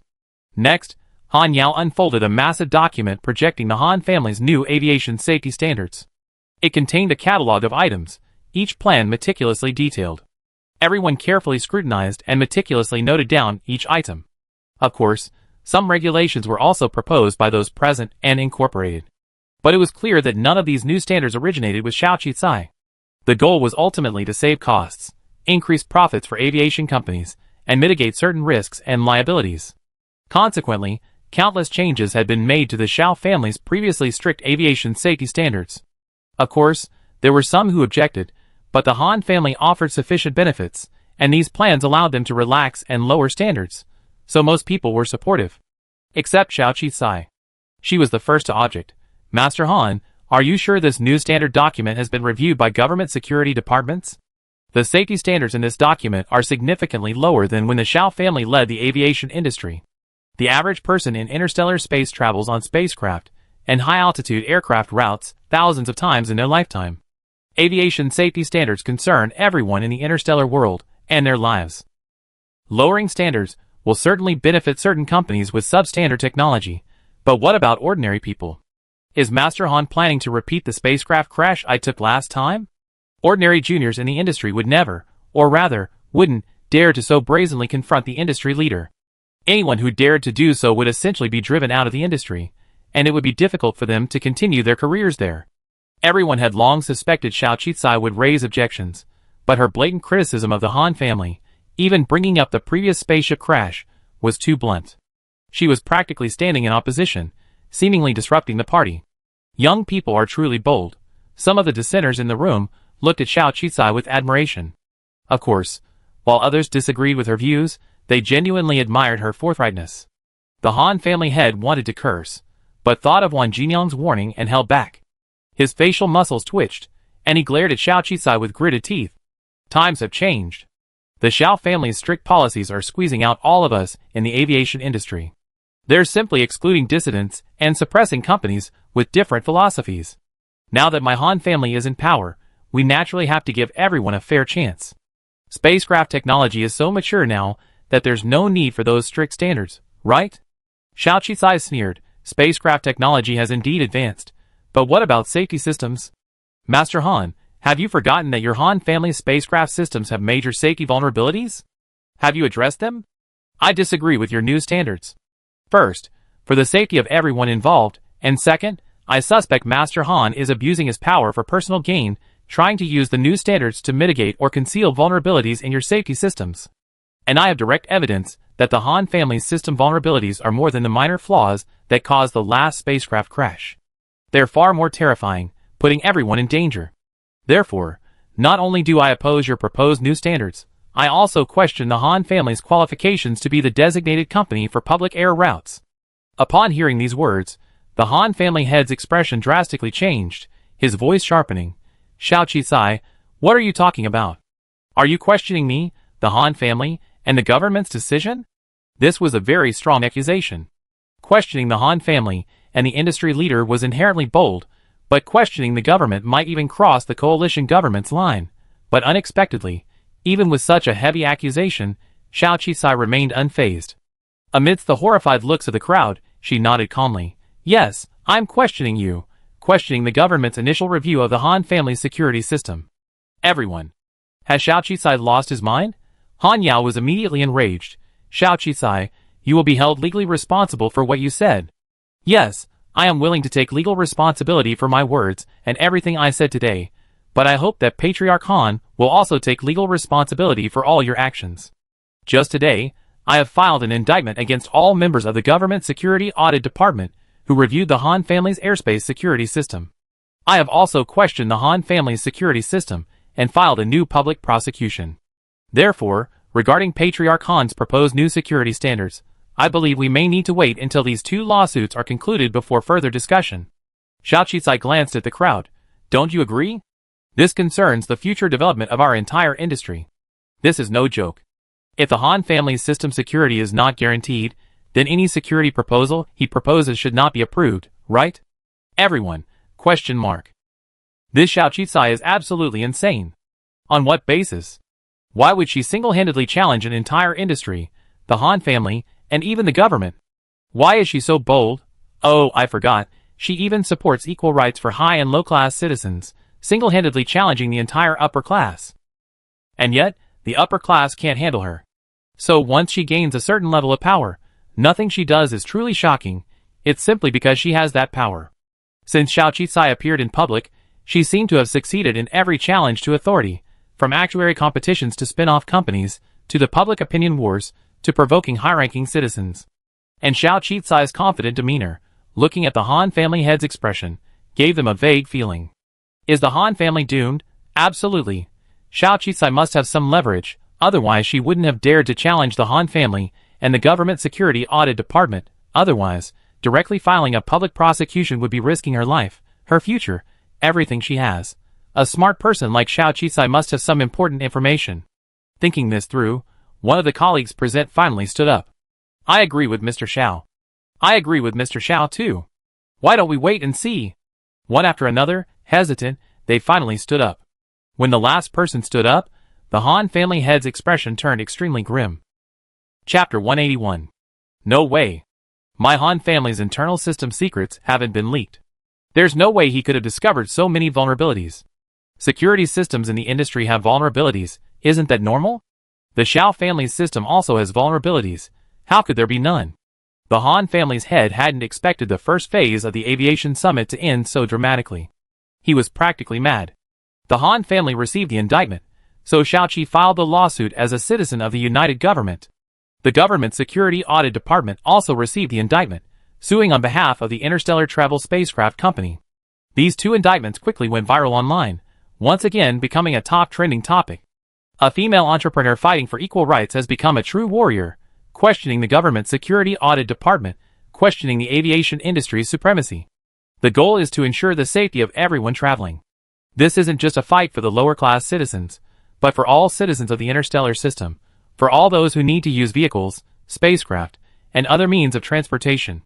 She's truly formidable. She truly dares to do anything. Some of the higher-ranking citizens, initially somewhat dissatisfied with the high-profile rights movement of a lower-ranking citizen, are now turning against her. After all, it seems Xiao Qisai isn't just thinking about her own interests, but also the interests of the truly lower classes, the majority of citizens. Suing the Government Security Audit Department.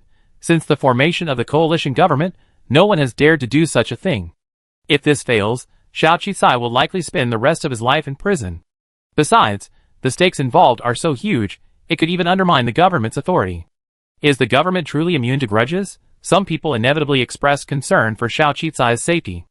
Of course, it was just a joking comment under Xiao Qisai's social media account, expressing shock and admiration. Unexpectedly, Xiao Qisai responded to that person. I'm also concerned for my own safety, but you know what I mean. Whoever I sue wants me dead. If anything happens to me, please, citizens of the United Government, please remember to seek justice for me. Everyone, ? The Han family and security personnel, ?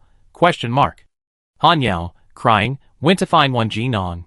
Wan Jinong frowned at the panicked Han family head. He couldn't understand how such a fool could rise to the top of the aviation industry. But after all, the two of them were working together. Wan Jinong took a deep breath. I underestimated her. She actually dared to take such a risk. It disrupted some of our plans, but it's not a big deal. Besides, the bigger the risk, the more dangerous it is, isn't it? She wants to find vulnerabilities in your system. Just stop her.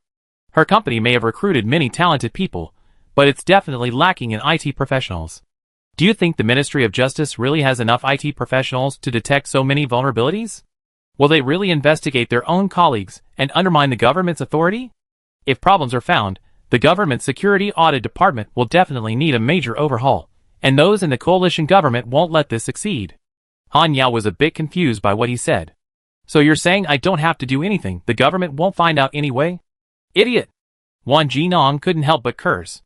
The IT staff in the government judicial department are just going through the motions, or they won't try their best. Even if they did, they wouldn't have the ability. I assign you some IT professionals to patch some loopholes, and then pursue their investigation. That way, if nothing is uncovered, Xiao Qisai will be finished. She won't be dead even if we do anything. Do you understand? Han Yao woke up from this dream, and nodded vigorously. I understand, thank you. Hanging up the terminal, Wan Jinong pondered for a moment and called his men in. Remove some of the IT department and connect them to the Han family's security system. Wait, release the blacklisted person who was locked up earlier and go with them. Wan Jinong knew Xiao Qisai. She never did anything unprepared, but now that things had come to this, he would face the challenge head-on, regardless of the other party's plans. If we lose this step again, then we have to take the final step. Countless people were observing the review of the National Security Audit System. Because it was a matter of grave importance, affecting the travel and safety of everyone, whether low-ranking or high-ranking, they all put aside their prejudices and awaited the results of the judicial investigation. Since someone had already filed a complaint against the government, the judicial authorities naturally dispatched personnel to investigate overnight. Of course, as Wan Jinong had imagined, there was an unspoken understanding between the government and its departments.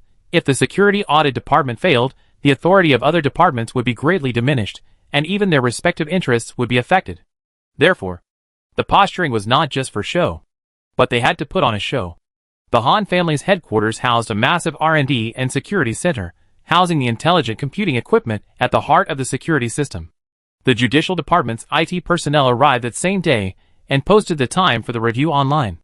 Before the judicial department's IT personnel arrived, Wan Jinong's IT personnel and the legendary hacker had already connected to the Han family's R&D and security center's core data cluster. Their goal was to identify and address gaps, concealing bugs and vulnerabilities. In reality, with a security system center that had become a public domain, other companies' IT departments, aside from the government's and the Han family's own, were forbidden from connecting to it, citing the potential for leaking citizens' privacy and posing a security risk. But at this point, the Han family couldn't afford to care. They were afraid of being discovered, afraid of the Han family's utter destruction.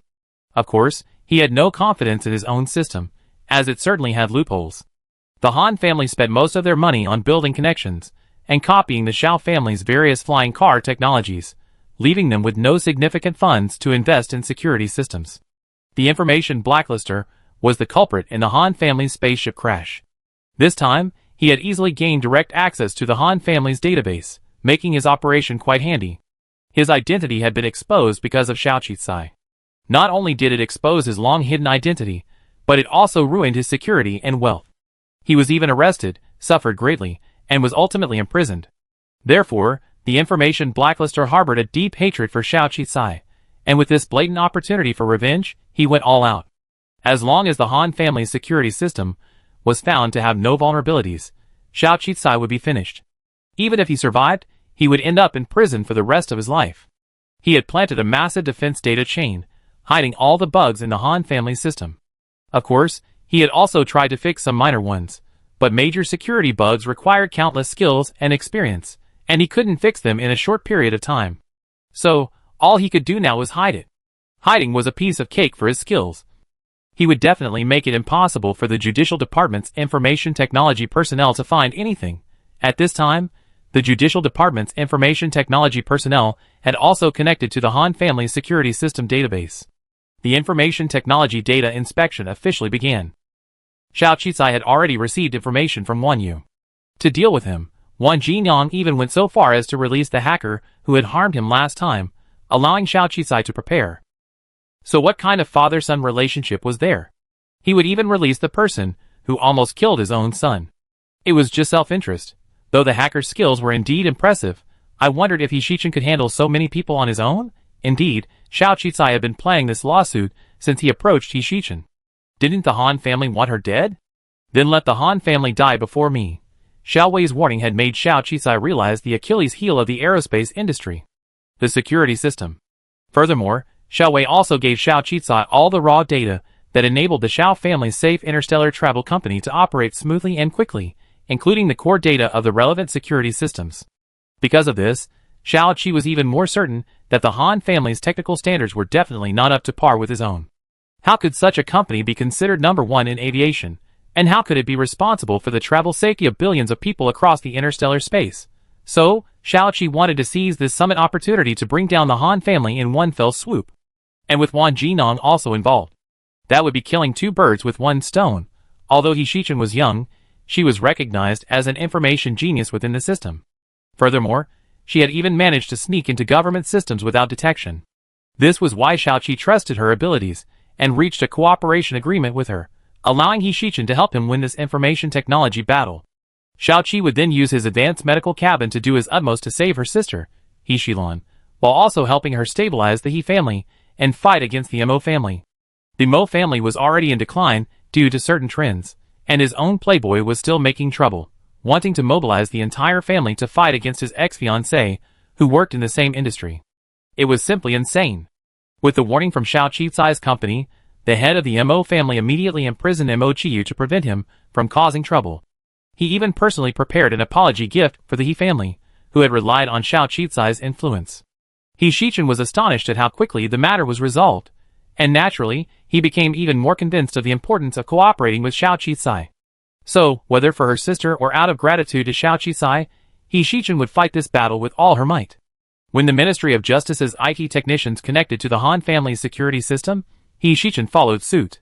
He Shichen's goal was to uncover all the vulnerabilities and bugs in the Han family's security system and present them to the Ministry of Justice's IT technicians. Show them the irrefutable evidence, and the Han family will be doomed. Unfortunately, upon entering, she detected several unusual hacker groups. They seemed to be secretly patching the Han family's vulnerabilities, and their capabilities were quite impressive. Those massive vulnerabilities seemed to have been concealed in a short period of time. He Shichen frowned, but a fighting spirit welled up in his eyes. Since that's the case, then let's do it. The Ministry of Justice's IT technicians were casually roaming around the security system, unaware that two superpowers of information were also battling it out within. They were puzzled by the sudden appearance of bugs that seemed to enter the detection system, then vanish just as suddenly. It was strange.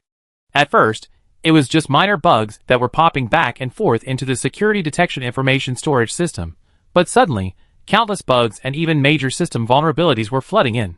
Looking at the security vulnerabilities being discovered one after another, some of them even critical, the information technology staff were immediately filled with frustration. Has their automated detection system become so advanced now? Are those bugs automatically stored? They haven't done anything yet. How could they remember their superior's instructions to just pretend to find some insignificant vulnerabilities? Why are the bugs piling up? This is simply not going to work. Chapter 182. He Shichen is quite impressive. He faced so many people alone, yet he held his own. He even managed to expose system vulnerabilities and bugs one by one to the Information Detection Technicians database. 002 monitored all movements of He Shichen, the hackers, and the Ministry of Justice's IT technicians, reporting to Xiao Qicai in real time. However, He Shichen's ability to hold his own against so many hackers still shocked him. He was indeed a target on his dashboard, a man of great ability and still young. To some extent, his master might not be very good at finding a romantic partner, but his vision for finding someone capable was unmatched. He just had to apply that same vision to finding a partner. Never mind, Although he hadn't found this one before, the hacker tycoon and the career-oriented female CEO, both working towards their goals. He was starting to see some success. 002 found joy in the midst of hardship. However, as time went on, the One family's IT technicians began to resort to underhanded tactics to contain him. They simply gave up their authority, disregarding the risk of exposure, and connected with the One family's information technology department, using a human wave tactic to attack the unknown and powerful opponent. While numbers sometimes aren't everything, Shichin was still alone, and fighting 2 against 4, she began to struggle. Insidious. I never thought the One family's information technology staff were just like Wan Jinong, cunning, incompetent, and shameless. 002 was furious. Xiao Qisai frowned upon hearing this news. She trusted Shichin, but she also knew something was amiss. She quickly considered her previous plan. She always made multiple preparations, so she had already agreed with Shichin. If she couldn't handle the situation alone, or face the risk of being exposed, she would leave behind a crucial piece of evidence and quickly withdraw her network. Shichin had actually noticed the surge in the enemy's numbers. Though she was reluctant, remembering Xiao Qisai's warning that she couldn't risk more than she gained, she gritted her teeth and gave up resistance, devoting her full attention to exploiting a critical vulnerability and quickly transferring the data to the IT technician search equipment. But at this moment, 002 suddenly spoke unexpectedly in Xiao Qisai's mind. That's someone other than the one you chosen as your love target. I can't let her lose, and I can't let the master lose. If you both lose, those nasty people will put you in jail. Never mind. Protecting the master's safety is also part of my duty as a love system. I go too. I don't believe they can outsmart me with data. Xiao Qisai, shock. This was truly a stroke of luck. 002 actually offered to help her. Of course, for Xiao Qisai, this was a good thing. So Shichin, who had been mitigating the critical vulnerability, giving up resistance, and even the damage signal source, suddenly regained full health because she discovered that all of her opponent's attacks had been ineffective. Shichin's first reaction was that Xiao Qisai had hired powerful external aid besides her, and indeed, this outsider was incredibly powerful.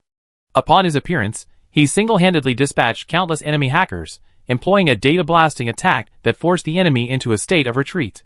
With this outsider, Shichin focused entirely on exposing every vulnerability in the Han family's security system, feeding them one by one into the IT technicians' testing data. The situation suddenly changed, and they achieved overwhelming success. The IT technicians at the Ministry of Justice, watching the vulnerability data pouring out of the testing database one after another, looked despairing. It really wasn't their fault. The blame lay with the Han family's system, which was truly shoddy. Their rudimentary code detection equipment had actually managed to detect such a hidden and powerful vulnerability. Was the Han family's system made of paper? Finally, the testing was complete. As the technicians looked at the thousands of bugs in the test files, their expressions faded from despair to sobriety. It wasn't their fault, absolutely not their fault. They wouldn't be out of work after returning. After all, the Han family's vulnerabilities were as porous as a sieve. How could they be blamed? Meanwhile, the One family's hacker group had been completely decimated by the attack. The arrogant hacker, who had so arrogantly believed himself to be the world's best hacker, had a look of doubt on his face. For the first time, he had felt the other party's overwhelming strength. Just two. How could it be possible? The Judicial Department's technicians returned to the Ministry of Justice with the test documents. When the ministry's senior officials saw the results, their faces paled, and they immediately held a meeting to discuss how to release them. Just when they were considering whether to conceal the truth and only release a few insignificant bugs, shocking news spread online. The mysterious cyber hacker King made her first public appearance online. She recorded the entire process of the Ministry of Justice's Information Department's security system inspection of Han Airlines using a data stream. However, the technical staff's work was not the main focus of this inspection. The main focus was on the battle between King and the mysterious other hackers, who were protecting and concealing the vulnerabilities in Han Airlines systems. This spectacular duel was called the pinnacle of hacker duels within the United Government. It was a one-on-many, human wave-like battle. Ultimately, a new mysterious hacker joined in and used his absolute cutting-edge technology to defeat them. King then discovered all the vulnerabilities in Han Airlines' security system, allowing all the vulnerability data to be intactly entered into the Ministry of Justice's technical inspection system. King is a legendary hacker and a rising star in recent years. Her presence alone attracted attention. Moreover, this involves the Han family's incredibly serious security incident, involving Xiao Qizai's lawsuit against the Han family and the Government Security Audit Department. Almost everyone, high-ranking and low-ranking, in the government, even within the government, is watching. And why is the other hacker, a data blacklister who should be in prison, siding with the Han family? Has he been bribed? And how could he possibly have so many allies? Isn't he a lone wolf? How could he have contacted so many hackers? And even helped them? Did the hackers form an alliance? To everyone's astonishment, King revealed the identities of the hackers who protected the Han family's system vulnerabilities. Except for the one on the wanted list, all the others were full-time employees of the Information Technology Department of the wealthy Wan family.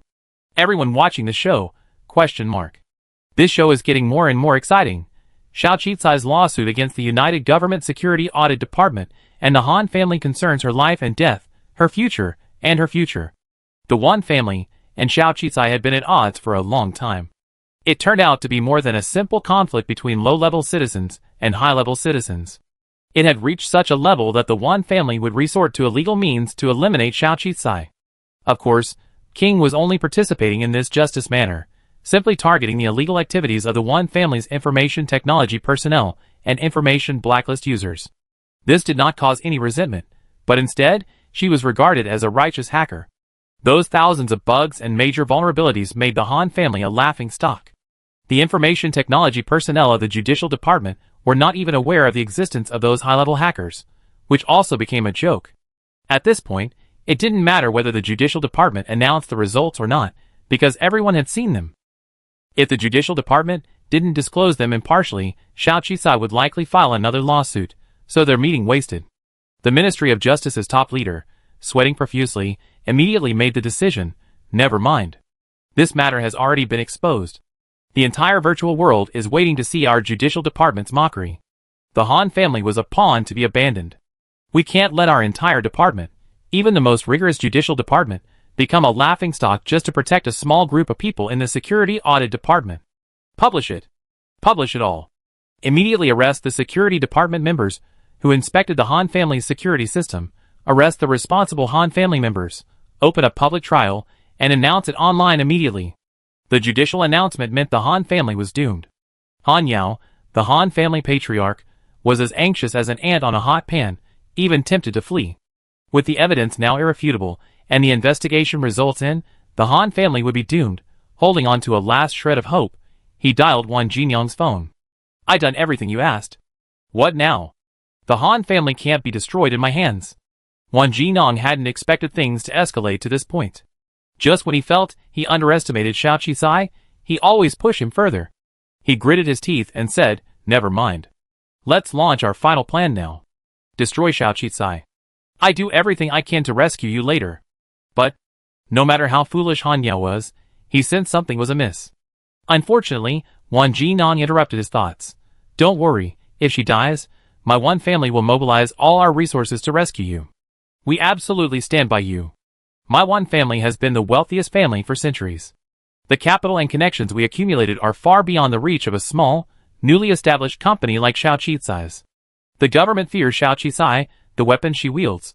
Do you understand? If she dies, she'd be worthless. Do you understand? Only with her death can we all find safety. You might even become a vassal of the government." Han Yao closed the terminal, his mind blank, his eyes focused only on Wang Jinyang's final words. "Yes, it's all Xiao Qizai's fault. If she's dead, nothing will matter." His eyes flashed with madness. "Let's take one last gamble." The Judicial Department's announcement sent the internet into a frenzy. It turned out that such a prominent leader in the aviation industry had been appointed through fraud. It turned out that even the government safety audits were unfair. Xiao Qizai's lawsuit was no joke. She was a hero, risking her entire fortune to seek justice for the people and confront the upper echelons. She was an eternal deity, a hero who exposed injustice. Her followers quickly soared, not just among low-level citizens, but also countless high-level citizens. Aviation safety isn't just about low-level citizens. It concerns the safety of all interstellar citizens. At this point, Xiao Qizai's virtual network followers reached the top spot online. At this very moment, before the judicial authorities had completed their investigation into the Han family, Han Yao quickly convened a second aviation summit. The theme of this summit was to reduce the number of public air routes on low-level planets. Until the judicial authorities revoked the Han family's official status as a public air route company, And before the Han family was brought to trial, the rules agreed upon by the Han family and industry insiders at the aviation summit remained in effect. The Han family patriarch exploited this fact, betting that Xiao Qizai would definitely attend. Many people with insider knowledge flooded the virtual internet with messages urging Xiao Qizai not to go, fearing the Han family might do something to her, or that something might go wrong during the meeting. But Xiao Qizai remained resolute. She posted a message on her highly followed account. There are flowers behind every thorn, and someone has to step over them before they can bloom. I believe in light, and for that, I must forge ahead. When she appeared in the branch meeting room, everyone except Han Yao stood in awe. The Ministry of Justice's notice had already arrived, meaning the Han family would be investigating. The irrefutable evidence was here, and the Han family was doomed. With Xiao Qizai's courage and skill, she could very well claim the top spot in the new airline travel market if she so desired. So, at the first summit, those who saw Xiao Qizai standing on opposite sides of the same team had completely changed their expressions. They no longer looked at her in shock at her youth and aura, but in genuine admiration for her skills. Han Yao stood in the main seat high above, watching Xiao Qizai slowly approach. In that moment, he had a misconception. He wasn't about to become a Grim Reaper, but rather saw a Grim Reaper approaching him. He shuddered, telling himself not to be afraid. The Han family's survival depended on his success today. Chapter 183. Han Yao finally stopped talking nonsense this time and directly released a proposal, stating that he would reduce the number of public air routes on all planets below Class C. He also used data to show that this could save approximately 1% of public air route costs. 1% isn't much, but for capitalists, 1% profit is still profit. Whether or not it's convenient for the lower classes is not a consideration for them. However, this time, the others didn't agree with Han Yao's proposal as quickly as they had at the first summit. Everyone looked at Xiao Qizai. This was a sign of recognition, strength, and fear of Xiao Qizai. Xiao Qizai shook his head firmly. No, I disagree. Public air routes on lower-level planets are only 1% or even 1 per thousand of those on higher-level planets.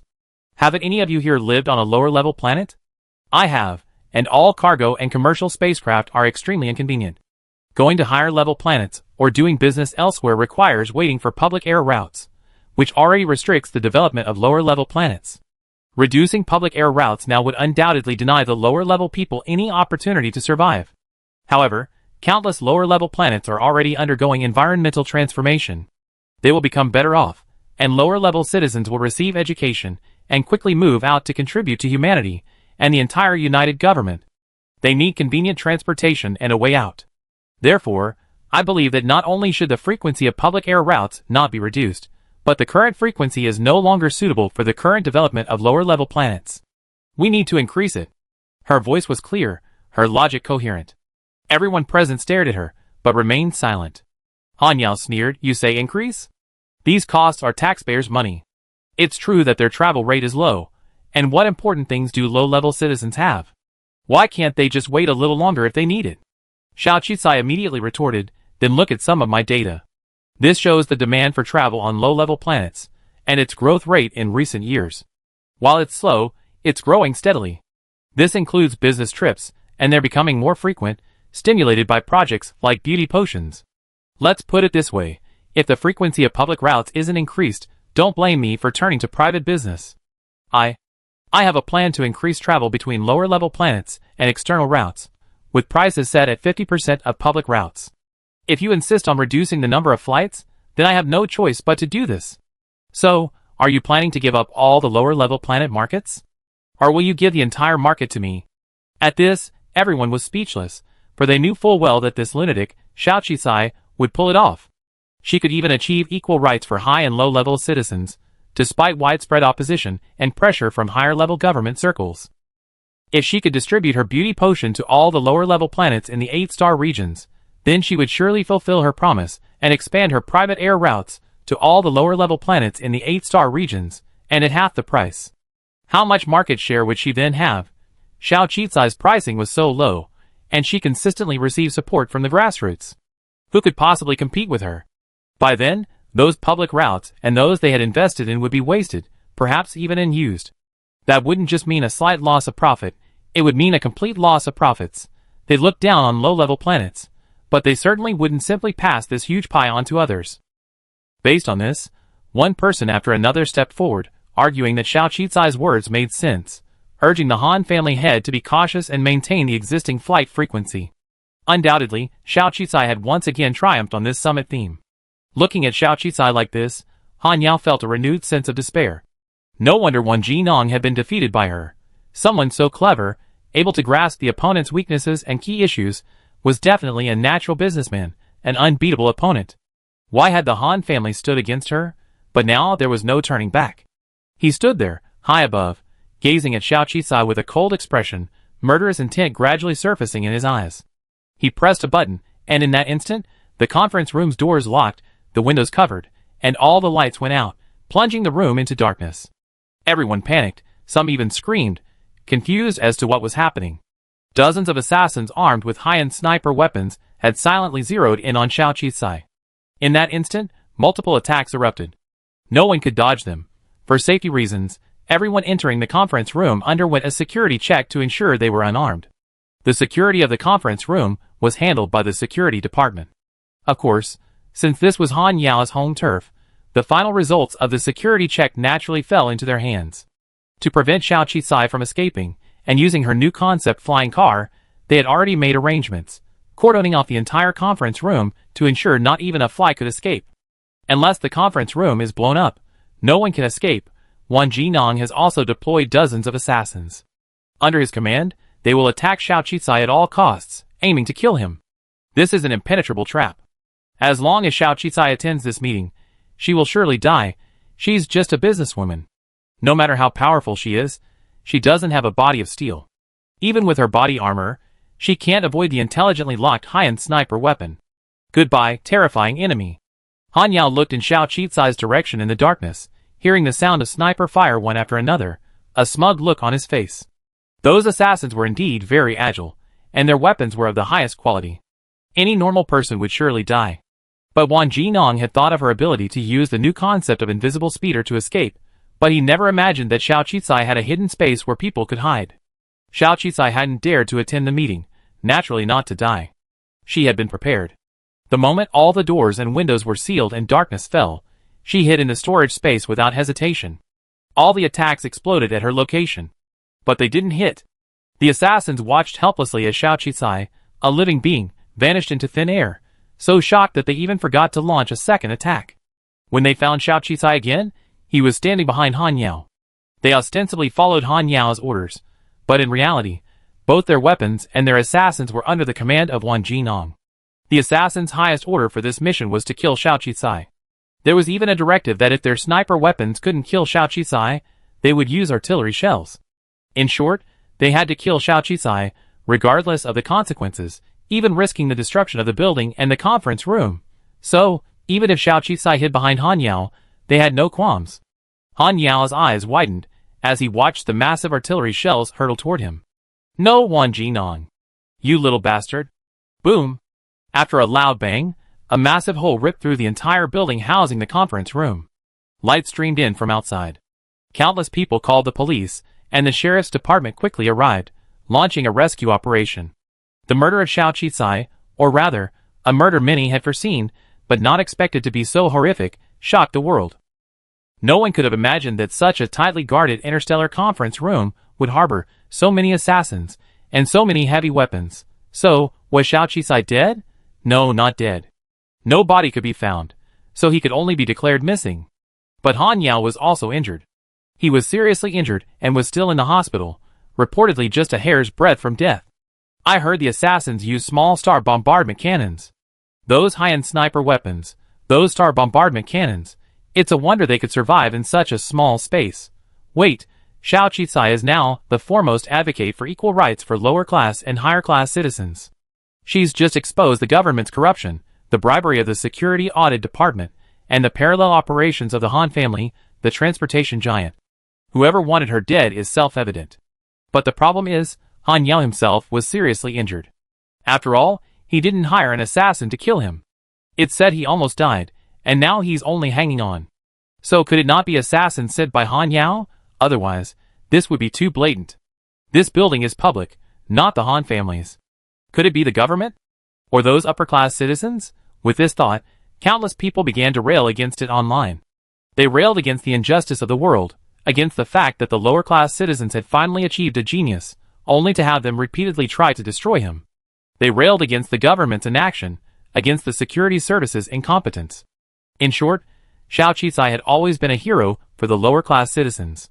When that hero fell, and times changed, it was enough to stir public outrage and ignite countless flames of rage. And when that rage spread, it would unleash an unparalleled frenzy. For a time, first the lower-class and upper-class employees of all Xiao's companies went on strike in protest, and then all the lower-class citizens who supported equal rights took to the streets in protest.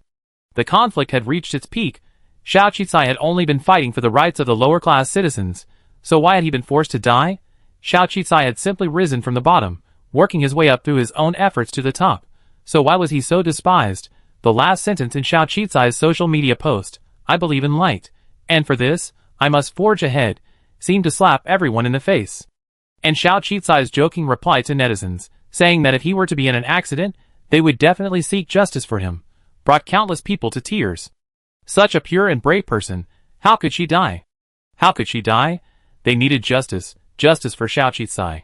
Not only the employees of the Xiao Group, but also everyone else, all the lower-class citizens Xiao Qizai was protecting and fighting for their rights. They should all stand up and demand justice for Xiao Qizai.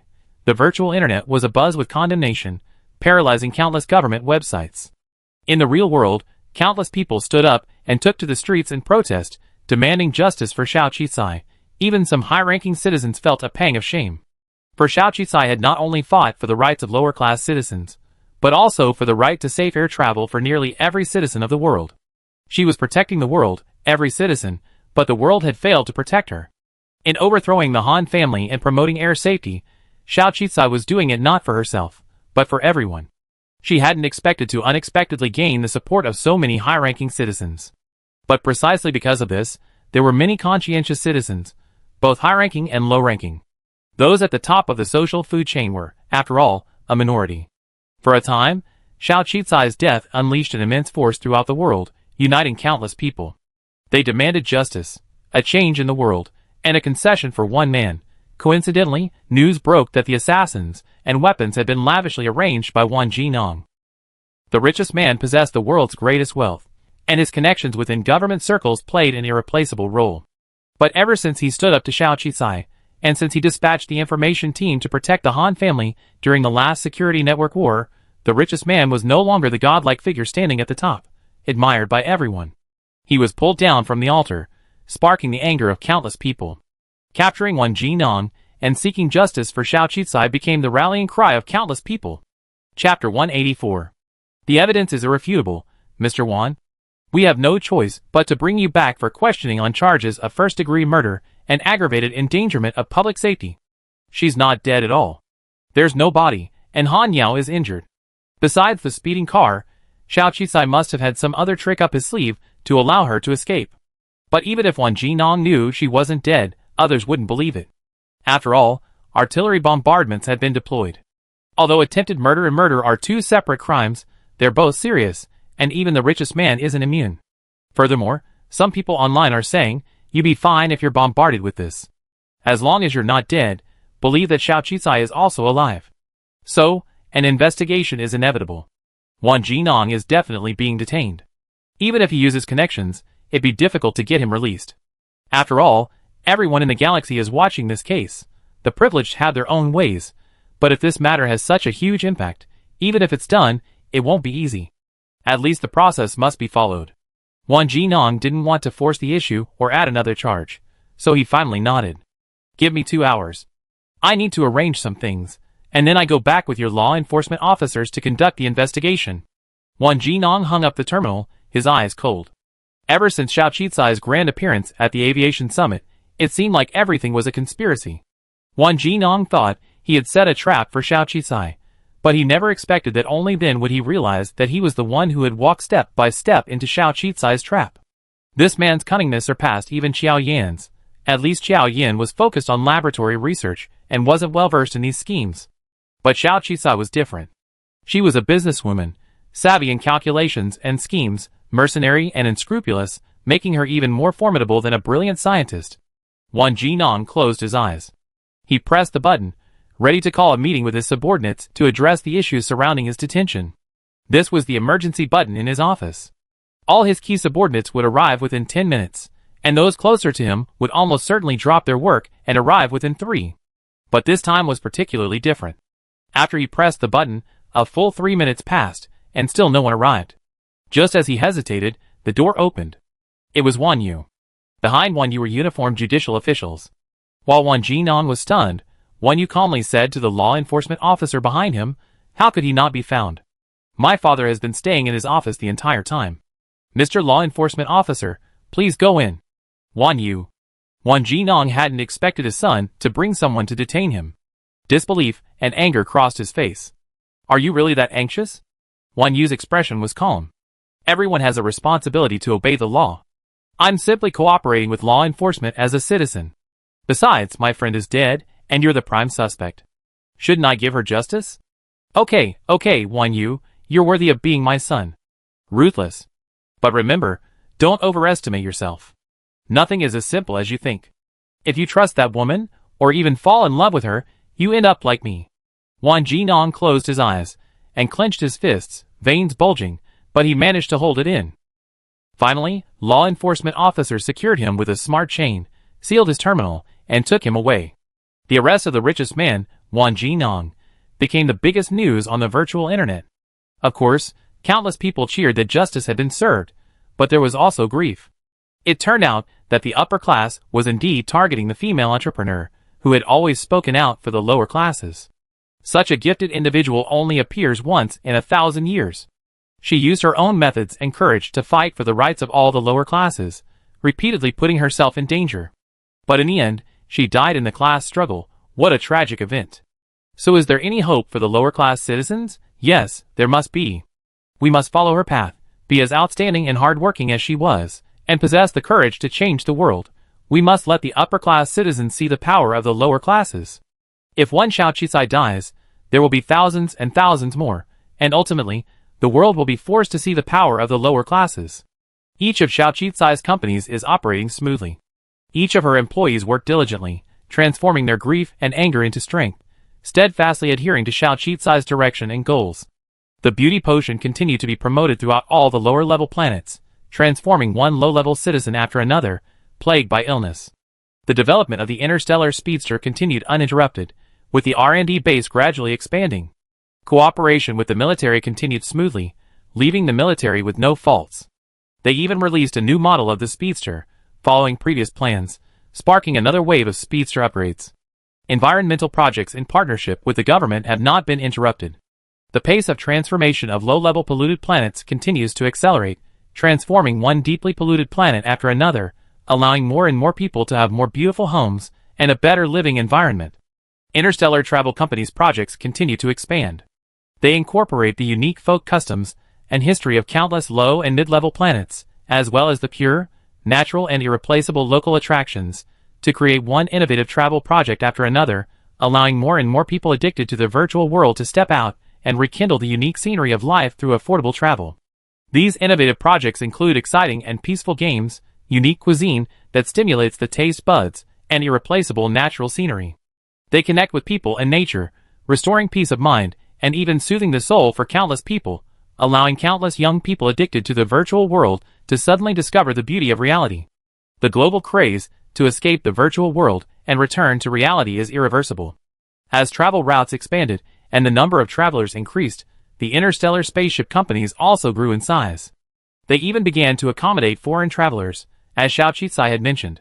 This offered low prices, undercutting the high costs of interstellar travel, and facilitating travel for countless citizens of lower-level planets. New projects emerged one after another. The educational system, coordinated with all of Xiao Qicai's companies, completely broke the information monopoly of higher-level citizens, nurturing one citizen after another to strive for progress and pursue their studies. They will also become a force that disrupts the balance of power in the new world. Although Xiao Qicai is missing, her influence is even greater than Reconstruction.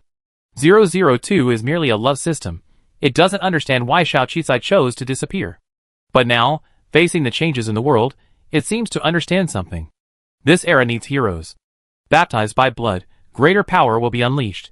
The stronger this power, the closer Xiao Qicai's goal will be. A few months later, Han Yao finally awoke, but the Han family had already lost its leading position in the industry. The Han family's traffic safety system had major vulnerabilities, and was not even allowed to go public, naturally forcing it to be excluded by the government. The government promoted countless companies to replace the Han family, and those that had once sided with the Han family and embraced it divided its territory. Thus, the transportation and aviation industry completely broke free from the monopoly of one company and began to flourish and compete. Countless Han family leaders were arrested. Due to rapidly declining revenue and a lack of leadership, the family continued to lose. Han Yao never expected that by the time he returned, the Han family was nearly bankrupt. Han Yao's limbs had been replaced with bionic ones, and his appearance had changed dramatically. This life-or-death disaster nearly destroyed him, and it also truly destroyed the Han family. Looking at the declining Han family and the massive debts, he was filled with anger.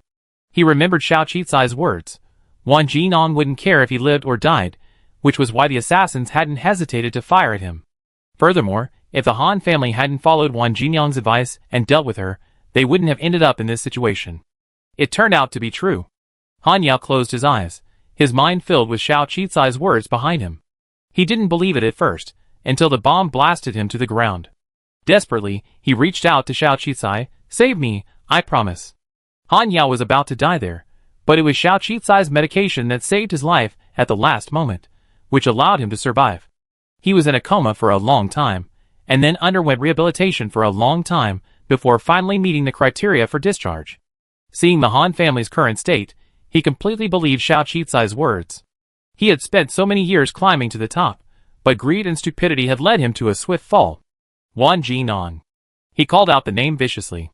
So the next day, Han Yao, the patriarch of the Han family, who had finally been discharged from the hospital, was interrogated by the judicial authorities and presented new evidence to the stalled case. Han Yao presented evidence that it was Wang Jinong who arranged the assassins and weapons to kill Xiao Qizai. He was coerced by the richest man into helping him arrange the assassination, and Wang Jinong was the culprit.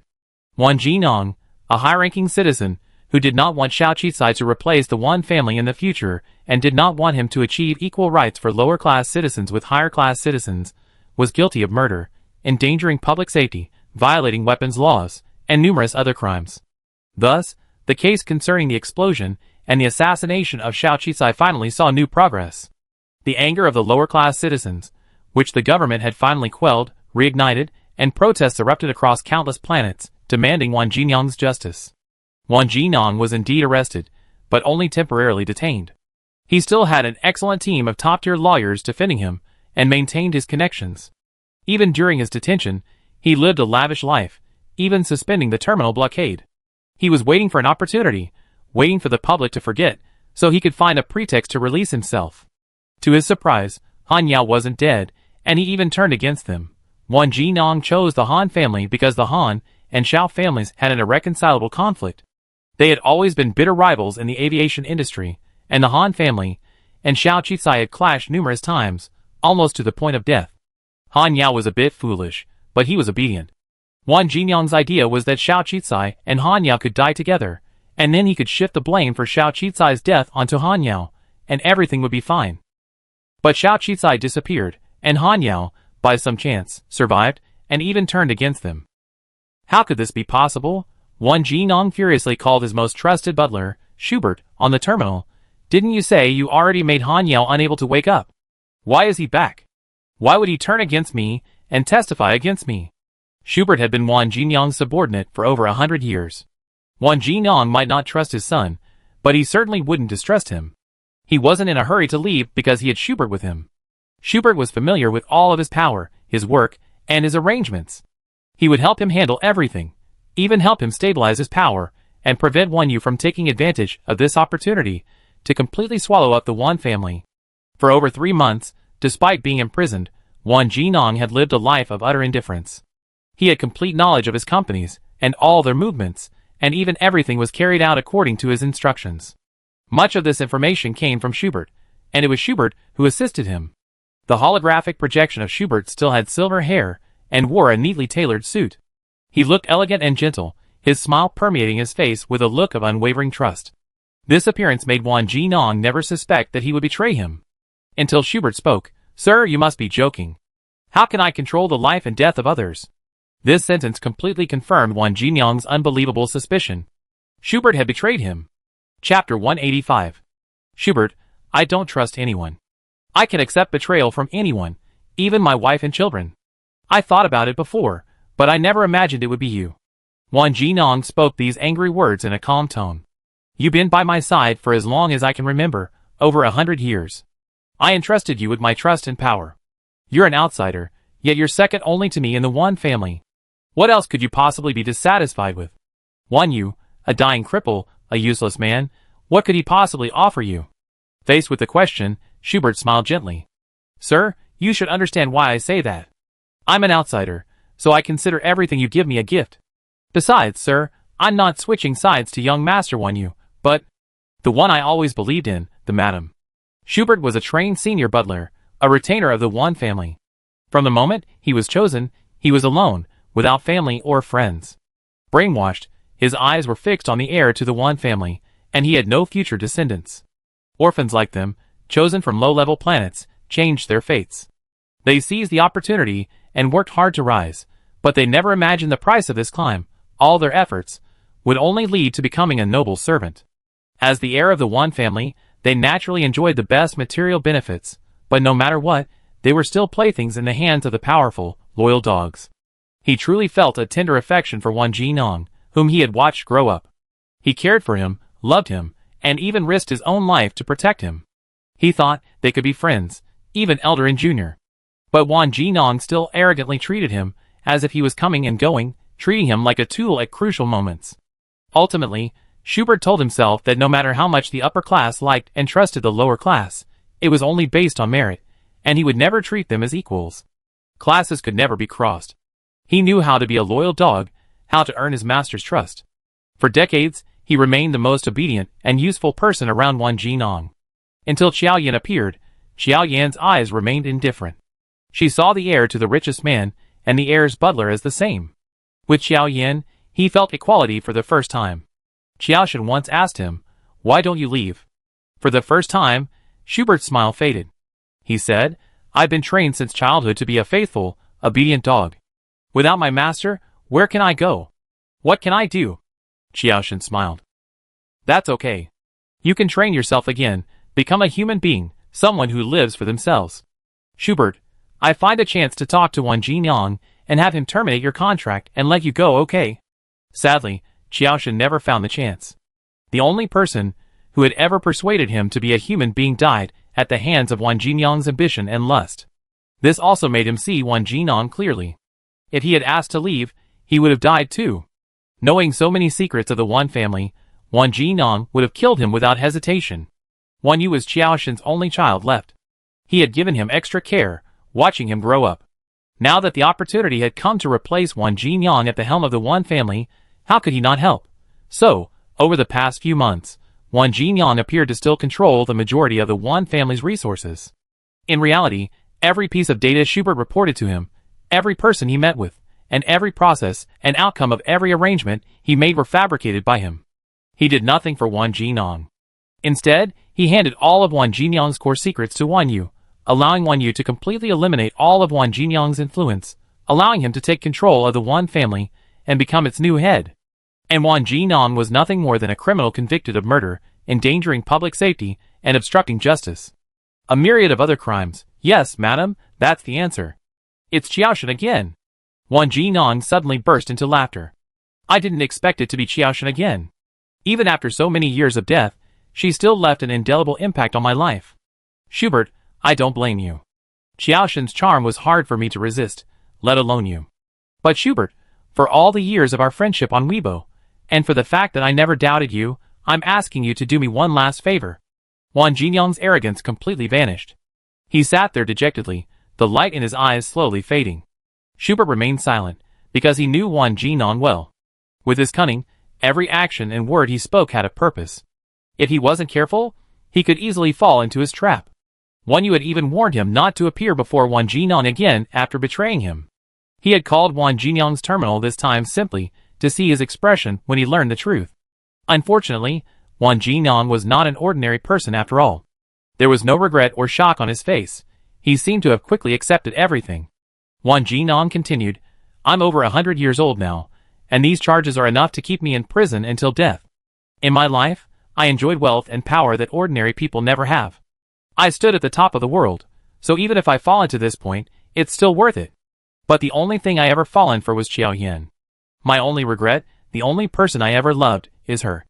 What happened back then has been a lingering pain in my life, and it's made me frantically search for her all these years, or rather, search for her in another world. Since she's your faith, Schubert, you probably want to see her again, right? Wang Jinyang looked at Schubert. So I'd like to ask you to do me a favor and let me try one last time. For someone like Qiao Yan, even if her body dies, her soul will shine brightly in another world. She must be somewhere. You mean, you want to go to that coordinate again? Schubert instantly understood Wang Jinyang's meaning. Yes, you know how much time, energy, and money I spent searching for the coordinates of the other world over the years.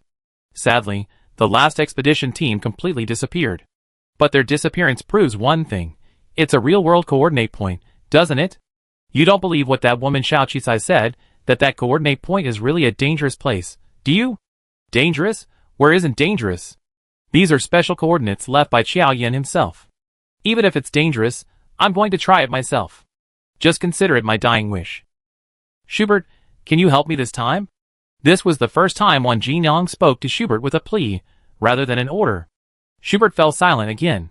Taking him to that special coordinate point was indeed a risk, and Wang Jinyang might have some hidden agenda. Reason told him to refuse. But seeing his silence, Wang Jinyang spoke again. You know most of my secrets, but there is one secret that no one knows except me, including you. You should know that Qiao Yan's body wasn't buried on Garden Planet, so I didn't mind the explosion and destruction there. When Wan Yu was removed from Qiao Yan's belly, she was already dead, and she couldn't be any deader. But I used various methods to restore and preserve her body, and eventually kept it as a treasure. The Wan family is no longer mine, and I'm dying, so I can no longer protect her body. Schubert, take me to that coordinate point, and I give you her body. Or, you could ask Wan Yu if he's interested in this deal? Wang Jinyang spoke calmly about his former wife's body, using it as a bargaining chip, even hinting at a threat. Although Schubert had long seen through his character, a chill still sank in his heart. Sir, you're still as unscrupulous as ever. How can you possibly deserve my wife's love? After saying this, Schubert resolutely turned and walked out. Wang Jinyang's heart trembled at Schubert's words, but ultimately, his thoughts were dominated by larger ambitions and plans. He smiled sarcastically, as if reminding himself, what do I need her love for? He said so, but his eyes were filled with resentment. The month Xiao Qicai had been missing had been like a long vacation for herself. Because she knew that disappearing would be far more effective than escaping death. The anger of the lower-class citizens would begin to ignite, igniting into a raging fire, warning the coalition government and putting pressure on them. That's why the coalition government, amidst the massive protests, offered the lower-class citizens some sweeteners and relaxed some of their rights. This was the coalition government's capitulation. This was the upper class's capitulation. But Xiao Qicai knew that once they began to capitulate and compromise, the situation would be unstoppable. Everything is difficult at the beginning, and Xiao Qicai was getting closer and closer to his goal. And in the past few months, due to the internal struggles between Xiao Qicai's company and the Han family had rapidly collapsed. This was Xiao Qicai's second goal. The judicial authorities had discovered problems with some of the Han family's security systems, and they might have to suspend operations until they were fully operational, or they might simply revoke the Han family's public flight license and terminate their government cooperation. But the Han family is a major corporation after all. This problem won't kill them, it will only severely damage their vitality. But Xiao Qicai's goal is to completely eliminate the Han family's ability to struggle, to completely eliminate their chances of recovery. She wants to shake up the transportation industry and bring down the Han family, a company that has risen to power through manipulation but lacks both strength and ethics. As expected, when a building is about to collapse, someone always comes to push it back. Not to mention the external pressure and the government's suspension of cooperation after discovering problems with the Han family's security system. The Han family alone is enough to drive the Han family into self-destruction. Han Rui was a loser. His last trip to planet 4628 plunged the Han family into a major crisis, and he himself was imprisoned for several months, only finally escaping after finding a scapegoat. Because of his unreliability, Han Yao had little confidence in him. Furthermore, Han Yao was still young and even considered training a few of his children to be his successors. Han Rui was therefore panicked. After Han Yao's misfortune, Far from feeling sad, he, encouraged by his subordinates, saw this as a once-in-a-lifetime opportunity. If he could seize power and control the Han family while Han Yao was still unconscious, he could become the head of the Han family and no longer fear being replaced by another Han child. The seizure of power by a loser was enough to throw the already volatile Han family into further turmoil. And besides this, another person appeared who dealt the Han family a fatal blow. Her name was Han Yu, a woman chosen by Han Yao, and a member of the Han family who looked almost identical to Marshal Muhainer's wife, Han Fun, in her youth. Twice, Han Yu was given to Muhainer, becoming Han Yao's tool for currying favor with Marshal Muhainer. How could a young, beautiful daughter of a noble family be willing to become a substitute and plaything for an old man? But Han Yao wouldn't let her refuse, using her parents as a threat to force her into pleasing Muhainer. Thankfully, Muhainer refused the first time. Han Yao was despairing, even blaming her for incompetence, which finally gave her a sigh of relief. But Han Yao persisted the second time, even drugging her and sending her to Muhainer's bed, hoping to force the issue and make Marshal Muhainer responsible, thus siding with the Han family and becoming their backer.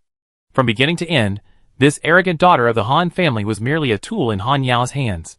He never listened to her opinions, never considered her self-esteem, and felt he was the head of the family, his final word, controlling the fate of the entire family. This time, Han Yu was completely filled with resentment. After escaping, she had only one goal in mind. Since Han Yao wanted to save the Han family, her goal was to completely destroy it. Chapter 186. Han Yu was considered the brightest of the younger generation of the Han family. However, since she wasn't a direct descendant of Han Yao, and was even considered a woman who might marry out, she didn't receive much attention within the Han family. But she still tried her best to prove her worth, hoping to gain the Han family head's recognition of her abilities. After graduating from Xingyu Advanced Academy, she joined the Han family company, dealing with various supply chain issues. Indeed, the Han family's ability to quickly imitate the Xiao family's products was indelibly linked to Han Yu. Of course, her efforts did have some effect, allowing her to at least gain the Han family head's attention, and her position within the Han family company gradually rose. Everything was going well, but once the Han family encountered trouble, Han Yao ruthlessly used her as a tool to curry favor with the military. She resembled Han Fan, young and beautiful, but that was her original sin. The Han family had secured access to the military through marriage, so Han Yao had no hesitation in using his old tactics again, using women to cement the relationship. As for Han Yu's feelings, they paled in the face of the family's interests. Han Yao believed that the family had nurtured her and provided her with excellent living conditions, so she should obey the family's arrangements and strive for greater benefits for the family. If she refused, her parents would be implicated, and if she refused, she would lose all her wealth and position. But how could a proud person accept this? Taking advantage of Han Yao's coma and the Han family's chaos, Han Yu added fuel to the fire, disrupting the entire supply chain data and completely destroying the supply chain she had worked so hard to establish. With this major supply chain issue, all deliveries were disrupted, and funding quickly dried up. Thus, adding fuel to the fire, the Han family's capital was shattered, along with any possibility of them ever entering the aviation industry again.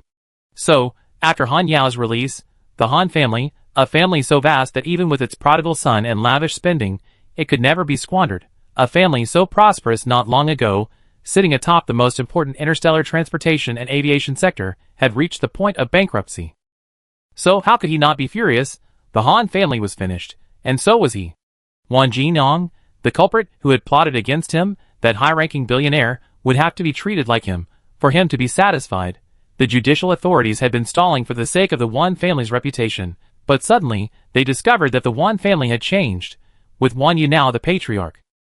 Wan Yu, however, seemed to care nothing for his father's life or death, even telling the person who came to contact him, "I'm just a businessman. I don't interfere with the Ministry of Justice's affairs. Just enforce the law." In other words, Wang Jinong had been abandoned. While the judicial authorities were stunned, they quickly determined their position. The public had already been dissatisfied with the prolonged delay, and now, with Han Yao's testimony, an interrogation was inevitable.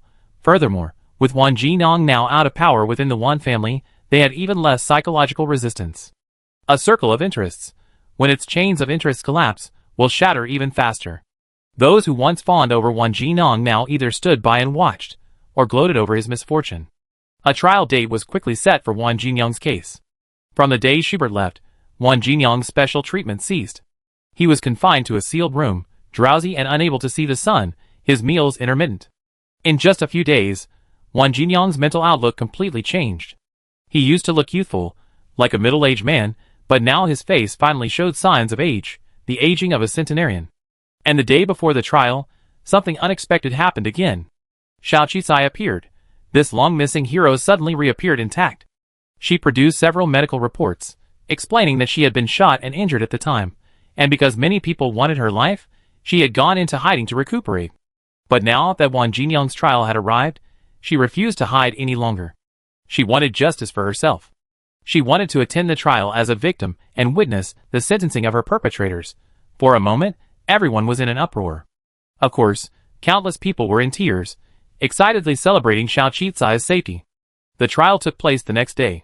Surprisingly, despite having a defense lawyer, Wang Jinyang made no drastic effort to escape the charges. Due to the overwhelming evidence, he calmly pleaded guilty and was ultimately sentenced to 30 years in prison. This mentions the immunity granted to high-ranking citizens, immunity from the death penalty, and immunity from imprisonment. This means that even if he were sentenced to prison, he wouldn't be held on a low-level planet with harsh conditions like ordinary criminals. Instead, there would be a facility specifically designed for high-ranking citizens like him. When Bai Yushan was still a Class B citizen, his family was implicated in a simple economic crime, stripped of their high-ranking citizenship rights, and demoted to a low-ranking citizen and exiled. But Wang Jinyang was different. He was an A-rank citizen and had submitted a large number of contribution points using star coins, so he wasn't demoted or exiled. This injustice was a source of deep resentment for lower-class citizens. But there was no other way. Wang Jinyang was rich. It was widely acknowledged that even with a 30-year prison sentence, he still had plenty of ways to escape, assuming his family still recognized him and could arrange for him. And 30 years was actually quite short. If he were a lower-class citizen, having committed so many crimes, the sentence would have been much longer. If the murder charge against him had been against a higher-class citizen, the sentence would have been even longer. However, the outside world generally believed that he would eventually be released. After all, he was still a higher-class citizen, and he had not been demoted to a lower-class planet. This unfair trial, the first public trial of an A-class citizen in recent years, completely exposed the differences between higher-class and lower-class citizens. It also sparked widespread online outcry. The calls for equal rights for higher-class and lower-class citizens grew again, and Xiao Qicai's vote count grew at an ever-increasing rate. However, Wan Yu is now the head of the Wan family. As long as Wan Yu doesn't want him out, he likely won't be able to leave for the rest of his life, nor will he be able to enjoy any special privileges. But regardless, the imprisonment of the richest man, Wang Jinyang, has ushered in a new era. This is the first case in which a lower-class citizen has been convicted of murder by a higher-class citizen. This is the first special case in which a lower-class citizen has triumphed over the upper class, over the world's richest man. The world has already changed without anyone noticing. Chu Xian's proposal has already received over 25 billion votes in favor online, and the appeal is growing louder. And as the planetary transformation plan gradually completes, the chaos on the lower-level planets is gradually decreasing, the environment is becoming healthier, illness is significantly reduced, and employment opportunities are rapidly expanding. Naturally, people are willing to pursue a happier and better life. Xiao Qicai's school created a loophole, allowing countless lower-class citizens eager to rise above the rest of society to enter his school. In just a year or two, countless exceptionally gifted individuals emerged.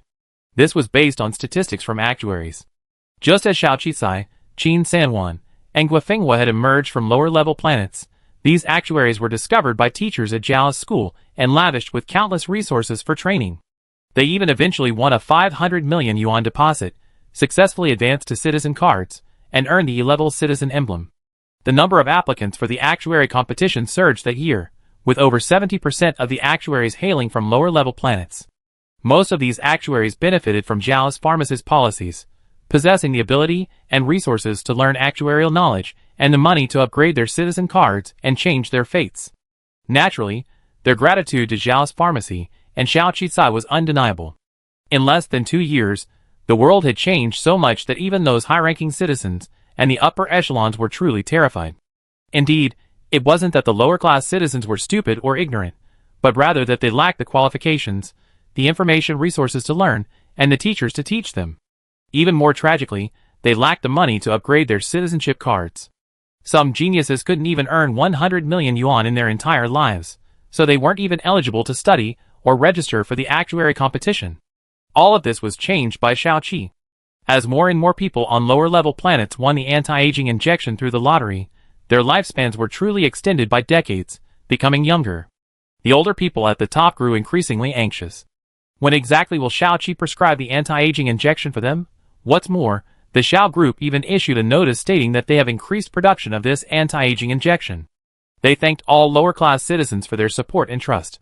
In the future, Zhao's pharmacy will strive to make it available to more and more lower-class citizens, ensuring longer and healthier lifespans.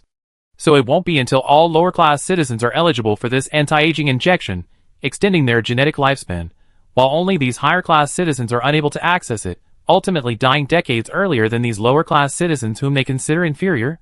There's no doubt that as the Xiao Group grows larger, its resources accrue, and its wealth accumulates, it has the wherewithal to do so. The happier and happier the lower-class citizens live, the more terrified the higher-class citizens become. Are their privileges going to disappear? No, according to the lower-class citizens, it's not that their privileges are disappearing, but rather that they are fighting for the rights that rightfully belong to them. All people are born free and equal. Born in this country, everyone is a citizen.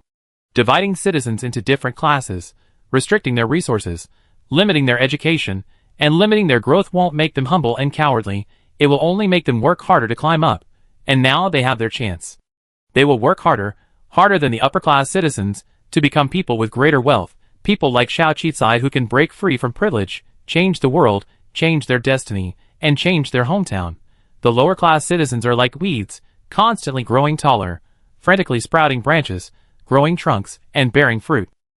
Senior citizens, however, remained arrogant and conceited, using their privileges to embellish themselves, believing themselves to be powerful. This cannot continue. This cannot continue. The dignity originally bestowed upon senior citizens will be completely eroded. Furthermore, more and more lower-class citizens were earning more and more contribution points, while senior citizens remained stagnant. And now, Yan Ruqian finally retired with honor. On the day of his retirement, countless citizens who had benefited from his policies expressed their reluctance to see him go online, expressing their sincere praise for him, because his policies had changed everyone's fate. Looking back, after such a long time at the pinnacle of power, he felt for the first time what it meant to be loved, and he also felt the legacy that Xiaoqi had spoken of. So, he had no regrets. He nominated Chu Xian to succeed him. Chu Xian, with the Chu family's unexpected defection, enjoyed the support of the public below him, and the support of the Yan and Chu families above him, and successfully ascended to become the new Minister of the Interior for the Ministry of Civil Affairs. He further expanded upon that proposal, advocating for lower-class citizens to have the same rights as higher-class citizens.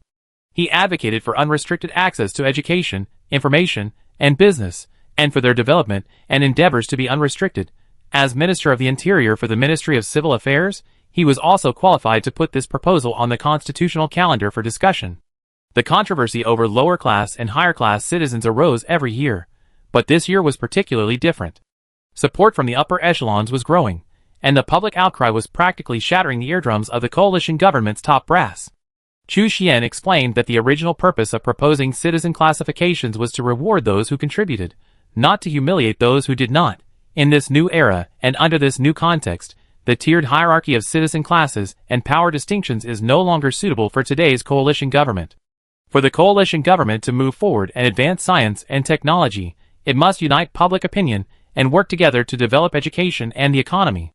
Only then can technology advance and the coalition government become increasingly stable and prosperous. In the upper echelons, thanks to the slow-aging injection, one family after another switched sides and agreed.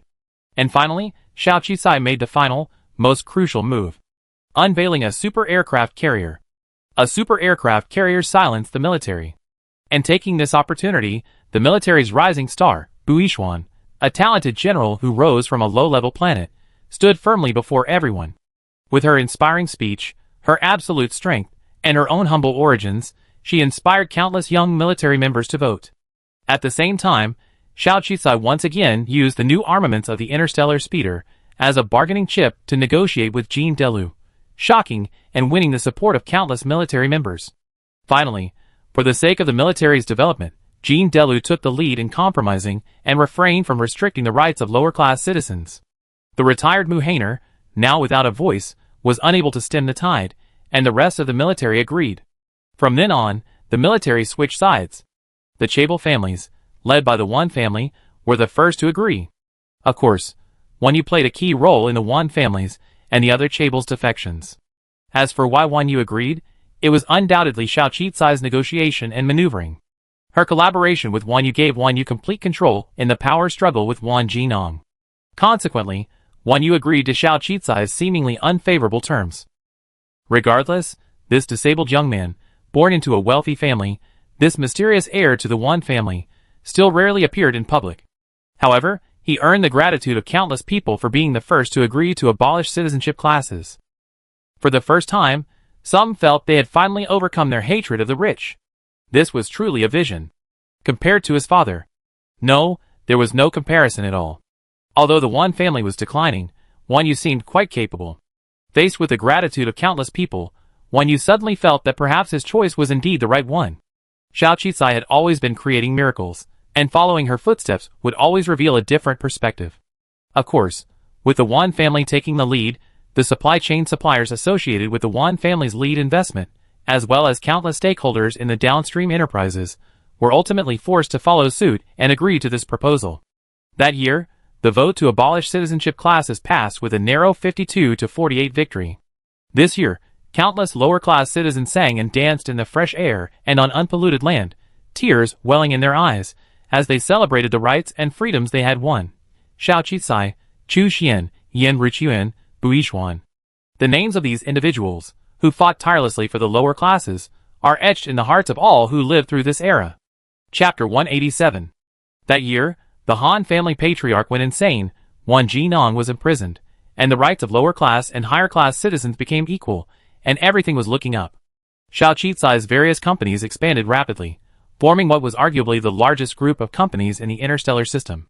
The aviation industry underwent significant changes, with companies competing for superior service and low prices. Xiao Qizai's private spacecraft company became the leader in low-cost, high-quality services, and the preferred choice for travel to lower-level planets. This foundation, without a single dominant player, gave the government greater peace of mind. The following year, Xiao Wei and other senior members of the Xiao family were released. The Xiao family's share of the aviation industry was completely wiped out, and they no longer posed a threat, leaving them with no chance of a comeback. Xiao Jun's lawsuit, however, shifted the blame for the military's missing troops to Wan Jinong, who was finally released to reunite with their families. Xiao Qizai's reason for not specifically rescuing Xiao Wei was that she understood that if only the transportation industry underwent a major transformation, the Xiao family would no longer pose a threat, and her influence was significant enough, the government would naturally release him. Otherwise, resorting to threats and other means to save him would backfire, potentially even causing Xiao Wei to disappear completely. A few years in prison in exchange for a lifetime. Quite a bargain, isn't it? Xiao Qizai understood, and Xiao Wei understood too. This was the tacit understanding of intelligent people, and so they reached a consensus during that visit. However, after several years incarceration, Xiao Wei also realized the cruelty of the political landscape. He refused to get involved any further. Instead, he used his money to become an investor, investing in Xiao Jun's research projects, medical projects, and other such projects, and he lived a comfortable life. Xiao Qizai's industrial chain continued to improve. Han Yu unexpectedly met Xiao Qizai after the Han family's complete bankruptcy. Xiao Qizai admired her willingness to fight for her own reputation even at the cost of bankruptcy. Of course, he also admired her abilities. He put aside past grudges and poached her, assigning her to a prominent position in the company's procurement department. Han Yu was naturally shocked. After all, Xiao Qizai and the Han family had been sworn enemies. She had risked her life to push the Han family into the abyss simply to fight for her dignity and maintain her own dignity. She also understood that she could never rise again, so she could only accumulate wealth by any means necessary. So, Xiao Qizai's recognition of her position brought tears to the eyes of this proud young woman, once known as the ruthless and heartless person who had ruined her family. She vowed to herself, "Mr. Xiao, since that's the case, I won't let you down, of course." With her talent and Xiao Qizai's unconditional support, she eventually became a key figure in Xiao's equipment procurement department. Of course, managing so many companies, each growing in size, generating more money and more tasks, kept Xiao Qizai busy, finally understanding the meaning of the higher the position, the greater the responsibility. However, she never gave up her research on space, constantly searching for the coordinates of her home world in Zhuangqi. Unfortunately, her results were limited. Such hardcore technology requires time to achieve significant progress. Zhuangqi's disappearance had always been a source of worry for Yu Lanqin. Fortunately, with Xiao Qicai's company, she regained some of her energy, shifted her focus to her career, and slowly began to accept reality and move on. In short, everything was fine, but Xiao Qicai's mind was still a bit unsettled, as if he'd forgotten something. 002 advised her not to dwell on it. She was already a winner in life, rich and famous. Becoming the richest person in the galaxy was just a matter of time. It was time to find a partner and enjoy life. In short, Xiao Qicai was tempted to find someone quickly, so that he could report to someone. As for whom, Xiao Qicai didn't know, and didn't want to ask. The Wan family. Since Wan Yu came to power, the Wan family's original ecology hadn't changed much. Because of Wan Jinong, many links had been cut, and their wealth had indeed decreased significantly, but they were stable. The young, wheelchair-bound head of the family wasn't weak and vulnerable. On the contrary, he had incredible skills, and quickly stabilized everything. No matter how his brothers tried to act, it was impossible. But even with one of the world's largest fortunes, he couldn't save a dying life. Wan Yu's health was failing. Even if Schubert could handle most of his affairs, he still had a lot to deal with, and his energy was dwindling. Finally, one day, he vomited blood and collapsed to the ground, remaining unconscious for 3 days. Schubert's face was filled with concern. "Master, your health. I heard that Boss Xiao has alien technology. She's even created a medical pod. She's definitely got a way to treat your illness. She's your friend and partner. Why don't you go look for her?" Wan Yu shook his head. "Her alien technology? Schubert, I remember telling you I'd been to that world with her. There's no way. Technology can't fix the genetic issues. She has so much to do, and I don't want to bother her. Actually, I already fulfilled my wish. I even witnessed my mother's greatness in that world. Now that no one is restraining me, sending him in would be considered revenge for her. I have no regrets anymore. My only regret is probably not seeing my mother again in person. Schubert, I rejected his offer back then. Now the time has come. Go find him." Schubert naturally knew what Wan Yu was talking about. Wan Jinong had offered Xiaoshen's body in exchange for the opportunity to escape and be delivered to that coordinate point. Although Schubert was tempted, he still consulted Wan Yu. Wan Yu naturally cared about his mother's body, but he trusted her judgment even more. She had determined that the place was dangerous and absolutely no risk was allowed, so Wan Yu ultimately refused. But now he was about to die. Liar or no matter what, he wanted to see Xiaoshen one last time. It was pointless to wonder whether Xiaoshen loved him now. He was leaving with his mother's body. Schubert understood Wan Yu's intention, his eyes slightly red, but he obeyed. Unexpectedly, Wan Yu and Schubert ultimately underestimated Wan Jinong's calculations, or perhaps his own ruthlessness. In front of the body containing Xiaoshen, the woman he claimed to love only, Wan Jinong activated a secret bomb and, without hesitation, personally delivered Wan Yu and Yicheng. Then, he piloted a secret spaceship, carrying Xiaoshen's body, and quickly rushed to the coordinates. Xiao Qicai and Wan Yu were collaborating on some tourism projects, but they weren't numerous, and most of the discussions were handled by subordinates, so the two had rarely seen each other in the past 2 years. Still, when Wan Yu's terminal call came through, she immediately answered. When the call was connected, Wan Yu's weak voice came through the holographic image. "Xiao Qicai, Wan Jinong has gone crazy. He's trying to activate the coordinate points again. Stop him." Wan Yu, projected in the holographic image, collapsed under his wheelchair in near-pitch darkness. His face was covered in blood, and he struggled to crawl forward, his whole body trembling with weakness. Xiao Qicai was startled by Wan Yu's state. "Where are you? What's wrong with you?" Wan Yu gritted his teeth, mustering his last bit of strength. "Don't worry about me. This is my fault. Go to that dangerous coordinate point and stop him. I know you can do it. You must stop Wan Jinong. He's a lunatic. He killed my mother. I originally wanted to pretend I agreed to take him there, so I could get my mother's body. But I didn't expect him to plant a bomb where my mother's body was. Schubert and I were both injured. He took my mother's body and escaped with a special order, a secret guard, and a spaceship. He must be stopped." With that, the projection quickly blurred, and Wan Yu's terminal fell to the ground, followed by pitch blackness. Xiao Qicai's heart pounded, and she made a quick decision. She immediately called Marshal Jean Delu's terminal. "Marshal, have you sealed off the coordinates I told you to last time? Wan Jinong's escaped. Hurry and stop him." Jean Delu was somewhat baffled, but he quickly dialed the number of troops stationed there. To his surprise, no one answered the key military agency, which was manned 24/7. He also called the terminals of several assistant leaders, but no one answered either. Something's definitely wrong. Jean Delu quickly stood up. I'm heading there now. Marshal, please mobilize your fastest troops to stop Wan Jinong. I'm afraid it's too late. I already detected it last time. Opening the space gate at that coordinate point rashly is definitely problematic. I thought I had hidden it from him, but he still found out. This matter was of grave importance. Jean Delu knew he had no choice but to trust Xiao Qisai. Quickly, Jean Delu piloted the intermediate-level high-speed battleship Xiao Qisai had gifted him, accompanied by his most elite troops, and quickly rushed to that coordinate point. Xiao Qisai tried to contact Wan Yu again, but the call was unsuccessful.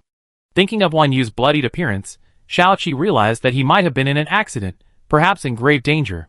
Although Wan Yu had told her to stop Wan Jinong first, Wan Yu was still her friend, so she immediately instructed 002, bind Wan Yu. I need to know his coordinates. The system panel quickly updated, revealing Wan Yu's location clearly somewhere in Xingyu. Xiao Qisai decisively called the police and sent the coordinates to the law enforcement officers, instructing them to rescue Wan Yu first. At the same time, she quickly activated her speedboat and rushed to the coordinates. She had assumed her speedboat would definitely arrive before Wan Jinong, but to her surprise, Xiao Qisai was still a step behind. When she arrived, Wan Jinong had already opened the space gate. The black vortex seemed to snake into the depths of the universe, mysterious and dangerous, but Wan Jinong was filled with excitement. Sure enough, there is a space gate. Xiao Yin, you've been hiding it from me my whole life, and I finally found it. With this thought in mind, he unhesitatingly piloted his speeding spaceship, swiftly heading towards the black vortex. Xiao Qi then looked at Wan Jinong's black spaceship and began to understand why he had arrived first. This was a modified spaceship, somewhat similar in appearance to his own speeding battleship. Clearly, it was Qiaoshen's modification. I hadn't expected Wan Jinong to have such a trump card, but what could he do? With her around, there was no way she could let Wan Jinong enter this spatial portal. Without hesitation, she increased her speeding battleship's speed to maximum and, in an instant, arrived in front of Wan Jinong's spaceship, blocking his path. Wan Jinong immediately guessed that the warship before him was definitely occupied by Xiao Qisai. Only she could reach this speed. Gritting his teeth, he sent a voice message to Xiao Qisai's warship. Get out of the way. Xiao Qisai sneered. Wan Jinong, are you crazy? These are dangerous coordinates. I warned you last time, and you still dared to try to pass through this space gate. Leave here immediately, or I will be rude. Xiao Qisai's warship was a small, weaponized warship. She tried to stop Wan Jinong, but considering this location was so close to the space gate, Xiao Qisai, as a precaution, would not resort to force unless absolutely necessary. Dangerous coordinates? Haha, you can fool others, but can you fool me? You're hiding this space gate for your own benefit. The high technology of the other world is indeed fascinating, and it has even saved you from death many times. You gained enough. Now it's my turn. With that, Wan Jinong continued to accelerate, fearlessly charging directly toward Xiao Qisai's warship. He bet Xiao Qisai wouldn't die with him, and would definitely get out of the way. Madman. Xiao Qisai gritted his teeth, sidestepped his warship, and at the same time, released another warship, blocking Wan Jinong's path again. Wan Jinong was completely enraged. Xiao Qisai, why are you going against me? Don't you understand yet? I'm not going against you, you're going against this world, attempting to put it in danger. It doesn't matter if you die, I will never allow you to destroy this world. Xiao Qisai shouted. Going against? Haha, aren't you the same? Going against the entire world. I say again, get out of the way. As Wan Jinong finished speaking, suddenly, his spaceship rapidly launched 3 objects, heading toward Xiao Qisai's 2 warships. Xiao Qisai hadn't expected Wan Jinong to resort to direct force, and the weaponry was quite high level, 2 modified star bombs, one of which quickly hit the warship in front, exploding. Thankfully, no one was aboard that warship. Xiao Qisai quickly dodged the star missile aimed at the warship she was piloting. Xiao Qisai was also furious. Although she had refrained from firing, the enemy had already opened fire, so she decided to fire. She quickly launched a space missile at Wan Jinong's ship. Whether Wan Jinong could dodge it was unknown, but Xiao Qisai suddenly realized that the third object Wan Jinong had launched wasn't a star missile, but a human pod. The warship screen locked onto the pod heading towards the black vortex, and a figure could be clearly seen beneath the transparent hatch. Xiao Yan's body. Xiao Qisai cursed inwardly, then without hesitation, pursued it, intercepting the pod. The warship quickly arrived, extending its robotic arm to intercept the pod. Xiao Qisai used almost all of her energy to operate the arm, leaving her no time to deal with Wang Jinong. Wang Jinyang's ship hadn't been spared Xiao Qisai's attack, and amidst the explosion, Xiao Qisai thought everything was over. However, what they never expected was that, taking advantage of Xiao Qisai's manipulator to intercept the human capsule, a miniature survival capsule quickly emerged from Wang Jinyang's stricken ship. The survival capsule activated emergency mode and rushed towards the black vortex at breakneck speed. Because of his blind spot, Xiao Qi had barely intercepted the human capsule and had no time to stop Wang Jinyang. In that instant, Wang Jinyang's survival capsule had already plunged into the black vortex. Chapter 188. Xiao Qisai gazed at the black vortex in the distance, took a deep breath, and then, without hesitation, pulled out Xiaoshen's space gate detector and activated it again. The red warning remained, and the test data kept changing. But the terrifying thing was that it always remained at the critical value of the space gate. In other words, after opening this space gate, unlike the previous ones, it would not quickly disappear after a certain time, but would remain open. The dark vortex churned continuously, full of unknown and terrifying risks. This phenomenon was extremely strange. Xiao Qisai quickly flipped through all the documents left by Qiaoshen, but he could not find a way to close this space gate. At this time, Jean Delu finally arrived. He looked at the black vortex before him, his face full of astonishment. Xiao Qisai quickly sent a message, "Glad you're here. Wang Jinong has already gone in. We don't know what dangers might arise, but I suggest you send someone to blockade this place. This thing is too strange. I definitely send someone to guard it, but what exactly are the risks?" Jean Delu replied. "I don't know either." Xiao Qisai shook his head. "I be leaving for now. How about this? I leave a supercarrier here, and I leave the rest to you." Amidst Jean Delu's stunned expression, the supercarrier that had briefly appeared during his negotiation with Xiao Qisai suddenly appeared. This terrifying, aggressive giant, imposing and threatening to devour everything. He hadn't expected Xiao Qisai to actually reveal his trump card for the sake of the world's safety. He was instantly overjoyed and nodded quickly. "Understood. I personally guard it here." Jean Delu felt that this was a blessing in disguise. If it weren't for Wang Jinyang's grand display, Xiao Qisai would never have unleashed such a formidable weapon, or even handed it over to him. Of course, he had to take this opportunity to guard it, inspect it in detail, and even better test it. At this moment, he was completely relieved. Gazing at the black vortex in the distance, he even felt a surge of urgency. He quickly dispatched men to take control of the battleship, while he himself excitedly inspected every part of it. Standing in the cockpit of a super battleship beyond this civilization, his mind was filled with lofty ambitions. But the next second, the battleship's display screen displayed a docking message for another super battleship. A conversation signed by Xiao Qisai was immediately interrupted. "By the way, your supercarrier might be running low on weapons, so use them sparingly." Then he watched helplessly as another massive supercarrier appeared in the direction Xiao Qisai had retreated, then sped away. Jean Delu, damn, so how many more did she have? Then his heart finally settled. Of course, Xiao Qisai wasn't deliberately bringing out another carrier to warn Jean Delu. She had originally planned to just return in a medium-sized supercarrier, but unexpectedly, news arrived from Xingyao law enforcement that they had indeed quickly located Xiao Qisai's location and discovered a hidden underground laboratory. However, the entire laboratory was airtight, with no entrances. The only entrance required a password. They tried every method but failed. A violent test of the entrance even caused an explosion. They dared not act rashly, fearing the complete destruction of the laboratory, so they could only try to crack the password. But even Xingya's top password crackers couldn't crack the entrance password. Furthermore, this password was unprecedented and truly difficult. Xiao Qisai's first reaction was that this laboratory must be Qiao Yan's secret laboratory. As someone from another world, it was natural for her to have a special combination lock. But the password. Xiao Qisai suddenly remembered the password she had used to open the box Qiao Yan had left behind. It was a very simple text code. So she unexpectedly tried to open it. But this time, the password required her to manually navigate through layers of code, which was not something Xiao Qisai could solve with just guidance. Xiao Qi then gritted her teeth and said, "Wait a minute, and try to communicate with the people inside. I'll be right back." A supercarrier was naturally the fastest vehicle, so she activated another one. She also reminded Jean Delu, to keep an eye on his weapons inventory. Xiaoqi used overdrive mode, reaching Xingyao in just a few hours. She then swiftly piloted the supercarrier to the laboratory at the coordinates.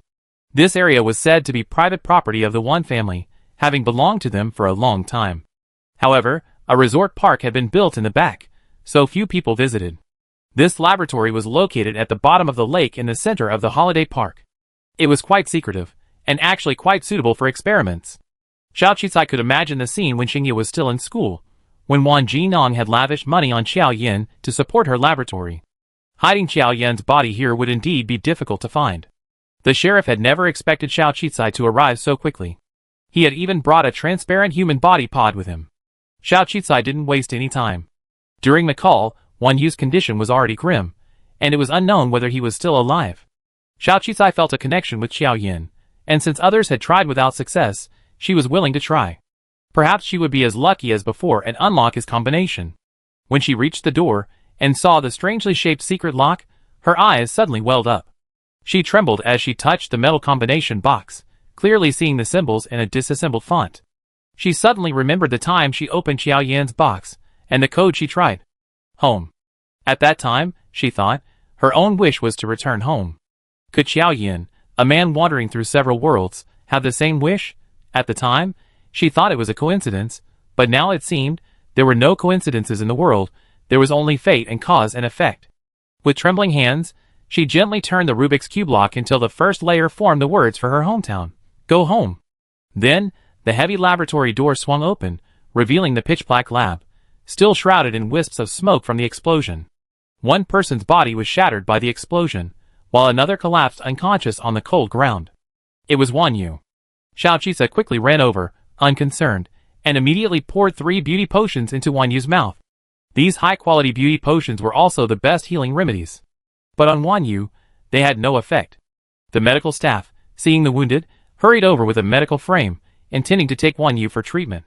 But unexpectedly, a medical cabin suddenly appeared out of thin air next to Xiao Qizai. Wait, this medical cabin is the highest grade one. The medical staff were overjoyed and hurriedly helped Xiao Qizai place Wan Yu inside, and activated treatment mode. However, the medical cabin, in emergency rescue mode, still failed, continuously issuing warnings. The number of patients was as low as a dead person. Perhaps the beauty potion had finally taken effect, or perhaps it was something else. Wan Yu's heartbeat, stimulated by the electromagnetic pulse, finally began to beat faintly. The person in the medical bay opened their eyes, and looked toward Xiao Qizai, their eyes filled with pleading. Master, he's dying, but he has something to say. 002 reminded Xiao Qizai. Xiao Qizai naturally understood the meaning in Wan Yu's eyes. The medical staff also looked at Xiao Qizai tentatively. The situation is not serious. Usually, in situations like this, we activate the last breath mode and let him say his last words. Wan Yu clearly heard this, and nodded with his last bit of strength. Xiao Qizai clenched his fists, and finally pressed the button to switch to the last breath mode himself. It is called a last gasp of life, but in fact it is the use of a large amount of human hormones to activate the last energy in the patient's body, supporting the brain and heart to the greatest extent, while other parts will become paralyzed. However, in this case, the patient will no longer feel pain, and will have the strength to say his last words. This is a common medical method in the interstellar space, and Xiao Qizai's medical cabin also has this function. Within seconds of switching modes, Wan Yu's complexion visibly improved. Xiao Qizai suddenly remembered something and hurriedly urged someone to bring the human chamber he had brought with him. The chamber stood upright before Wan Yu's gaze, its transparent cover revealing the face of a woman, seemingly asleep. Wan Yu stared at the woman within the chamber, tears finally streaming. Mother! Xiao Qizai watched this scene, holding back tears.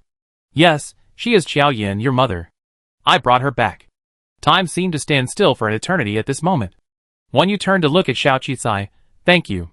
Thank you for letting me see my mother for the last time. I have no regrets. For the past 20 years, I always felt that this world was a dark, foolish place. I had everything, yet I had nothing. My father killed my mother, and my brothers and sisters wanted me to die sooner. Until you showed up, and after signing with you, those 20+ years were the most colorful ones of my life. So I'm leaving, and you don't have to be sad. My father didn't love me, so I kept hoping, imagining that a dead person had loved me. But now it doesn't seem important. She brought me into this world so that I could experience this world and life for myself. I was fortunate enough to go to that world with you. Although I didn't see my mother, I witnessed her brilliant and splendid life. I'm proud to have a mother like her. If there is an afterlife, I hope I'm healthy, and I hope my mother is there. Wan Yu slowly closed his eyes. In the medical cabin, all human data returned to zero, signaling the end of a final farewell. Xiao Qisai gently touched Wan Yu's chest, and a dead silence filled the air. Across time and space, it felt as if scenes had overlapped. At that moment, Xiao Qisai's eyes welled up. Wan Yu left no final words, nor did he distribute his assets. He had already prepared a will long before he realized his health was irreparable and nearing its end. The conflict between the father and son of the Wan family, as well as Wan Jinyang's imprisonment, had indeed reduced the Wan family's wealth significantly, but it remained at the forefront of the interstellar world. Wan Yu's personal wealth had also accumulated to a formidable level. He left no inheritance to anyone in the Wan family. Instead, he donated 1/3 of his wealth to charitable medical care for the poorest, benefiting all those suffering from illness. Another third was used to establish a genetic disease research center to study various genetic diseases, recruit medical talent, and address a wide range of difficult and complex illnesses, offering hope for the future to those like him. He left the final third to Xiao Qisai, the only person he could truly call a friend, as a token of gratitude for her help in securing the position of head of the family, for her friendship, and because he believed the money would be even more valuable in her hands. Even a third of the wealth was a vast fortune, greater than the combined wealth of some of the greatest families. The joke seemed to have come true, but Xiao Qisai felt only indescribable pain. She thought of the friend she had left her inheritance to, and of the life she had lost despite her best efforts. Across time and space, it seemed as if they had reunited. Taking on this fortune, combined with the vast assets accumulated by her many companies, Xiao Qisai would instantly become the new world's richest person. But amid the envy of countless people, she didn't put the money into her non. She revealed another truth about Xiaoshen, Wan Yu's mother, her research and experiments, her contributions to many current technologies, and rehabilitated Xiaoshen, a woman once labeled a fairy tale lover. She was not a wealthy noblewoman, but a great scientist. Many of the technologies launched by the Wan family that benefited the world, as well as many of the high-tech projects that the Wan family collaborated on with the military, were all developed by Xiaoshen. She didn't give birth to 8 children, nor did she fall into the trap of men's affection. Instead, she spent almost her entire life in the laboratory with clarity and independence. Wan Jinan was not a model of faithful love for his wife, but a cold-blooded, hypocritical, and selfish man who murdered his wife and child. The truth came to light, and the fairy tale romance was shattered, but Xiaoshen's life as a scientist once again became a legend admired by countless people. Ultimately, the 1/3 of the fortune Wan Yu left to Xiao Qisai became the Xiaoshen Laboratory, the future largest private research institution, nurturing countless talented scientists and creating countless technological miracles for the world. Not for power, but for science. Chapter 189. 3 months later, the very thing Xiao Qisai had worried about finally happened. Jean Delu's troops, stationed there, watched helplessly as the mysterious and terrifying black vortex continued to expand. Then, one day, a strange noise emanated from within. Amidst a burst of intense light, countless dark forms surged forth. Those giant creatures roared toward them, their iron-black wings spread wide, emitting piercing magnetic attacks. As they swept in, they instantly devoured several uninhabited planets near the black hole. Jean Delu was horrified. An almost fatal instinct compelled him to unhesitatingly activate his supercarrier and aim it at the monsters. Fortunately, the supercarrier was far more formidable than he had imagined. Under its immense firepower, the winged monsters fell in droves, and within a few volleys of fire, they were nearly wiped out. But Jean Delu did not relax. He stared at the black vortex, his eyes growing increasingly worried. Because he could never guess what would emerge from there the next second. He quickly contacted the military for support. At the same time, he contacted Xiao Qisai. Defending his country wasn't a major concern for Xiao Qisai, a businessman. Even so, if the military gave up, Xiao Qisai's assistance would be considered a noble act. But Xiao Qisai recalled everyone he had met in this world, and as he looked at the business base he had painstakingly built, a look of determination finally emerged in his eyes. A country in ruins, a family in turmoil.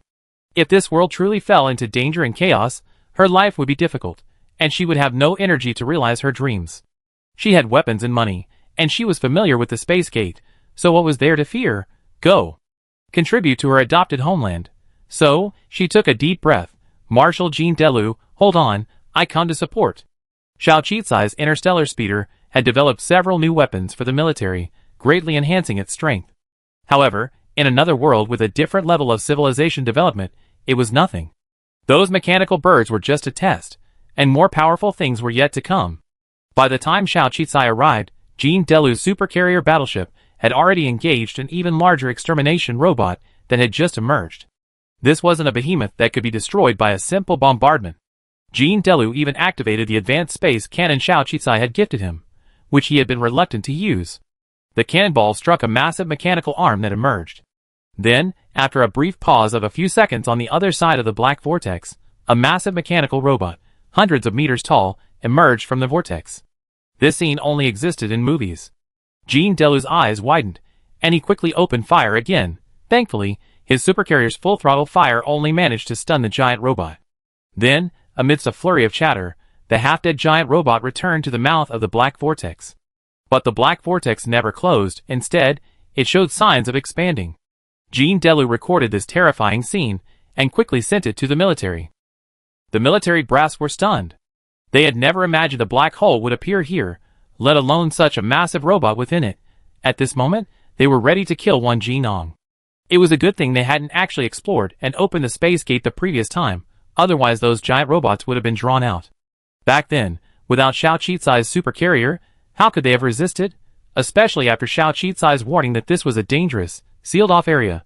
Wan Jinong had actually disregarded national laws and forced his way through it, forcing the space gate open. Wan Jinong was simply a sinner, and yet, he disappeared. The second appearance of giant robots was even more terrifying, and the military quickly dispatched a second force. Scientists were already rushing to the area by warship. They needed to analyze the wreckage of the giant robot Jean Delu had collected, as well as the wreckage of the giant flying creature that had just appeared, to determine what species it was. For convenience, Xiao Qicai, after calming down, immediately boarded Jean Delu's supercarrier to gather detailed information. She looked at the massive black vortex and heard Jean Delu's explanation, her face turning pale. This space-time portal didn't reach the war-torn interstellar world next door, nor did it reach her hometown. It clearly reached another civilization, a highly advanced mechanical one at that.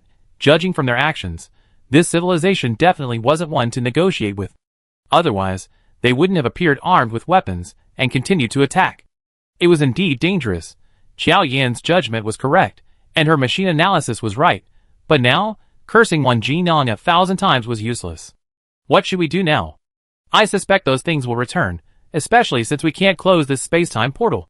Facing such a formidable foe, Jean Delu suddenly felt completely unwarlike. Xiao Qicai shook his head. I don't know. Actually, I'm not an expert in this area. I just stumbled upon a space gate detector. Xiao Qicai took out Qiao Yan's space detector again. The results showed the same red warning as before. Simultaneously, analysis indicated that the data from a certain space gate was growing exponentially larger. This meant that the black vortex would grow larger, and the space connecting the two worlds would become larger and larger. So whatever that world held, if they so desired, would surely come through, and its scale would only grow larger and larger. Seeing the terrifying giant robot captured by Jean Delu's camera, Xiao Qicai felt his head spin. The country summoned all relevant research scientists, and Xiao Qicai also urgently recruited some scientists from his own laboratory. But no matter how hard they tried, they still couldn't find a way to close the black vortex. And the third wave, an entire army of giant robots resembling killer robots, once again emerged from the black hole. United government personnel attempted to communicate with these robots, but they ignored them and simply engaged in combat. This time, Xiao Qi didn't hold back. She activated another supercarrier and, working with Jean Delu, blasted these killer robots to pieces. Of course, she also tried to have 002 translate the robot's language, but all it translated was a single sentence. Kill. Completely murderous robots. While powerful, they didn't seem to be capable of communicating with civilized humans. Furthermore, 002's language system didn't seem to include the language of this world or those robots, making translation extremely difficult, even impossible to decipher. Not to mention communicating with them. The fourth wave of mechanical killing robots was even more numerous than the previous two. It took the military, primarily armed with various high-tech weaponry, which Xiao Qicai had freely displayed, to finally wipe out the entire group. Of course, the military was the most shocked. not only by the power and terror of these killing robots, but even more so by what Xiao Qicai had in his possession. As they had expected, Xiao Qicai possessed a vast arsenal of terrifying weapons. They shuddered to think, had the military chosen to use force against Xiao Qicai instead of cooperating, would she have rebelled and overthrown the coalition government with weapons? Luckily, they had opted for cooperation. Fortunately, Xiao Qicai didn't seem interested in that position, seemingly genuinely wanting to be a businessman. Furthermore, judging by Xiao Qicai's current behavior, she absolutely loved the coalition government and the current peace. Otherwise, she wouldn't have provided so many weapons to help the military fight the killing robots. But soon, the fifth wave of killing robots appeared again. This time, there were hundreds of thousands of them, each one enormous, charging directly in their direction. Xiao Qicai had never considered manufacturing weapons from the neighboring world. She felt she already had enough to dominate this world. She could slowly develop and infiltrate this world and the military. But she had never expected that her ammunition and weapons would be depleted so quickly under wave after wave of killer robots. This couldn't go on. These killer robots were practically endless, and not even flesh and blood. How terrifying must the civilization controlling them be? She seemed to have finally experienced the truth behind Xiaoxin's note. Traveling through worlds is inherently a gamble. The forces emerging from this black vortex were growing in number and strength. The only way to defeat them was to defeat them repeatedly, thus intimidating those controlling these mechanical robots. But at this point, Xiao Qicai's weapons were dwindling. Although the coalition government had increased its support and mobilized its military to deal with the killer robots emerging from within, their weapons were of little use against these terrifying giant mechanical monsters. After all, it was still a gap in civilization. There was a second solution: to close this spatial gate and make the vortex disappear. The United Government only has one such coordinate point across countless star systems, not to mention the sheer number of worlds that overlap. The technology to open the space gate is even more challenging, so if this space gate is closed, the chances of the other party finding the coordinates of their own world are vanishingly small. But the problem is, this is an extremely special space gate. Once opened, it won't disappear on its own, and there's no technology to close it. Even Xiao Yan's research on another world doesn't contain any relevant records. Xiao Qicai didn't hide his secrets. At this stage, the Interstellar speed car and its related military-industrial enterprises are actively manufacturing some heavy new weapons. But patching while leaking isn't a solution. Finally, Xiao Qi finally turned to his only golden finger. 002, do you have a solution? 002 was silent for a moment before replying, Master, don't you think this question is a bit too difficult for me? I'm just a simple, unassuming romance system. But the civilization that created you is definitely higher than this world, isn't it? Don't you have any scripts featuring a heroine saving the world? What should we do now? 002 hesitated, then quickly flipped through some stored scripts featuring a heroine saving the world. Yes, but 7 out of 10, the heroine ultimately perishes alongside the villain in order to save the world. Master? Xiao Qicai, Sorry, she's not ready yet, nor does she have the ability to perish alongside this dimensional portal. If all else fails, she used the storage space to take her family, friends, and the core personnel of this world, and try to find another dimensional portal to escape. 002 was puzzled. If that's the case, why not escape now? Xiao Qicai's expression was gloomy. But it's not that bad yet. No matter what the outcome, we have to try first. Yes, storage spaces. She had a dozen super storage spaces Xiao Yueying had given her. Furthermore, she had the materials and technology to build them. She might not be able to manufacture enough high-tech weapons, but she could certainly build storage spaces in time. Thinking of this, she smiled. 002, I'm afraid I have to trouble you again to help me. 002 hesitated faintly. I help you. But are you still looking for a love partner? The last time the system panel bound a love partner, it was a capital B. The system has its own rules. After AB ending, the owner should be given a window of time, or a redemption scenario, to recover before it can function properly. So, it hasn't mentioned anything about asking Xiao Qicai to find another love partner recently. To a certain extent, this love system is still somewhat humane. Looking for one? Of course not. We already connected to the advanced civilization of the new world. Maybe there's someone in the world within the vortex, who's a good match for me. A strange smile crossed Xiao Qicai's face. It sounded like a good thing, but 002 couldn't help but feel a little terrified. Xiao Qicai had mentioned binding a love partner several times, but he never did anything good, even though the coalition government had done its best to conceal the powerful alien race that had emerged from the black vortex from the general public. The frequent troop movements and the activities of the military factories had alerted some perceptive individuals to the fact that something was amiss. In particular, the 3 super aircraft carriers Xiao Qizai had brought out were so conspicuous they were spotted by some sharp-eyed cyber sleuths and posted online, sparking heated discussion. Xiao Qizai used to handle many things personally at his company, but recently, he's been delegating all responsibilities to his subordinates, rarely appearing in public, which reveals something. When they couldn't contact Xiao Qizai again, Wu Xiao and the others grew worried and asked if he had encountered something unresolvable, and if they could help. I've been investigating a new project lately, and it's already showing some results. I need to quickly reorganize a new company, and I need all of your help. Hearing this, everyone's worries eased somewhat. Of course, this was now a test for them. Everyone was brimming with confidence. Deploying personnel and pooling resources, Xiao Qizai's various companies were incredibly efficient.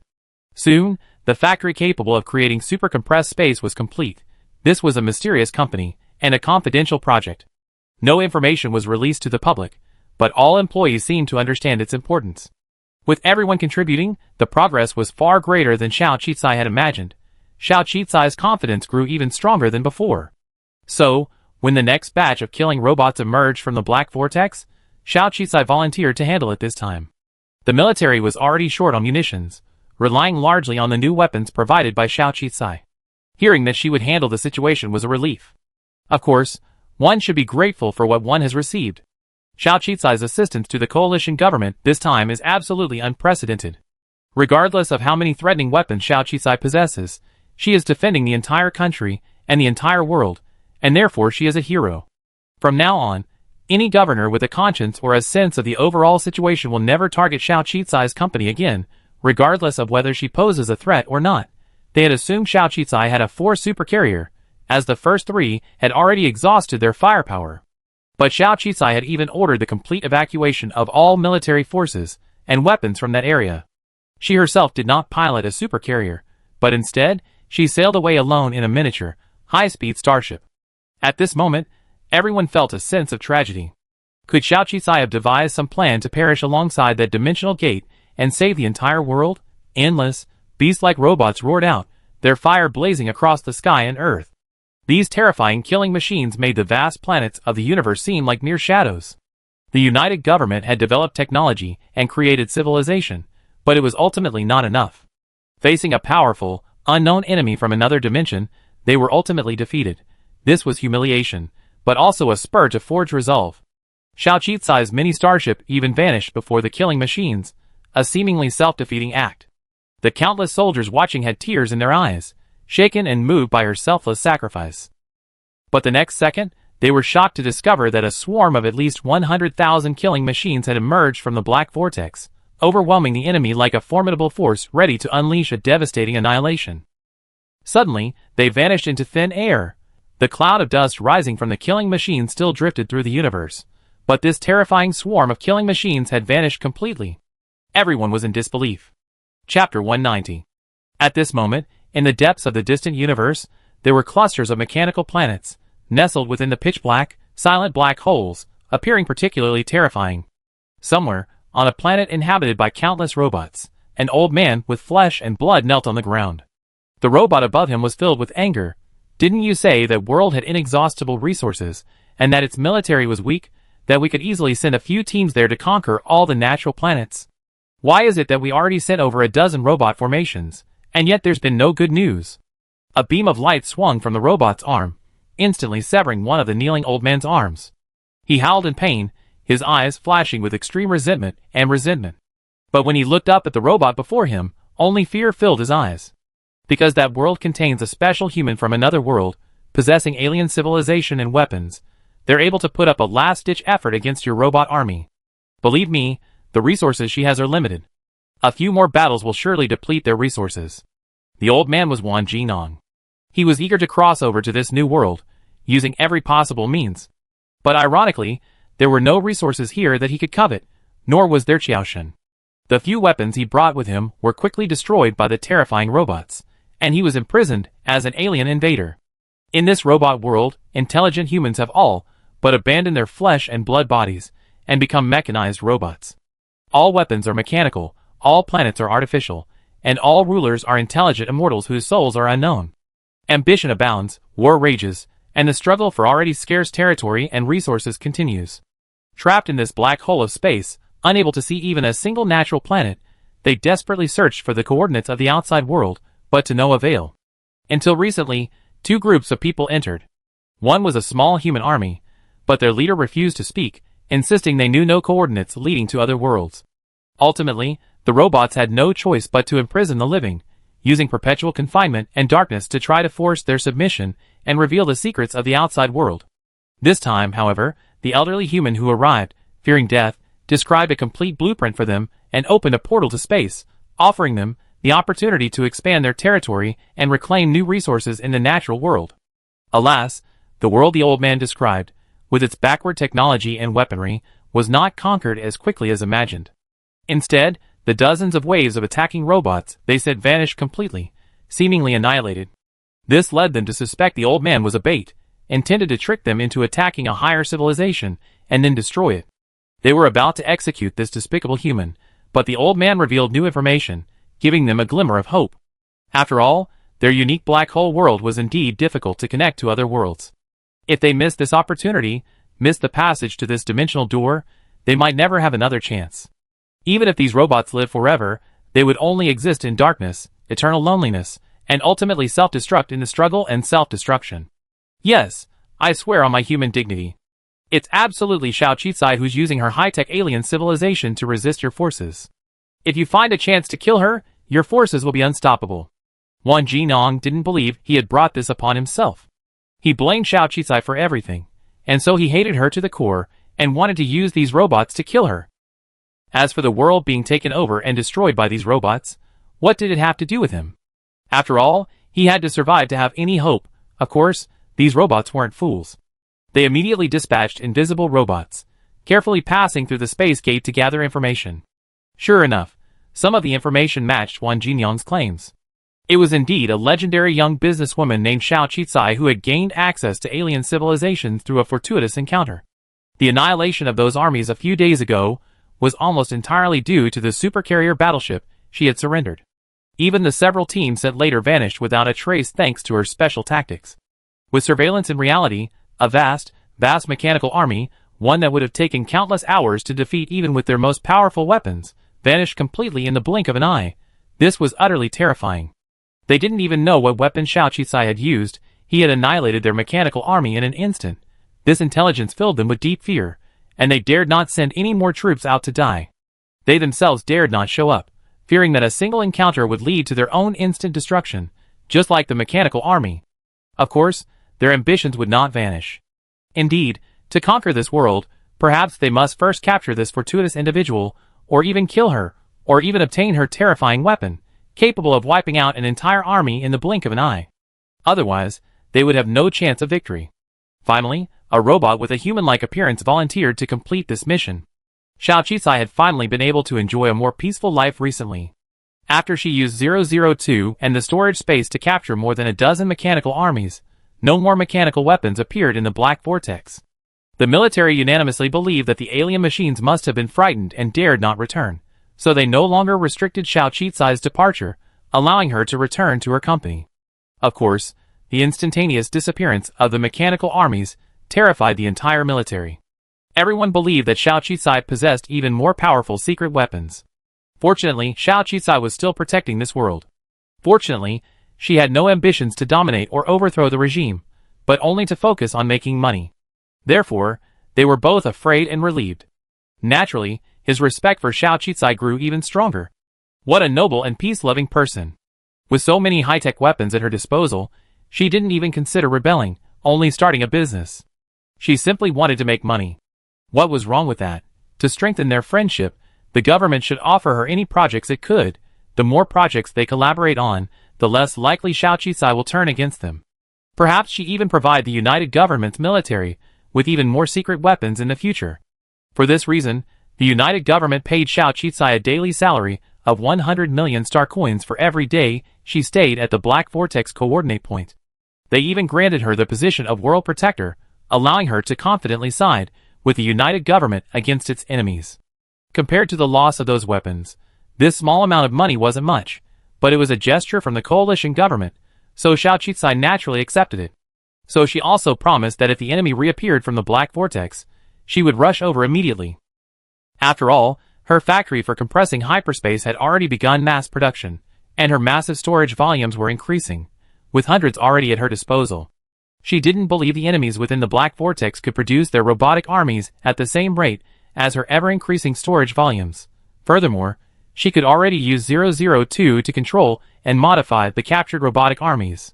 She was no longer afraid of anything emerging from within, the more the better. She was happy to oblige. Although the others didn't know how Xiao Qizai operated, 002 was absolutely in awe of him, watching him utilize the storage volumes to their full potential and, incidentally, save the world. 002 had even begun to blindly worship Xiao Qizai, calling him Master daily, clearly becoming his admirer. It had even stopped looking for romantic partners for Xiao Qizai, believing no one else was worthy. Yes, 002 had gone from advocating for love to now completely embracing it. It had even secretly downloaded countless novels featuring uniquely beautiful female protagonists, and stored them in its database. So, based on this situation, when Xiao Qizai was hit by a strikingly beautiful young man, while walking down the street, 002 no longer looked as if he had been hit. Instead, he furiously warned Xiao Qizai, "Master, please be careful. This is a little demon whose identity is unknown, and even I can't find any information about him. Don't be fooled by his appearance, he's up to no good. Don't pick up random men, or you ruin your family and your life." Warning! The young man who had accidentally fallen on Xiao Qizai was the most beautiful human Xiao Qizai had ever seen in his lifetime, even feeling eerily unreal. His features were impeccably refined, and his deep blue eyes seemed to draw one's soul in with a single glance. But despite his striking appearance, the young man was dressed very simply, his clothes even tattered. After bumping into someone, he was startled and hurriedly apologized to Xiao Qizai, "I'm sorry, I was busy saving someone and bumped into you." Seeing some of the soup from his spilled lunchbox splattered onto Xiao Qizai's clothes, leaving a stain, his eyes welled up. He quickly pulled out a tissue and began to wipe the stain off Xiao Qizai's clothes. "I'm sorry for staining your clothes. I definitely compensate you for the price." Xiao Qizai, If 002 hadn't stopped introducing her to potential partners recently, she would have suspected this young man was sent by 002 to seduce her. This plot was cliched and corny. 002's reminder also rang in Xiao Qizai's mind at the right moment. "Even you can't find any information?" "That's right," 002 exclaimed, even criticizing the young man who was scamming her master. "What's the point of being good-looking? He can't even walk without falling. It's obvious his limbs are uncoordinated. He's wearing such shabby clothes, so he must be mentally handicapped and can't make money. And those frail arms and legs, he's a complete green tea bitch." Xiao Qi finally smiled at this. 002 has truly come to a complete enlightenment over the years, but surprisingly, she didn't chase the young man away. Instead, she helped him up. As the young man blushed and lowered his head, she spoke calmly, "This suit of mine is a special temperature-changing suit designed by Interstellar Aviation. No, it's a new product developed by my company as a trial material. We only have this one, but the R&D cost over 1 billion yuan. Now that you destroyed it, my lab researchers will have to start all over again with proofing and testing. The total cost is around 3 billion yuan. At the boy's somewhat puzzled gaze, Xiao Qizai continued, "Given your pitiful score, if you need compensation, I give you a 10% discount, so 300 million will do. However, I see you don't have a job. How about I give you a chance to work for me to pay off your debt?" Xiao Qizai quickly produced a labor contract. The boy, ? That night, the bionic boy transmitted a message back to the mechanical civilization. "We successfully approached our target. She's signed a contract with me for a monthly salary of 5,000 star coins. After working for her for 60,000 months, I be free." Of course, while some of this doesn't match our plan, according to our investigation, working for her is the only way to get close to her. It's a blessing in disguise. Don't worry, I now have 60,000 months to extract information from her. I promise to complete all tasks. Robots possess near immortality. Some have lived for tens, or even hundreds of thousands of years. 60,000 months isn't a long time, and we might even be able to complete the mission ahead of schedule. Compared to the terrifying weapons that could instantly decimate the machine army, they had plenty of patience to wait. So, the robot happily wrote the first item on the plan. Preliminary objectives completed, mission objective approaching. Yes, Everyone has plenty of time to achieve their goals, no rush. Only the elderly, limbless Wan Jinong, upon hearing the 60,000-month preliminary reconnaissance plan, felt his eyes darken and fainted in his mechanical cell. He soon lost his breath and died completely. Of course, the robot didn't care. After all, the previous batch of humans were still imprisoned in another cell. They were still younger, and would eventually tell. Plus, a spy had already infiltrated that world, and was approaching the most powerful target. What was there to worry about not getting information? The black vortex was silent again. And Xiao Qisai had become the richest man in the universe, commanding the alien spy to work for her, and trying to find a way to turn him against her. Chapter 191, Extra. Wealth doesn't necessarily change your fate, but lack of it can sometimes be a sin. In the year of her greatest poverty, Xiao Qisai lost her best friend, Lin Xing, to poverty. She and Lin Xing met in an orphanage. One was abandoned as a baby, the other abandoned because she was born with a rare immune system disorder. But fortunately, the orphanage existed. While not as comfortable and warm as a home with parents, it was a safe haven, providing food and clothing. As a child, Xiao Qisai was quite frail, often bullied by the larger children in the orphanage, and even falsely accused of stealing. That time, she became a scapegoat for the orphanage's bully. No one else dared to step forward, but the frail Lin Xing unexpectedly testified for her, identifying the tall bully who had wronged her. Afterwards, the child leader joined forces with others to teach Lin Xing a lesson. Xiaoqi gritted his teeth and fought them, even drawing blood. He frightened the other party, and Lin Xing promptly reported the incident to the director, who intervened, putting an end to the incident. Of course, because of this incident, the two became best friends in the orphanage, relying on each other for survival. Children in the orphanage always hope for angel parents to adopt them and lead a better life, and these two were no exceptions. However, because one was frail and the other was ill, neither of them was adopted until they were 10 years old. Thankfully, the country implemented compulsory education, so despite being orphans, the two could attend school. Lin Xing had excellent grades, but unfortunately, her health was poor. She was often ill, eventually needing months of sick leave. If it weren't for her strong academic performance, she would have been asked to drop out of school long ago. At the age of 11, Xiao Qisai had grown up a little. She appeared intelligent and sensible, with excellent academic performance, so a family finally offered to adopt her. At first, she refused, as she didn't want to abandon Lin Xing. However, Lin Xing persuaded her that after being adopted, she could at least continue her education and change her fate. She wouldn't have to find ways to pay for her education after completing compulsory education like other orphans. After all, she would be waiting for her in the orphanage, and when she became successful, she would still be counting on her for a better life. Xiao Qisai had always understood the pros and cons of being adopted, believing it was better for her to be adopted than for both of them to suffer hardship together. That year, she left the orphanage. The family there wasn't exactly kind to her, but she gritted her teeth, saving every penny she could find from scraps, even saving money for stationery, to send to Lin Xing, hoping her life in the orphanage would be better. However, the family who adopted her across several cities didn't want her to have any further involvement with the orphanage, so Xiao Qisai was ultimately unable to return to visit Lin Xing. So she could only study hard, hoping that one day, as Lin Xing had promised, she would rise to prominence, become prosperous, and be able to take Lin Xing out of the orphanage and give them a good life. But less than 2 years later, she received a call from the orphanage director, asking her to come and see Lin Xing one last time. Lin Xing had fallen seriously ill, and had been bedridden for months. The orphanage couldn't afford to keep her in the hospital's intensive care unit for long, so after a period of treatment, they took her out.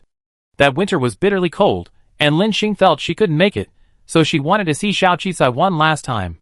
It was then that Xiao Qisai realized that the thousands of yuan he had saved over the past 2 years to send her had not been given directly to Lin Xing, but had instead been distributed among all the children in the orphanage, contributing to the orphanage's food expenses. Seeing Lin Xing lying weakly in the hospital bed, yet the orphanage refused to take her to see a doctor, Xiao Qisai finally became furious. She questioned the director why they wouldn't take Lin Xing for treatment, but the director helplessly explained that the orphanage's funding wasn't enough, and that Lin Xing's illness was incurable. She would have to pay a hefty fee, exceeding 1 million yuan, to keep her alive, something the orphanage simply couldn't afford. But Xiao Qisai couldn't bear to watch Lin Xing die before her eyes. So, upon returning, she knelt before her adoptive parents, begging them to save Lin Xing. She even swore to pay for his medical treatment and return the money she earned, But they weren't moved by Xiao Qicai's friendship with Lin Xing. They only thought Xiao Qicai was a jerk, still obsessed with her burdensome friend from the orphanage. The adoptive parents gave her two choices: return to the orphanage or sever ties with Lin Xing and keep him in their own home. They didn't need an ungrateful person they couldn't raise. It was then that Xiao Qicai finally understood that adoption was a scam. They hadn't adopted Xiao Qicai out of affection, but primarily out of profit. Xiao Qicai chose to return to the orphanage and sever ties with her adoptive parents. From the day Xiao Qicai returned to the orphanage for Lin Xing's life, seemingly on the verge of collapse, suddenly began to rekindle a little. She didn't want to let her friend down. She didn't want to leave Xiao Qicai alone in this world.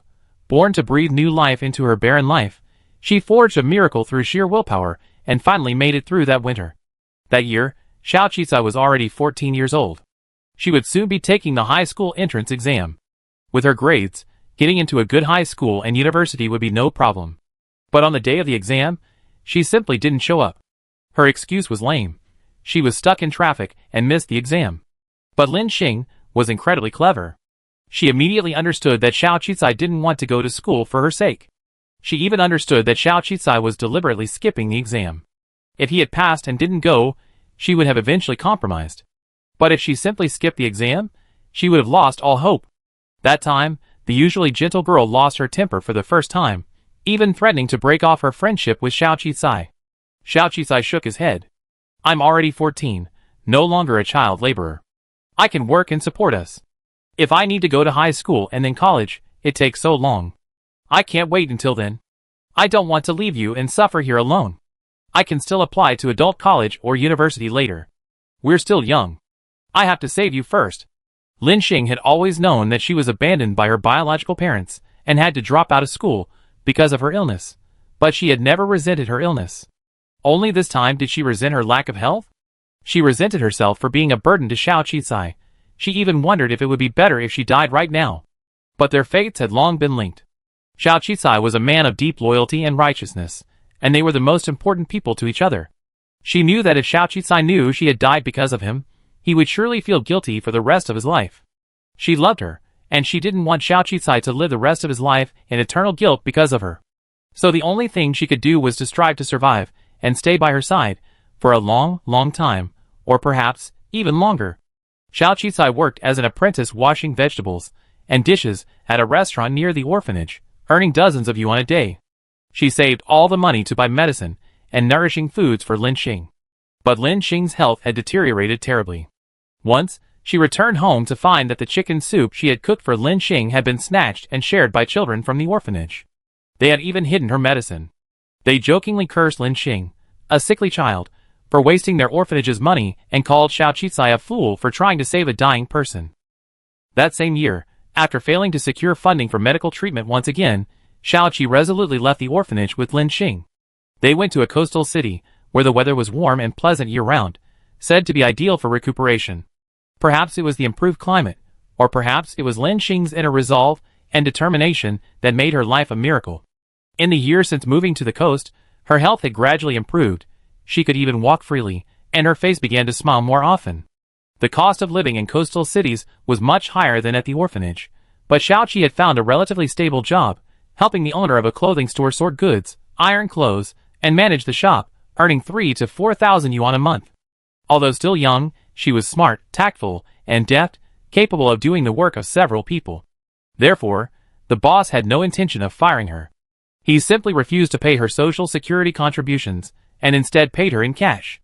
Someone checked and found that since she was over 14, she wasn't considered a child laborer. They simply said she was a relative's child helping out.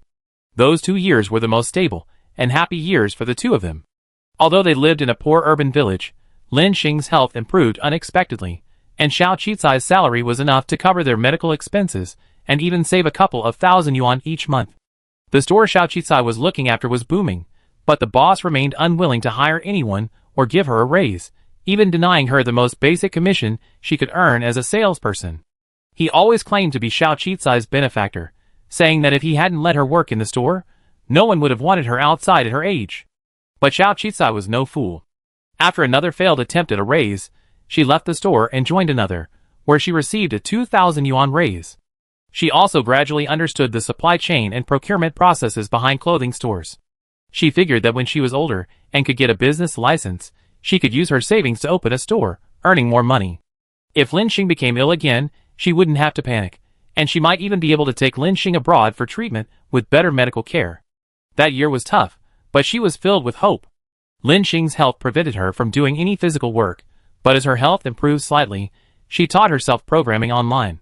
Using her ingenuity, she forcibly picked up some skills from the piles of advertisements she saw. Gradually, she took on some private orders and began to earn money. Lin Xing also urged Xiao Qicai to study more when she had time, even dreaming that one day, once she could earn more money, she could allow Xiao Qicai to go back to school, take the college entrance exam, and go to university.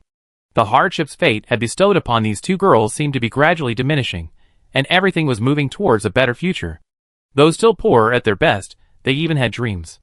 Xiao Qicai said she would work hard to make money, cure Lin Xing's illness, buy a small house for them to live in together, and see if she had the chance to attend her dream university. Lin Xing said, "If I ever become rich, I will ensure that all children have access to education and that all poor, sick people have access to medical treatment." When Xiao Qicai was 17, a thug working at a nearby factory, known as a factory hunk, began pursuing her. He said he didn't mind Xiao Qicai being an orphan, saying he had good circumstances. Although he had 4 older sisters, he was the only son. The 3 mu of land and the old house in his hometown would all be his. Being with him, they could save the money they earned from working together and renovate the old house into a small villa in the countryside. How happy they would be. If they had another son, they could transfer Xiao Qicai's household registration from the orphanage. Then she would have a family, no longer an orphan. Xiao Qicai would have endless happiness in her future. Xiao Qicai rolled her eyes at him, even kicking him when she was really angry. Why would she go with him? Get married, have children, and take care of their family at such a young age? She was living a good life. When she saved enough money to buy a small house, she would transfer her and Lin Xing's household registration here. She had a family. This little scoundrel was just daydreaming. She told Lin Xing about this with a smile. She said she didn't want to get married anymore, that having Lin Xing as her family was enough. When she turned 18 next year, she could get a business license and open a shop. With her years of experience and her willingness to work hard, she was sure to make a fortune soon. Lin Xing looked at her, worried that he would be a lifelong burden to Xiao Qicai, but seeing the cheerful girl, he nodded. Yes, don't agree to relationships with these men so easily. They're just after your young, fertile body. My Chichi is the smartest. You'd definitely be a wealthy tycoon in the future. They won't be good enough for you. I will. Then we can both live a good life. Xiao Qicai smiled. Later, she heard that the boy had gotten a girl from the factory pregnant and refused to take responsibility. The enraged girl stabbed him in the penis, leaving him unable to find a wife. He was eventually taken back to his hometown by his parents, who had come from afar, claiming they were seeking some kind of traditional remedy. The girl vanished without a trace after the stabbing, and she was never caught or seen again. Xiao Qicai told this to Lin Xing as a joke. Lin Xing said he had it all his own fault and deserved it, and thankfully Xiao Qicai hadn't been tricked. Lin Xing stayed home most of the time, only occasionally bringing Xiao Qicai food. So, if Xiao Qicai heard any interesting news or information throughout the day, she would tell Lin Xing when she got home, so she wouldn't feel out of touch with society. Xiao Qicai had thought things would continue like this until that winter, when a thief broke into their humble rental home. During an argument with Lin Xing, he injured Lin Xing in self-defense. Enraged, the thief lit a fire, locked the door, and intended to burn Lin Xing to death inside. Fortunately, Xiao Qicai suddenly became restless that day and temporarily returned home from the store. He risked his life to rescue Lin Xing, who had fainted from the smoke. She was uninjured, only temporarily unconscious from carbon monoxide poisoning. With prompt treatment, a normal person would have been fine. But Lin Xing's condition deteriorated again after that coma. This time, she stayed in the hospital for a long time, until Xiao Qicai had spent all his savings, and even resorted to borrowing money. The two of them were back to the time they had just left the orphanage, living in poverty, illness, and meager circumstances. Her condition deteriorated so rapidly that the hospital informed Xiao Qicai that Lin Xing no longer needed further treatment, suggesting that if they truly had no money, they should be discharged early and not waste it. But Xiao Qicai refused, insisting that the doctors give her medication and injections, using every possible means to save her. Unexpectedly, this time, Lin Xing accepted all of Xiao Qicai's treatments, including medication, injections, and even folk remedies. Because she knew that if she didn't let Xiao Qicai devote all her efforts to treatment, she would regret it for the rest of her life. Neither of them had health insurance or social security, and even the money Xiao Qicai had borrowed, no matter how hard he tried, quickly ran out. The hospital's treatment costs continued to rise daily, and the doctors kept demanding payment. Impoverished and at her wits' end, Xiao Qicai even considered taking some crooked path. That night, Lin Xing was in high spirits. She held Xiao Qicai's hand and talked a lot. Until the early morning, exhausted from many days, Xiao Qicai finally fell asleep by Lin Xing's bedside. She remembered Lin Xing's last words to her, "You must live well," she promised. When she woke up, she held only a pair of cold hands. Trembling, she touched Lin Xing's chest. A dead silence filled the air. The girl who had endured the pain and bravely survived, her best friend, the only person who cared for her, had died at the age of 17, when Xiao Qicai and her friends were at their most impoverished. Later, she learned that Lin Xing hadn't spent a penny of the money she earned online, saving it all. Before her death, she secretly placed the bank card with the password written on it into Xiao Qicai's wallet. There was 84,621.50 yuan in it. It was just enough to repay the money Xiao Qicai had borrowed to save her. It was also just enough to cover a year's rent for a nearby shop. How could she not have regrets? How could she not be considered her true love? Years later, no amount of wealth could bring back the friend who died in her hospital bed. Chapter 192, Extra. This was her third life, and she was destined to be an orphan, so even in her 3 lives combined, she couldn't even find a single pair of parents. In this life, she was born the child of a criminal, labeled a low-class citizen from a young age. It was said that her mother was a highly intelligent scientist, but because of her crimes, she was exiled to this low-level planet, where she only had a number and no name, and died after giving birth to her. She was raised in an orphanage. Fortunately, she had experience living in an orphanage, and although she was an orphan in this life, she was in good health. Therefore, in this orphanage, with a mortality rate of nearly half, she managed to survive. Because of her excellent grades, the director even had high hopes for her, and recommended her to a public secondary school on this planet. This was a technologically advanced world, but unfortunately, the disparity between the treatment of high-ranking and low-ranking citizens was enormous. Low-ranking citizens' rights to education and information were far inferior to those of high-ranking citizens, and even travel was extremely inconvenient. The low-ranking planets where they lived were even more hostile, with poor infrastructure and a stark contrast to those high-ranking planets, a world apart, like a completely different world. However, she had the scientific research she had gained in her previous life as a foundation, so information resources did not limit her. Invention after invention emerged like a fish in water, and she sold them without hesitation.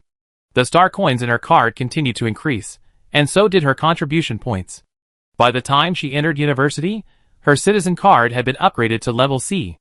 She was a miracle from a low-ranking planet, a brilliant scientist with an exceptional IQ. However, at the top-tier institutions of Xingyao's elite, a low-ranking citizen of humble origins was merely a resource. No matter how talented she was only a resource. Ultimately, her fate was to work for a national laboratory or some wealthy family, researching what they needed and creating technological products that would profit them. Because she understood this truth, because she wanted to research her own things, because she hadn't given up on the dimensional gate, and because she still had a childhood friend in her heart that she couldn't forget after 3 lifetimes, she wanted to see her again. Since she had lived 3 lives, and therefore humans had souls, then the ability to transcend time, space, and worlds existed. As long as she could find the right coordinates, she would one day find her way back to Blue Star, and see her former best friend again. She wanted to know, after her death. Did she live well? Did she become wealthy? Did she go to college? Did they both realize their dreams?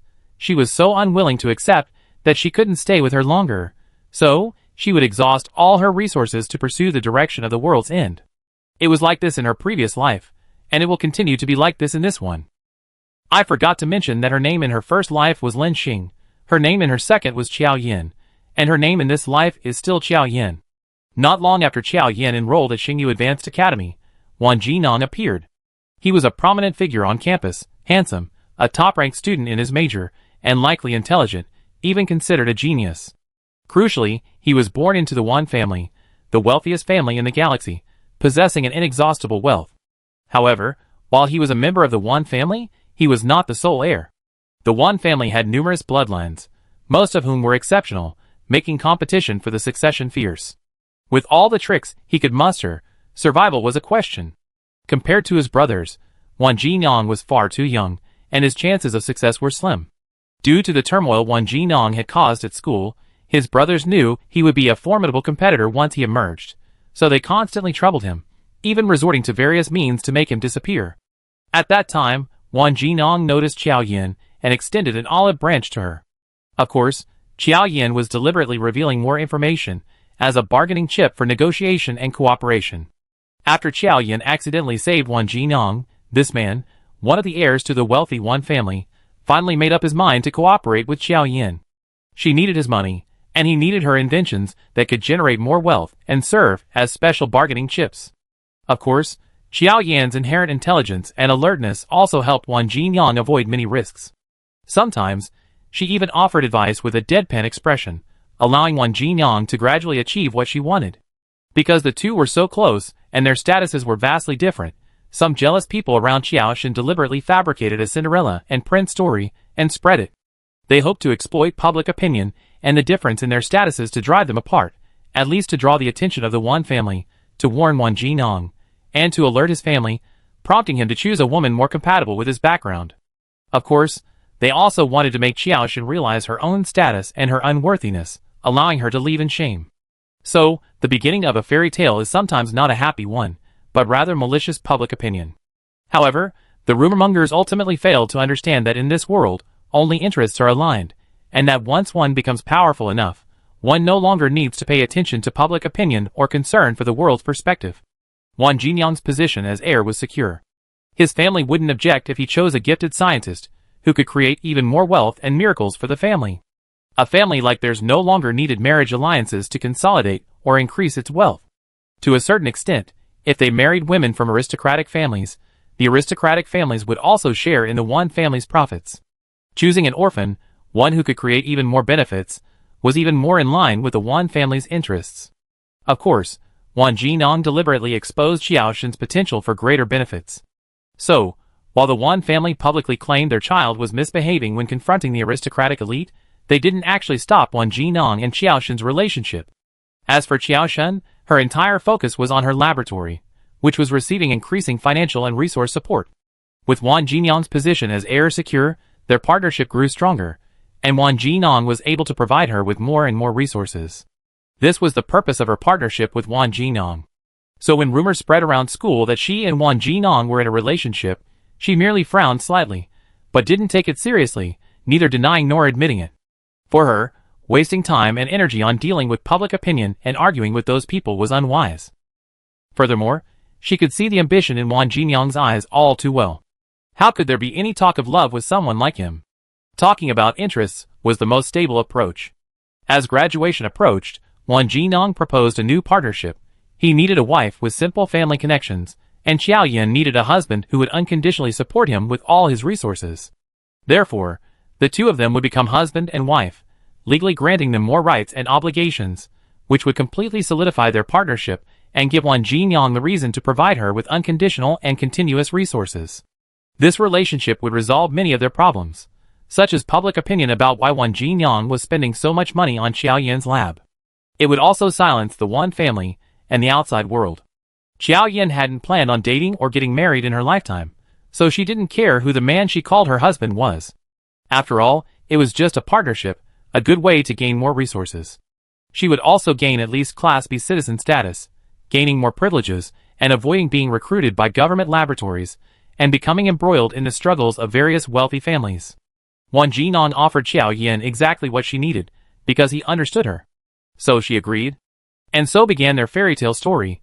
They married right after graduation, with Wan Jinong braving the opposition of the entire Wan family to marry a low-level genius.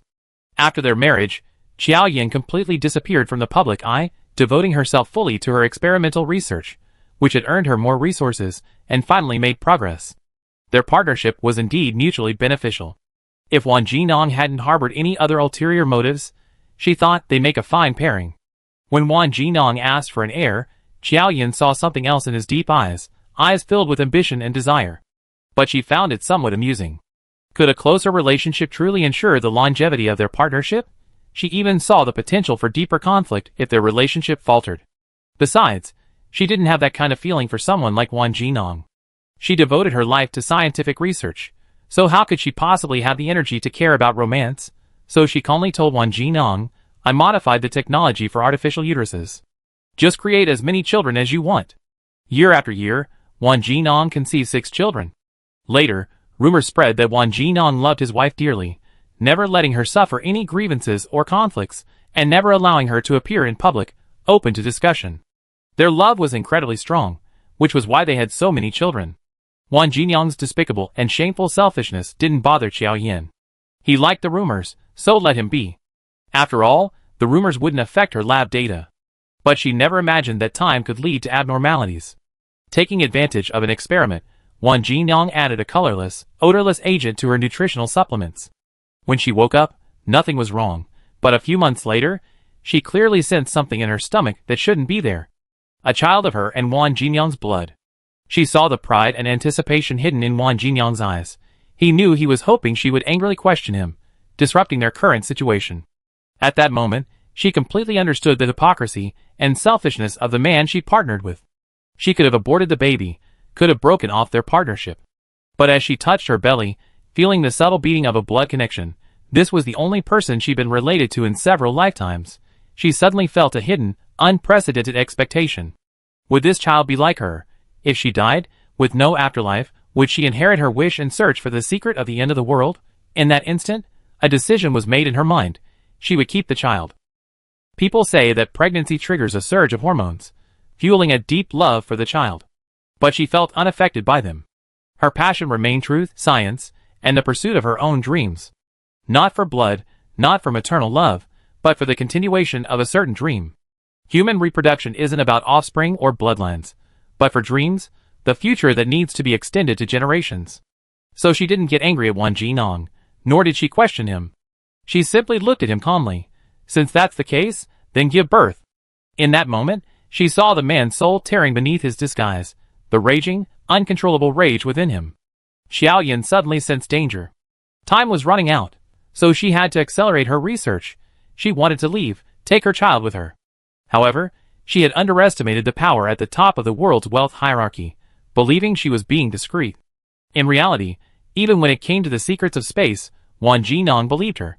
Every experiment she conducted, every product she created, every document, every leaked information, and everything else would be reported to Wang Jinong, all under his watch. On the garden planet, the flowing light of space was magnificent. That was the last time she could spend time with Wang Jinong in peace.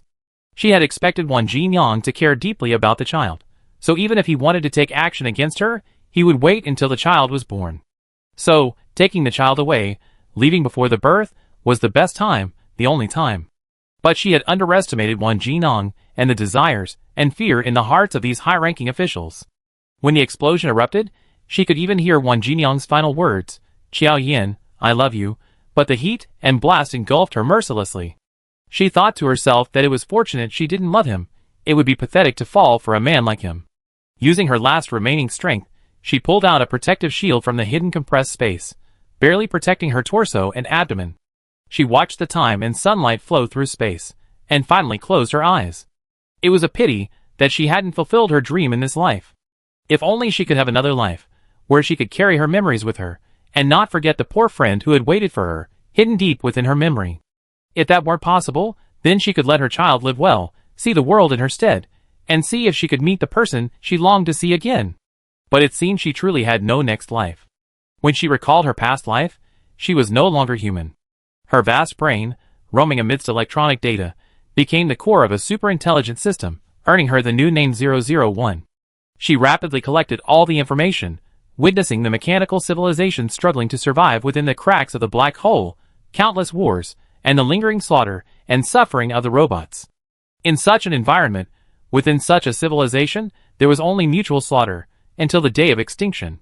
She was powerless to stop it, and over the course of time, she'd lost countless traces of her human rationality and emotions. Even the memories she had longed to preserve were possessed by the vast data sources, eventually slowly dissipating. An unknown amount of time passed before an old man, who had locked himself in a lifeboat, entered this world. That familiar yet completely different man finally awakened some of her human memories. Yes, she had once been human, not a robot, but an ordinary human with flesh and blood. But she seemed to have forgotten something crucial. Time and again, armies of machines were sent out to invade a new world of blue skies, white clouds, and sunshine. Alas, the new world of inferior civilization and backward military power the man described repeatedly defeated those powerful machine armies. 001 captured those machines and either destroyed them or imprisoned them, eventually transforming them into machines with different functions through intelligent systems. Some of 001's information was still stored in the core chips of those machine armies, undiscovered, so those people believed the transformation was successful. Of course, 001 seemed uninterested in this, and did not retake control of the machine armies. They even transformed those mechanical armies, turning them into robots with new roles in the new world. Instead of carrying weapons to fight, they could make fried rice, serve as chefs, grow flowers and vegetables, and become advanced intelligent service robots in high-end restaurants. In short, making the most of everything. It turns out that mechanical armies, besides being used in war, can play a greater role in other areas and are even more popular. Those who aren't part of these mechanical armies, after transforming these vast numbers of them, seem to have made countless fortunes. Wait, the person named Wan Jinong said again, that person is Xiao Qicai, a person who single-handedly changed the entire world and increased its military strength. She has become a legend because of her adventures brought from another world, so if she is killed, this new world will be free of obstacles. Xiao Qicai. These three words seem to trigger some key trigger hidden within 001's system core. The vast memories of 3 lifetimes as a human flooded back. So she had once been human. She had been Lin Xing and Xiao Yin for 2 more lifetimes. She had conducted scientific research for several lifetimes. Her greatest wish was to see her friend, Xiao Qicai, again. Her ultimate goal was to create a machine capable of traveling through time and space. Perhaps due to her apathy and rationality, she did not return to being human. Instead, she became 001, the intelligent core of the super civilization system. When she regained all her memories, the intelligent android boy from the mechanical civilization had already left the black hole world and was approaching Xiao Qicai. Xiao Yin knew full well that Xiao Qicai knew the boy was not an ordinary human, but a spy, which was why he had managed to keep him working for her for 5,000 years. Soon after, the bionic boy rebelled and led the team that Xiao Qicai had used to seal the space gate to the space gate. 001 assisted them, completely closing the door to this murderous mechanical civilization. They also used this opportunity to find a way to free Xiao Qicai's imprisoned brother, Zhuang Fin, and the other remaining humans. Xiao Qicai's life seemed fulfilling. She had family and friends, and she had dedicated herself to fulfilling their dreams, promoting education, supporting equal rights, and establishing one high-income kindergarten after another. All the kindergartens were named Star Kindergartens. That was a memorial to the dear friends Xiao Qicai held in his heart. How wonderful! For the first time in her long career as an intelligent system, 001 felt happiness and no regrets. After an unknown amount of time, the mechanical civilization finally vanished amidst the slaughter. The black hole exploded, and 001, freed from its constraints, wandered through various worlds, beginning a new and distinct life of her own, embarking on a new path of technological pursuit. In each world, she transformed into Xiao Yin and Lin Xing one after another. Finally, one day, she returned to Blue Star. It seemed as if she had truly cracked the secrets of time and space. She witnessed Xiao Qicai's tenacious and hard-working second half of her life after her death. She had indeed lived well, striving to fulfill her promise and realize their dreams. But every effort and setback she faced caused her heartache. At 37, Xiao Qicai possessed wealth unattainable for ordinary people, yet she remained lonely and defensive. One ordinary night, she passed away, slumped over her office desk. She transformed into a gentle breeze, caressing her prematurely gray hair and passing through her body, still warm but without a heartbeat. Her friend, you shouldn't have lived such a lonely and isolated life. So let me give you one final gift. Let it accompany you on my behalf. Let it help you find a partner. Let it accompany you in your new life in another world. So, she created 002, allowing 002 and Xiao Qicai's soul to travel together to another world. Coincidentally, in that other world, the girl with the same soul as Xiao Qicai was experiencing a tragic end to her past life. Where was the coincidence? Xiao Qicai was rewriting his own destiny. Her new life, carrying the dreams of both of them, created miracles and a chance meeting again. Chapter 193, Extra. Xiao Yueying had been lawless since childhood. Unlike the average girl from an aristocratic family, she loved adventure, seeking excitement, and unraveling unknown mysteries. Since school, she thoroughly studied the origins of the 8-star regions and the theory of the universe's boundaries. She run around with a group of like-minded friends, never sitting still. She tried thrilling space adventures and even attempted suicidal high-altitude spaceship jumps, often leaving herself in a state of disarray. If it weren't for the advanced medical care of Interstellar Society, she'd have been bedridden for the rest of her life. But no matter how thrilling the experience, she always felt a little underwhelmed. Something in her heart reminded her that she had a more important mission in life. Until one day, while exploring a unique scenic spot on a small planet, she encountered a woman with a unique aura. She was dressed in a white lab coat, her demeanor aloof yet mysterious. She couldn't help but strike up a conversation with her. The other person's name was Lin Xing. She was a researcher, I heard. She seemed a bit sullen, but she seemed to know everything, even more impressive than the senior researcher she met at Xingyu Advanced Academy. Xiao Yueying even considered becoming her apprentice, but after spending a few hours in her lab, she found it boring. The cramped lab, the repetitive experiments, and the daunting amount of data all made it unbearable, and she ultimately decided to leave. Before leaving, however, Lin Xing gave her a gift, an instrument that supposedly could detect world coordinates. She said, "Since you find the real world dull and boring, and since you yearn for the stars and universes of other worlds, then go and find them. The universe is vast and full of wonders. The world is boundless. As long as you explore, one day you will see a landscape unlike any other in this world." Since that day, she never saw Lin Xing again. She even used the Xiao family's influence to investigate him, but could find no information. He was completely unknown in any of the major laboratories. It was like a dream, but he had given her the possibility of realizing her dream and pointed her in a clear direction. A lighthouse lit up in her heart. She wanted to be a space adventurer. She didn't want to take over the Xiao family, build spaceships, or make money. She wanted to see unknown landscapes and explore other worlds. She had the boundless universe in her heart. She would not be bound by a single family. She and some like-minded friends, including Mei He, Zhuo Ying, and Yuan Zheng, formed a space adventure team. They pooled their resources to customize a special spaceship, built a specialized laboratory on it, and assembled an expedition team to search the entire universe for unique spatial nodes. It was then that she realized there were so many like-minded people in the world, and that being with a group of like-minded people doing what they wanted to do was the greatest happiness in the world. Her brother and sister-in-law kept urging her to settle down and live a peaceful and prosperous life, but her heart was already soaring, so how could she continue to live such an ordinary life? She continued to wander around, still pursuing her dreams and ideals, and would occasionally disappear for months or even years. Later, her brother and sister-in-law had a child. Xiao Yu, the typical heir to a wealthy family with a stern face at a young age, was born to a very lively girl who resembled her not only in appearance, but also in personality. Xiao Yueying was somewhat tempted to bring her up with her. So after Xiao Yun was born, she went home more often, always bringing some quirky toys to amuse her niece. She was not someone who would marry or have children. She even treated Xiao Yun as her own child. Of course, although the stern-faced little heir wasn't very cute, she still enjoyed teasing him. She told herself to make good money and protect her sister. She wanted to give her sister the money to have fun. That year, their time coordinates made a new discovery. One coordinate was very close to the predicted target, possibly the coordinate leading to another world. But that same year, she met a handsome man and lost control. Without adequate safety precautions, she unexpectedly became pregnant with Baiyushan. Of course, abortion was the best option, but she felt a certain reluctance. Finally, she thought better of it and decided to stay put, staying with Baiyuheng, who had always pursued her, to create a life for her future child that would ensure a comfortable life. She hadn't planned to return her child to the Xiao family, because the Xiao family was already in turmoil, and she had to avoid any risk. Of course, having long been prepared to leave, she hadn't originally planned to invest too much affection in the child, intending to leave as soon as it was born.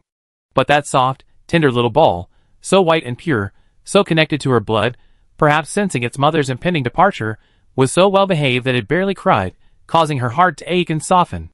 In the remaining months, she spent almost all her time with her child. Friends advised her that if she truly couldn't bear to leave, she should stay for now. There were always trade-offs, and she was a mother after all, so they understood. But in the end, Xiao Yueying made the decision to follow her heart and pursue the vast ocean she had spent her life exploring. Motherhood was just an unexpected part of her life, but Xiao Yueying, herself, was her lifelong destiny. Before becoming a mother, she was Xiao Yueying, and after becoming a mother, she was still Xiao Yueying. Even though she was reluctant, even though she felt a sense of unease, she couldn't refuse the mysterious world she longed for. She didn't know if her child would blame her in the future, but she had already done her utmost to ensure her child's future happiness and stability. So she had no regrets about this decision. Even though she would yearn for it for countless days and nights to come, the vast starry sky, the vast universe, held a place humanity would forever admire, and held the dream she had pursued since childhood. So she chose to continue being Xiao Yueying. The other world was indeed rich and colorful, its technology more advanced than her own, boasting countless vast interstellar clusters, allowing her to spend countless hours exploring and witnessing countless unknown, mysterious, and magnificent things. She often thought of her abandoned child, but her like-minded companions, and the starry sky before her made her never regret her decision. There's no such thing as perfect, and once you made a decision, you shouldn't regret it. Unfortunately, this world was engulfed in war, shattering its original tranquility. So she and her companions had to fight for survival, creating a super-compressed space and building a brand new supercarrier battleship. Ultimately, she chose the Chaos Cluster, stationed there to maintain a large area of peace. Then, she gathered resources and data from around the world, formed a new research team, and searched for a way home. She had imagined everything would unfold as she imagined, but one day, a name appeared on the Interstellar Wanted list. It was Xiao, incredibly young, seemingly appearing out of nowhere. Even from the footage obtained through secret investigations, the man's youthful appearance bore a passing resemblance to her own. An incredible suspicion welled up in her mind, so she piloted an aircraft carrier, helped the man resolve a problem, and personally went aboard to inquire about the truth she hadn't even dared to ask. Xiao Qisa was young and intelligent, far superior to herself. She had a former name, Bai Yushan. At that moment, the longing she had felt for him melted into a sea of self-reproach. Her child had traveled across the world and, fortunately, returned to her side. Sadly, the child had grown up, no longer needing her mother's embrace, and strong enough to no longer rely on anyone. She did not regret her choice, so she accepted his unforgiveness. Until that day, when he called her mother, she finally and completely untangled all the knots in her heart. It was so good. Her child had endured hardships, yet was still exceptional. She vowed never to let her child suffer again. That day, before the white vortex of time, she unfolded her silver mecha and created time for her child. She didn't think it was a foolish act for a mother to sacrifice herself to save her child. It was a decision she had made with no regrets in her dreams, no regrets in her life. Mom loves you. Even after only a few months of being together, from the tenderness and cuteness of her childhood to the strength and independence she had shown now, she loved this child so much that she was willing to sacrifice her own life for hers. Of course, there might be another world within the white vortex, and her cosmic adventure isn't over yet. So my child, don't blame yourself. If I can, I will do everything I can to travel through time and space to return to you. Later, she didn't die, but instead arrived on a blue planet. But for some reason, her compressed space wouldn't work here, and she couldn't retrieve the items within. Could it be because this world's technology wasn't advanced enough? Unable to speak the language, she pretended to be mute and wandered around, trying to understand the world. Some kind people offered her food, but many others harbored ill intentions, especially some men whose gazes made her feel extremely disgusted. Fortunately, she was quite skilled, and after fighting off a few, she was safe. But wandering forever wasn't a good idea, so she decided she should find a job. Unfortunately, she had no identification, as it seemed like everything in this world required it. Of course, she was also quite clever, and quickly learned this world's very simple language. She also learned how to find safe places to stay, bakeries and restaurants that offered free food, and free restrooms to wash herself in. But one day, her fate changed. She was molested by a lewd man in a company building.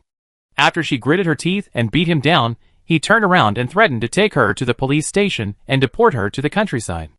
At that moment, a woman in formal attire approached. She called the police, drove the man away, and settled Xiao Yueying.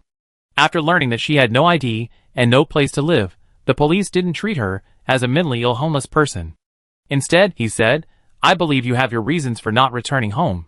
I find someone to register you as a missing person. Just tell the investigators you know nothing." So later, she got an ID card and worked as a security guard in that building. She finally had the opportunity to learn the language of this world, everything about it, and get her life back on track. She never met that woman until soon after, when her accusation filled newspapers across the city. Her name was Xiao Qicai, CEO of Anford Group, a legend who had emerged from an orphanage. At that moment, tears streamed down her face. The year her identity was revealed, Xiao Yueying changed the name on her ID card, which had been arbitrarily chosen by the staff, to Xiao Yueying. Although she couldn't use the items in the storage space, she forcibly relied on her past life's experiences and memories to restart her life in this world. She worked hard to earn money to develop technology, invest in spacecraft, and explore the universe. Ultimately, she created a miracle and slowly left Blue Star. And finally, one day, she found those familiar coordinates. Behind the dimensional portal, she glimpsed another familiar legend with the same name. She smiled and walked in. After crossing space and time, she finally returned home. Mom is back. No matter who you are, you will always be my daughter. Chapter 194. Chengnu's space-time laboratory required a significant investment. Perhaps only Xiaoqi could afford to spend so much, or have the wherewithal to do so. Besides Chengnu, countless scientists and researchers in the field of space-time joined the laboratory, each with a significant investment. Shi Yuan seemed to feel a renewed sense of vitality as he followed Chengnu. He helped her with every detail, allowing her to fully focus on her space-time research. Finally, one day, the space-time machine was completed. The first phase of the experiment was successful, but it was deemed dangerous because it altered the trajectory of a planet. But Shi Yuan persisted. He used a celebration banquet to send everyone away, sneaked into the laboratory, and activated the space-time machine. At the celebration banquet, Xiaoqi didn't see Shi Yuan, so he hesitantly asked. Upon learning that no one had seen him that night, Xiao Qicai's face darkened. She followed Chengnu back to the laboratory, only to discover that the massive time machine had already been activated, and Shi Yuan had vanished. He had left a note. Thank you, Mr. Xiao. You gave me dreams and the hope to live. Whether I succeed or not, this is my choice, and I will never regret it. Xiao Qicai clenched her fists. She understood Shi Yuan, but she hadn't expected their separation to be so swift. In that instant, she couldn't tell how much time had changed in the distant past. When everyone regained consciousness, a strange woman appeared at the celebration banquet. No, not a strange woman. Xiao Qicai's mind quickly flashed back to her memories. Her name was Fu Yu, the leader of the underground Dark Star faction she had encountered when she first arrived on planet 4628. Everything that happened next was almost identical to what had happened between Xiao Qicai and Shi Yuan. Fu Yu's nickname was Ollie. She had a childhood sweetheart named Shi Yuan, who died trying to save her. It was precisely because of Xiao Qicai's promises that she agreed to follow him. The note Shi Yuan had left, which Xiao Qicai had just clutched in her hand, had long since vanished. She met Fu Yu's eyes, and the strong-willed leader suddenly teared up. She hugged Xiao Qicai tightly. I know you know. I can't go back. Mr. Xiao, please seal this time machine. I don't want anyone else to suffer like me. Besides Xiao Qicai and Ollie, no one here remembers Shi Yuan anymore. Xianchen followed Ollie, treating her like his boss, and even he forgot Shi Yuan. Shi Yuan died in Ollie's place in that time and space, changing everything. Ollie replaced his fate, pushing all historical events in the right direction. A time machine is something that defies fate, and shouldn't exist. Shi Yuan never regretted it, but those who stayed behind, those he saved, live with eternal guilt. This kind of pain is incomprehensible to anyone. Since that day, Xiao Qicai has established a strict rule.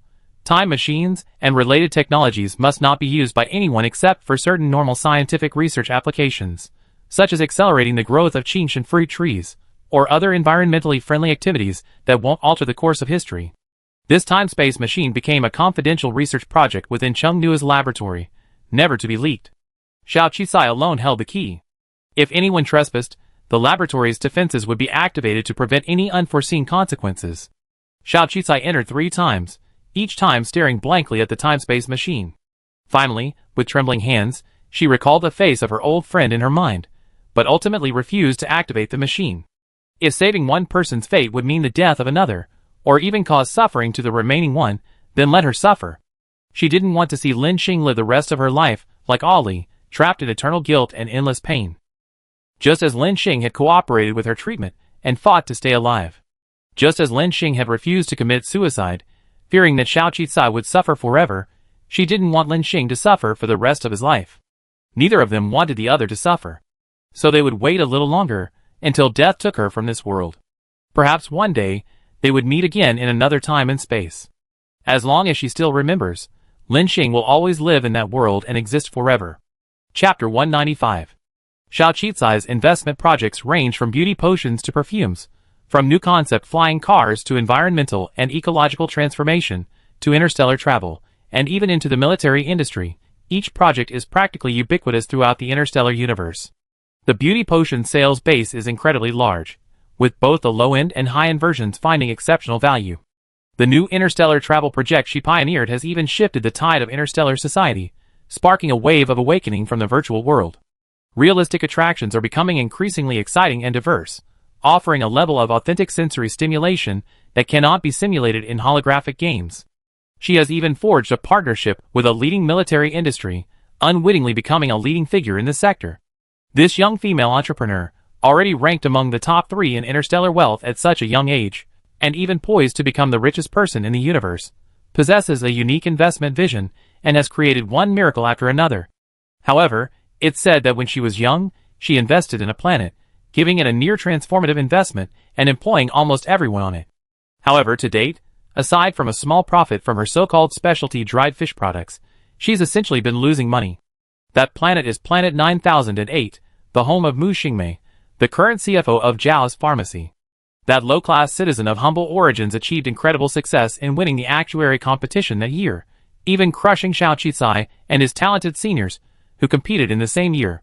It's said that she was already quite old when she competed, so while her logical thinking was strong, her social skills and other aspects were lacking. As a result, she wasn't accepted by a top company, instead choosing Xiao Qizai's company, which wasn't the best at the time and hadn't even reached scale. Yet, this person, ever since she took charge of finances, had never allowed any of Xiao Qizai's company's assets and funds to go unused. For such a large company, this was nothing short of miraculous. It was then that others realized Xiao Qizai's unique vision. What further elevated Xiao Qizai's reputation was her treatment of her subordinates, willing to change her entire planet for the sake of a single talent. What courage and skill was this? No wonder the rival company couldn't poach Mu Xingmei, no matter what conditions or tactics they employed. This latter incident has been rumored for decades as a prime example of Xiao Qizai's lavish investment in talent. The infrastructure of Planet 9008 improved significantly with the expansion of Xiao Qizai's company, and it seemed as if those above him had forgotten Xiao Qizai's initial investment project. But only Mu Xingmei remembered. From the first year to the 30th, all projects on Planet 9008 were in the red. Even though she had mentored people on the planet to start businesses, she wasn't naturally gifted. The revenue generated by the tourism industry was minimal, ultimately only breaking even. The more this continued, the more guilty she felt. She didn't believe the outside world's evaluation of her was true, and she never harbored any arrogance. She simply worked diligently and wholeheartedly, yet Xiao Qizai treated her with far more than the average financial manager could offer. She had previously raised the issue of dismantling the regulations on Planet 9008 and allowing its inhabitants to become self-reliant, developing tourism and aquaculture.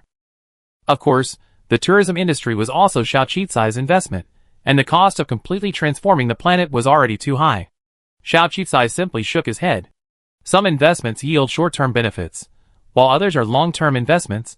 With the longer the time frame, the higher the potential return. She was optimistic about the spirit-purifying fruit, so she told him not to worry. Moreover, Xiao Qizai understood that not every investment needed a return. Her investment on Planet 9008 changed the fate of the entire planet, and saved a planet from near collapse that was already meaningful.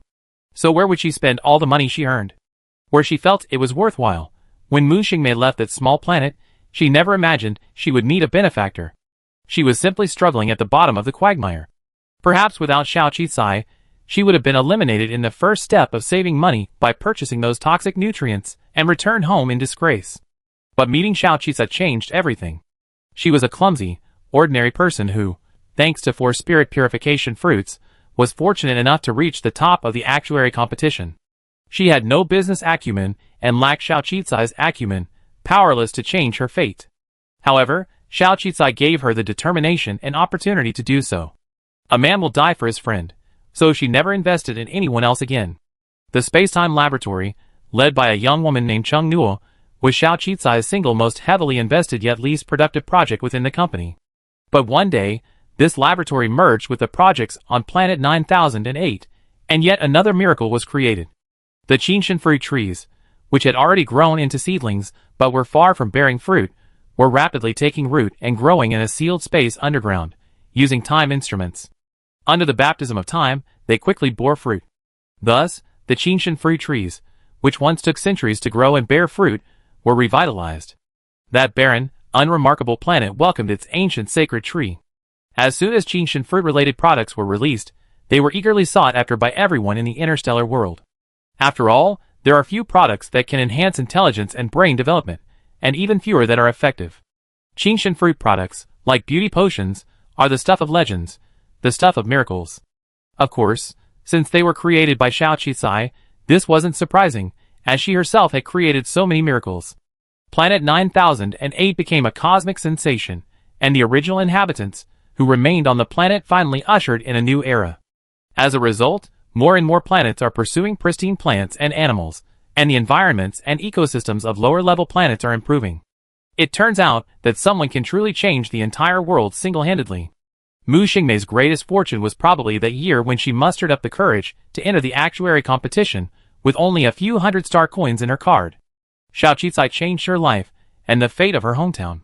So, like everyone whose fate was changed by Xiao Qicai's help, she prayed for her wish to come true, hoping that she would be safe and healthy, and that she would always be the almighty Xiao, unfettered and unfettered. Chapter 196. When the spatial gate closed, Zhuangfen returned with a dozen or so soldiers from his unit who had managed to survive. It was said that they had been captured by the robots inside and imprisoned, but they were all soldiers defending their country, and they would rather die than betray their homeland. Xiao Qicai also learned that the mechanical legions had appeared and targeted Wan Jinong because of his betrayal. Fortunately, that Wan Jinong had already died. Yu Lanqi wept bitterly, finally waiting for her child to return. After the black vortex closed, everything returned to peace. The government and the military increasingly cherished peace and grew increasingly fearful of Xiao Qicai. Of course, under these circumstances, they absolutely could not renege on Xiao Qicai. Consequently, they began to collaborate on more and more projects, forming a mutually beneficial partnership between the government and Xiao Qicai, ensuring a near-perfect storm of relations for at least a few hundred years.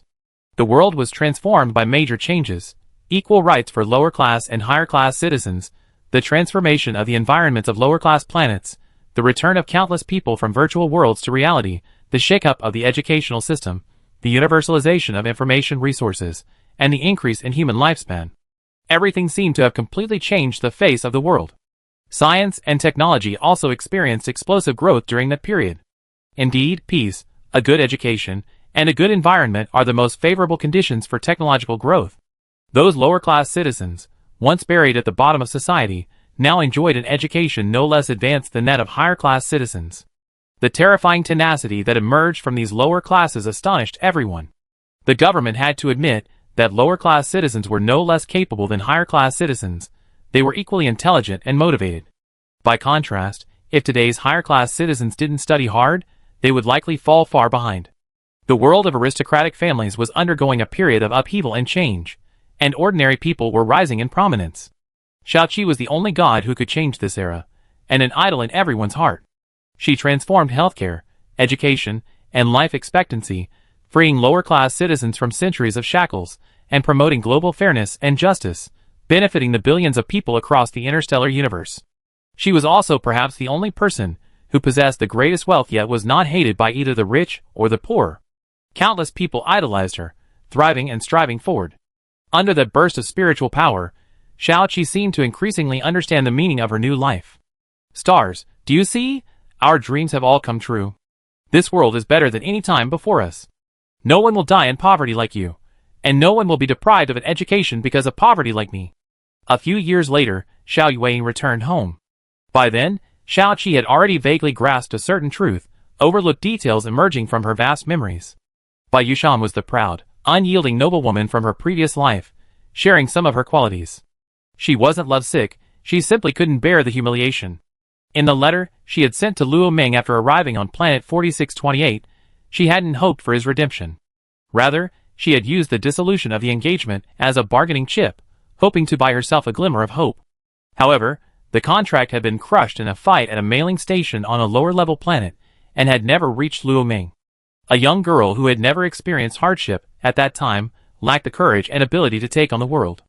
So, Xiao Qizai returned, bearing Lin Xing's wishes and expectations.